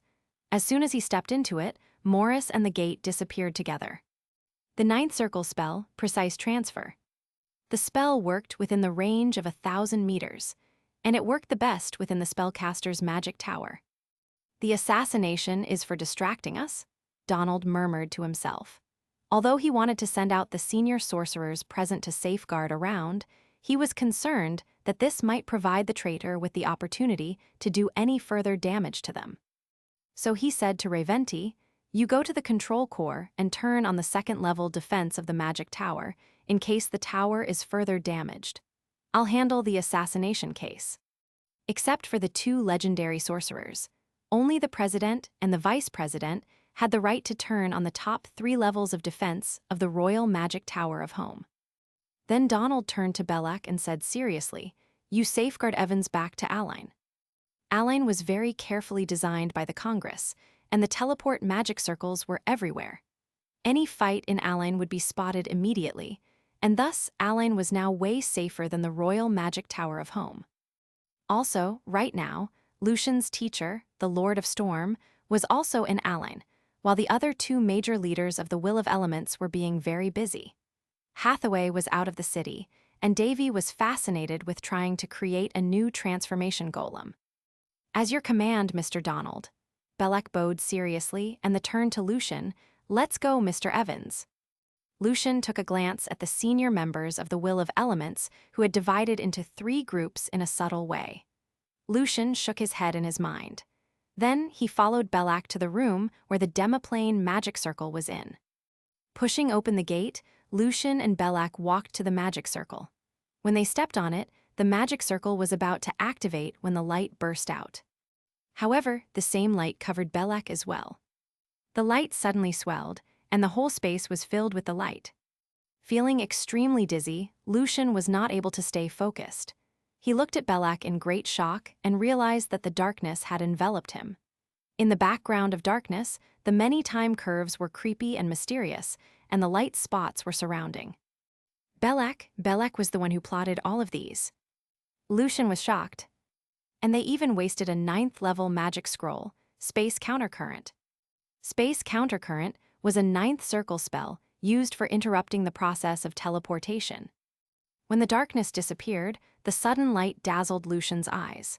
But in the next second, he activated Douglas' absorbing wall immediately. When the dizziness disappeared, he found himself in the middle of a broad lake. Belak, floating in the air, was right in front of him. There was a triumphant smile on his dark-skinned face.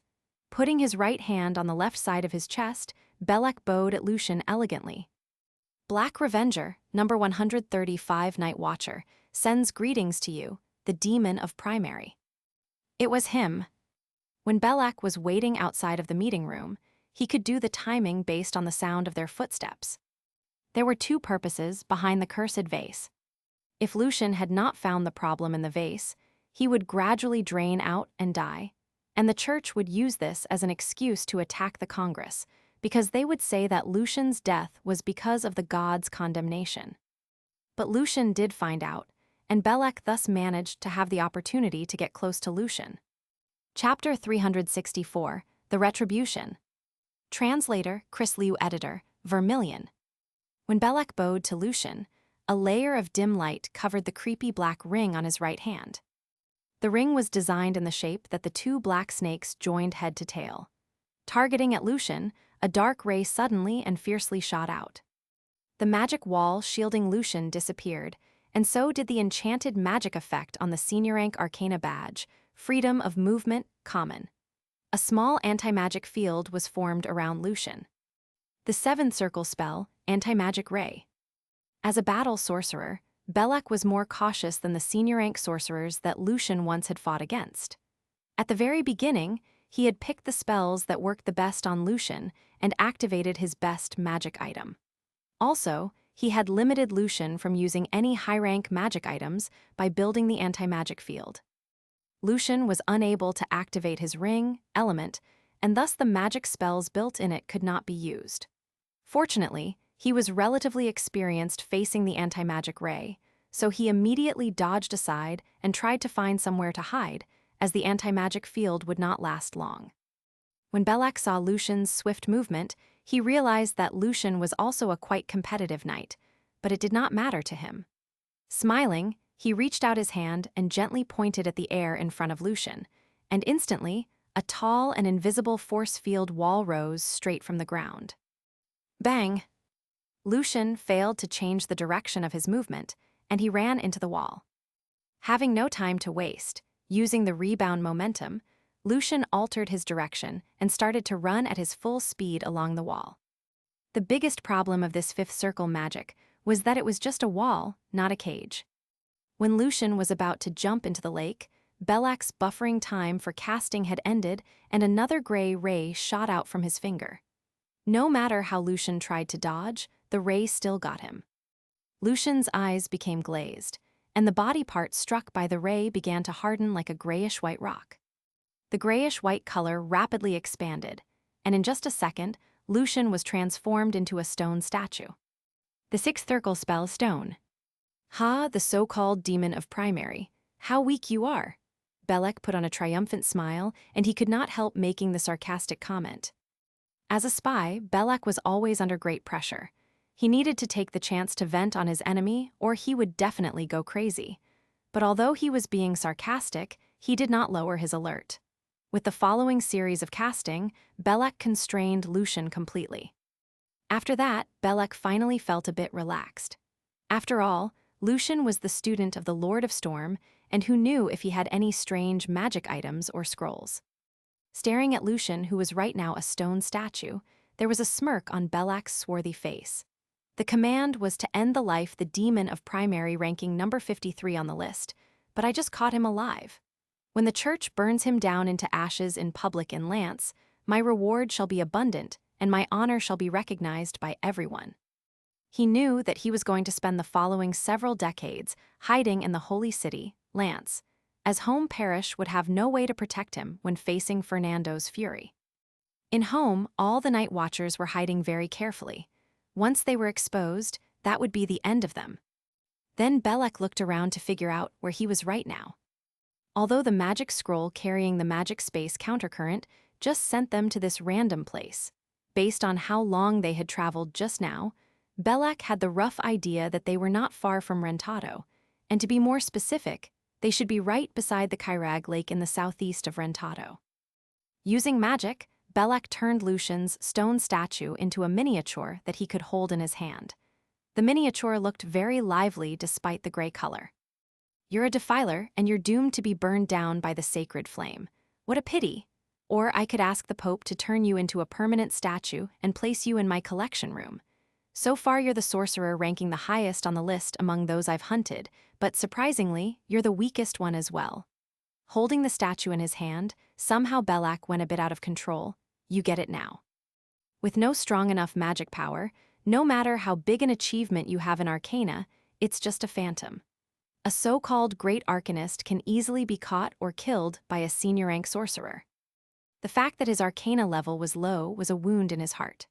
Belak was not good at Arcana, and he had always been mocked by his fellow schoolmates and even his teachers and colleagues. No matter how his magic level improved, people around him just could not see it. And his beloved girl also jumped into the embrace of the guy who he hated the most, the guy whose Arcana level was 2 levels higher than his, but at that time, Belak's magic level was still 1 circle higher. You know what? Later in an adventure I caught him. I killed him, but slowly. I tortured him. He begged me so desperately, but I was so happy. He was always up there, looking down upon me, but finally he knelt down in front of me, and he even wanted to send me his wife as the gift. Your high arcana level doesn't always help you, you know. If Lucian had been able to think, he definitely would have mocked Belak that he was being overly sensitive, and thus his life was turned into a failure. In the Congress, no one dared to mock a sorcerer face-to-face whose magic level was higher than his or her arcana level. Belak calmed himself down after venting out his anger. He was ready to set off for the Radiance Church as there was no more time for him to waste. Once the senior members of the Will of Element arrived, that would be the end of him. Belak knew what he should focus on right now despite all the emotions in his heart. Confess, Mr. Lucian Evans, the demon of primary, confess good before going to hell. You should regret that you did not focus on improving your magic level. Belak shook his head when taking a glance at the miniature in his hand. However, at the glance, Belak saw that the statue was putting on a creepy smile. Something was not right. Subconsciously, Belak immediately tried to throw out the miniature statue. He did not care whether the statue was going to be broken.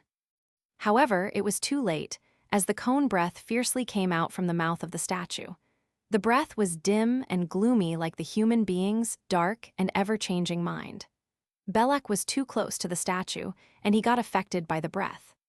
Instantly, Belak's brain was paralyzed. He had so many thoughts flashing past his mind that he could not stay focused. At this time, some strange light flashed past, and Belak disappeared. At the next second, he reappeared on the other side in the air. He had got rid of the influence of the cone breath, and the power of his mind was slowly recovering. Meanwhile, a senior rank magic armor covered his whole body. The sixth circle spell, Spell Trigger, which was a powerful magic spell used by senior rank sorcerers to handle the emergencies such as assassination or surprise attack. As soon as the paralyzation was gone, Belak realized that it was the paralyzing breath from the crystal dragon, Ulferis. Not all of the crystal dragons had this kind of power. Ulferis' dragon breath had been improved by Fernando. Layers of stone power fell from the statue that became bigger and bigger. The breath of the dragon was imposing, and the fish in the lake all sank to the bottom out of fear. After signing the compact with Lucian, Ulferis had suggested that no matter where Lucian needed to go, it would turn itself into Lucian's substitute using the illusion magic in order to find out who did all the plotting behind the cursed vase. As the real Lucian would follow Ulferis like a mirror reflection while using the invisibility spell, Ulferis' way of talking and movement would be exactly the same as that of Lucian. However, to make sure everything looked perfect, Ulferis needed to wear all of Lucian's senior rank magic items since they could not be replicated. Lucian was a bit concerned about it. Ulferis' illusion magic could easily fool a 7th or 8th circle sorcerer if he or she did not use the special magic to examine carefully, not to mention Belak. Therefore, since Donald, Morris, and Raventi could see the truth, they did not worry at all with letting Lucian go back with Belak alone. In fact, all of Belak's magic had failed to work except the anti-magic ray, since Ulferis was immune to many spells. However, Ulferis managed to deceive Belak by using illusion and was waiting for the chance to fight back. Since the anti-magic ray did not affect the real Lucian who was in his invisibility, Ulferis' illusionary power was still working. Later, Ulferis was able to get rid of the effect of the anti-magic ray faster than a senior rank sorcerer. "Well, call me Lucian Ulferis," said the little crystal dragon triumphantly. One of its big claws was wearing the beautiful and shining home crown ring, Element. Although Belak was pissed, he did not panic. Belak knew that Ulferis just turned into the 7th circle, so it would not be too hard for him to escape away under its claws. While feeling rather confused and wondering where Lucian really was, Belak was ready to retreat. However, before he managed to activate the magic model in his soul, Belak suddenly sensed a great danger. In the air above him, the real Lucian Evans showed up because the illusion magic from Ulferis had been dispelled. Beside him in the air, there was a tube of colorless liquid, and Lucian was casting a long and weird spell. In the next second, a colorless and dim ray shot out targeting at Belak, who immediately activated the sixth circle defensive spell, Starlight Cloak. The light of stars joined together and became a cloak covering Belak when the freezing cold ray shot him in his chest. Belak heard the ice-cracking sound in his mind, and to his great shock, he saw that even the starlight cloak had failed to prevent the ray. The cloak was frozen, and the freezing process quickly extended to his body. The water drops around were frozen into solid pieces. The hydrogen in the air was solidified. Oxygen was solidified. The air was also frozen.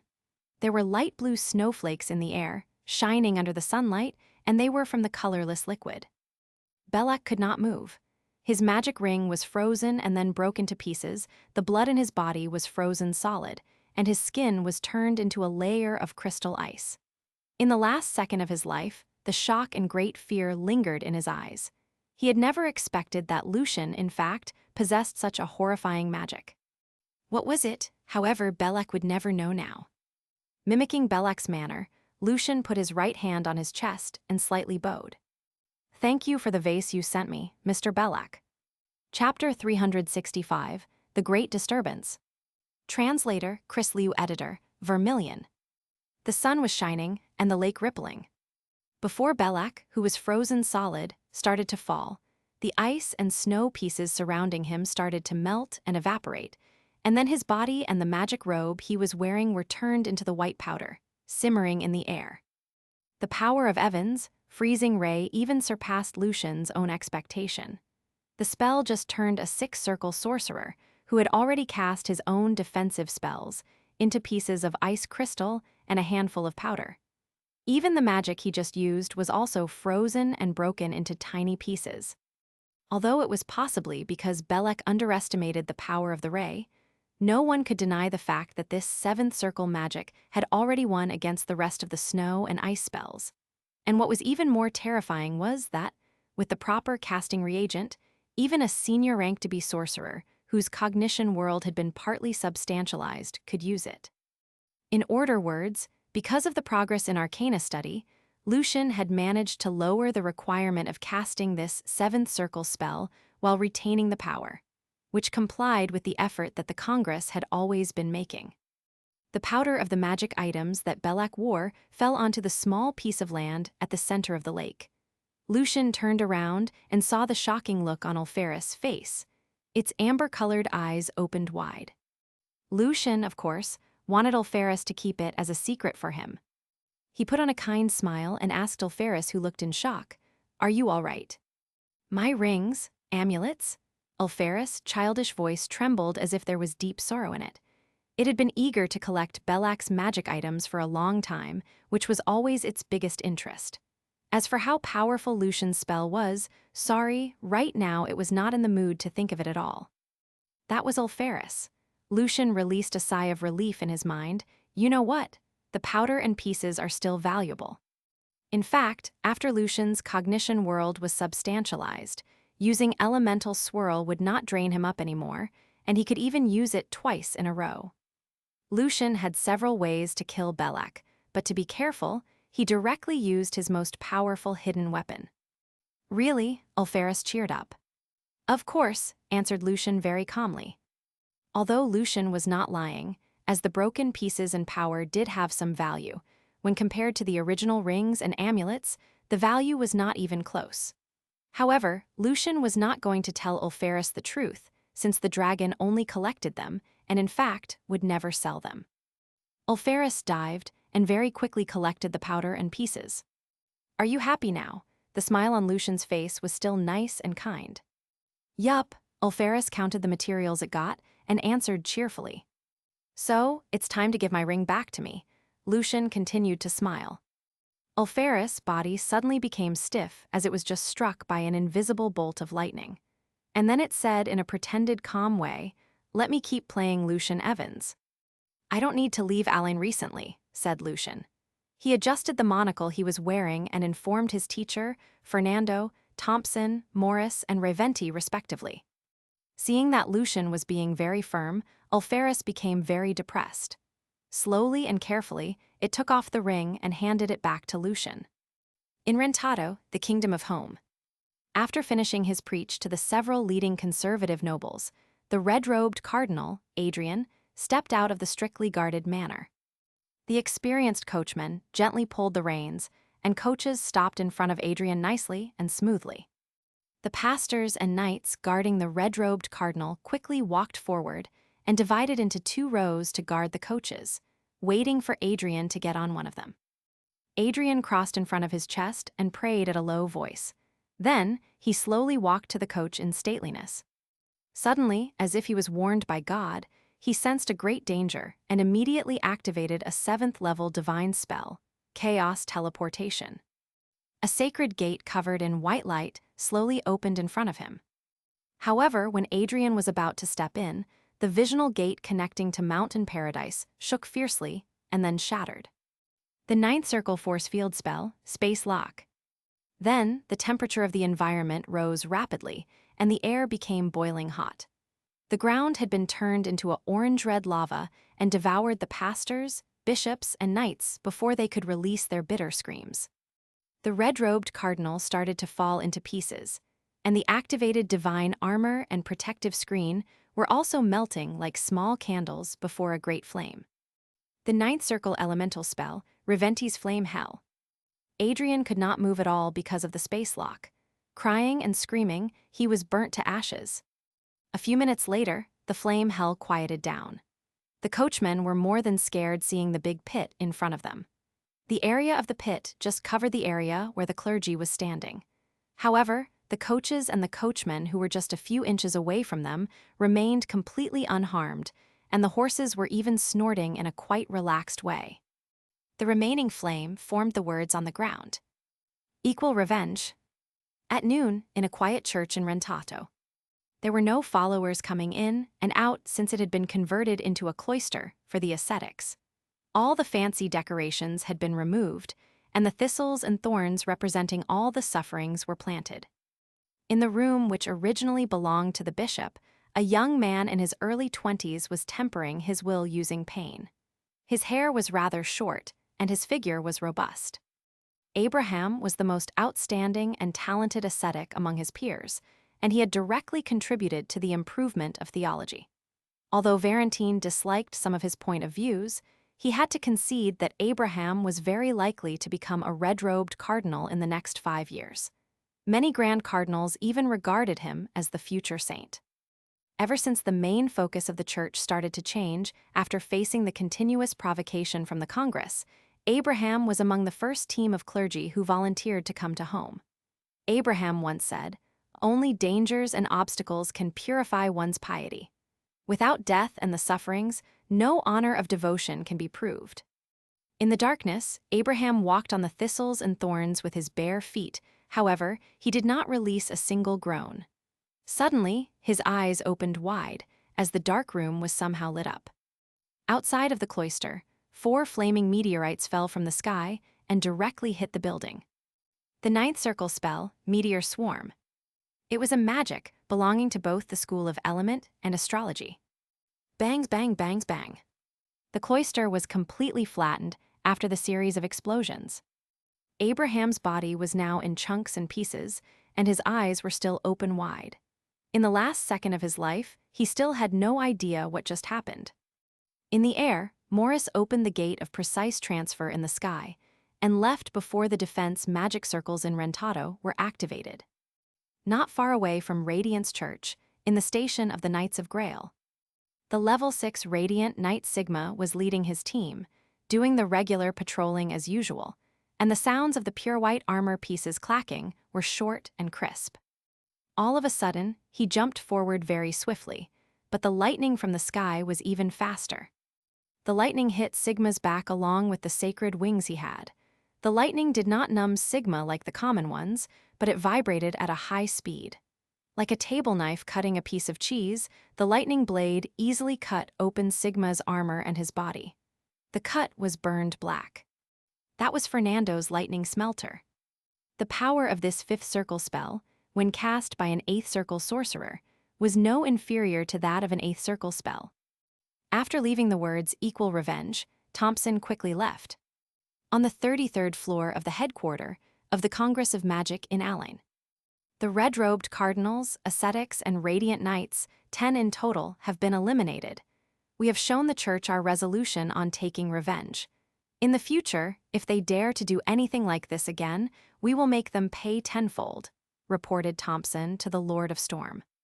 Fernando nodded slightly. So they are all supporters of the Pope, right? That's correct. The red-robed cardinals and ascetics supported the theology reform, and the knights were even more loyal, said Thompson in an assuring way, and then he added concernedly, "We shall be prepared for the war now, sir. Seeing what we did, the church will for sure fight back. Gather the sorcerers to get prepared. Also, inform the nobles.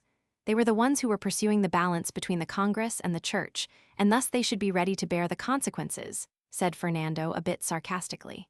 "We'll see if they want to support one side, keep the weak balance, or they are going to wait until we are both weakened from the war to benefit from it. However, if there is going to be a war, the war will for sure take place in home. There's no way that the nobles can just look on with folded arms. The best way for the nobles to act is to threaten the church to stay calm, and thus the delicate balance can be kept." After listening to Fernando's analysis, Thompson left the office to inform affair committee the will of the highest council. After a while, Fernando saw that Lucian walked in, followed by Alferis. "You were being quite careful this time." Fernando was still the same tight-fisted when it came to giving any praises, so, "Why are you here?" "Sir, I have finished another paper." Lucian smiled. Fernando did not take the paper instantly, but carefully looked Lucian up and down with his red eyes. Chapter 366, The Annoyed Nobles. Translator, Chris Liu. Editor, Vermilion. "Did you first go over it?" After a while, Fernando finally asked. Lucian, of course, understood what Fernando meant. He grinned and said, "Sir, it's not a subversive paper. Not at all. It's just a following-up paper about the discovery of electron. Sir, you must know that I found the curse in the vase because of the induction of stream of electrons, so I verified the special material of the vase using the method of studying cathode ray." Fernando took the paper and complained casually, "I was always the one handling all the troubles you made after reading your papers. Can't you just write some normal papers?" For Fernando, he was in fact quite happy to see some okay subversive papers, because he was always looking forward to the progress in the world of arcana.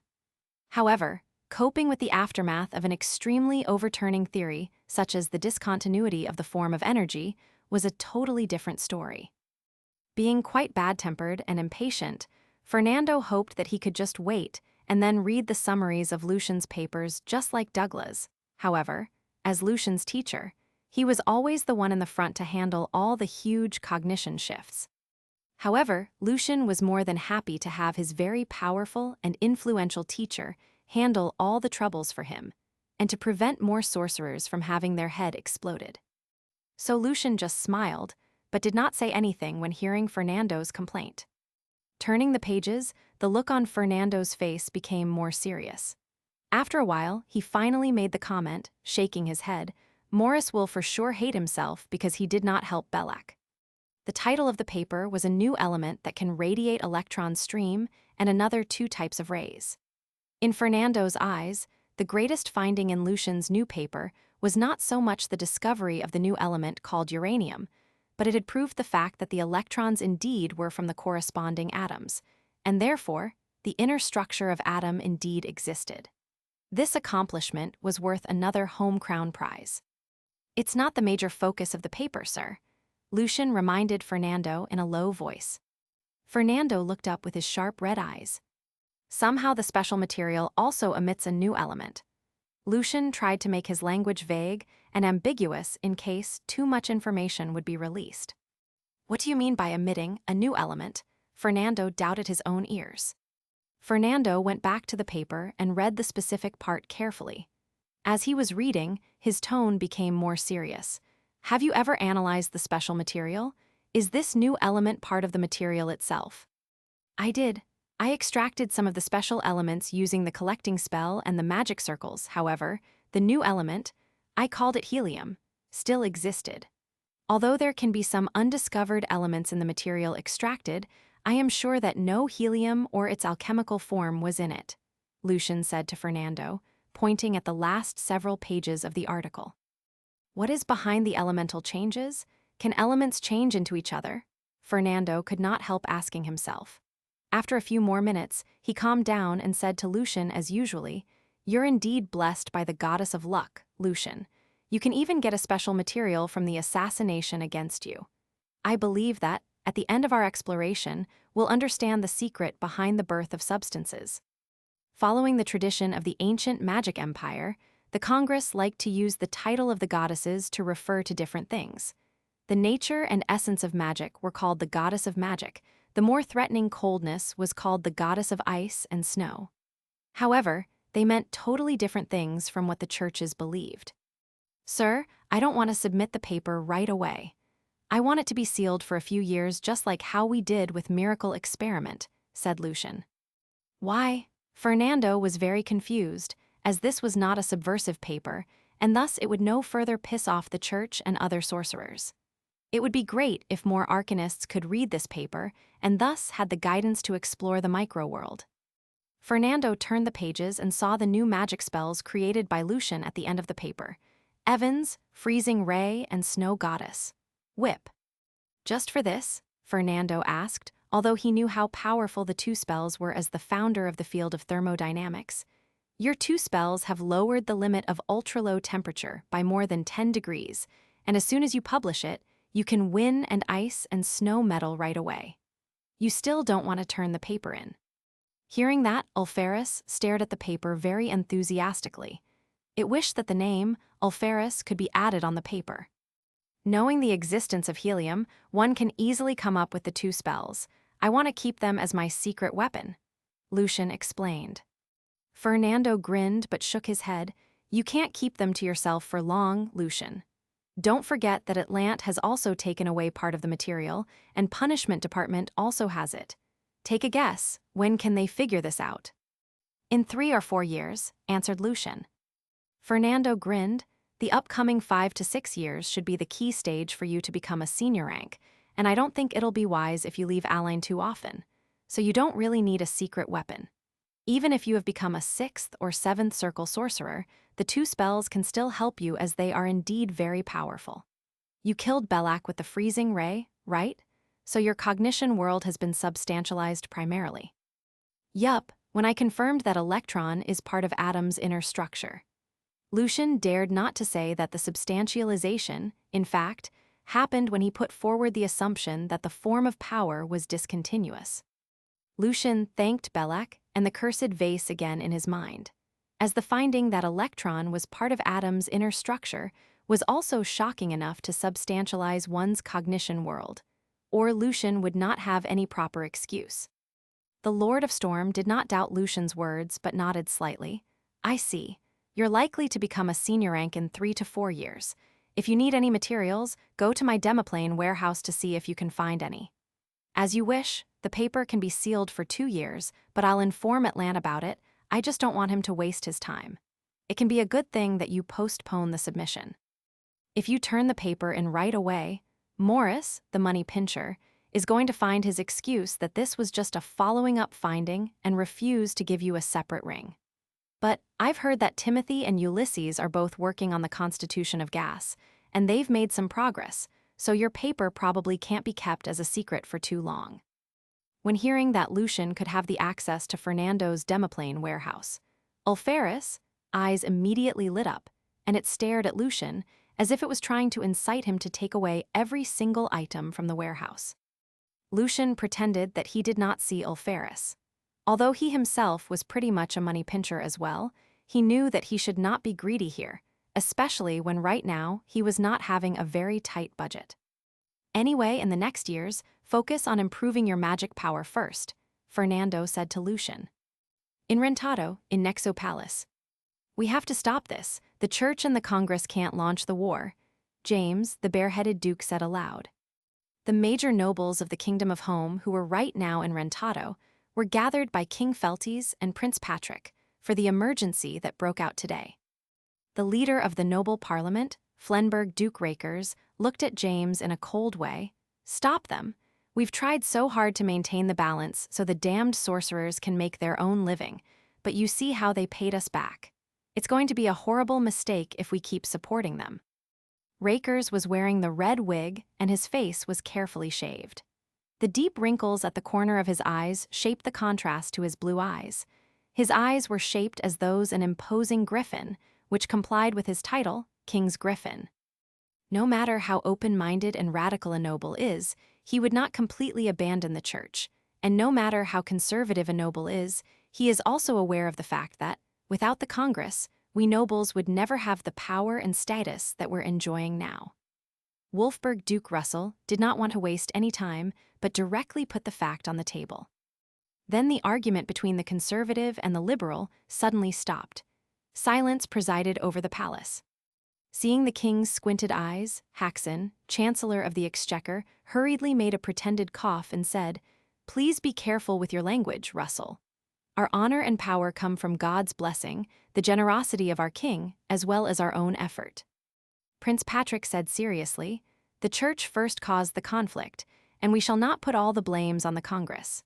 Meanwhile, we can't let this rich and beautiful land suffer from war, so the mediation work is our responsibility." Mentioning their own benefits, power, and status, the nobles gradually came to an agreement. Only several old nobles who were extreme conservatives furiously left the meeting halfway. After assigning all the tasks to the nobles, only the king and the prince were left in the palace except the servants. The old king cast Prince Patrick a meaningful look and slightly shook his head. As he turned around, the king murmured to himself, "What's the future of kingdom? What's the future of the family?" All of them knew that the balance was too delicate to last forever. However, right now, they could only turn a blind eye to that fact because there was simply no better choice.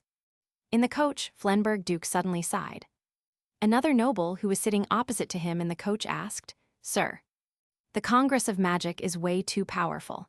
If we keep spoiling them like this and let them grow, we'll pay for sure. James and those people are too myopic," said Rakers. "Then why did you support mediation?" asked the noble.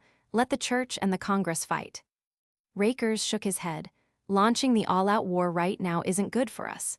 We have to find the proper chance to defeat the Congress with one strike together with the church.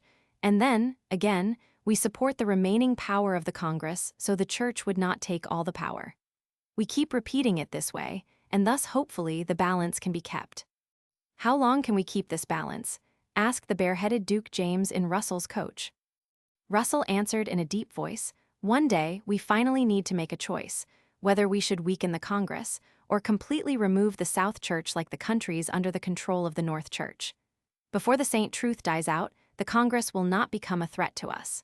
Also, the balance in the overall situation is easier to maintain than the smaller balance in an individual country. Without being careful, this precious thing can be broken. If so, we won't be able to ascend to Mountain Paradise." Haxon sighed. "Mountain Paradise, haha," James repeated with a laugh. Several days later, Aline still remained safe and sound. No war was launched by the Saint Truth. Lucian got the message from Florentia. "This weekend, your home crown prize will be granted to you in Aline." Chapter 367, Lucian's Plan. Translator, Chris Liu Editor, Vermilion. Lucian did not expect that the ring from the home crown prize would be given to him so fast. After all, the ring maker, Morris, was very unwilling to give him the ring. It was only 2 days away from the weekend. Unlike Alto in Aline, weekend always referred to Sunday. Florentia's voice in the electromagnetic message magic sounded amused. "You were taken away in the Will of Elements headquarters, and my teacher, Morris, feels very embarrassed. That's why." After pausing a bit, Florentia then sounded more serious.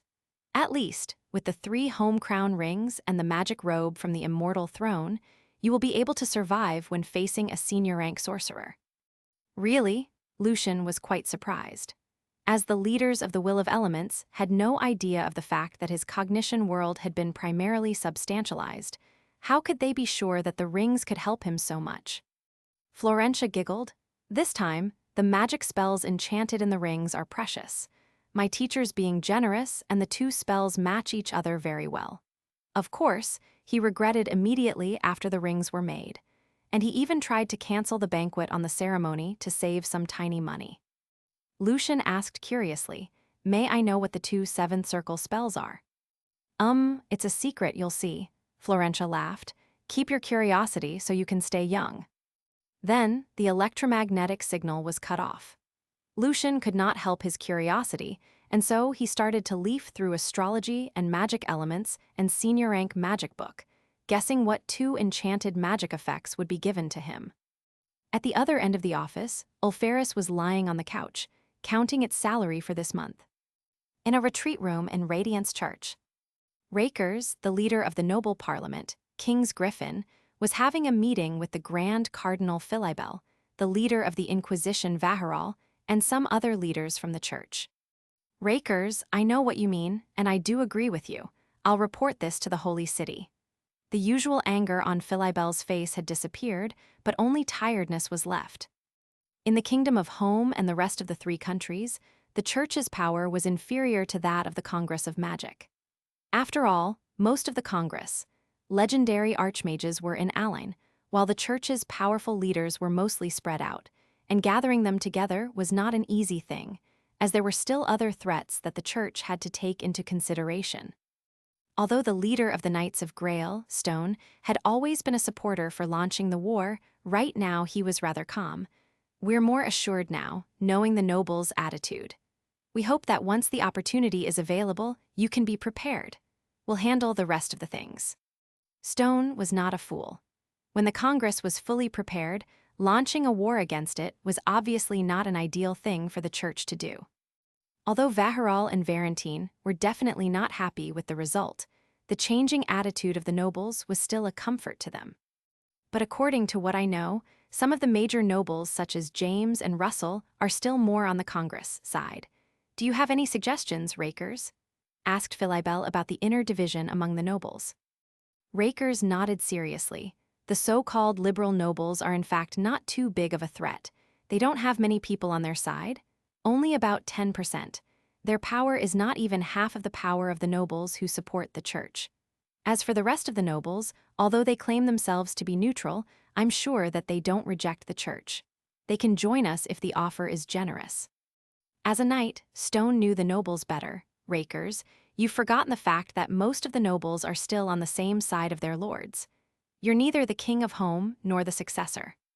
If the offer was not generous enough to make the nobles crazy, they were still going to support their lord.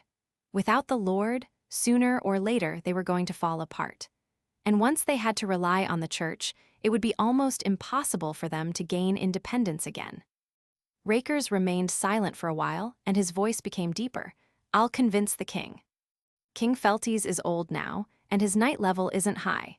In a few years, maybe he will receive the call from God. Can you find the opportunity in the next few years?" Philibel shook his head. As the Grand Cardinal who was responsible for providing medical care to the king, he knew the king's health condition very well. Looking gloomy, Rakers did not deny.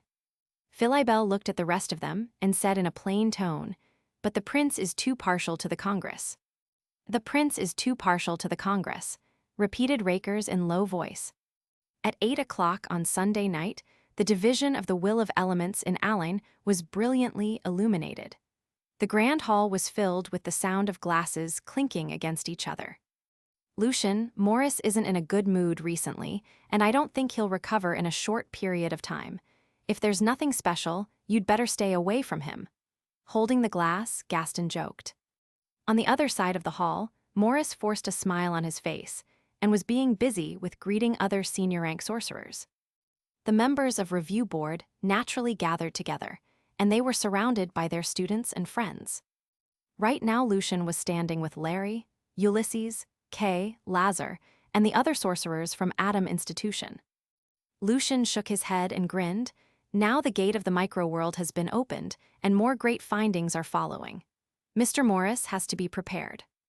"Is that right?" It was Morris' voice, light as a ghost S. There was definitely hatred in his voice. After greeting the important sorcerers, Morris walked back and he happened to hear what Lucian just said. He felt that there was a sharp arrow in his heart. Of course, this is a brand new field, a field that involves the deeper secrets of the substances. As if Lucian just completely ignored the hatred in Morris' voice, he said to the rest of the board members honestly, "I think Home Crown Prize should be given out every year." "Impossible," Morris raised his tone and looked very serious. Florentia grinned and looked at Lucian, although she did not understand why Lucian wanted to piss Morris off. The rest of the senior members of the Will of Elements also looked at this direction, feeling quite amused. Lucian did not care. If no one's qualified, the position should remain vacant. If there is more than one qualified sorcerer, the prize should still only be granted to one sorcerer for only one achievement. And the time for granting the prize should be settled in each year, so we can look forward to it. "That's a very good suggestion," Morris hurriedly agreed. "The problem is, this can just postpone the time, but it can't help saving the warehouse's loss." Florentia reminded her teacher. She wondered what Lucian was thinking. She would not believe that Lucian was just talking, without any specific purposes. Lucian slightly swirled the wine and smiled. "Neither the materials nor wealth can grow themselves in the warehouse, but doing investment is different. If the time of giving the prize can be deferred by 1 year, the investment payback should be very considerable. The prize is always going to be someone else's, but the profit can always stay." "What do you mean?" asked Morris. He was not a fool. Lucian grinned. "I've talked to Mr. Arthur Doyle, and he is very interested in generating electricity using water current. He also mentioned to me that the process of making a magic crystal light can be simplified and thus be popularized among the nobles, and we can lower the requirement for using the electromagnetic message spell by turning the magic for keeping one's voice into a manufacturable alchemical product, and meanwhile building more magic towers for transferring signals." The sorcerers knew that Lucian made quite a fortune with his strange-named product, Jinkella, so they all nodded and believed that it was a good idea. Lucian smiled and continued. What was more important was that once the nobles and the common people are used to the usage of magic in their daily life, they will not follow the church this closely anymore. Indeed, we sorcerers don't usually associate with the common folks, but as the church has been preaching to them all the time, we must take away the things they need from them. And when the foundation of the church is shaken, the end of the church can be seen.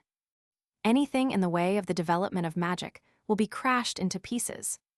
"We shall talk about this later." Morris was definitely persuaded. He turned around and said to the other leaders of the Will of Elements. Lucian cheered in his mind.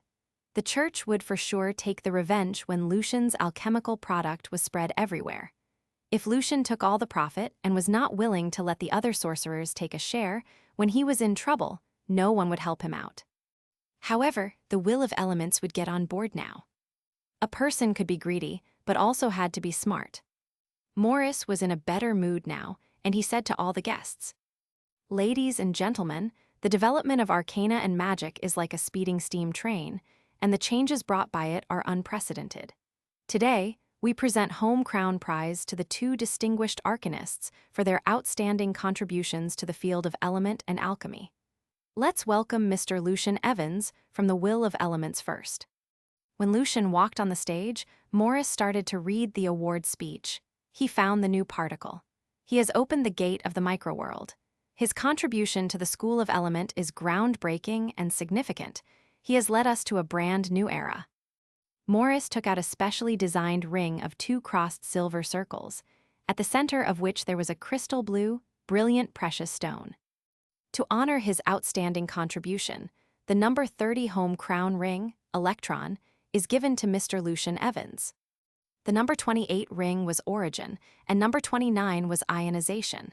Therefore, Lucian first got the Electron ring. Origin would be given to him later. In the warm applause, Lucian accepted the ring. In the inner side of the ring, it wrote, "Year 819, Home Crown, to Lucian Evans' contribution." Lucian immediately left his spiritual mark in the ring and got the information in it. Home Crown ring, Electron, level 7 perfect rank magic item, 1 layer of seal. A sorcerer whose spiritual power reached the senior rank could unseal the ring, and the full power could be released. The unique ring is very powerful because of the enchanted 7th circle spell, Anti-Magic Ray. Chapter 368, The Powerful Ring. Translator, Chris Liu Editor, Vermilion. The ring can help the caster to stay calmer and more focused, so the casting process is less likely to be interrupted. The effect was equivalent to the fifth circle magic spell, Focus.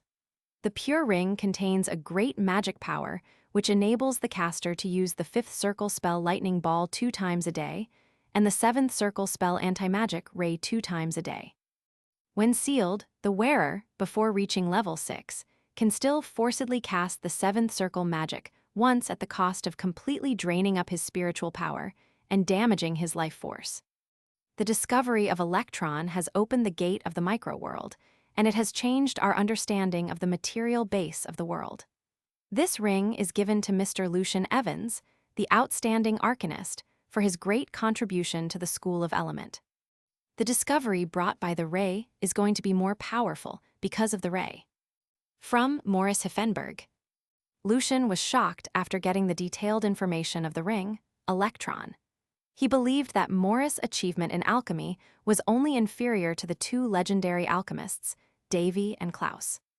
Although compared to the last home crown ring, less permanently enchanted magic effects were given, this time the enchanted seventh circle spell was Anti-Magic Ray. The special feature of this magic spell made it hard to be compatible with the others. The fact that Morris could still add another enchanted magic effect and a fifth circle spell already impressed Lucian a lot. If used properly, even if Lucian's cognition world had not been substantialized, indeed there was a good chance that he could survive when facing a senior rank sorcerer. Seeing that Lucian put the ring on the middle finger of his left hand, Morris almost burst into tears. The ring was a memorable masterpiece for him in his alchemist career. Calming down a bit, Morris took out another ring. The hollowed-out white ring was inlaid with a big, transparent diamond. Under the light, the diamond was dazzling. Morris forced himself to read the award speech. Since we human beings got rid of savagery, we have been exploring the secret of life. We crave to know where we come from and what life is. Many great sorcerers spent their whole life on finding the truth, but unfortunately, they never managed to get one step closer. Lucian Evans, however, designed the genius experiment, miracle experiment, using his extraordinary way of thinking. Miracle experiment has revealed us one possibility of the origin of life. At that moment, his radiance could rival that of any gods. This is the first step that we human beings take into this forbidden area, and more steps will be taken. The Will of Elements and Home Royal Magic Academy honor Lucian Evans with the ring for his outstanding contribution to this field. This is the number 28 home crown ring, and its name is Origin. The applause became even warmer. Although the discovery of the new particle was a great surprise, nothing could be compared to the shock which was brought by miracle experiment designed by Lucian.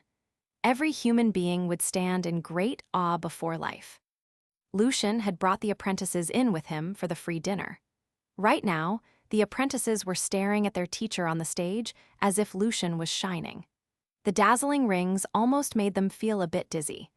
The youngsters were also longing for the great honor, even including the most introverted apprentice, Anik. Katrina's eyes were shining when Lucian accepted the ring, Origin. As a lady and an arcanist, she burst out, "I really want a ring like this. I really want a ring like this." Another childish voice came from the side.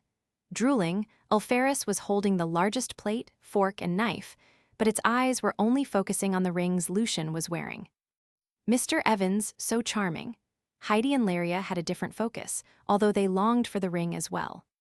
In fact, even for a senior rank sorcerer in the School of Elements or Alchemy, a home crown ring was still a great goal, not because of the value of the ring itself, but for the honor it represented.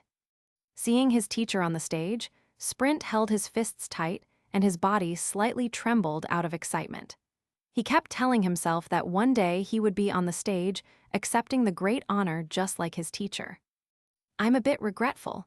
Why did I choose to be a battle mage?" said Florentia in mixed feelings. "I designed so many rings, but I don't own any of them."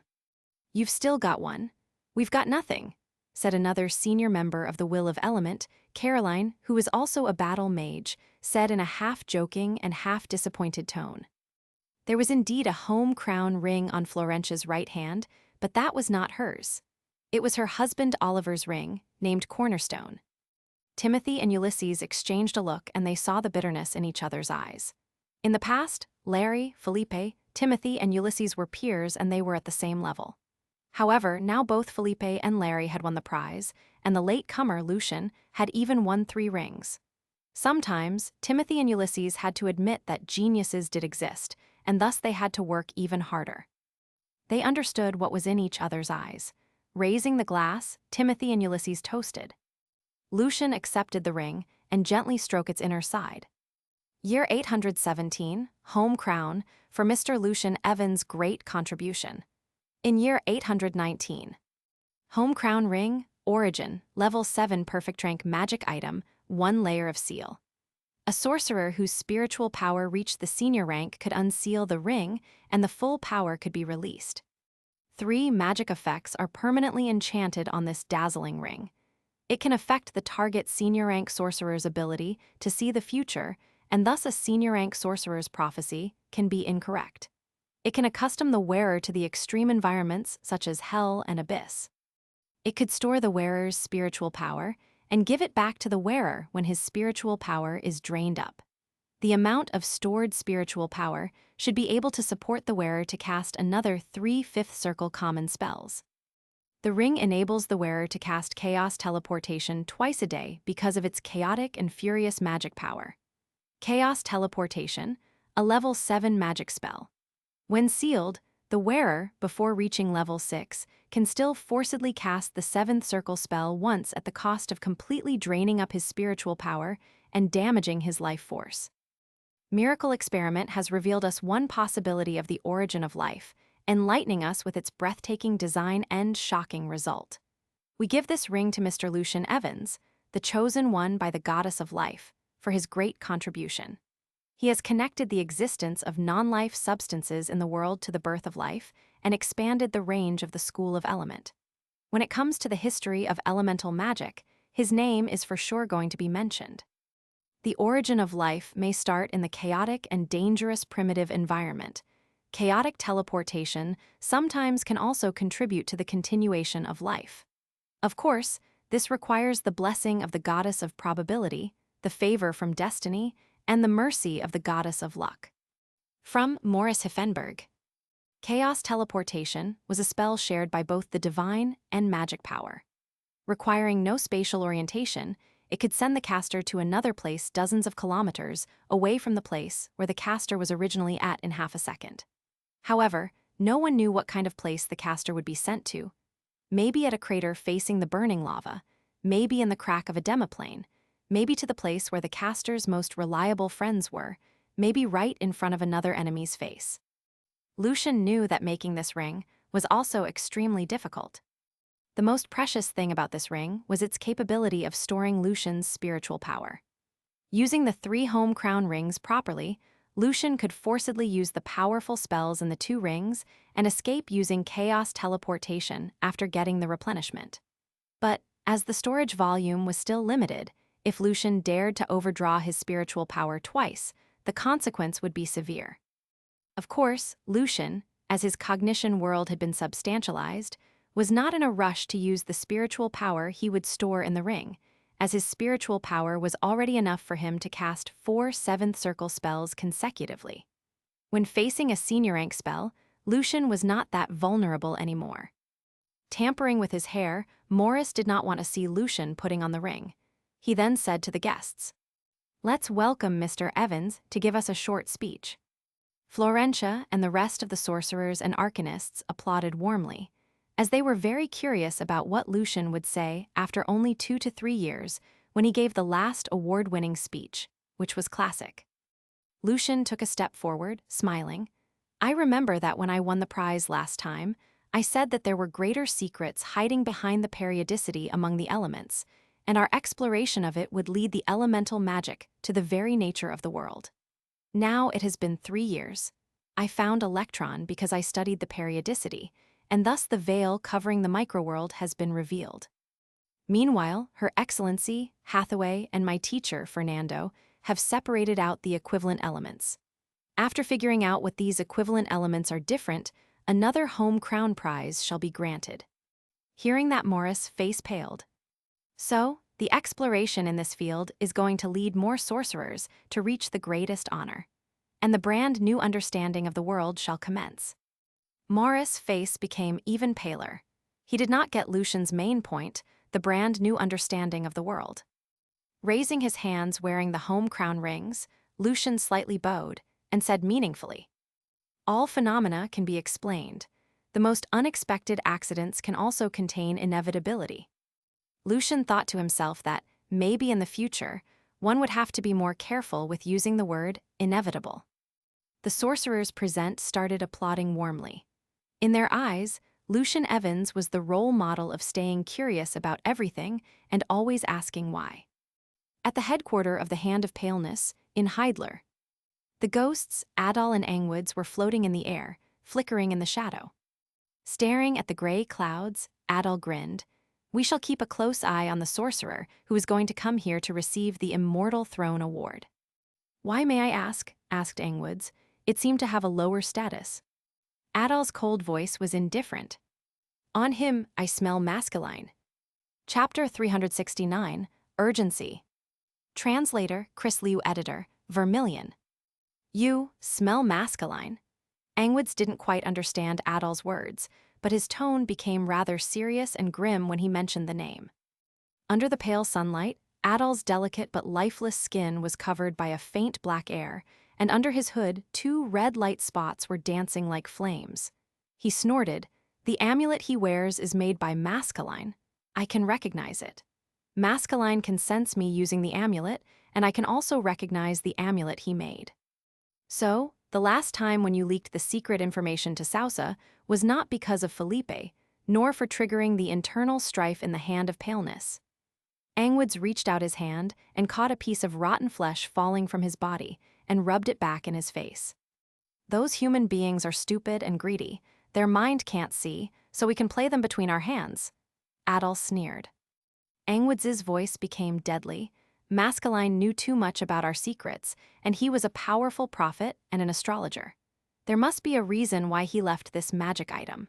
Since the sorcerer named Lucian Evans in coming to Heidler for receiving the award anyway, shall we just?"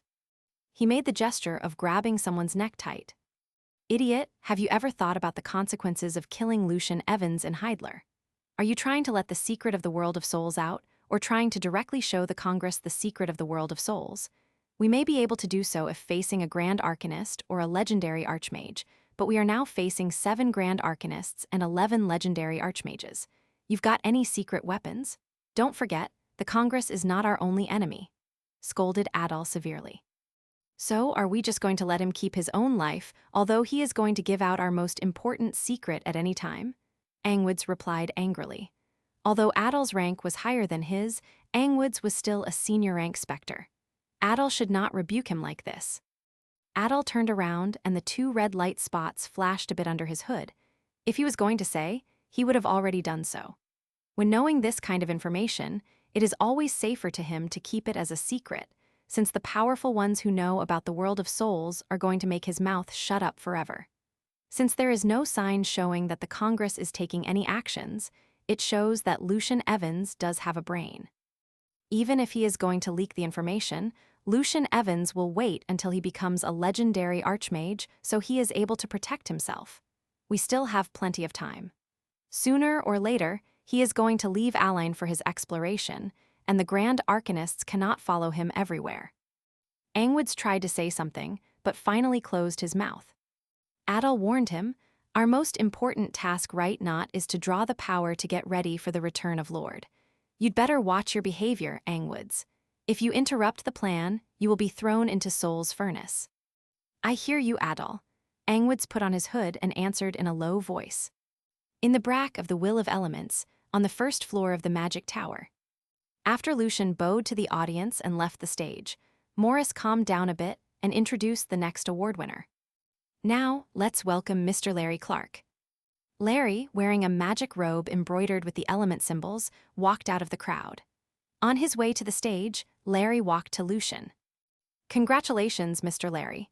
Lucian smiled and nodded to him. "Thanks, Evans." Larry touched his yellowish-brown beard a bit awkwardly. "The weather is not bad today." Lucian was amused. Maybe Larry was too nervous. "Congratulations. The Will of Elements is proud of you. You're the first one who has won home crown prize for 3 times. Florentia raised the glass and smiled to Lucian. Lucian showed Florentia the rings and slightly bowed. Thank you very much for the great design, lady. Listening to Morris's introduction of Larry's great contribution to the field of magic potion making and the school of alchemy, Florentia swirled the wine in her glass and said to Lucian, "We have got the investigation result." Belak applied for the shift himself, using the excuse that he wished to take a long break later. So that being said, was Belak the only plotter? Lucian slightly frowned.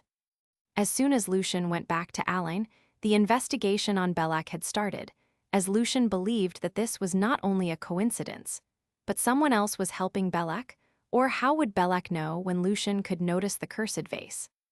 However, according to the investigation result, Belak just chose the time that Lucian was most likely to notice the difference of the vase. If Lucian did not notice the difference at the first few days, Belak would have plentiful time to get prepared and the vase would gradually damage his health. However, Lucian did see it through, and Belak thus had to be the one taking action directly. After all, no assassination was guaranteed to be successful. Florentia nodded slightly, and her blonde hair hung down gently. So far we haven't found any senior members suspicious. But we did make some other progress.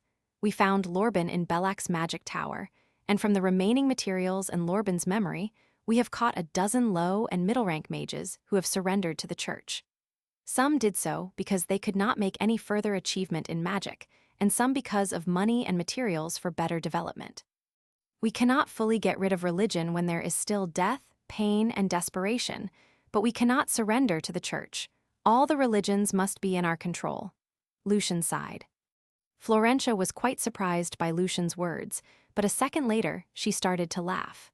She was laughing so hard that her body was shaking. Lucian, no. I should call you Mr. Evans. You are acting like a board member. You sound exactly the same as the President Douglas and Mr. Fernando. Lucian smiled, feeling a bit embarrassed. He switched the topic by joking, "Really? I'm thinking of establishing a board called Sorcerers, Development, and Mental Health." Ha ha ha, sounds awesome. Florentia laughed really hard. On the stage, Larry was giving a short speech. After taking a sip at her dry throat from laughing too much, Florentia said to Lucian through the electromagnetic message, "You asked me to look into where the special material came from, and I've got some clues here. Although it was the church who provided Belak with the special material, as it is very special, we have traced it back to the desert in the south part of Gusta."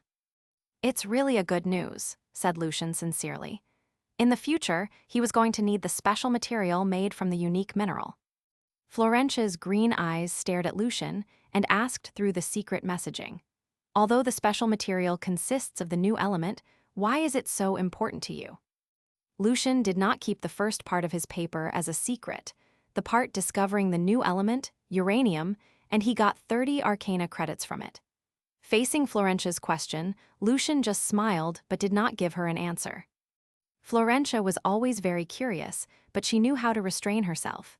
Seeing that Lucian did not want to say, she joked, "Oh, my poor teacher, Mr. Morris." Their conversation ended there, and they turned to look at Larry on the stage giving his speech. Larry was calmer now, and his speech was more and more fluent. Just as what Evans mentioned, the most unexpected accidents can also contain inevitability. So I am thinking, why when a substance dissolves, it will be broken down into ions carrying different charges? Why do we have valence states? Why do the states show periodicity? Does it have anything to do with the internal structure of atoms? Does it have anything to do with Evans's newly discovered electron? In the world of arcana, if there is a result, there must be a reason. Any phenomenon is strictly determined by the law, so we cannot be satisfied with simply getting the result, but we need to explore further. Florentia looked at Lucian and joked, "Mr. Douglas is really acting like a role model. More and more people resemble the president, and you are the number one, Lucian." "My great honor," Lucian smiled. In the wilderness of death, where tombstones were everywhere, Lucian, Ulfaris, and a skull-headed Lick wearing a dark brown robe showed up at the edge of the wilderness. "So this is the land of long sleep." Lucian looked around curiously at the demiplane belonging to Thanatos. "Yes," replied the skull-headed Lick, whose eyes were the 2 spots white flame. His Excellency Thanatos created the place. We should move on now, Evans. Sure, Sir Morris. Lucian grabbed Ulferis since it was trying to rob the tombs and walked to the teleportation circle after the lick. The Hand of Paleness was very unwilling to give Lucian the award, and thus it was not going to spoil Lucian like how the Will of Elements did by holding the ceremony in Align. However, at the same time, as the organizer, the Hand of Paleness also had the responsibility to protect Lucian. Therefore, Morris, the vice president, a level 8 arcanist, 9th Circle Necromancy Archmage, was given the task to welcome and protect Lucian. Time and space changed. After the familiar feeling of dizziness, Lucian arrived at the headquarters of the Hand of Paleness. Morris led Lucian to the lounge and said to him, "Evans, you take a rest here. 2 hours later, I'll take you to the banquet hall. By the way, many of our researches are not very pleasant to be observed, and many necromancers don't like you, so you might not want to walk around. If anything happens, it would be a trouble to every one of us." After Morris left, Lucian stood beside the window and stared at the quiet streets down there and the gray sky. Heidler was different from other cities. Although there were a few human-shaped creatures wandering on the streets, they rarely talked to each other. Most of them were ghosts, zombies, ghouls, skeletons, and the low-intelligence undead creatures developed by the Hand of Paleness such as the Skinless, whose eyes were shining with red light, and zombie dogs. Looking into the distance, Lucian saw an invisible gap connecting to the world of souls surrounded by the magic tower. An idea came to him. Did the Hand of Paleness find the existence of the world of souls? When Lucian was thinking, he felt that one spot in his neck was burning.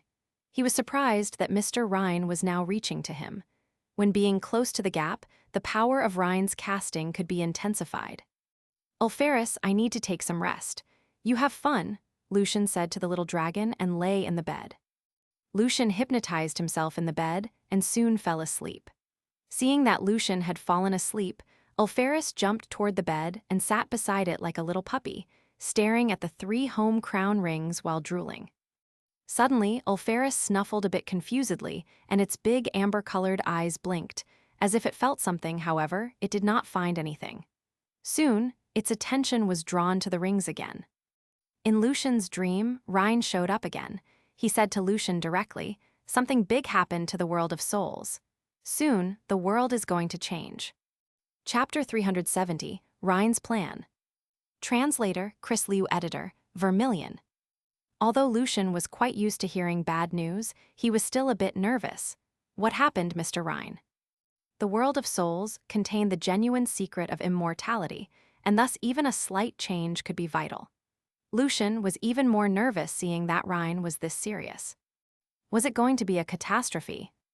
"I don't know for sure. You know, I am trapped here, and I can only feel that something very horrible is slowly waking up.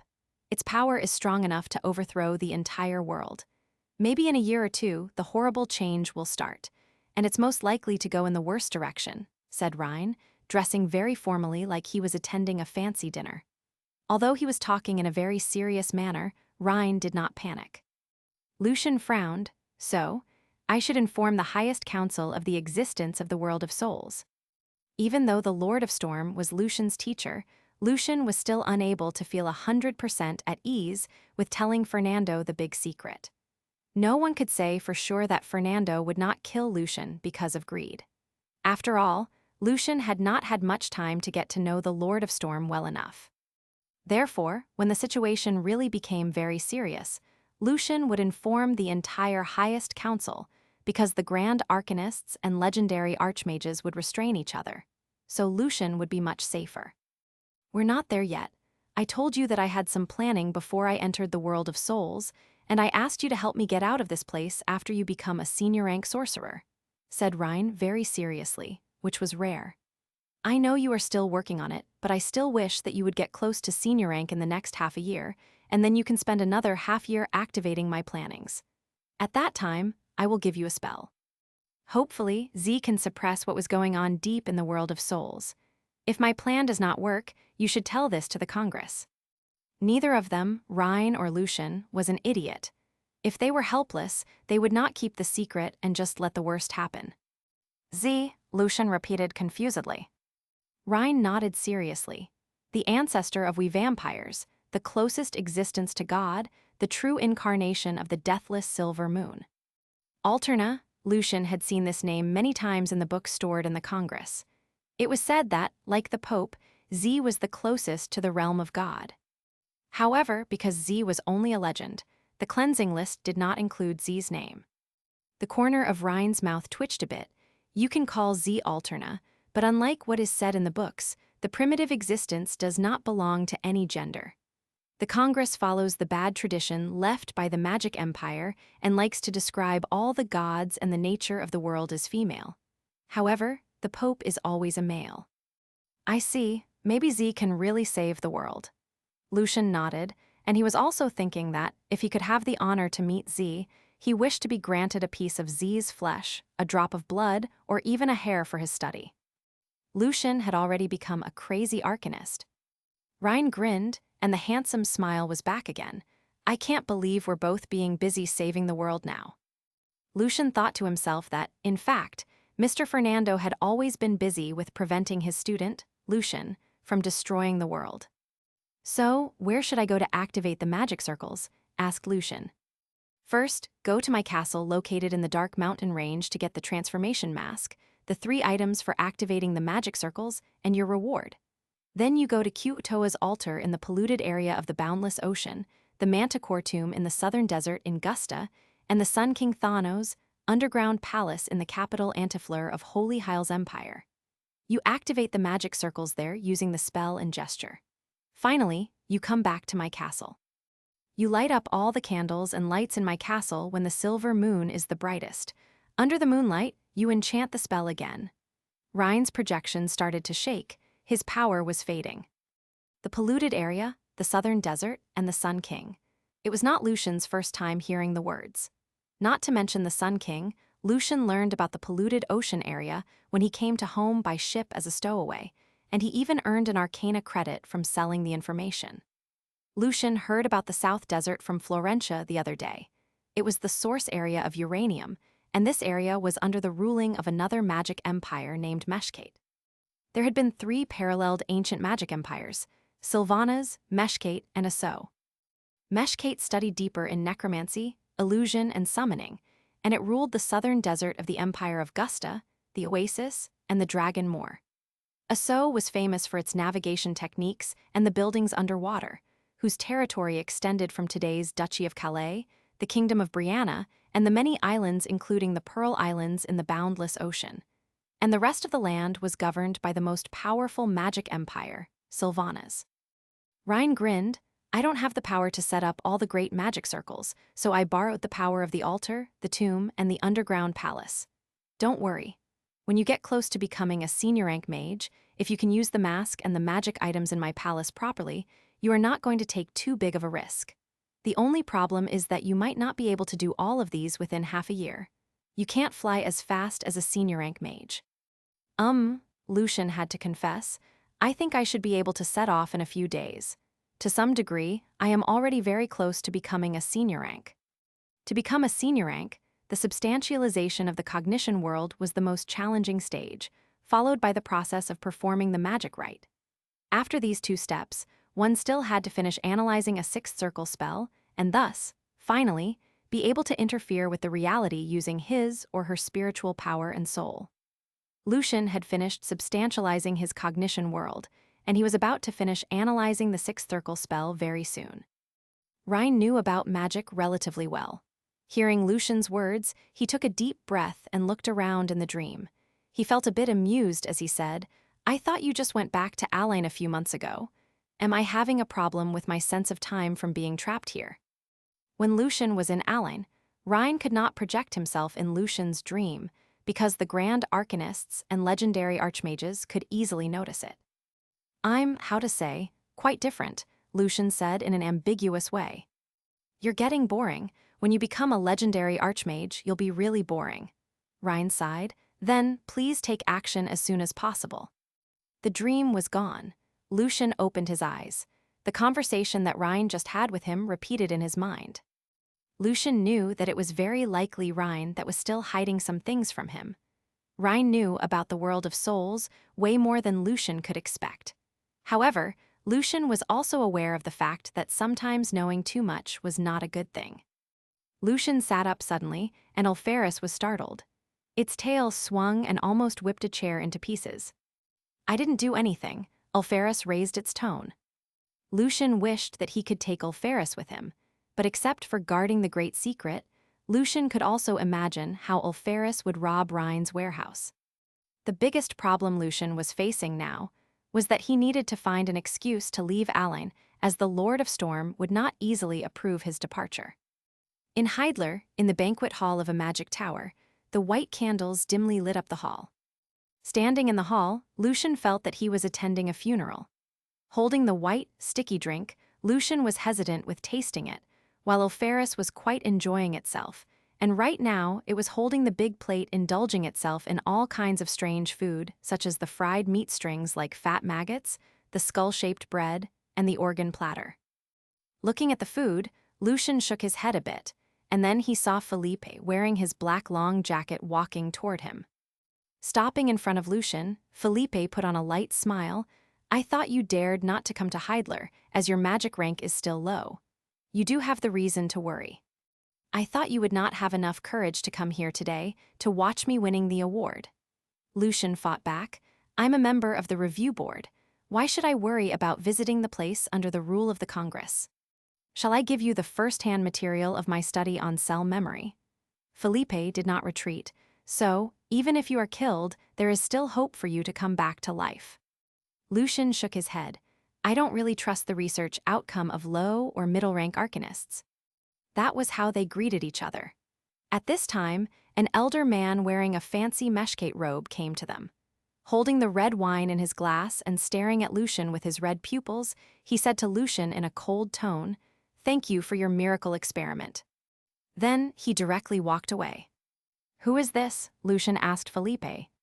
Felipe's face, which always looked very sick, put on a smile and answered, "Mr. Sousa, a level 6 arcanist, 7th circle necromancer, one of the senior members of our group. He once almost got exploded, so I'd say that the hope is rather dim for him to become an 8th circle sorcerer." Talking about this, Felipe was in quite a good mood. He was never a nice and generous person. There are many things in the world that we cannot control. Lucian swirled the wine in his glass. There were not many people at the banquet, as many necromancers were very unwilling to watch an elemental sorcerer winning the Immortal Throne award. Only the invited guests came to greet Lucian, for the sake that he was a member of the review board. One of the 2 presidents of the Hand of Paleness, a very powerful Lick and 9th circle necromancer, Skakola, walked onto the stage wearing a heavy black magic robe. Then, he invited Lucian to go onto the stage as well. Behind him stood a mummy holding a crystal tray, on which there was a neatly folded, dark gray magic robe. Under the light, there was the flow of glory on it. Mr. Lucian Evans' miracle experiment has shown us another possibility of the origin of life, which is the secret that all the necromancers have been pursuing, said Skakola briefly. He is definitely qualified to be the one on the immortal throne. Chapter 371, The Good News. Translator, Chris Liu Editor, Vermilion. After the short speech, Skakola put the dark gray magic robe on Lucian and said, "The exploration of the secret of life shall bring us the real immortality." As told, Lucian left his spirit mark in the magic robe and got its information. Fountain of Life, level 7 perfect rank magic item, 1 layer of seal. A sorcerer whose spiritual power has reached the senior rank can unseal it, and the magic robe's full power could be released. When wearing the magic robe, the wearer can awaken all the dead bodies within 2 kilometers, except those above senior rank, and make them fight for the wearer. When wearing the magic robe, the wearer can have the ability of transformation. Without the careful check, even senior rank sorcerers and archmages will not be able to notice the difference. When wearing the magic robe, if the wearer dies, his soul will be protected by the magic robe. And once someone else tried to possess the magic robe by controlling its core, the magic robe will exchange the 2 souls between, and thus the wearer can take over the new body. The magic robe also offers the wearer the magic resistance power of a 5th circle sorcerer and the defense of a level 3 Grand Knight. The great power of death enables the wearer to cast Soul Cage, the 5th circle spell, 3 times a day, Ghost Transformation 3 times a day, and Weakening Ray, the 7th circle spell, 3 times a day. When sealed, the wearer, before reaching level 6, can still force to cast the 7th circle spell once at the cost of completely draining up his spiritual power and damaging his life force. October, year 819, for Mr. Lucian Evans' great contribution to the origin of life. The origin of life contains the secret of immortality. From Gosse Cromwell. Putting on the magic robe, Lucian was a bit amused by the stinginess of the Hand of Paleness. The enchanted magic effect on the robe was transformation, and the 2 5th circle spells were almost useless. Soul Cage could draw one's soul out of the person's body when the person was still alive and put the person's soul into a magic item, which was used mainly for getting information, and it did not work on a dead person whose soul had not dismissed. Ghost Transformation could turn the common undead creatures and the caster into the form of a ghost. Lucian was definitely hoping for something better, such as replenishing his life force or regrowing limbs, so he would be able to use his rings with no fear. However, there was no way that the Hand of Paleness would be that considerate. Fortunately, Lucian still quite liked the 7th circle spell and the other enchanted magic effect. Weakening Ray, like Dark Sword, could ignore the target's defense level and lower the target's power by 1 level. If no action was taken, the target's power level would be further lowered 12 seconds later. However, unlike Dark Sword, which required one to conduct the special rite to recover the power, Weakening Ray's effect could only last 5 minutes, and it could be counteracted by other spells. Although Lucian felt that it was quite dirty hiding oneself in the magic robe and stealing another person's body, Lucian had to concede that it was a perfect way to save one's life and the only left hope, which complied with the style of the Hand of Paleness. Mr. Lucian Evans, would you like to share with us your feeling right now and your insight into necromancy? Asked Skakola with no facial expression as he only had the skull. My insight? In necromancy? Lucian murmured to himself. He took a step forward and saw the cold face of Felipe and Sousa's eyes shining with red light. Lucian remained rather calm and said, "The immortality of life is the ultimate pursuit of the school of necromancy, and this is also the terrain we hold the most respect toward. There are so many things we want to explore. Why can the bloodline be passed on? Why can blood powers be combined? Why do people age? When aging, what happens to the cells? However, our ways of investigation are restraining us from going further, and thus we need the other schools of magic to work together. There is no such a thing as an isolated school of magic." Hearing Lucian's words, Felipe frowned a bit. He wondered what kind of progress Lucian had made. Was Lucian facing the same difficulty as he was? Lucian finished his short speech, and Felipe saw him walking off the stage directly toward him with a gentle but suspicious smile. So he asked confusedly, "What?" "I remember, we once had a promise." Lucian grinned. He almost forgot the promise, but when he saw Felipe's face on the stage, Lucian was reminded of it. Felipe's facial expression changed. "What do you want? Prolong your lifespan? Strengthen your soul?" Felipe was reminded by Lucian. He remembered that after escaping the assassination from Trackware, he was being rather short-tempered to take his revenge, so he instigated and also threatened Lucian to publish his paper on the synthesized carbamide. Felipe promised Lucian that he would run a rite for him. "Strengthen my soul. My soul potential has just got developed, so the common magic rites won't work," said Lucian with a meaningful smile on his face. Felipe squinted a bit. The Hand of Paleness does have some special rites. However, those rites were very expensive. Still, a promise was a promise. Proud as Felipe was, he would not fail his own words. No matter how expensive the rite was, he had to pay for it.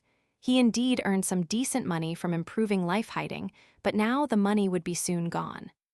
He had to say that he did feel a bit regretful. "Thank you very much. I hope that you can kindly run the rite for me as soon as possible. Well, in Alain, under the watch of my teacher, Mr. Fernando." Lucian grinned and slightly bowed to Felipe. Felipe's hands clenched into fists in the pockets, and he wished that he could directly punch Lucian's smiling face. And he said the words one by one from his teeth, "You have to give me 5 days to get prepared." No problem, I'll be waiting for you, Mr. Felipe. Lucian was in a very good mood. He did not care about Felipe's attitude. Seeing that Lucian just turned around and was about to leave, it suddenly occurred to Felipe, and he hurriedly asked, "Your cognition world has been substantialized." Was that why that Lucian was in a rush to strengthen his soul power? Felipe was clearly aware of the fact that, for the geniuses like Lucian and him, under the special attention from all the directions focused on them, getting the important magic potions was not a big deal for them, and their speed of improving the soul power and spiritual power mostly depended on themselves and their teachers' suggestion, who usually would not rush their students to advance, as the foundation might not be firm. Therefore, the two biggest challenges for them to become a senior rank were to substantialize their cognition world and to analyze the sixth circle magic spell. Facing the two challenges, no one could help them, but they could only rely on their own effort. Felipe himself substantialized his cognition world after he successfully synthesized Greece, and then his spiritual power and soul soon met the requirements of the further advancement. With the help of the magic rite, he managed to become a senior rank with relatively less effort. However, Lucian's advancing process was too fast, and unlike Felipe, his spiritual power level was not ready yet, and solely relying on the magic potions could not help him. When Felipe was still a middle-rank mage, he got the guidance and help from Kongyu's, the demigod lick, and thus he soon became Kongyu's student after reaching the senior rank. Lucian turned around and thought for a second. Well, I'll let you guess. There was no way that Lucian would directly tell this to his enemy. Felipe was quite pissed off, but Lucian's reaction affirmed his guess. Did he substantialize his cognition world because of the assumption of the discontinuous form of energy or the discovery of electron? Many thoughts flashed through Felipe's mind. On the 33rd floor of the Magic Tower in Alain, Lucian was standing in front of Fernando nervously. "Are you sure you want to use the rite from the Hand of Paleness?" asked Fernando seriously. "Your soul's potential has just got developed. Rushing to use the rite will leave you an unstable foundation, and you'll have a harder time improving your power in the future. If you take the steps one by one, after becoming a senior rank mage, in the recent 15 to 20 years, there is a possibility that you can become an archmage. But if you insist to do so, it is going to take you 30 years, 60 years, 100 years, or even longer. I did once consider whether I should help you with running a similar rite for you, but I decided to let you grow by yourself. Why are you in such a rush?" After thinking about it for a second, Lucian said to Fernando directly, "Sir, I have some personal stuff to deal with, and it is an emergency. I have to leave Alain. For my own safety, I have to do so." "Personal stuff? What is it? Do you know how big a risk you are taking? Did someone cast any spells on you?" asked Fernando.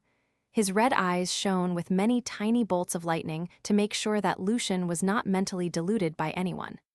"Sir, can you keep it as a secret?" Lucian was anxious. He did not know how to persuade Fernando other than telling him the truth. Fernando's red, rigorous eyes stared at Lucian for a long time, but he did not say anything. Lucian was almost sweating. Finally, Fernando closed his eyes and slightly nodded. "It's your own choice. Don't regret it." Lucian released a long sigh, seeing that Fernando did not insist on asking. When Lucian was about to leave, he heard Fernando's voice. "Wait." "Yes, sir." Lucian became nervous again. Knocking at the desk with his knuckle gently, Fernando said, "The special soul rite from the Hand of Paleness is indeed much better than the similar rites that I know. Still, maybe it is not going to affect you that much."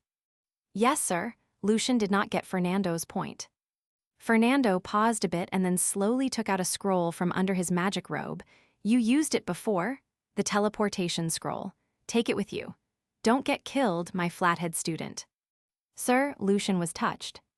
Fernando suddenly grinned. "When I was young, I did many ridiculous things as well. When I look back, some of them are very funny, so I more or less understand how you young people think, and this is probably the price you have to pay to grow. Well, the scroll is made of the skin of 9th-level creature called Karachi. I only have 2 pieces, so you don't have another chance to be stupid. Also, I don't think you have had enough money to buy all the materials you need for reaching the senior rank. Go to my demiplane warehouse to take a look, but you should leave me your following 3 years, annual earnings as a pledge. Yes, sir, Lucian's voice trembled slightly. Translator, Chris Liu editor, Vermilion. After accepting the scroll, Lucian calmed down a bit and asked curiously, Sir, you mentioned that you did many ridiculous things when you were young. What are these things?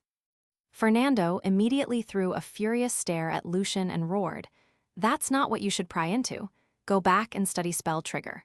Don't think you can easily become a senior rank just because of the right. Lucian was startled by Fernando's roaring, and he hurriedly jumped out of his teacher's office. After closing the door, Lucian murmured to himself, feeling a bit amused but also perplexed. So Mr. Fernando, indeed, did some really ridiculous things. 5 days later, in the empty hall on the 33rd floor of the headquarters of the Congress.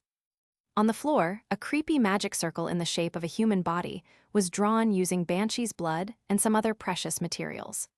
The head, left chest, hands, and feet of the human body shape were drawn with the many magic lines forming into the many beating dark red hearts.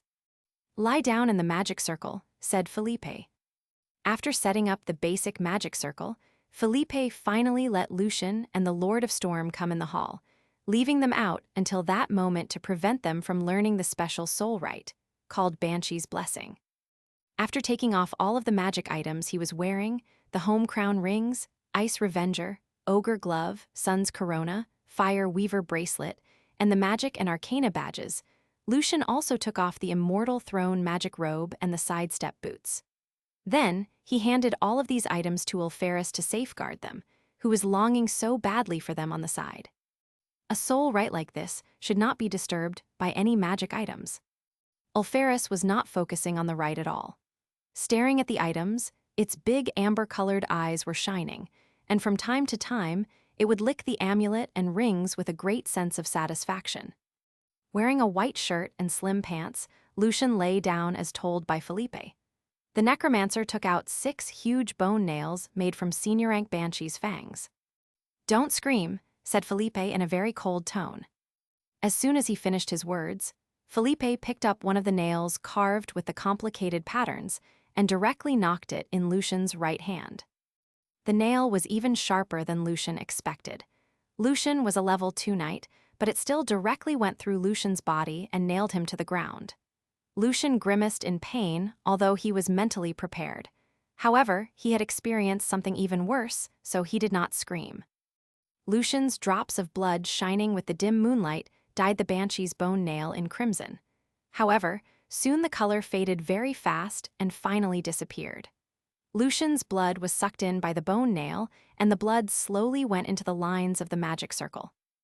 After nailing Lucian's left hand, right ankle, and left ankle to the ground, Felipe gently stuck the remaining 2 bone nails into the skin of Lucian's forehead and his left chest respectively. Although the 2 nails did not go in deep, they were immediately connected to the magic circle that Lucian lay lying on, and thus they stood still in Lucian's skin, although it seemed that the 2 bone nails were directly knocked in Lucian's head and heart. After finishing all of these processes, Felipe took a few steps backward and started to cast the spell. The lines of the magic circle lit up one by one. Felipe's casting was like singing, and the hypnosis power overwhelmed Lucian through the bone nails and the magic circle. Lucian began to have a difficult time keeping his eyes open when his mind was wandering. Lucian remembered that the analysis of the spell trigger, had been done over half. And in the next second, Lucian started to wonder what Arthur and Florentia thought of his effort on improving the structure and the material used for the magic crystal lights. The wind from the land of death, please embrace the helpless soul, and always embrace it. Felipe lifted up his black magic staff inlaid with many colorful gems.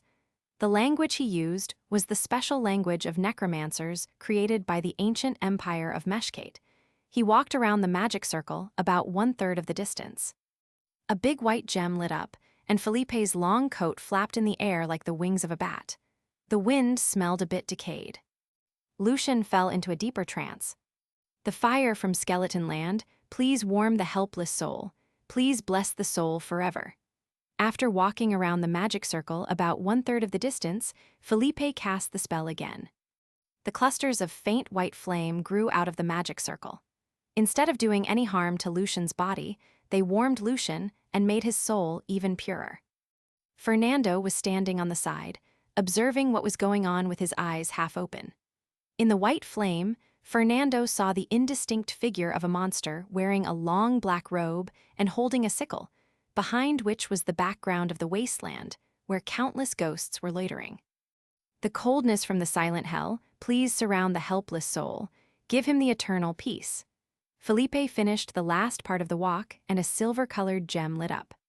The endless silence and coldness surrounded Lucian's soul and further substantialized it.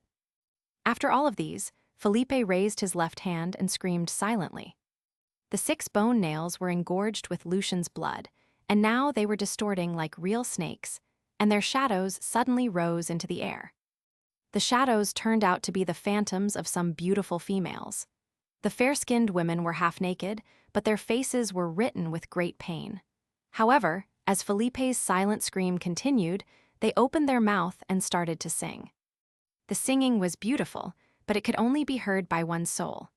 Vaguely, Lucian saw his own soul ripple in the singing, and it slowly absorbed all the flowing liquid in the magic circle.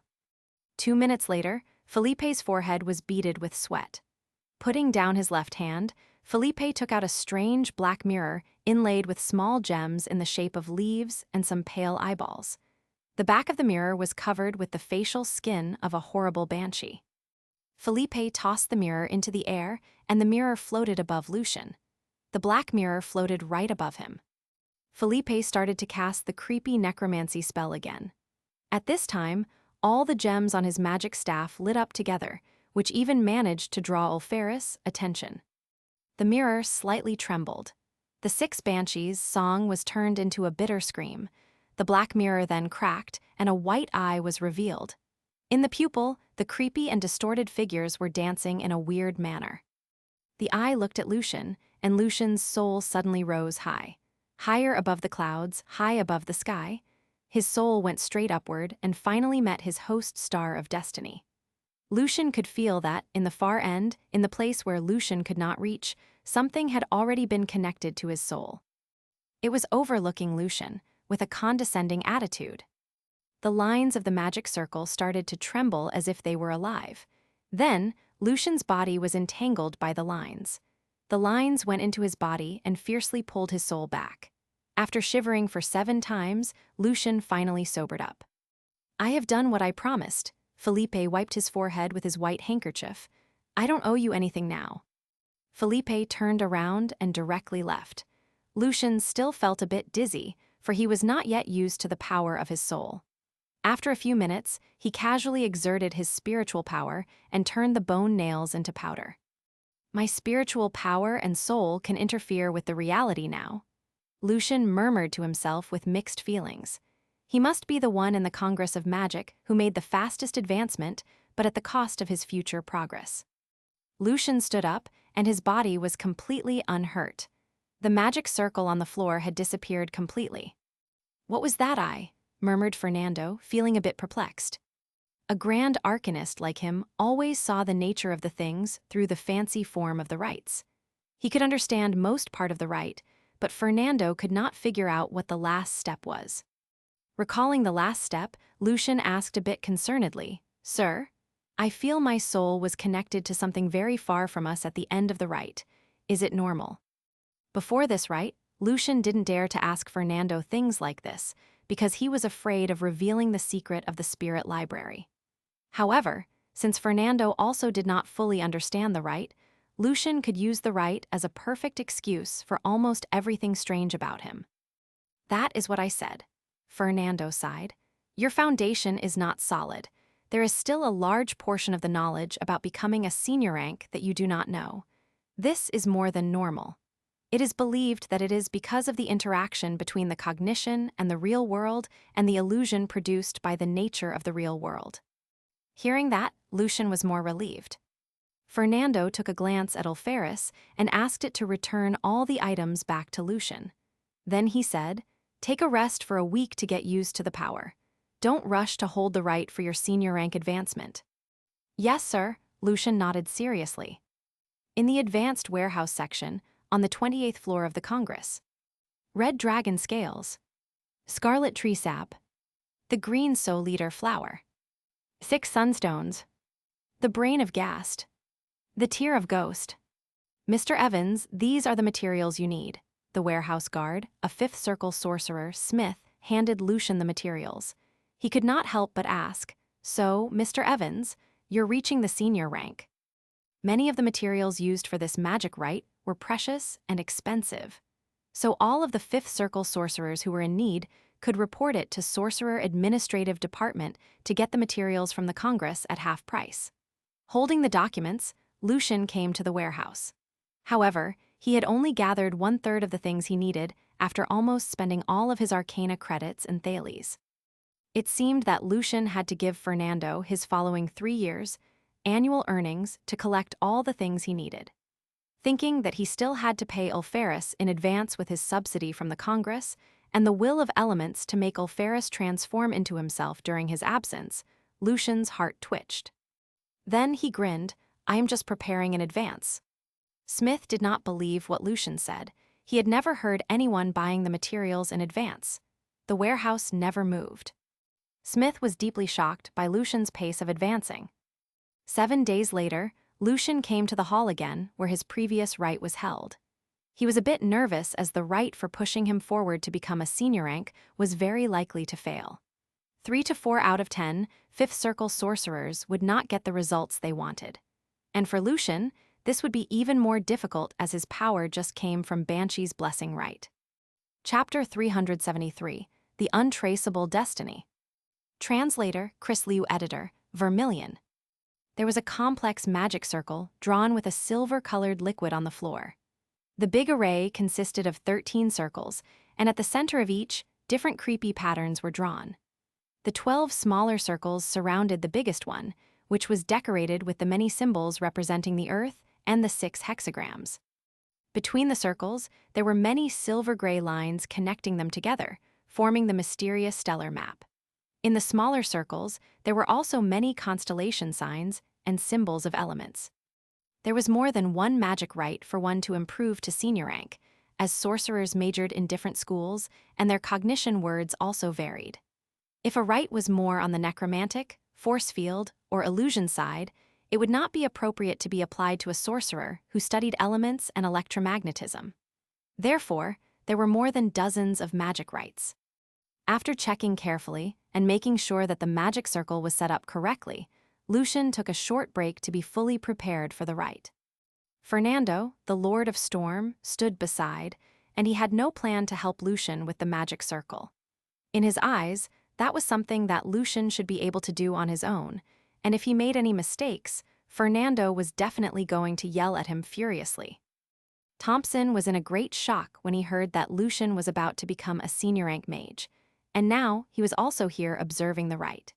He was well aware of the fact that Lucian had just become a fifth circle sorcerer 6 months ago, and although he could use the potions and the rites to help him meet the requirement of the spiritual power level and soul power, there was no shortcut for him to achieve the substantialization of his cognition world.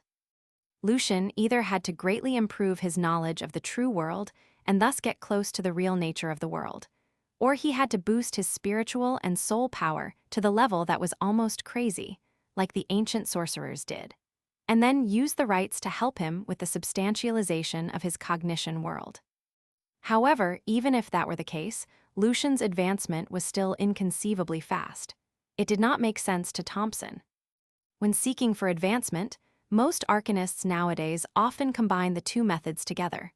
They first explored the world and studied arcana to improve their cognition and to push their cognition world toward the edge of being substantialized, and then they would turn to the magic rites. Therefore, hopefully, they could reach senior rank in about 20 years. For those who managed to become a senior rank before 30 years old, they all had substantialized their cognition world simply from their exploration of the world. Thompson shook his head to get rid of his slight feeling of envy toward Lucian. He wondered if one's understanding of the microworld really mattered that much, and if the microworld was the truth of the world. It took Thompson sharp 26 years to reach the 6th circle, and by that time he was already close to his 50s. However, his attitude toward Lucian's rushed advancement was different than Fernando's. Thompson agreed with what Lucian was doing. After all, Lucian was always surrounded by danger, and thus, when it was possible, he should make his advancement as soon as possible, or when he encountered a real danger, it would be too late for him to do anything. In Thompson's eyes, reaching a higher circle was still very necessary, as long as the cost was not too great even if Lucian had not been a troublemaker. When one's arcana knowledge had not been transferred into his or her magic power, the sorcerer was always in a certain kind of danger. It happened before that a few great arcana geniuses died before they managed to improve their magic power. Alferus held no opinion toward what Lucian was doing. It only had a vague understanding of time. When Alferus reached senior rank, it did not use any rites. It only relied on its arcana and magic knowledge to improve its soul's power and used the power to stimulate its body, just like how the mature and fully grown dragons did. Therefore, right now, Alferus was having a sweet time playing with Lucian's many magic items, wearing the home crown rings on its claws to show off. Although the immortal throne magic robe did not have any precious stones on it, Alferus knew that it was still worth a lot and could be traded for crystals and precious stones.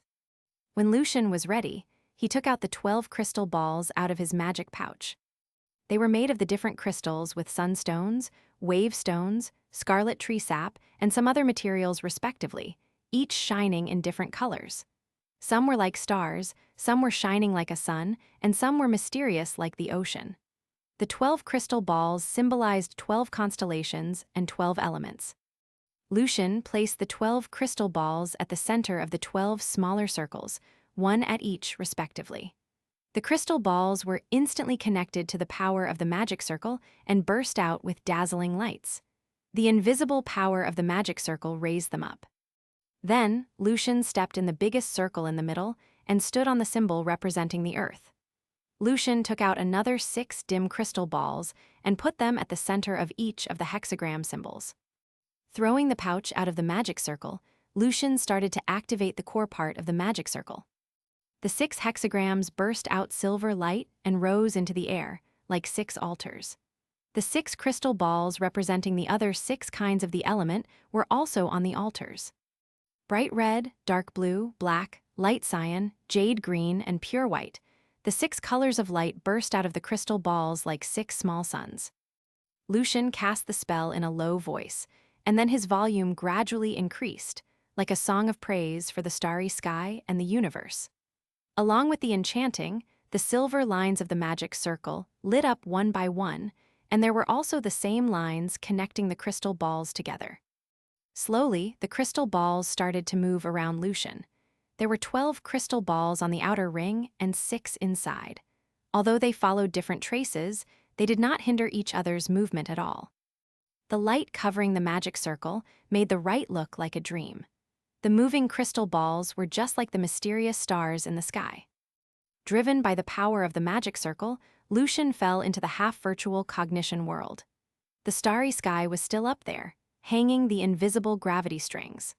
Lucian's host star of destiny was above there in the sky at the center of the world, connected with its reflection in Lucian's soul, suggesting the unpredictability of one's fate. The furious fire, the free wind, and the gentle water consisted of the foundation of the world. The form of energy came no more in flows but in portions. The many light spots representing the many elements further laid the foundation of Lucian's cognition world. The electrons were moving around, and from time to time, radiant light shot out. Drops of liquid then brought the world ice and snow, glittering. The crystal balls went through the boundary between the reality and the visionary world, stirring this cognition world, and then they went back to the real material world where the magic circle lay, like dazzling meteors. Between the real and the illusionary, Lucian was not sure where he was right now. Forcing himself to focus, Lucian started to manipulate the reflection of his host star of destiny in his soul. Instantly, the shining star line lit up and connected to the host star in the sky. The line trembled suddenly, dragging both ends.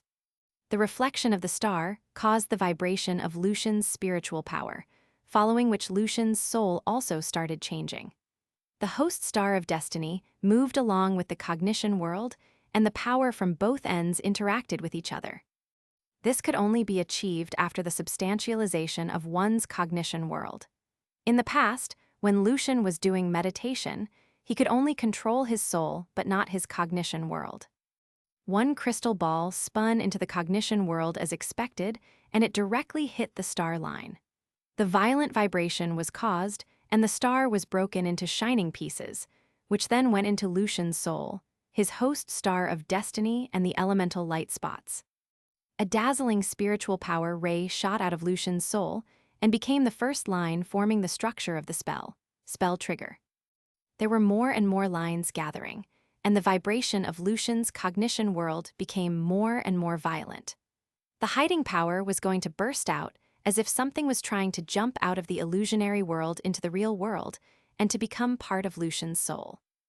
More crystal balls hit the illusionary world, and a very complex magic structure was gradually built. Like facing a catastrophe, Lucian's cognition world started to boil. The host star of destiny started to swell. Bigger and bigger, the star occupied most of the starry sky. Because of the power of the crystal balls, the elemental light spots also enlarged. Lucian was like an electron looking up at the huge nuclei. However, the nuclei were hiding in the wind, fire, and water. They were prevented from approaching the stars, seemingly, because of an invisible force wall. The elemental world and the astrology world were very different, just like the micro world and the macro world. When the last crystal ball hit the star string, the final stage of the rite was triggered. In silence, the host star of destiny shone like a burst, illuminating the entire cognition world. The starry sky expanded rapidly, swallowing up the environment of wind, fire, and water, as well as the elements, atoms, and electrons. Using the power, Lucian's consciousness remained very stable, and he managed to finish the final touch of the magic structure. There followed a low bang. All the light went into Lucian's soul and joined the magic model. However, at this time, Lucian found his own soul was unable to control the explosive power of his host star of destiny and the expansion of the starry sky. His cognition world was probably going to explode in any second. Fernando took a step forward and raised both his hands. Between his palms, there were bolts of bright lightning, and there was a powerful storm in his red eyes. If this was out of Lucian's control, he would break off the rite even if Lucian would be severely hurt by it, which was always better than being exploded. Thompson's right hand, using which he was planning to adjust his glasses, was right now suspending in the air. He knew something was wrong with the final step. Even Alferis forgot the shining rings and amulets. Although it did not really understand what was going on in the magic circle, Alferis was also worried. Lucian's consciousness, as a bystander, quickly came up with all the knowledge he had learned. His soul was only able to control part of his host star of destiny. With the expansion and swell of the star, it already looked like clusters of light. Lucian had got only one way to go. He controlled part of the star and let it burn furiously and grow bigger at an even higher speed. Was he out of his mind? The part of the host star of destiny became brighter and brighter, however.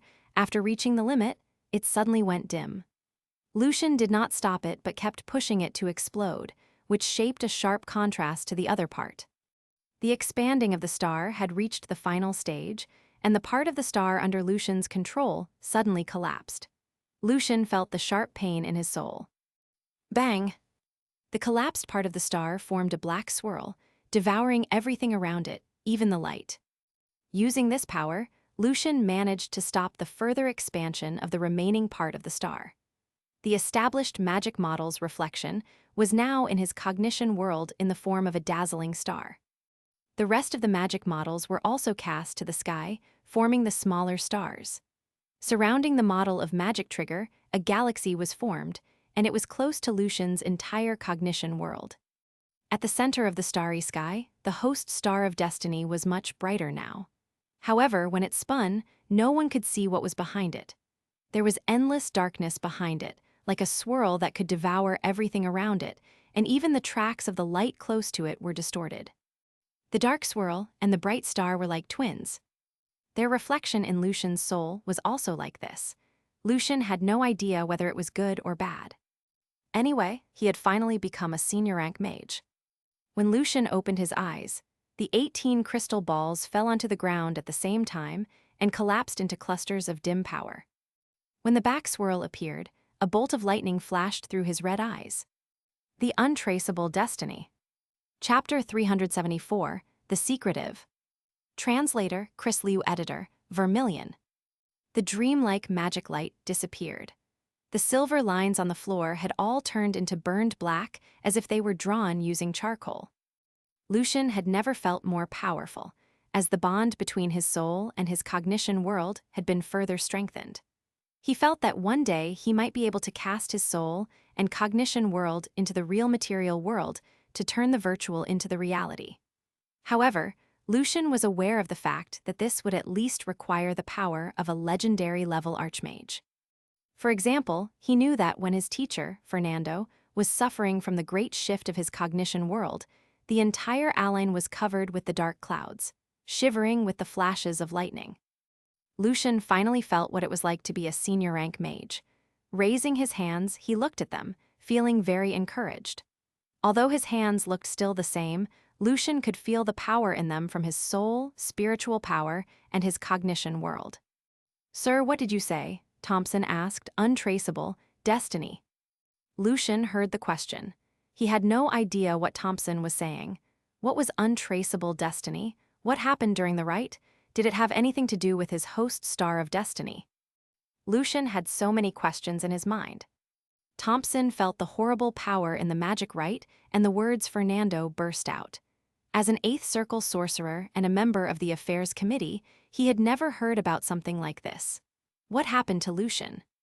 Fernando did not answer his question right away, but gently rubbed the head of Alferis, who also felt rather confused.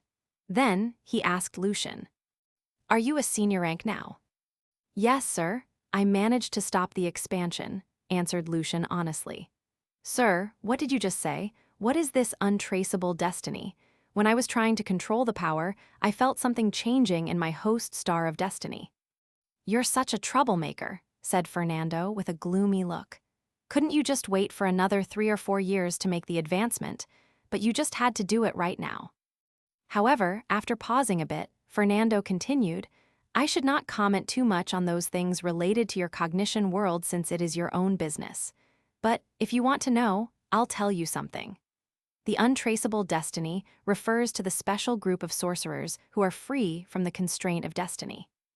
When they connected to the host star of destiny and got their own reflection, because of some unknown reasons, their reflection collapsed and the host star lost its radiance, and thus the trace can never be observed again. In other words, they are the sorcerers who cannot be prophesied." "What?" Thompson was very surprised, and then he turned to look at Lucian in great shock. Any sorcerers who studied astrology would hold destiny in awe. It was Thompson's first time hearing that there was a group of people who were not affected by destiny. "So what? They still died anyway," Fernando sneered. "They died, sir. Who were they?" asked Lucian curiously. Fernando grinned. "I know 5 of them. The most famous one should be the Archon of the Sylvanas magic empire, the Sun King, Thanos. The other 4 sorcerers were also legendary archmages, but all of them died." "Thanos was an untraceable? Then how did he become the Sun King? There is no historical record for this." Thompson was very surprised. After all, the Sun King was one of the legendary classes of the school of ancient astrology, and it was said that to become a Sun King, one had to turn his or her host star of destiny into a sun to make further advances. If his host star of destiny had collapsed, how did he make the further progress? Lucian was just as confused. Fernando shook his head and smiled. "Only the members of the highest council can have the access to the secret record. Well, maybe some really old ancient sorcerers have also heard something about it.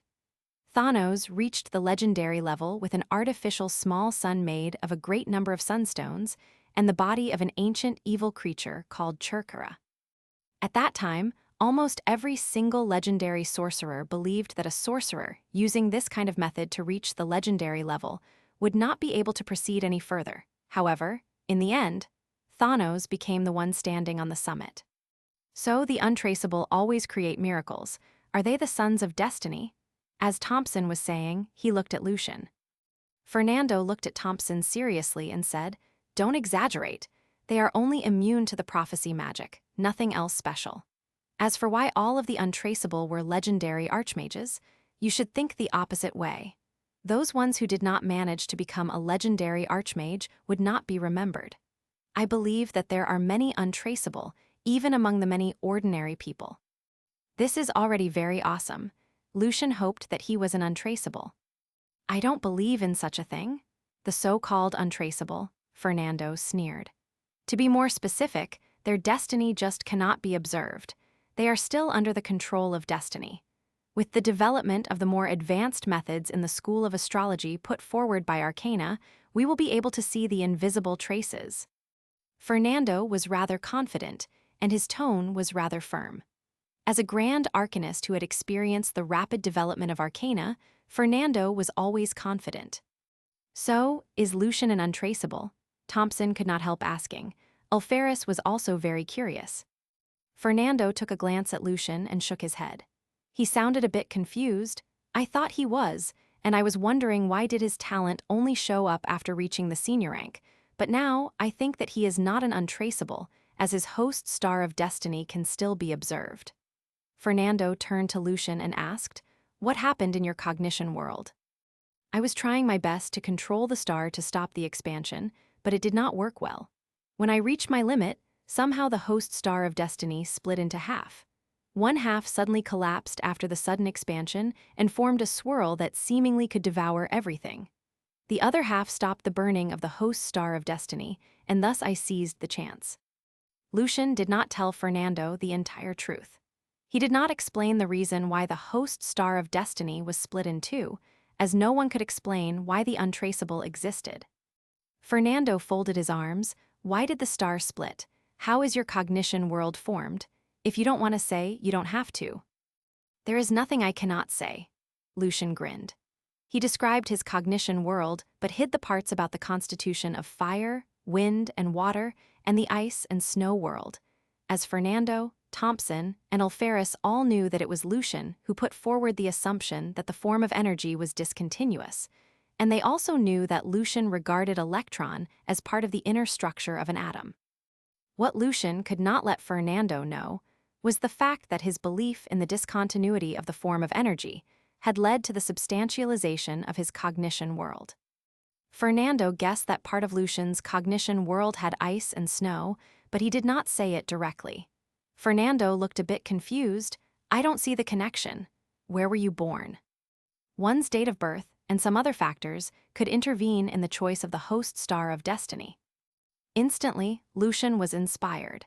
He wondered if the split of the star had anything to do with his reincarnation. Lucian answered Fernando's question, and Fernando did not doubt his words. Fernando took out a crystal ball to see if astrology still worked for Lucian. Lucian was also very curious. He wished that his teacher could help him figure out what the division of his host star of destiny meant. There were stars following the traces in the crystal balls. Lucian could feel nothing different facing the fortune-telling power of a grand arcanist, which meant that he could not get prepared if a grand arcanist was trying to pry into his destiny. Behind his host star of destiny, the black swirl was still sucking in the light. Fernando looked more serious. He kept working on it and finally stopped after a few minutes. "What is it, sir?" asked Lucian eagerly.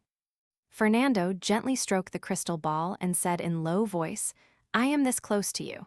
The astrology should be able to locate you perfectly and give me more information about you. However, the crystal ball told me that you are 2 meters away from me on the left." Lucian checked where he was standing. He was indeed standing in front of Fernando on his left, but was only about a meter away. So, all the prophecies about me are going to stray away from the correct track. The deviation degree depends on the difference between my level and the prophet's level, but the deviation will always exist. Fernando nodded seriously. Maybe we should call you Secretive Destiny. Chapter 375, The Medal. Translator, Chris Liu. Editor, Vermilion. Secretive Destiny? Lucian repeated the title in a low voice and found himself quite happy with it. After all, a slight deviation in a prophecy could easily lead to a great difference. Lucian did not know who was qualified to become a secretive. Did he become one because of his knowledge in black holes or his reincarnation? Lucian knew that right now he was not able to find the answer.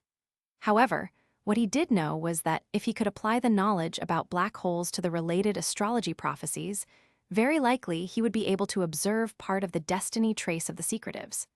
And, if the theory of gravitational lens was applied, the deviation in the prophecies about him could be more or less fixed. The related knowledge all came from general relativity, and the corresponding books in Lucian's spirit library were still sealed. Lucian had no idea how long it would take him to figure these things out on his own without the assistance of the books. Fernando took a glance at Lucian and said, "Although as a senior rank you're much safer now, you still have to be careful all the time. You hear me?" "Yes, sir, I will." Lucian smiled and nodded. He could feel Fernando's care in his stern tone. Fernando twitched the corner of his lips and then took out a badge. "This is yours." "This is ice and snow medal." Lucian was very surprised seeing this very beautiful badge. The hexagram-shaped medal was made of silver-white metal, inlaid with many ice crystals. It just looked like a bigger crystal snowflake. Between the gaps of the hollowed-out snowflake metal, there was a small word helium written with even finer ice crystals, and beside it there was a number, 1. Alferis was drooling at the mouth. Its brain was unable to think clearly for a moment. Fernando cast a look at Thompson to ask him to temporarily leave the room. After Thompson left and closed the door, Fernando explained briefly. "Following your paper, Helen increased the pressure and managed to turn liquid helium into solid, and thus, for the first time, we have reached the range 1 degree Celsius above the absolute zero, which is a great progress in the magic of ice and snow. There is no doubt that you can win the medal." But sir, I thought the paper was sealed for now." Lucian was confused. Fernando scolded. "Stupid. You are leaving Aline and you have no idea what you are going to face. What is the point of keeping the paper as a secret? Even if the public can get access to the paper right now, how is that going to affect you? You are leaving Aline very soon anyway. And in that case, getting a good magic item is way more useful to you than keeping a secret for nothing." Lucian was a bit embarrassed. He rubbed his hands together. He knew that what Fernando just said was correct. After that, Fernando softened his tone a bit and said, "Helen is the only person to whom I gave the paper.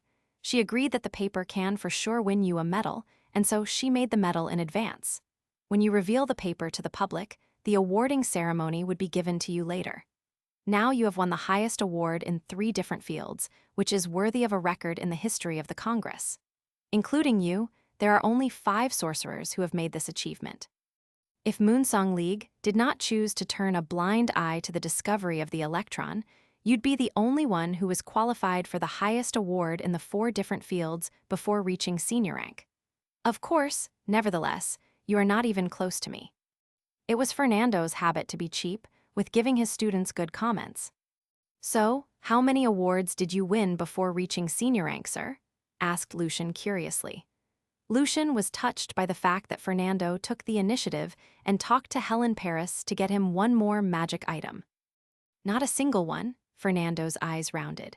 "Before I reached the legendary level, there was no such award at all, or at least I would be able to win 4 of them. But the Congress has compensated me with Home Crown Prize, Ice and Snow Medal, Silver Moon Medal, Arcana Scepter, and Sorcerer Laurel. As for the number, I rank the first place among all the Grand Arcanists and Legendary Archmages. You want to beat me? You have to win all of them." Fernando was very proud of himself as he was good at the many different fields. Even when it came to the field of illusion, Fernando's power was only a bit inferior to that of the legendary-level masters in illusion, such as Nightmare King and the Eye of Curse. Before Lucian could respond, Fernando threw the medal at him. "I don't want to spoil my students with giving them a lot of powerful magic items when they are out of Aline on their adventure, as it is not going to help them with their mastery and use of magic. However, you deserve the medal. Take it. It took Helen 9 days to produce the medal, and it is way more powerful than what a young guy like Morris can make, so I did not bother talking to Morris about your 4th home crown ring. Also, because Hathaway and Davy are out of Aline right now, the application will not be approved." Lucian swiftly caught the medal in the air. Fernando turned around and shook his head. "Stay here for a few more days until you have mastered Advanced Fly Spell." Advanced Fly and Fly shared the same basic structure. Therefore, the analysis was not going to be too difficult. After watching Fernando leave, Lucian infused his spiritual power into the ice and snow metal, and he instantly felt the harsh strike of coldness, which was so powerful that could hurt one's soul. Shivering, Lucian carefully left his spiritual imprint in the metal to become its owner. The coldness, instead of freezing Lucian's consciousness, started to bring him the great feeling of refreshment. Ice and snow metal, helium, a level 7 perfect rank magic item. Coldness alerts and sobers people. It can prevent people from being deceived by their desire. When wearing the honored metal, the wearer's resistance to illusionary spells and spells that work on the wearer's soul will be improved to that of a 7th circle ice and snow witch. As honor is the halo above the head, ice and snow realm represents the halo of power. When activated, the wearer will bring a world of ice and snow with a radius of 500 meters. For any creatures of middle rank and under, if not immune to coldness, they will be frozen to death immediately.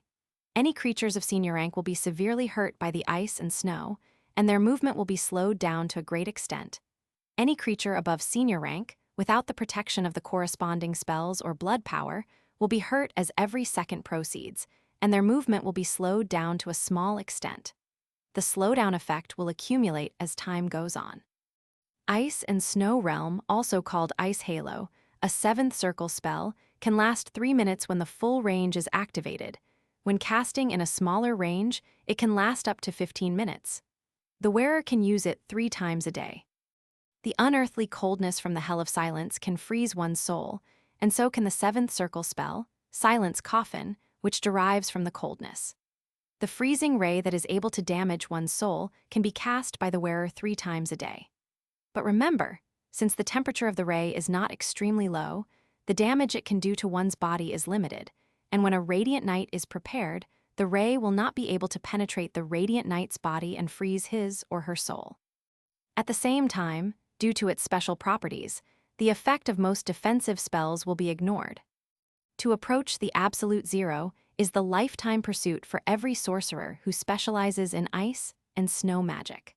Although several legendary spells have already shown us the great power when the temperature approaches the absolute zero, we are not able to figure out the theories behind them, and this is preventing us from moving forward.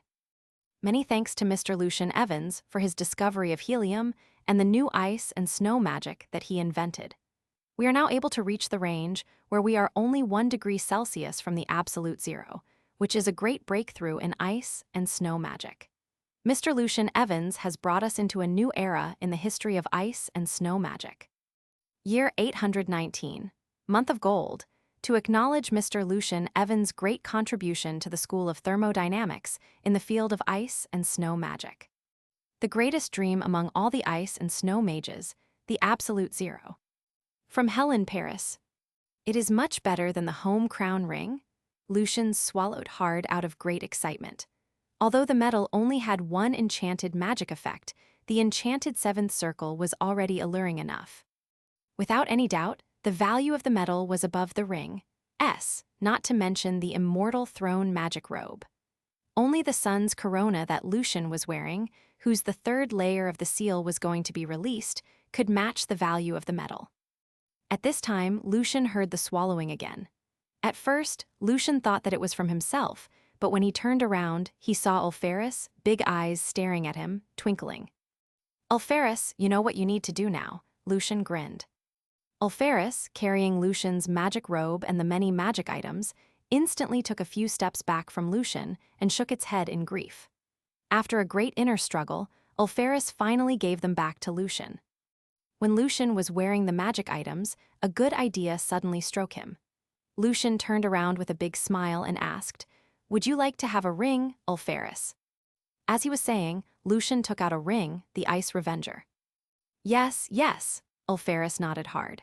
Although it knew that the ring was not very valuable, the beautiful shape and the shining precious stone was still very tempting. Lucian felt that he was lying to a little kid, grinning like a wolf grandmother. "Give me 2 tubes of your blood, and I will give the ring to you." Ulferus was good at casting illusion spells, so if Lucian could have its blood as casting reagent, the effect was going to be great. Blood? Ulfaris was a bit surprised, and it looked around and then said, "My blood is expensive." "All right then," Lucian was about to put back the ring. Wait, deal?" Ulfaris hurriedly stopped Lucian before he made any further movement. It quickly took out 2 magic tubes and drew its blood into them. Losing this small amount of blood would not affect a dragon at all. In the early morning after a week, Lucian had mastered Advanced Fly. After checking carefully, Lucian cast Disguise on himself and left for the magic train station. In the air of Alain, Angwoods was watching Lucian's every single movement with a creepy smile. As a senior rank spectre, it could see through most of the disguises and also invisibility. As the creature summoned by Felipe, from the materials Felipe got for the right for Lucian, Angwoods knew that Lucian was rushing into becoming a senior rank. Angwoods had expected that Lucian was going to leave Alain. So when Felipe completely devoted himself to his experiment, Angwoods would come here to watch Lucian. However, afraid of being detected by Sun's corona, Angwoods could only follow Lucian a long distance away from him. Lucian spent half a day on the magic steam train and arrived at the big city in the south of the Kingdom of Home. Then, he flew to the remote mountains and found a hidden cave in there. Lucian entered the cave. Landing outside of the cave, Angwoods was a bit hesitant. If it was going to follow Lucian in the cave, very likely he was going to lose the target, as it could not approach Lucian. Angwoods thought for a moment and decided to follow Lucian into the cave. It would stay out of the detection range of Sun's corona and use prophecy magic to locate him. Chapter 376, The Resent. Translator, Chris Liu Editor, Vermilion. The cave was dark and small, just like the common caves. There were piles of feces of wild animals in the corners. When Lucian entered the deeper part of the cave following a narrow path, there were more and more forks in the road, as if he was facing a spider web.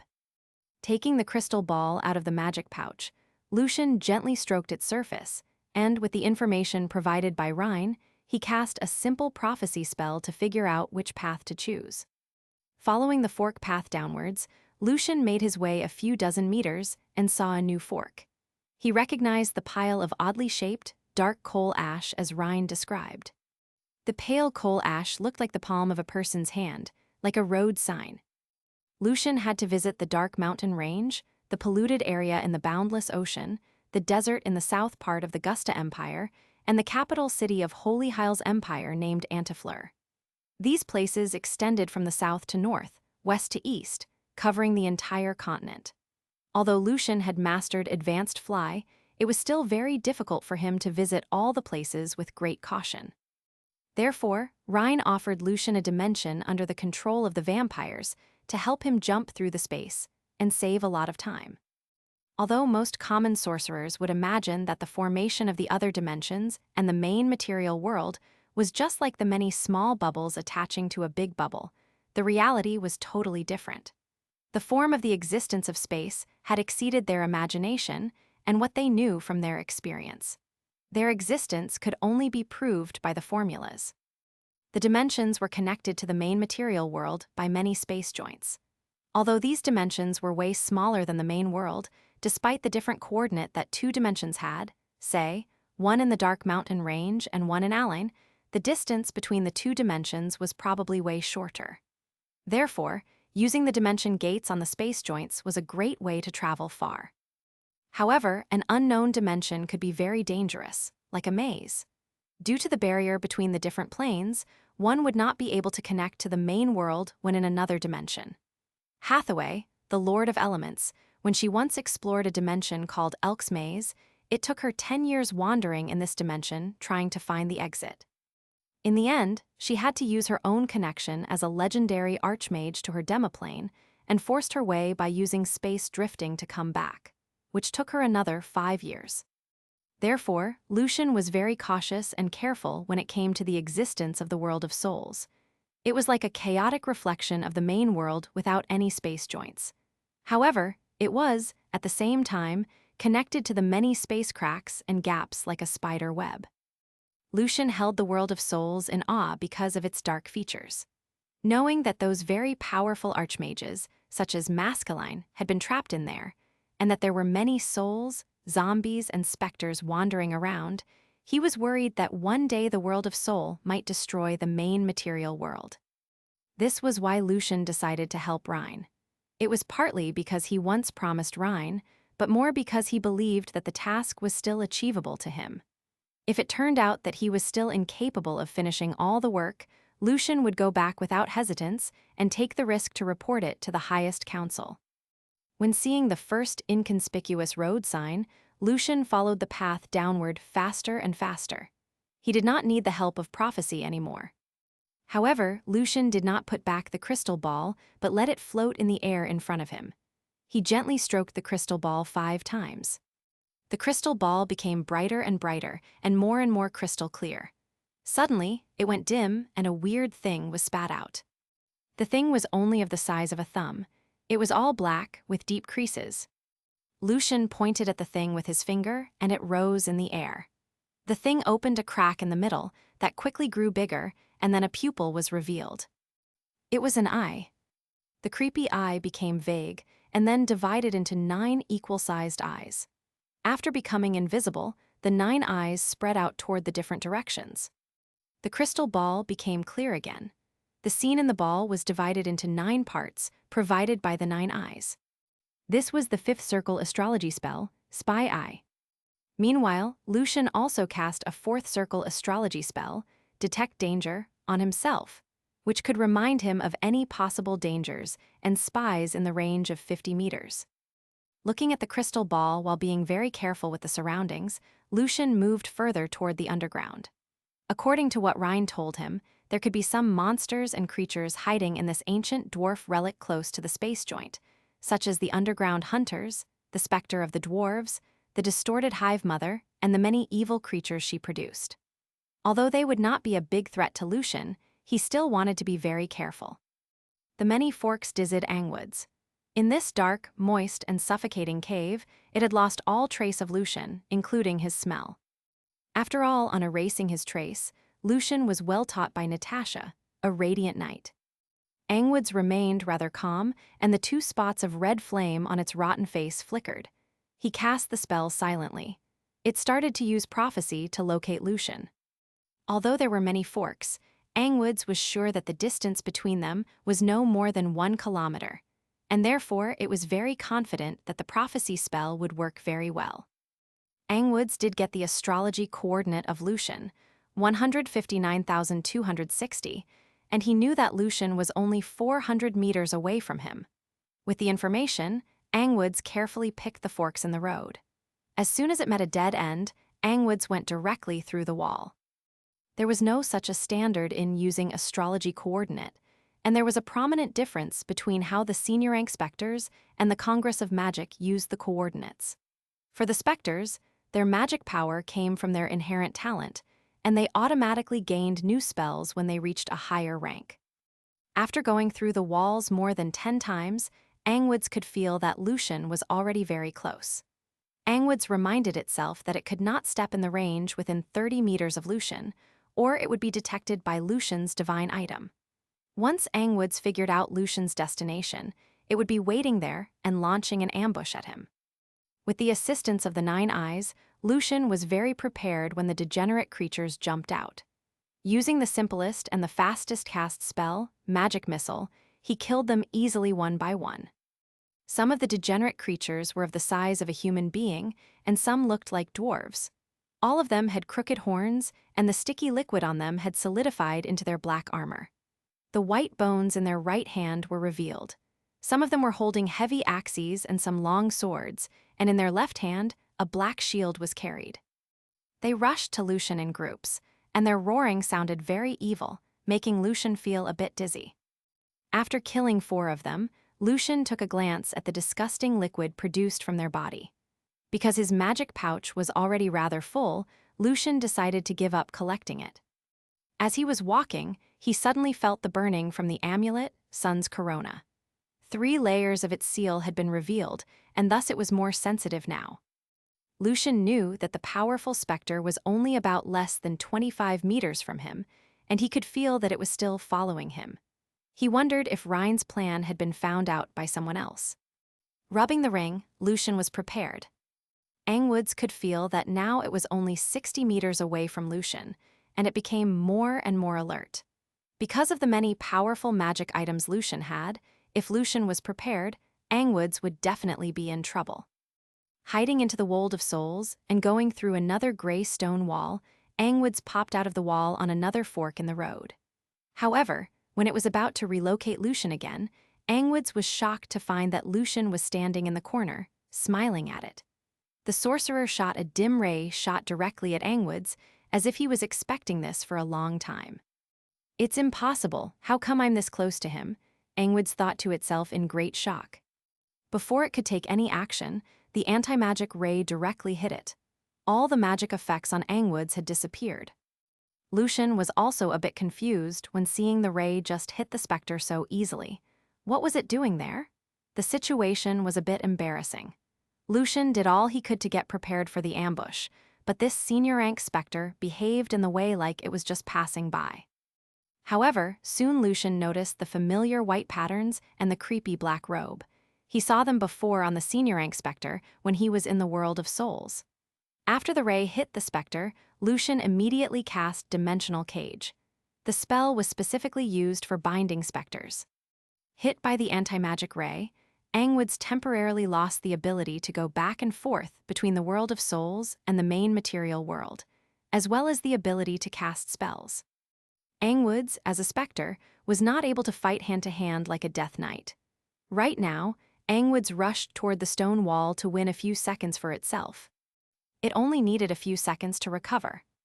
However, as soon as Angwoods touched the stone wall, it failed to go through the wall as it expected, but immediately bounced back.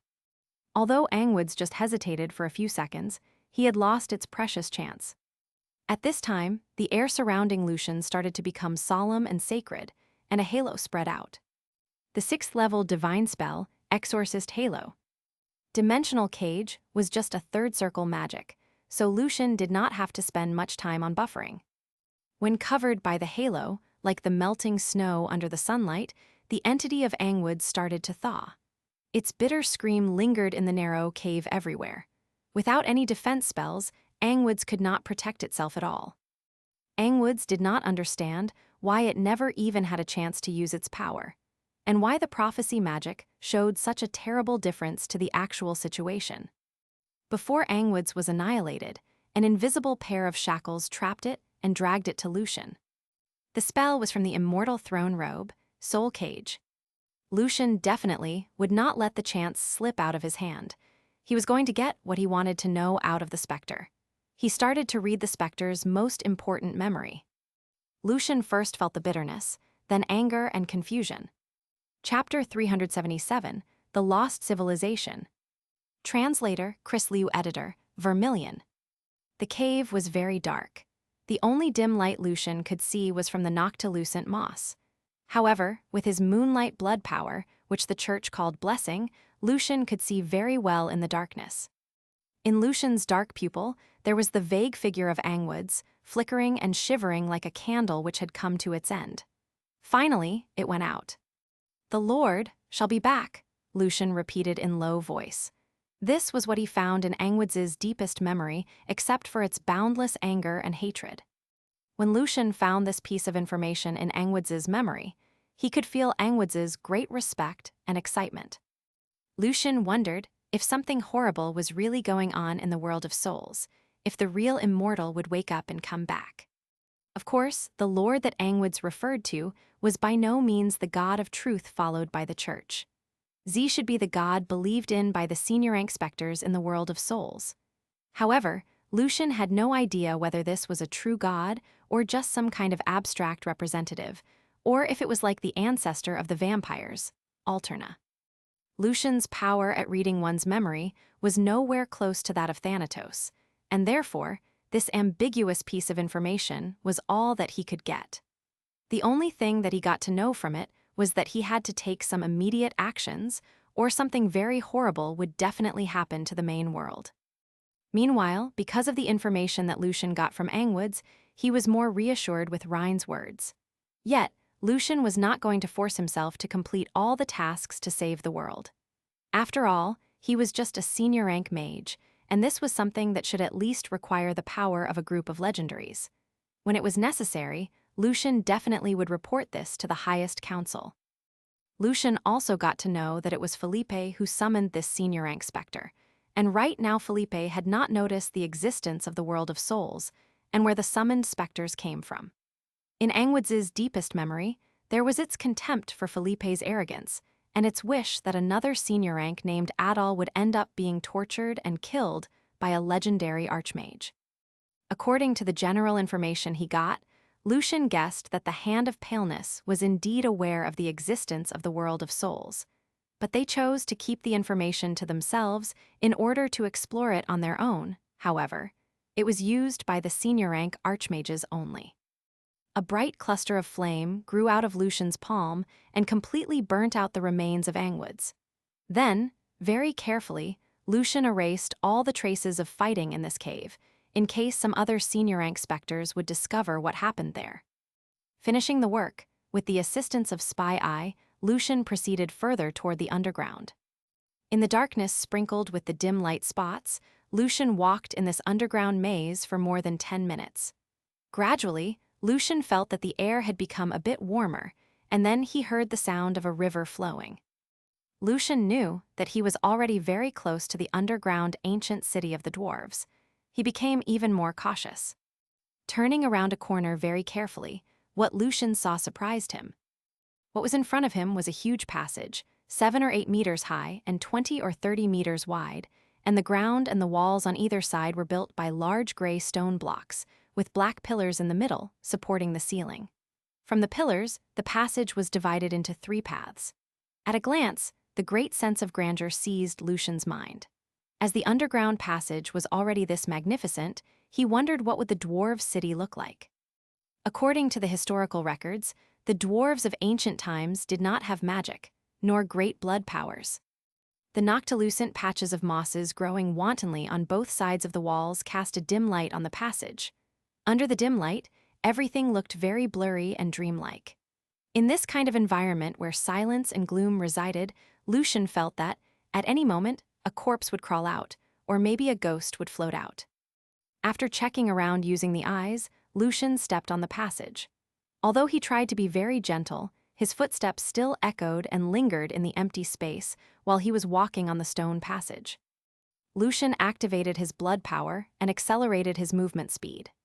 Now his footsteps could not be heard, and Lucian was moving very fast, but, at the same time, he made sure that he was still in the detection range of the 9 eyes. Both sides of the passage were lined with a pair of black metal tracks, which appeared to be the track for some special vehicles to transport goods. Lucian sped along them, and soon he saw the exit of the passage. Lucian slowed down his pace, and from the pictures sent back by the eyes, he could see that in front of him lay a vast, abandoned architectural complex. The cave was naturally divided into more than a dozen blocks by the rock walls and pillars supporting the roof. The half-collapsed tall stone houses, overgrown with weeds, looked down on streets that had not been occupied for thousands of years.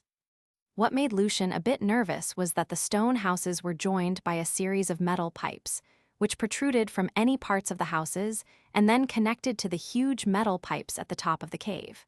Growing into the cave roof, no one knew where they were going. Walking through the cold, dreadful streets, Lucian could see at times the familiar metal parts such as bearings, springs, pistons, and gears on the ground, as if he had returned to Earth and entered a factory. The corner of his eye saw something glittering in the grass. Lucian bent forward and picked it up. It was a huge steam rifle as thick as a bazooka. The gears were all rusty and corroded, but Lucian could still tell their sophistication. Also, the steam rifle was attached to a high-pressure steam backpack made of steel, with half the size of a human one.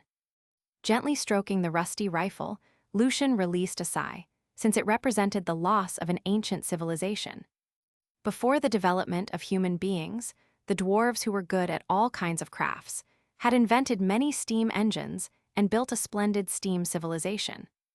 Although the dwarves were rather short, the huge airships which could cover the sky, the steamboat which could voyage in the storm's straight and boundless ocean, the cannons that could hold several people inside, the powerful steam rifles, and the steel factories and engineering works that released black smoke day and night were just gigantic, as if they were designed for dragons. Dwarves did not have much theoretical guidance. Relying on their talent and experience, they magically developed the steam and summarized the mechanical design knowledge in many fields. Even the legendary alchemist, Klaus, had to learn from the dwarves to improve the steam train based on the airships. Klaus' inventions were more like the improvements based on the original creations of the dwarves, but he managed to use magic or divine power to fuel the vehicles and lower the cost by shrinking their size. Unfortunately, that civilization had been lost. Lucian got to know about it from the senior rank arcana and magic library. Even a profound sorcerer like Lazar, who grew up in the Congress, would have no idea that it was the dwarves who first invented the steam train and used them to transport goods. For him, Klaus was the one who invented the magic steam train. In the later stage of the dwarves' steam civilization, the pace they had when making that progress started to slow down. The periodic invasion of the dark creatures from the Dark Mountain range made the dwarves pay hard. The power of the horrible senior rank creatures was completely out of the dwarves' expectation, and the steam rifles and cannons failed to work when facing the evil creatures. Within short 20 years, the splendid civilization had retreated to the underground. However, down there under the ground, steam civilization had no space to grow. The civilization finally died out under the attack of many evil creatures and hunters after witnessing the development of the dragon era, the nature elf era, the heyday of werewolves. At that time, the ancient magic empire first started to gain its power. Only the small proportion of dwarves who chose to stay on the ground in the end managed to gain the blood power and spiritual power because of the experiments conducted by the crazy sorcerers. Slowly, those dwarves living on the ground built up their own countries again. Although today's dwarves were still good at the alchemy techniques, their civilization was a different one now. Without the power to safeguard a civilization, one could only see the civilization dying out as time went on. Those ones who were remembered were the profound sorcerers, long-living vampires, and dragons. The rest would eventually be forgotten. Lucian had some mixed feelings in his mind. He wondered how many splendid civilizations and great figures had been forgotten by history. He put down the huge steam rifle and moved on. From time to time, he would bend down to pick up some other random stuff, including a silver coin forged with the pattern of a strange hammer and a set of gear. Books such as Elementary Mechanical Forging, Steam Rifle Producing, the illustration of the steam engines, the illustration of airboats, and so on, and the many mechanical articles of various unique styles. Fortunately, the dwarf language was relatively well preserved and was not very different from the language that the dwarves were using today. Lucian leafed through a few books and copied them in his spirit library. After a few more minutes of walking in the lost civilization, Lucian saw a huge metal golem half lying on the ground and half leaning against a tall factory building. He stopped to take a closer look at its exposed interior mechanical structure. Golems, the last piece of straw that the dwarves could grip to safeguard the falling civilization. The dwarves tried to beat the horrible magical creatures by using this powerful weapon, but the golems that moved very slow failed to fulfill what they hoped. However, it had inspired the sorcerers later, and thus they managed to invent the more powerful golems. Suddenly, a sharp voice was delivered into Lucian's soul. One part of the crystal ball in his palm suddenly dimmed. A magic eye was gone. There came the sound of mournful cries, followed by the sound of busy footsteps that really got on Lucian's nerves. Lucian looked up and saw in the distance large pale tentacles popping out of a factory building, and then a huge and disgusting monster got out. The monster had the upper body of a plump old woman, fat and ugly, and its small eyes were basically just two tiny gaps flickering with fierce and ferocious light. The monster's huge naked breasts were covered with many black and white eyes, and its lower body was like a white octopus which had many tentacles with suckers. Hive Mother. A hive mother could produce hundreds of thousands of evil creatures. Without enough food, the evil creatures would eat each other or try to get to the surface. Following the hive mother, the many evil creatures came to Lucian like the waves of a tide coming from all directions. The number of them was hard to calculate, and among them were even many shooters and warlocks. Lucian raised his right hand and stroked the badge on his chest. Suddenly, a halo of glittering light spread outwards and quickly covered the range of about 500 meters. A powerful storm started to blow, and the many degenerate evil creatures were instantly frozen into pieces and blown away by the strong wind. As soon as the stone arrows came within the range, they directly fell to the ground since they were frozen with a thick layer ice. The same thing happened to the missiles, spider webs, and magic rays. Lucian moved forward very quickly, and the halo moved following him. The tall buildings were frozen with the ice and frost. None of the evil creatures could stop him. The hive mother noticed what was going on. Reaching out its tentacles, it started to climb and jump. The many black and white eyes shot out acid, spider webs, and toxic gas. However, once they came in the halo of ice and snow, the liquid and gas were frozen solid and then broken into piles of powder. A few seconds later, Lucian caught up with the hive mother and trapped it in the halo. The movement of the hive mother started to slow down, as its tentacles were frozen solid and thus became very heavy. At the same time, under the power of the storm, the hive mother's body started to crack because of the extremely low temperature. As soon as the black fluid came out, it was turned into black ice. Bang! 30 seconds later, the hive mother died from cracking into pieces. By the time Lucian stopped running and the halo disappeared, the entire dwarf city was covered with ice and frost. Some were black and some white. The city became empty and silent again. The magic spell definitely worked very well, but it was also very likely to hurt Lucian's own teammates. After more than 10 minutes, Lucian finally found a space joint in the underground city. It was a distorted space gap, surrounded by the dwarves' altars, which were designed in a rather simple way. It seemed that, at the final stage of the steam civilization, the dwarves also started to learn from the magic creatures, but obviously, it did not work very well. As a profound arcanist, Lucian was deeply touched by seeing how the great civilization finally fell. Lucian took a glance at the poor magic altar, took out the materials, and started to worry about his own safety. He wondered if he would get lost when entering another dimension using an altar like that. After all, close to the space joints under the control of the Congress of Magic, the Congress had set up many space gates using the ninth circle magic gate. After carefully checking the space gap out and making sure that the gap was relatively stable, Lucian took out the materials and rearranged the space joint teleportation circle. He was glad that the poor quality of the teleportation circle was within his expectation. It took Lucian 3 days to reset the teleportation circle. He stood up and did some exercise to warm up and then cast many layers of defense spells on himself. He had no idea what was there on the other end. After all, the last time Rhine used this space joint was several hundred years ago. Then, Lucian stepped into the dimension which the vampires took away from the dwarves, Night Highland. Chapter 378, The Night Highland. Translator, Chris Liu. Editor, Vermilion. A grim and dark-looking castle stood by the lake covered with black duckweed. Its pinnacles on the top resembled the javelins in the style of the ancient magic empire.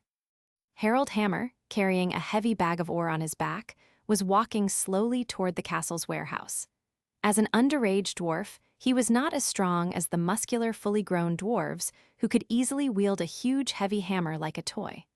The bag of ore was really heavy for him. However, Harold had no complaints about hard labor since at least he could still survive. Those strong dwarves were selected out to become the food of the vampire masters. This castle belonged to the great kindred count whose name was Vlad Cecil.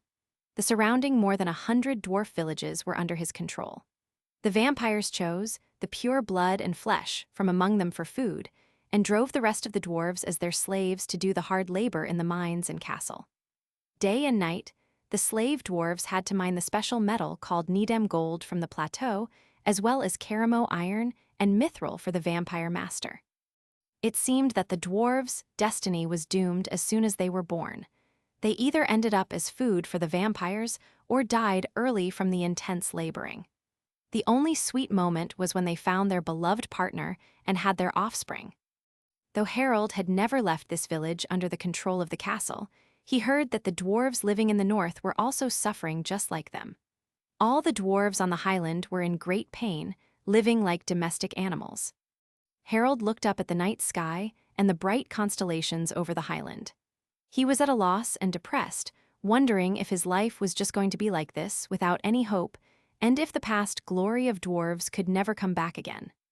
A sharp pain came from Harold's face as the thick whip left a deep and bloody wound on its left side. The wound stretched across the dwarves' distinctive big nose to the right. "Moved." There came the evil voice, and the shadow of the whip was in front of Harold. Yes, some dwarves still had a third choice. They could choose to turn their backs on their ancestors and act like a well-trained dog to the vampires to become their blood servants, who were responsible for torturing their own brothers and sisters. The elegant, privileged vampire counts would not watch the miners working in the dirty mines themselves, and thus they needed some servants. Every embrace would cost them the original blood power, and the weaker vampires would be drained off if giving embrace for too many times. Therefore, even the powerful vampires were not willing to have many children. That was why the number of vampires was never big. Most of their servants were just the blood servants whose blood was drained up by the vampires but did not die. They were simply puppets of the vampires. The servants were as strong as knights, but their power could not be further improved anymore. Their lifespan was only of 1/10 of their master's lifetime, and they could never, and would never launch a rebellion. Harold glanced at the dwarf dressing in fine clothes and holding the whip, and then he looked down and responded in low voice. "Yes, Butler Wells." Countless dwarves died because of this abominable traitor. Although Wells was only a supervisor, he preferred to be called a butler. When the real vampire butler, Galata, showed up, Wells would kneel on the ground to kiss Galata's shoe. The red-haired Wells had removed all of his beard because his master, Vlad, hated it very much, and thus his bumpy skin was revealed. Seeing Harold's good-looking dark brown beard, Wells was quite pissed. Lifting his right hand, he whipped Harold again. "What were you thinking? Dwarves don't need to think, you hear me? You filthy dirty bastard." It seemed that Wells had forgotten the fact that he was also a dwarf. Instead, he regarded himself as a decent servant for the noble kindred. "Yes, Butler Wells." Harold gripped the bag loaded with the oars even tighter. "Get out of my sight, move," Wells scolded. After taking a few steps, Harold heard that Wells's voice had become disgustingly sweet. "Good afternoon, Madam Tess, Sir Galata. This way, please. It's dirty over there.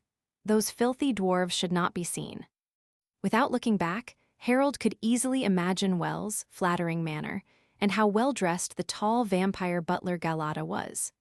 Galata always dressed in a fancy black suit decorated with a neat bow tie.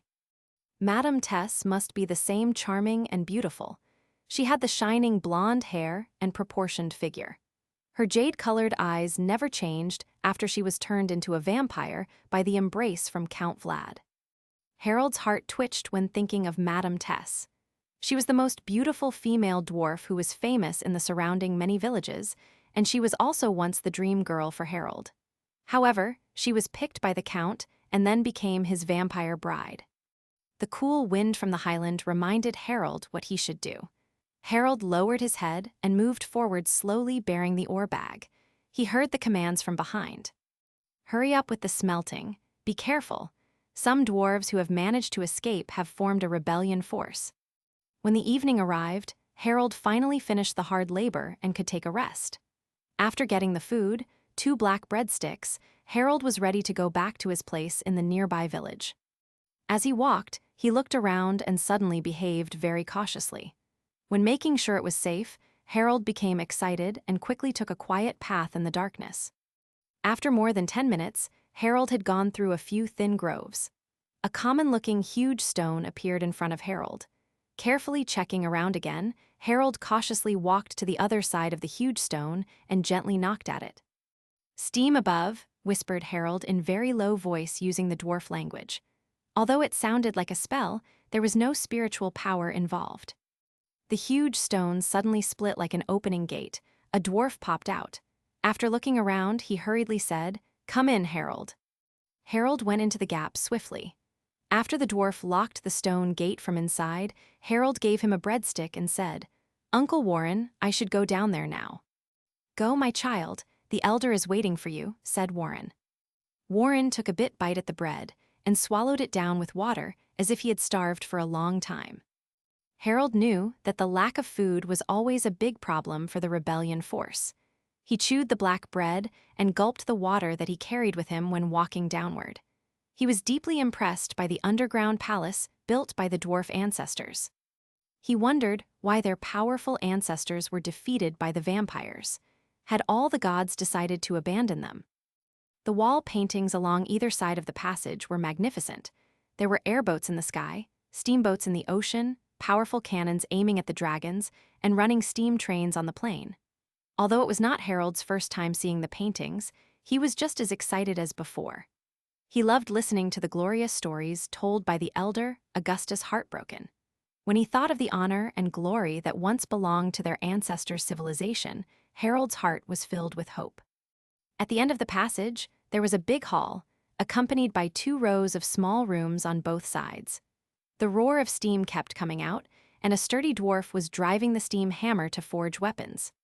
"Hey, Harold." A dwarf with long white beard nodded slightly. When the dwarf saw what Harold was looking at, he sighed, "Our civilization has been lost. We cannot duplicate the complex steam engines, cannons, and rifles anymore. We can only try our best to make the sharper swords and axes. Although they are enough for killing the blood servants, the swords and axes cannot hurt the vampires." The way the elder dwarf talked was rather gloomy and dismal. The several dwarves dressing simply tried to cut in when the elder dwarf was speaking. They were of a higher rank in the rebellion force and did not want this desperation to spread out. Augustus put on a peaceful smile and said, "Miana, Aquinas, we have to let them know what we are facing. Yes, there is no hope. But shall we have our knees on the ground for the rest of our life, or shall we fight and bleed to safeguard our ancestors, glory and die like real dwarves? This is our own choice." Steam above, the dwarves in the small rooms burst out the roaring. They were going to die anyway, and they wished to die as a warrior. Sharing the food, Augustus asked Harold what was going on in the castle. The reason why they decided to hide on Count Vlad's territory was that they heard Count Vlad was injured when he was on the battlefield, and thus he needed to sleep from time to heal himself. "Madame Tess has sent out the blood servants to find you," said Harold. As a worker, he did not know much. Then Harold looked at Augustus, and his eyes were shining with hope. "Can I know more about the ancient steam civilization?" The good-looking, young female dwarf, whose name was Miana, was also looking forward to the stories. The stories were like the warm sunlight that could give hope to everyone in the rebellion force. "We dwarves once ruled the boundless land. We had magnificent cities at the ports of the boundless ocean and along the Nigrine River. At that time, the erected iron chimneys were like tall forests, and the smoke coming out from them could cover the sky. There were steam trains traveling between the cities. From here to the north, it would only take you a few hours. Every one of the dwarves could get enough food and have access to all kinds of mechanic inventions.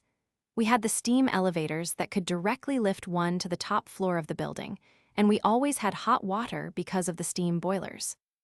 The brave dwarf warriors were expanding our territory equipped with high-pressure steam bags, mechanic arms, and steam rifles. Our steamboats were sailing in the oceans. Our great cannons made the enemies bend their back." Although the dwarves did not even know what sunlight was, they were still listening to the stories with great interest. The stories could show them paradise. They listened to the stories while staring at the frescoes. They could see the cities flourishing with the steam civilization. Harold tightened his fists. He swore in his mind that one day he would rebuild the dwarf cities. When telling the stories, Augustus' face was written with pride and hope. "All right, this is all for today. It's time for us to worship the god of steam, the master of life and death." Augustus stood up and walked to the center of the hall, where there was a strange-looking altar. "Does it work?" the young dwarf Miana asked a bit confusedly.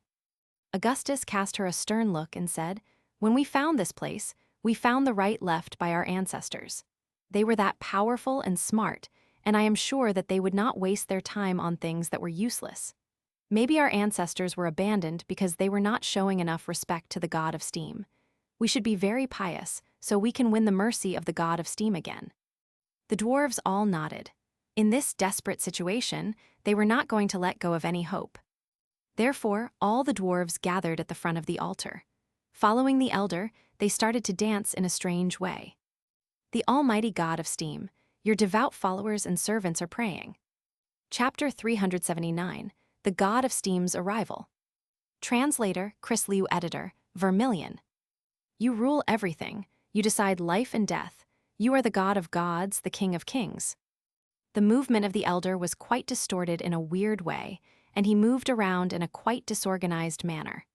However, if one observed carefully, one could tell that Augustus' movement was still following some mysterious patterns. The rest of the dwarves were having a hard time following his movement, and at the same time they repeated the elder's words, "You give us life, you give us food, you give us the courage when facing the difficulties, as well as goodness, integrity, and perseverance." At the entry of the palace, 4 transparent figures were staring at the dwarves, praying. "It looks like the manor from the ancient magic empire," said the vampire bride, Tess, using the kindred's talent called short-distance mind communication to the butler Galata, Wells, and the maid Edith. Tess was feeling both amused and confused. They had found the place where the rebellion force hid. Both Wells and Edith were blood servants, and they grew up on Night Highland. The farthest place Wells and Edith went to was the castle of another vampire count. They had no idea what the ancient magic empire was, and thus when hearing Tess' words, both of them lowered their heads but did not know what to say. Of course, they did not have access to the study in the castle, and Wells did not even know how to read. "The old dwarf is acting quite differently. His movement is very complex and distorted," responded the vampire butler, Galata, respectfully. "To me, it resembles the ritual dance from the Saint Truth." "The ritual dance from the Saint Truth came from the simple magic rites," said Tess in a low voice. "Galata, don't you see that the old dwarf is playing the 6 different roles? The dance should be carried out by 6 sorcerers in 6 different directions, using different movements. But he is now dancing all by himself." Both Wells and Edith lowered their head even further. They dared not to interrupt the conversation, as they knew that Count Vlad was severely hurt by the divine power of the Saint Truth at the end of a war called the War of Dawn. Count Vlad never completely recovered from it, and thus in the recent several hundred years, the Count had been sleeping for most of the time and never left Night Highland again. Therefore, no one was allowed to talk about the Saint Truth except for the noble kindred. "Madam, you are right," Galata agreed after a closer observation, "but their praying song is for sure not a spell, so the rite won't work. I can't tell what the rite is, though." "It doesn't matter, it is not going to work anyway. When we catch the filthy dwarves, we will know," Tess sneered. "I hate those pastors and preachers. Because of them, my dear Vlad cannot always be with me." "We can never know where the rebellion force is without your sharp perception, madam," flattered Wells. He was worried that Madam Tess' emotion would get out of control. Tess smiled. "He is different. Laboring in the mine for 3 years, he is still energetic and his eyes are still filled with hope. That is not right. I did not expect that he was connected to the rebellion force, though." "As you said, madam," Edith flattered, "dwarves do not deserve having any hopes. They are animals." Seeing that the rite had almost come to the end, Tess raised her hand and commanded, "Kill them all. Let the bodies dry on the wall." "Yes, madam," answered Galata, Wells, and Edith together. Harold kneeled on the ground in an extremely respectful manner following the elder, and they prayed in low voice. "The great master of life and death, you have mercy on us, and you have the great power in your hand. We shall make everyone respect your name. May we get out of the pain and sufferings under your blessing and glory. May your sacred name, Steam, ascend to the top again." Harold added in his mind, "May we rebuild the splendid Steam civilization under your blessing." Then he heard a bitter scream. Harold quickly got up and hurriedly looked at the direction where the scream came from. 4 figures slowly appeared. They were Madam Tess, Butler Galata, Wells, and Edith. Galata's 2 white fangs pierced through the neck of a dwarf. Wells just cut the throat of another dwarf, and the blood spread everywhere. A blood servant did not deserve enjoying the blood. Why, how did you find this place? Harold burst out because of the great fear. He could not help trembling. The beautiful dwarf vampire took out a fine handkerchief made of black nightingale from the kingdom of home. She gently wiped the corner of her lips and said, "It was you who led us here." All of the dwarves looked back at Harold. They were all shocked, and their eyes were filled with bitterness and hatred. "Harold, why?" Aquinas picked up the heavy axe. "I trusted you," Miana's voice trembled. Elder, I did," Harold hurriedly explained. "Please trust me, I never did this." Tess giggled. She signaled to tell Galata not to kill the dwarves right away. She liked watching this. "I trust you, Harold," said the elder. "If you did betray us, they would have directly broken in." Harold almost burst into tears. Augustus sadly shook his head and then said to the rest of the dwarves aloud, "You want to fight, or you want to kneel down." "Steam above," cried out the dwarves holding their weapons. Tess covered her mouth and said in a disappointed way, "Boring. Galata, do it." Galata adjusted his bow tie slightly and then bowed. "As your command, madam." Facing the dwarves holding the axes coming to him, Galata was still very relaxed. When the axe almost hacked in his back, Galata turned into a streak of shadow like a ghost, and then showed up behind the dwarf holding the axe. Galata's left hand was now a sharp claw. He instantly tore the dwarf's body into half. The dwarf let out a bitter scream, but his voice was immediately chocked by the gurgling of blood from his cut-open throat. Then the shadow swiftly went into the crowd of the dwarves. The screams were everywhere. When the many dwarves finally encircled Galata, countless small bats covered the vampire butler. Then, the vampire showed up on the other side of the hall, following the bats. The rest of the dwarves were fighting against Wells and Edith. There was no big difference between their power. The heavy axes was a big threat to the two blood servants.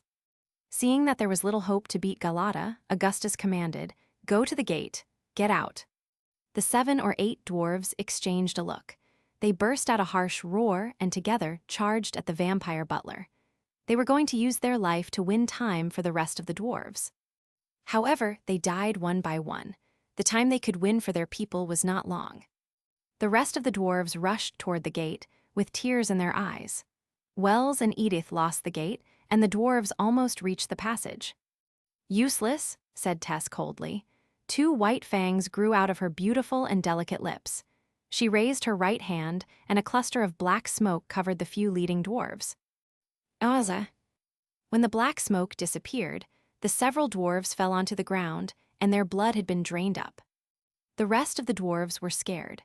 They ran around out of panic, but all stayed at least a meter away from Tess. Why is she so powerful?" The dwarves in the back, including the elder, murmured out of shock. Although the elder was rather calm, and he knew that the rebellion force could not fight against the senior-rank vampires, he had never expected that the common and middle-rank vampires were also this powerful. They were slaughtering the dwarves like killing domestic animals. The elder kneeled down facing the altar. He raised his hands and cried, "Why all our efforts? Means nothing. We sacrificed, we died, for nothing." Tess took out the fancy handkerchief and wiped her hands. "Why don't you understand? The only reason why you are still alive is that we are too bored. We are just playing a game with you." "Is that right?" There were tears in the elder's eyes, and he hit the floor using his head. "So we dwarves died for nothing." Augustus turned around and cried to the altar, "The god of steam, the almighty god, the master of life and death, please, please save us." More dwarves were dying behind him. "Wake up, dwarf. No one is going to help you," Tess teased. "You dwarves have been so innocent for thousands of years." The elder did not listen to her. Praying, repeating the name of the god, the elder hit his head against the stages of the altar. His blood dyed the altar surface red. "Idiots," Wells mocked at him. The rest of the dwarves all kneeled down desperately. Was that the end, just like that? Harold could not bear the great pain. However, light suddenly burst out from the altar. The entire altar was covered with a pure light. Ecstasy rose in Harold's mind. He kneeled on the ground on all fours, crying, "The great master of life and death, have mercy on us, you hold the ultimate power. We shall make everyone respect your name." The elder, Miana, and Aquinas were all shocked. With tears, they prayed facing the altar. May we get out of the pain and sufferings under your blessing and glory. May your sacred name, Steam, ascend to the top again. A figure wearing a black suit slowly appeared. My lord, your arrival brings us all the blessings. The master of life and death, your glory can purify everything. The elder, Harold, and the rest of the dwarves were very excited. Was it the god of steam? Did Z come to save them? Tess, Galata, and the two blood servants stared at the altar in great shock. What was going on? Chapter 380, The God of Steam. Translator, Chris Liu Editor, Vermilion. The light became brighter, and the figure also became clearer. But the light rippled in the air and covered the face and the upper body of the figure. At this time, the figure suddenly disappeared. Only the white pure light still lit up the whole hall. The elder, Harold, Aquinas, and the rest of the dwarves did not see that since they were still prostrating on the ground, but Tess, Galata, Wells, and Edith saw it. Haha, their god has disappeared. Their god has just abandoned them again. Wells released a long sigh and said with wild joy.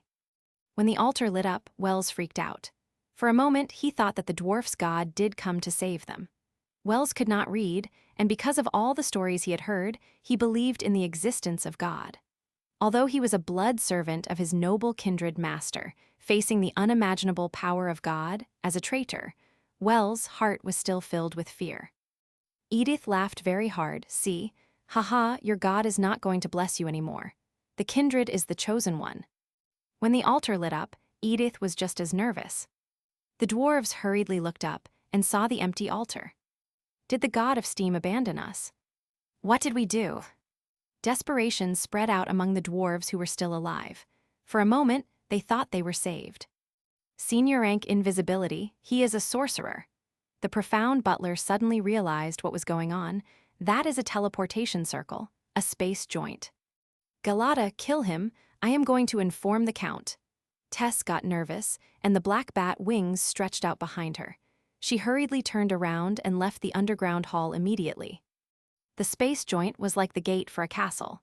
Therefore, controlling as many space joints as possible was very important to safeguard one's territory.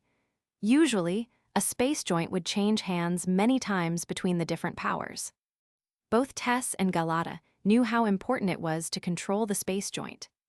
At the same time, since they did not know how powerful the sorcerer was, Tess had decided to go back to seek the help of the Count. Galata should be able to win some time for them. Although Vlad had been tortured by the divine power for a long time, as a senior-rank vampire, he was the most powerful kindred in the area. Usually, the power of a vampire was directly linked to his or her title. A Baron vampire's power was about the level of a level 1 knight or a dark mage. A Viscount vampire had the power of a middle-rank mage. A vampire count or marquis was as powerful as a senior-rank mage. A duke's power could be compared to that of an archmage or a gold knight. A vampire prince was of the same level as a legendary archmage. However, the titles did not work all the time. Many vampires had been living in the human society or living alone for a very long time, and even though they had become more powerful, they would not bother reporting this to the Vampire High Council. As for Rhine, who had been living for more than thousands of years, he simply preferred the Count title. In fact, he was well qualified for the title of a vampire prince. Galata hesitated for a moment, but in the next second, he jumped on the altar with great determination. He was totally loyal to the Count, and of course, he would obey Ms. Tess' command. A vampire was very sensitive to life force. Galata was sure that the sorcerer was still on the altar.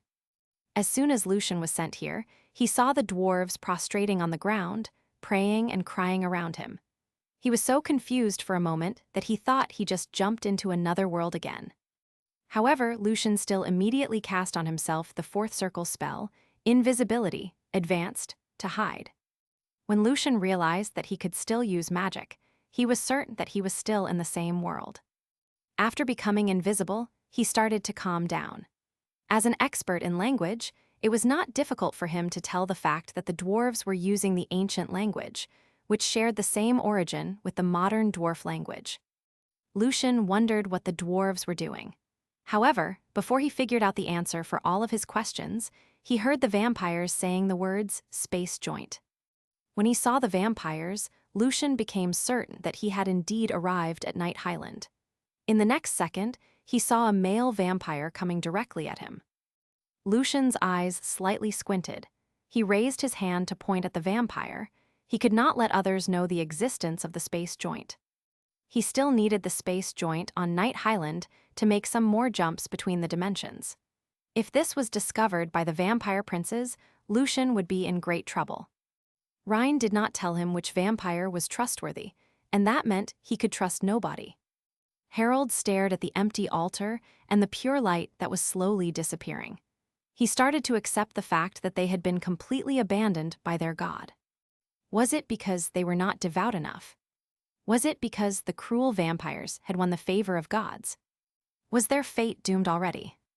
Biting hard, his lips started to bleed. He felt extremely desperate, confused, and lost. Harold wished to die right away.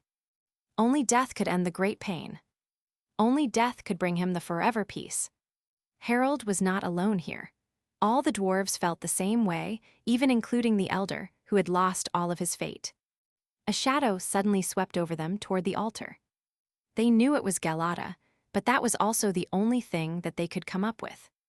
All of a sudden, a dazzling light lit up the elder's turbid pupils. Galata was covered in a colorful light. Red, black, and green, the light spots burst out. Some turned into gas very quickly, some smelled like sulfur, some changed colors very fast and fell on the ground flat. Within a second, Galata disappeared completely. Only the light spots were left. What is that? Tess was totally shocked. Galata had been killed even before she had the chance to fully stretch out her wings. How was that possible? She had never seen magic like that before. Was that a legendary archmage?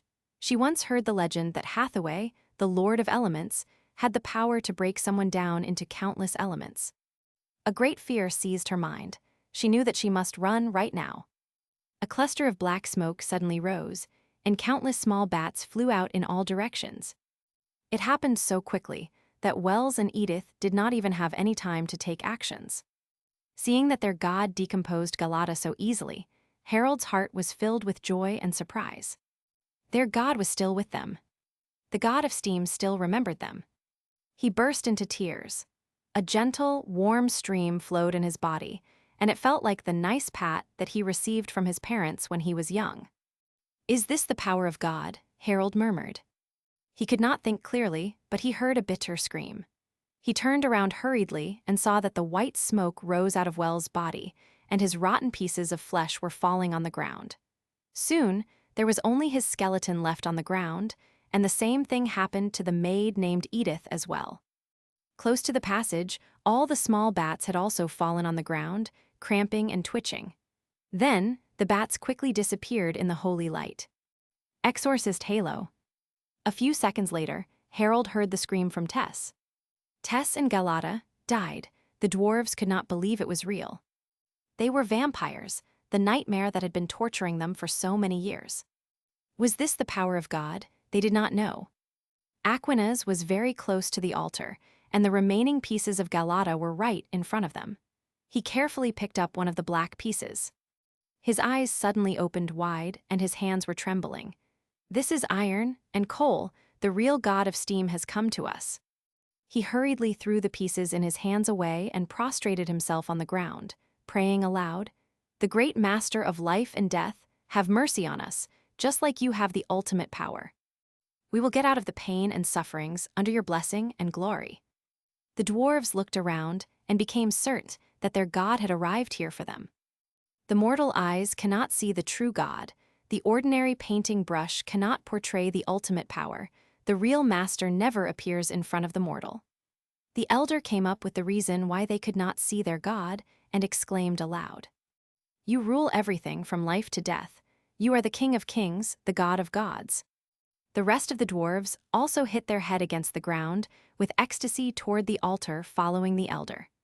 Lucian still did not understand fully what was going on here. "Our glory, our life, and our power all go to you, the almighty god of steam." The dwarves exclaimed aloud together in a very devout manner. God was as gracious as the sea and as mighty as the mountains. Chapter 381, A Dream City. Translator, Chris Liu. Editor, vermilion. Lucian finally realized what was going on there. The dwarves thought that he was their god of steam, the master of life and death, and they were worshipping him. This was Night Highland, once under the control of the dwarves, but later they were conquered by the vampires. They should be from the last group of dwarves left from the civilization of steam, and they were raised by the vampires as laborers. These dwarves managed to escape from the vampire and found the relic left by their ancestors. They thought that the teleportation circle was an altar, and they misunderstood the material left by their ancestors when they tried to learn magic as the instruction for reaching their god. In this case, he was sent here when the dwarves were carrying out their rite. It seemed that the vampires killed by him were here to kill the dwarves, and thus the dwarves, after witnessing his power, firmly believed that he was the god of steam. Lucian's brain worked very fast. It did not take him long to figure out the story. Then, Lucian's first thought was that he should use magic to erase the dwarves' memory. However, when Lucian saw the cast iron stoves in the rooms around and the steam hammer, an idea suddenly struck him. The dwarves had mastered the basic knowledge of the steam civilization and should be able to carry out some relatively complex smelting procedures. To simplify the alchemical products and items, Lucian first needed the skilled workers who were able to make the gears. Since the skills of making alchemical items and products were mostly owned by the sorcerers, and the Congress would not waste the apprentices' time doing the harsh labor work, very rarely could an ordinary person join an alchemy work. This problem had been bothering Lucian for a long time, preventing him from spreading the usage of alchemical items and products, which would not only bring Lucian a great amount of wealth, but also shake the ordinary people's belief in the church. Lucian thought that this would take a very long time, at least a few generations. However, he saw new hope in the dwarves from the civilization of steam. The almighty god of steam, may your name spread throughout the world. The dwarves, praying, inspired Lucian. He quickly got a plan.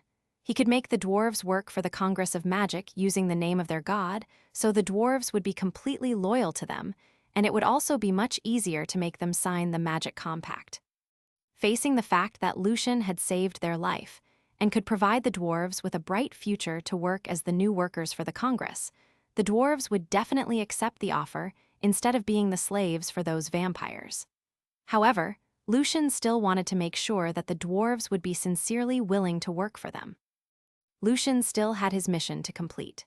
Furthermore, the teleportation circle set up beside the space joint was not able to send many dwarves out, but using the teleportation circle too frequently in a short period of time would draw the vampires' attention. Lucian decided to let the dwarves hide here on Night Highland for a bit longer, and in that case, they could also have some time to grow bigger by enrolling more dwarves. Once his mission was completed, to avoid the great conflict, Lucian would ask the Congress to set up another gate to take away all the dwarves. If a war broke out between the Congress of Magic and the vampires, the church would be the biggest beneficiary. Although Lucian was moved with compassion seeing how the dwarves were suffering, currently he could not come up with a better solution. The fourth circle magic spell, Invisibility Advanced, would still last for a while. Lucian took out a tube of liquid and gently uncorked it.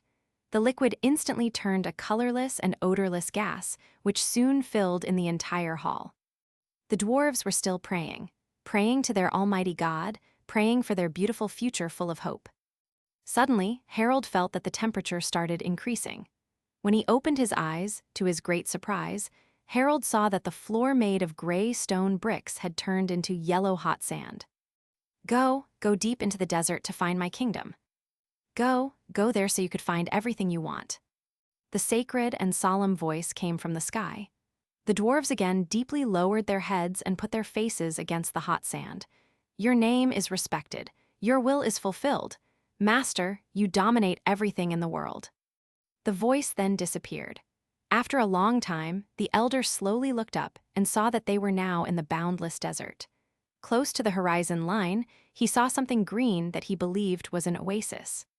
It was the first time that they witnessed the unimaginable power of God. The hot wind burnt their faces. The dwarves remained where they were, totally shocked. It was even the first time that they saw the sun. Night Highland would never be lit up. Harold moved his lips and murmured, "Sun, Daylight. His words awakened the elder and the rest of the dwarves. Miana asked as if she was in a dream, "Where shall we go?" "Where?" The elder hesitated for a moment but very quickly cheered up, and his voice was full of hope and passion. "We go deep into the desert. We find our master's kingdom." Harold felt that he was almost going crazy from the excitement. "So we can get back our lost civilization, right? We can build a steam city." Very excited, Aquinas also quivered. "Me too. I want to see those black chimneys, the grand airboats, the great cannons again." Rebuilding a steam city was the ultimate dream for the dwarves from the rebellion force. A steam city represented their supreme honor. The elder looked around at the dwarves' sweaty red faces. He raised his arm and cried out, "The master of life and death told us that we can find everything we want deep in the desert. So we go deep into the desert." "Steam above, we go deep into the desert," repeated the rest of the dwarves aloud together. Although they did not have a clear guidance, the dwarves could feel that something was calling them in the front. Walking in the desert was hard. The sunlight was dazzling, and the wind was drying them up. The dwarves came to know how horrible a desert could be. They were thirsty. They felt dizzy. "Miana, are you all right?" Harold quickly grabbed Miana's arm when she was about to fall over. Miana shook her head and bit her lips. "I'm okay. This is the trial given by the master. To get to his kingdom, I won't give up." The dwarves were encouraged by Miana's words. What she said was true. If they could not bear the pain, they did not deserve the blessing. Suddenly, they heard the cheerful voice of the elder. "Look, it's there." The dwarves looked at the same direction together and saw the huge city in the oasis. The city was there, their master's kingdom. The dwarves had completely forgotten the exhaustion. They ran toward the huge city as fast as they could. When they were closer to the city, a sudden loud buzzing sound came from the sky. The dwarves all looked up and saw a huge weird bird coming from the other side of the sky toward the city. When the weird bird was right above them, the dwarves finally recognized what it was. It was not a bird, but a giant machine covered with a silvery white metal. The bird was so huge that the dwarves felt that they were just a group of ants. The machine bird lowered its speed and slowly landed in the city somewhere they could not see. "Is this an airboat?" Harold was shocked, but the machine bird looked different from what he saw on the frescoes. The elder slowly shook his head. "No, that is not an airboat. An airboat is not that fast, but it is definitely man-made." What was it then? All the dwarves asked themselves. "We will figure that out when we reach the city," said the elder with great determination. The dwarves set off again, and silence covered them. They did not know what they would see next on their way approaching the city. After more than 10 minutes, the dwarves reached the edge of the oasis and finally saw the city. Many of them took a deep breath since they were deeply shocked by the view. This city was totally out of their imagination. On the one side of the city, they saw the very tall and straight chimneys and the many factories and plants. The dwarves were more familiar with the scenery since they had seen it many times in their dreams. However, on the other side of the city, there were buildings even taller than those chimneys. Even the most exaggerated legends had failed to describe that resplendence and imposing manner. The tall buildings were close to each other, tiled in different colors including black, gray, silver, white, and brown. The well-aligned windows reflected the sunlight. Between the tall buildings and factories, there were wide roads and even land bridges, on which ran the strange but also good-looking vehicles very fast. The shadowy figures guarding the city were holding metal objects like steam rifles in their hands, but smaller and lighter. Little did Harold ever realize how sharp his eyes could be. He could even see the slow-moving elevators in the building, and the many shadowy figures using the strange devices talking to each other even when they were in the different buildings. Miana also saw the shadowy figures holding some strange metal tablets. All kinds of pictures showed up just with a gentle tap. Night fell very soon, and the city was lit up by the many lights, turning it into a place where all the stars gathered on the ground. The dwarves were speechless for a long time at the incredible splendor of the city. Suddenly, a gap opened in the ground at the edge of the city, and a huge metal arrow shot out with a bright flame into the distance. "What is that?" The dwarves were totally shocked.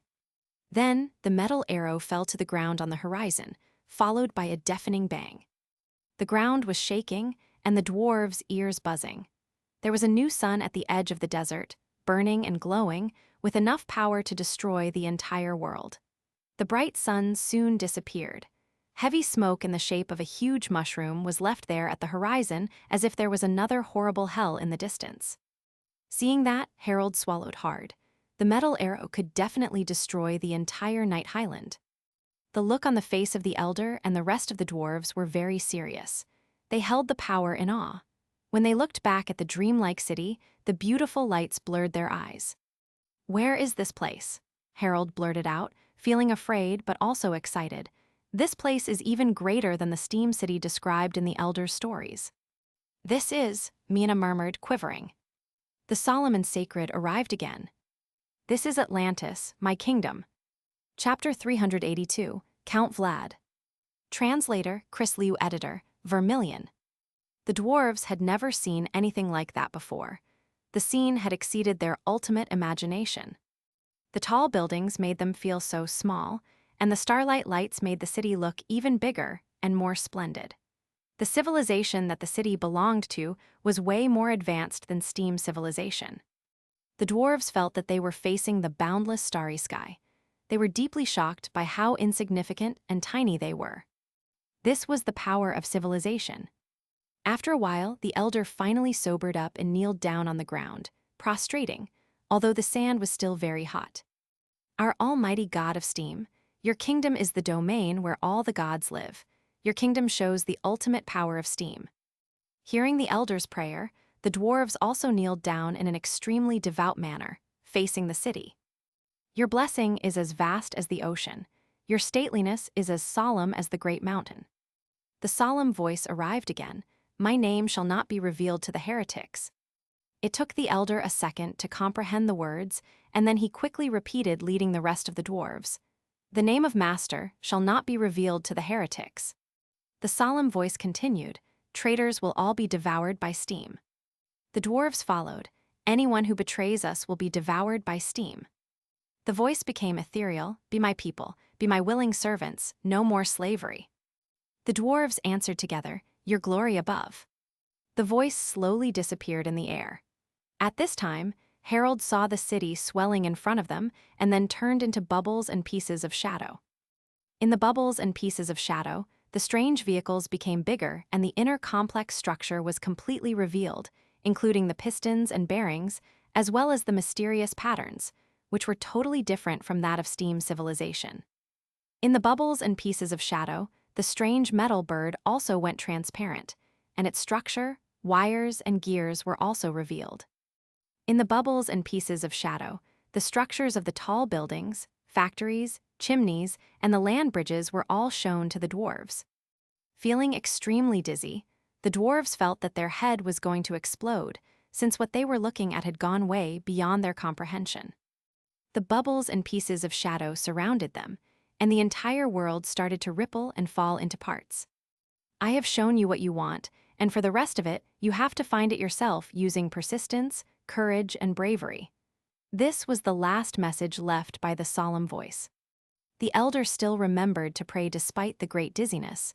"Respected be your name. Follow your path. We shall build up your kingdom on the ground." The desert had completely disappeared.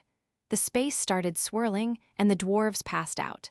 After a long time, when they slowly woke up, they found themselves lying on the ground of the familiar underground cave. What happened? Facing the altar, the elder felt that he was still in a dream. Looking at the thick book in his head, Harold was confused. He had just learned how to read after the elder for 2 years, and therefore, it took him some time to recognize the words on the surface of the book, "Elementary Mechanical Forging." "It was real, God of Steam saved us," Harold blurted out excitedly. The rest of the dwarves also noticed the book. They started to cry since they finally saw hope for the first time. At this time, all the memory came back to them. The dwarf rebellion force found the secret cave where the civilization of steam used to pray to God by chance, and thus they settled down to hide here. Also, they carried on the tradition to pray to God. Today, they were attacked by the vampires, and many died in the bitter fight. When the great desperation seized them, the dwarves' god saved them from the vampires and led them to an underground palace where the dwarves' frescoes were everywhere. When they pushed open the gate of the palace, they saw the miracle city, Atlantis, their god's kingdom. The elder sighed when his memory was still in a chaos. So the underground palace, frescoes, desert, oasis, and Atlantis, they are not real. The god of steam made our souls see them. In the chaos, most of the people who more or less knew about magic would guess that their memory had been modified, but the dwarves were different. They believed that what happened was a miracle revealed by their god, and therefore, they saw nothing wrong with it. Sometimes, how powerful an illusion spell was really depended on how the caster used it. Atlant, the Eye of Curse, once put it in his paper. By finding one's weakness, one can easily put fake memories into a person's brain, even without using illusion. I don't think so, Your Grace, disputed Aquinas, the leader of the rebellion force. It exists in the steam paradise. One day, the will of God shall be done on earth. Harold still remembered what the dream city looked like, and he murmured, I thought the steam city was the ultimate miracle, the most exciting place in the world, but Atlantis is incredible. Harold did not know how to put a proper comment on it. Another dwarf cut in, all of the machines there are so amazing. I guess that's how steam civilization will be like when it peaks. No, Atlantis has way surpassed the power of steam civilization. The rest of the dwarves all agreed because they had seen it with their own eyes. A dream city. Harold looked very excited, with his hands clenching into fists. Atlantis. My dream is to build an Atlantis on the ground, even if it is only 1/3 of a miracle compared to the real one. I can never forget the river of stars. Miana murmured like she was still in the beautiful dream. What a pity. We did not see the structure of the huge metal arrow. That's right. The dwarves were quite disappointed. After all, the destructive weapon created by their god was so powerful that it was capable of completely destroying the entire world. Also, we did not see the other inner structures clearly, said Harold, feeling upset. But he soon cheered up and said, First, we should have a solid foundation. Harold raised the book in his hand and found that there was a piece of parchment in the book. It was a compact with their god. Finishing reading the compact, the elder excitedly announced, The almighty god of steam asks us to sign the compact with the city of Atlantis, as we have peeped into its secrets. Of course, the dwarves signed the compact without any hesitation. The compact represented the future hope that the dwarves had to get rid of their destiny as the vampires, slaves. Light burst out of the parchment pact. Lucian, a distance away from the dwarves, slightly nodded and then left. It took him a lot of work to move the dwarves to the secret underground cave that he found using magic. He reordered the dwarves' memory and then interwove some fake ones into it. Once the dwarves had accepted the memory, it was hard for them to tell the fake from the true. Lucian used Ulferous blood and constructed the desert and the city called Atlantis using the fifth circle illusion spell, Fantasy. Lucian borrowed the basic design of a metropolis on the earth and mixed it with a number of magic symbols. After leaving the underground cave, he looked very serious. He knew that, since the vampire bride and butler had been killed by him, the Count would not easily let this go. Sooner or later, the Count would find the underground palace and the space joint. Lucian had to take care of this. Thus, he headed for the Count's castle. On the next day, in the early morning, the dwarf slaves were already working under the threat of the thick whips. The constellations were still above them. The supervisors were not worried about the fact that Madame Tess and the butler had not come back at all, because they were informed that a group of rebellion force was identified. It was more than normal that Madame Tess and the butler had to spend a few days taking care of that. In the dark basement of the castle, in the middle of many dark magic circles, there was a bloody coffin, from which black smoke kept coming out from time to time. This was the core of the castle, the place where Count Vlad slept and cured himself. Every time when Vlad was about to go sleep, he would fully turn on all the magic circles and traps around him to protect himself. According to Vlad himself, the construction and design of the castle took him more than 1,000 years. It was impossible to break in without activating the magic circles, even for a vampire marquis or duke. The castle was like a masterpiece in defense. Therefore, the castle showed a relatively lower power when it came to attacking its enemies. Madame Tess, Butler Galata, and another two vampire brides knew how to reach Count Vlad. Therefore, the best way for Lucian to kill the Count would be using the two vampire brides to get Vlad out of the core basement. Count Vlad survived in the War of Dawn. He was not an idiot. Once Lucian made a mistake and missed the best chance to kill the vampire, that would be the end of him. Lucian could not bear even a single mistake. Chapter 383, The Other Way Around. Translator, Chris Liu Editor, Vermilion. The hand-shaped silver candlesticks lit up the corridor in the dark and gloomy castle. The red candles flickered to provide a dim light, showing a sense of creepy beauty. Wearing a black robe with a hood, Lucian stood outside of the basement quietly, studying the defensive magic circles placed by Count Vlad. The gate of the castle usually opened for the slaves to go in and out, as well as for the transportation of ores and metals. The several detecting magic circles were not a big deal for Lucian. As a senior rank mage, Lucian entered the castle rather easily. Lucian could tell that these defense magic circles were rather powerful.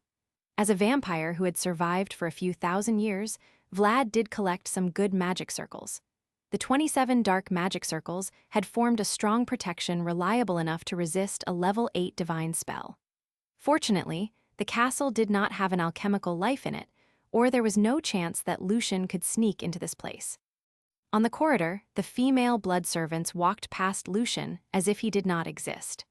They were once human beings, elves or dwarves, but now they had become the servants in the castle. Lucian had not learned the sixth circle spell, suggestion, group, and thus it took him quite a long time to cast the suggestion spell on every single living thing in the castle one by one. Although he was already a senior rank mage, his spirit had been drained up from doing so, and he waited for a long time to have it recovered. Standing in front of the basement, Lucian rubbed his chin thoughtfully and did his analysis. It would take him at least 2 months to crack this defense system, and the biggest trouble was the fact that Count Vlad could notice it at any time. Once Vlad woke up, that would be the end for himself. Although Vlad had been sleeping for a long time, his power and knowledge were pretty up to date, as he cast spells using his blood power, not his cognitive world. Lucian had to find a way to get Vlad out. Many thoughts flashed through his mind, such as to inform Vlad that there was an affair between Tess and Galata. However, neither of them worked. Lucian decided to take another perspective. After a while, he nodded thoughtfully and started to work on analyzing the structure of the magic circles and how the power in them flowed. More than 10 days later, the castle still operated normally as usual. The brides, butlers, blood servants, and slaves were all busy minding their own business. Somehow they all turned a blind eye toward the strange young man wearing a black robe. He was busy too. He was busy with placing all the precious materials around following some kind of pattern. Finally, the magic circle was done. Clapping his hands, Lucian stood up straight slowly. When Lucian cast the spell, his spiritual power spread out and the magic circle in front of the basement was activated. The light streams lit up one by one and the power lines flowed in all the directions. Except for inside the power room in the basement and the controlling core, different magic circles lit up in all the important sectors and parts in the castle, including the constraint rooms, summoning rooms, magic garden, power wells. Soon, the magic circles joined together, and the whole castle was covered in a dreamlike shield made of dazzling starlight. The magic dome suddenly shrank and attached tight against the walls of the basement. The light disappeared as if it had joined the dark magic circles. Then everything quieted down. The vampires and dwarves were still doing their own work as if nothing had ever happened. In the basement, Count Vlad was still sleeping. He did not notice any difference. That was because Lucian had never tried to crack the Count's dark magic circles. The function of the powerful magic circle that Lucian just placed was very simple. Lucian added another layer of defense on top of what the Count already had. Lucian wanted him to sleep more safe and sound. Therefore, the defense was also not easy to be cracked, either from inside or outside. It would even take Lucian himself almost 10 months to remove the protection. Also, the power from the magic wells and garden would constantly infuse into the magic circle. When the Count woke up, part of the power from the power rooms would be constrained. Even with the help of the controlling core, Vlad would have to spend 5 to 6 years to get out, and before that he could not even send a message out. 5 or 6 years later, Lucian believed that he would not have to worry about the exposure of the space joint anymore. That was what Lucian meant by taking another perspective. When the defense was powerful, instead of destroying it, Lucian would make it even more unbreakable. There was a naughty smile on Lucian's face. However, at the same time, constructing those magic circles also cost him a lot. Although most of the materials came from the Count's warehouse, Lucian also spent some of his own materials on it. Count Vlad's most important treasury vault was in the basement, so Lucian did not get anything too valuable other than the lots of mithril and precious metals. After checking the magic circle again, Lucian placed another secret magic circle beside the entry of the basement, in which Vlad's voice was mimicked and saved. If anyone tried to wake him up, the voice would refuse politely. After all these things were done, Lucian walked out of the castle at a leisure pace. A few steps away from the gate, Lucian turned around with his right hand on his chest and bowed. "Have a sweet dream, Count Vlad." In the underground cave, the dwarves who had signed the compact had found the steam hammers, smelting pots, food, paper, and the other items following their memory. "We need to do 3 things," said the elder, Augustus, in high spirit, holding 3 books in his hands: Transforming Electromagnetic Waves and Basic Application, Religion Theory, and Protracted War. "First of all, we have to develop our doctrine as soon as possible to enroll more of our people.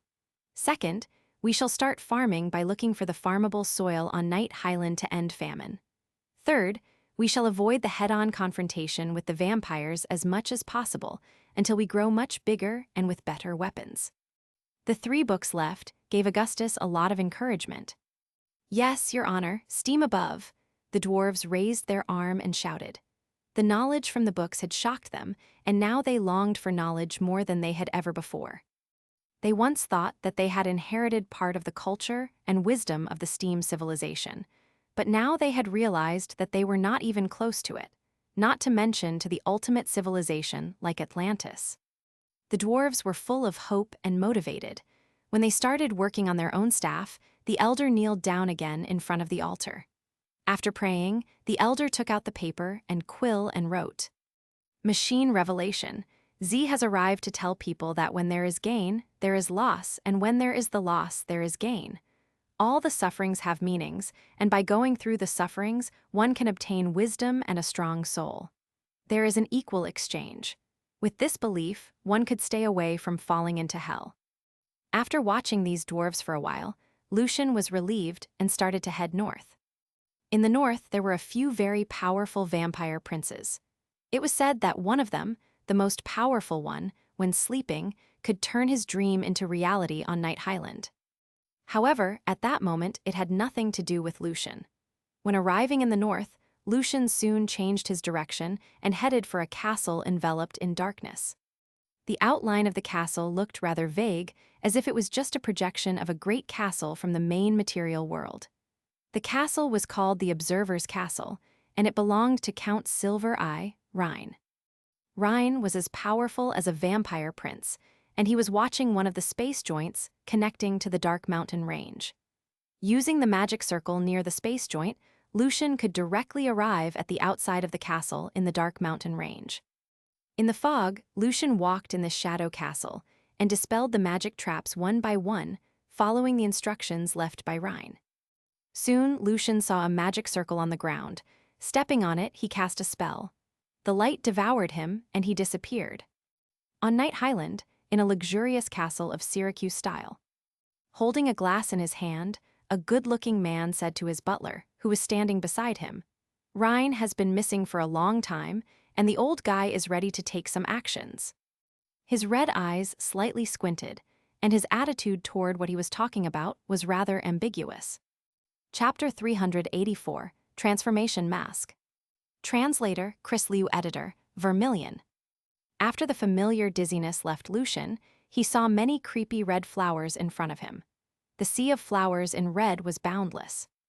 Sensing the smell of a living thing, the flowers gradually bloomed, petal by petal, and the inner blood and flesh were revealed. The flesh was moving. Like a heart, the center of the flowers could beat. Seeing the flowers, Lucian's heart missed a beat. He knew how dangerous these flowers were. However, soon he calmed himself down since he was standing in Rhine's garden, after all. Lucian started to cast a creepy and mysterious spell. Once the spell was cast, the beautiful but ominous flowers gently swung back and forth as if they were welcoming Lucian, and then the flowers quickly turned into countless tiny red bugs and retreated like the fall of the tide, leaving the black land in the middle. Lucian was curious, wondering how to define those creatures. Were they flowers or bugs? He had never read anything like this in any books. As an arcanist who was crazy with all kinds of arcana studies, Lucian almost tried to catch a few of the bugs for future experiment. However, he had a job to do. He walked out of the magic circle and through the gate of the hall following the black path revealed. After Lucian left, the tiny blood-colored bugs quickly gathered again and returned to the form of the eerie, beautiful flowers.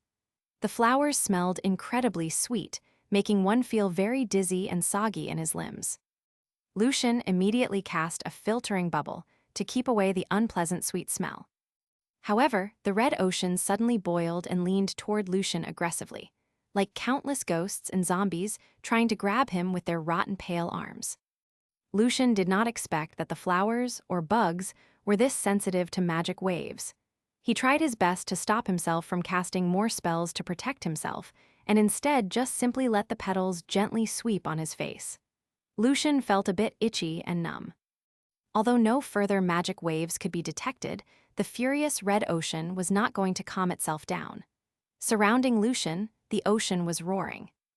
With the help of his home crown ring, Lucian stayed very calm and completely ignored the dangerous and horrible scene. Although he had no idea how powerful these flowers or bugs were, he had decided to be very careful with everything in this castle. In a pretended calm manner, Lucian walked out of the red ocean and stepped on the path connecting to the gate of the castle. 2 rows of tall trees were planted beside the road, and pieces of semi-withered yellow leaves were swirling to the ground. The beautiful scenery in front of this dark, gloomy castle was like what Lucian was used to seeing in Jesu district in Alto. When Lucian was walking toward the gate, suddenly the rows of eyes on the trunk of the trees opened, revealing a sharp contrast of black and white. Lucian's figure was reflected in every single pupil, but some of the eyes looked confused, some were calm and peaceful, some angry and some cold. The eyes were all staring at Lucian. Sweat formed on his forehead, and he knew that this time the trees were the real scarlet trees. The last time Lucian saw these trees was in his dream. As what he saw in his dream was based on his imagination, the trees in the dream were quite different from the real ones. Not many of these magic trees could manage to grow mature, but once they grew up, the trees were of the power of a senior rank mage, and like the beholders, the trees could shoot out many rays. Also, the scarlet trees could drain one's blood and produce illusions. Although wearing many great magic items, Lucian was confident that he could deal with 1 or 2 scarlet trees and turn them into some good magic materials. However, there were 2 rows of them. Under the gaze of the trees, Lucian walked step by step and finally reached the gate of the castle. When Lucian's feet touched the smooth and hard floor, he released a sigh of relief. It was such a torture walking through the crowd of horrible creatures, although Rhine had told him the spell to protect himself. Before Lucian raised his right hand, a deep voice came from the inside of the castle.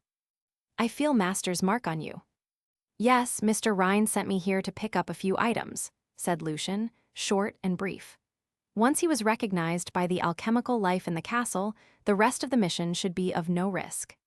The deep voice responded, "I'm Castle Mikulik. Password, please." "Kilakim," answered Lucian. He realized that the password was simply the retrography of the name of the alchemical life. Lucian had to say that this was not creative at all. "Distinguished guest, please." The gate of the castle slowly opened, and the elegant and well-decorated main hall was revealed. Except for the controlling core, energy room, and the base of the treasury vault, you can go anywhere you wish. In the study loaded with all the different kinds of books, Lucian cast the spell Rhine taught him, and, at the same time, he formed the spiritual power in the shape of a sharp spine and fiercely stabbed it at the quill pot. The quill pot lit up with a layer of dim light and started to make a cracking sound.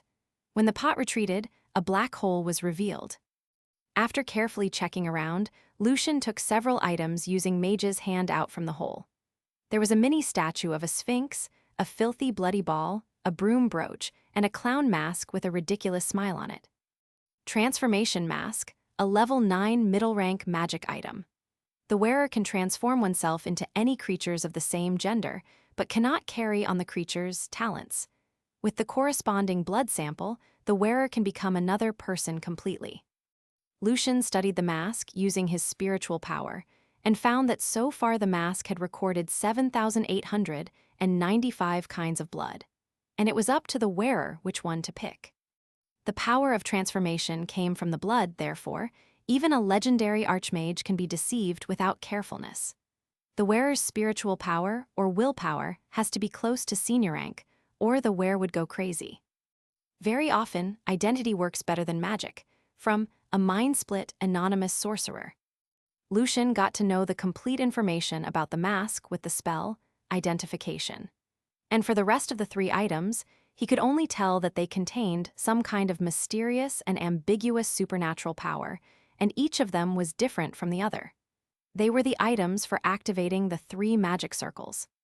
Putting the mask and the 3 items into the pouch, Lucian recorded some of the books in the study in his spirit library. Rhine always called himself the observer of history, and Lucian was certain that there were some interesting books here. It took Lucian a while to record the books, as he did not want Mikulik to notice his special ability. Lucian recorded 50 of the books after 6 hours. The shining gems, gold coins of different time periods, brand new knight armors, many magic robes, weapons, and magic items dazzled Lucian's eyes. Rhine's collection consisted of all the more precious items. Among the many extraordinary items, most of them were of senior rank, but the level 9, 10, and legendary items were obviously stored in the basement of the treasury. After careful selection, and after making a lot of difficult decisions, Lucian finally picked out a scroll and a belt. The 8th Circle Magic Scroll, Night Travel. Health Belt, the level 8 high-rank magic item. The wearer would be immune to disease, poison, negative energy, and magic spells that could sicken the target. Health is the key to life, from White Philosophy. The scroll could make space lock invalid, thus it would be very useful for escaping. Since time travel was the talent magic of vampires, arcanists had not figured out a way to copy it. Lucian was planning on studying the scroll and using it at the most crucial moment. Furthermore, the belt was also very powerful. After leaving his spiritual mark in the belt, Lucian looked at the shelf where all the magic staffs were stored. He was about to pick a good one for himself. The one he had right now was still a level 2 magic staff, which did not really match his rank. When Lucian was having a hard time making up his mind, he saw a very ordinary-looking sword on the shelf beside it. The sword looked so plain with its wood cross guard. Lucian was curious why Rhine would keep such an ordinary sword in his collection. Thus, he quickly cast identification on the sword. When he received the message, Lucian was shocked. Pale Justice, level 8, perfect rank, extraordinary sword. When facing evil creatures, including evil spirits, demons, and devils, the sword can become a rank 1 legendary weapon. The person who wields this sword is immune to fear, charm, ferocity, and helplessness, and each hacking and attacking can hit the target as guided by justice. The person has to at least have the power of a level 6 Radiant Knight to pick up the Sword of Justice. Justice can be pale, especially when compared to other kinds of radiant powers, but justice is everywhere, and it applies to everyone and everything. Be it on the battlefields or in the farming fields, justice is everywhere. Lucian heard of this famous sword before. The dazzling stars were like shining pure diamonds on the black velvet. The astonishing scenery of the dreamlike night sky above the highland was eternal. In the darkness, slightly lit by the starlight, Lucian left the projection of the castle of Observer. In the shadow of the trees, he put on the transformation mask. He grew taller, his skin became finer and pale, the color of his eyes turned into that of the silver moon, and his hair also became silver. Within a few seconds, Lucian had turned himself into Rhine, wearing his typical red shirt and black suit. Adjusting his bow a bit, Lucian headed for another vampire castle in the distance with an elegant pace. In that castle lived Marquis Lasser, a 5,000-year-old powerful vampire who was responsible for safeguarding the space joint connecting Night Highland to the desert in the south part of Gusta. When Lucian was in the treasury room, he finally picked the sword named Pale Justice, not because it was immune to all the negative effects, but because it was a rank 1 legendary magic item when facing evil creatures. Right now, Lucian needed to deal with these powerful vampires, thus he needed to pick the weapon that was the most useful for him right now. As for the limit that only a level 6 Radiant Knight could use the sword, Lucian had his own way to deal with it. With Ogre Glove, Lucian could have the power of a level 5 Grand Knight, and plus a few middle or low rank spells for strengthening power.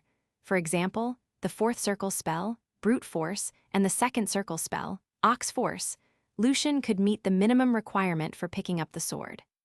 Although this could only last for a few minutes, that was enough for Lucian. After all, during a few minutes, the sword would always hit its target. And even among the 6th circle spells that Lucian had not learned, there was a magic spell called Baylor's Transformation that could enable sorcerers to turn themselves into knights of the corresponding levels. In fact, there was more planning in Lucian's mind. This powerful knight sword could be a gift. From time to time, Lucian would still long for the beautiful future. To the left of the strange-shaped castle, there was a grand palace with thick stone pillars and smooth floor. In Lucian's eyes, it resembled the temples of ancient Greece on the earth. The crisp sound of leather shoes stepping on the floor came from a distance, and a tall and strong vampire stopped in front of Lucian. "Why are you here?" asked the vampire in an arrogant manner. Lucian, who was now Rhine, smiled. "I'm here to use the space joint circle." "Did Sir Marquis agree?" the vampire asked. Lucian pretended to be calm. "According to the Vampire High Council, we all can use most of the space joints on Night Highland. Is this one an exception?" He did not want to stay here for too long, as Lucian knew that Rhine was a member of the High Council, and once other vampire princes came, it would be very risky for him. The vampire knew that was true, but he still answered coldly, "We have identified some traitors, and maybe you are one as well. Without the permission of Sir Marquis, I have to check carefully." When the vampire was saying, his right hand slightly moved to make a sign, as if he was asking for something. Lucian knew what the vampire was trying to do, but the role he was playing now was an elegant and proud vampire. Thus there was no way that Lucian would bribe him. Once Marquis Lasser got to know this, Lasser would be able to tell immediately that he was not the real vampire prince, Rhine.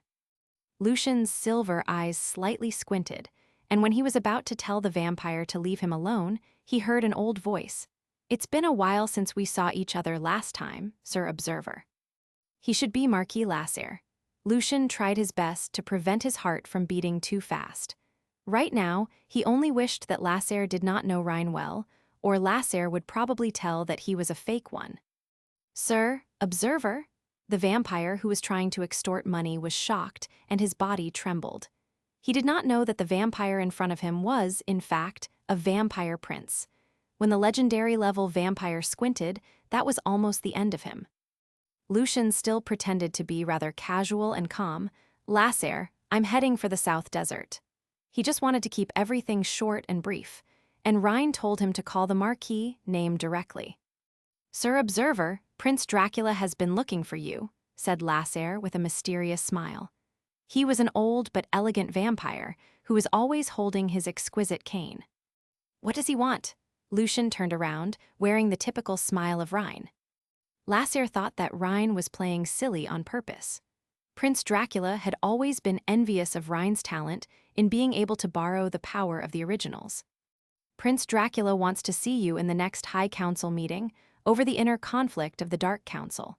Lasser offered an excuse which was not really the case. It was said that Rhine, Count Silver Eye, was absent for a long time because he was severely injured by a legendary, and right now he was hiding to recover.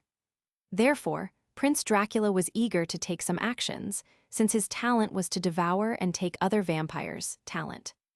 Prince Dracula had always been upset with the fact that, obviously, Silver Moon Alterna was showing more grace on Rhine, not him. But it was he who was the most powerful vampire prince, born before anyone else. The casual smile was still on Rhine's face, and he said to the level 8 vampire, "I've always been absent, so I guess missing the meeting one more time still doesn't matter." It was really hard talking in Rhine's manner. Lucian believed that playing Fernando, his teacher, would be way easier because all he needed to do was to roar. "Sir Observer, I'm sure that Prince Dracula has awoken because he learned that you're back," said Lasser in neither humble nor pushy way, "and he would like to meet you to talk about the future of the kindred." "Sorry, I'm in a rush." Lucian felt that he was getting more and more nervous. When Lucian was about to walk to the Space Joint Magic Circle, Lasser stopped Lucian hurriedly. "Please wait a moment, Sir Observer." "Lasser?" Lucian turned around and stared at Lasser with a mild smile, but he called the Marquis name. Lasser immediately sensed the great threat hidden under the smile. He took a few steps back and could not say anything else. Lucian slightly nodded and continued to walk toward the space joint. Lasser tried to say something, but he did not know what to say. He could only look at the gate of the place nervously, wondering if Prince Dracula had awoken. Although Lucian was walking in a rather calm pace, he felt that he was about to pass out at any time because of his great tension. Finally, he stepped onto the magic circle and activated it. Lasser released a sigh after seeing Rhine disappear in the magic circle. If given a few more minutes, Lasser would be able to send the message to Prince Dracula.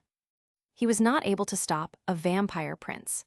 He regretted that he did not buy some of the useful telecommunication magic items invented by the Congress of Magic. Beside the huge tomb in the shape of a pyramid, Lucian dragged a sphinx to the corner. After a few days' observation, Lucian was certain that this sphinx was the tomb guard on duty tonight. Taking out a drop of blood from it, Lucian dropped it on the mask. The clown's face grinned in a funny smile, and its look kept changing. When the mask stopped changing, Lucian put it on. His body suddenly grew bigger and 4 lion legs and a tail came out. After hiding the sphinx properly, Lucian, who was at that moment a sphinx, picked up the dart and raced towards the campsite. The level 9 high priest was there. Lucian left the space circle and directly went deep into the desert. On the campsite, the sphinxes were dancing in a weird way surrounding the bonfire, and later they started mating. When Lucian was watching, a strong sphinx came to him and said, "Phil, stop drooling. It's your shift now. Go." Lucian was a bit speechless as he was not drooling at all. However, he still turned around and ran toward the tomb. "Phil, why are you going that way?" asked the sphinx confusedly. Lucian suddenly stopped. He did not know what was wrong.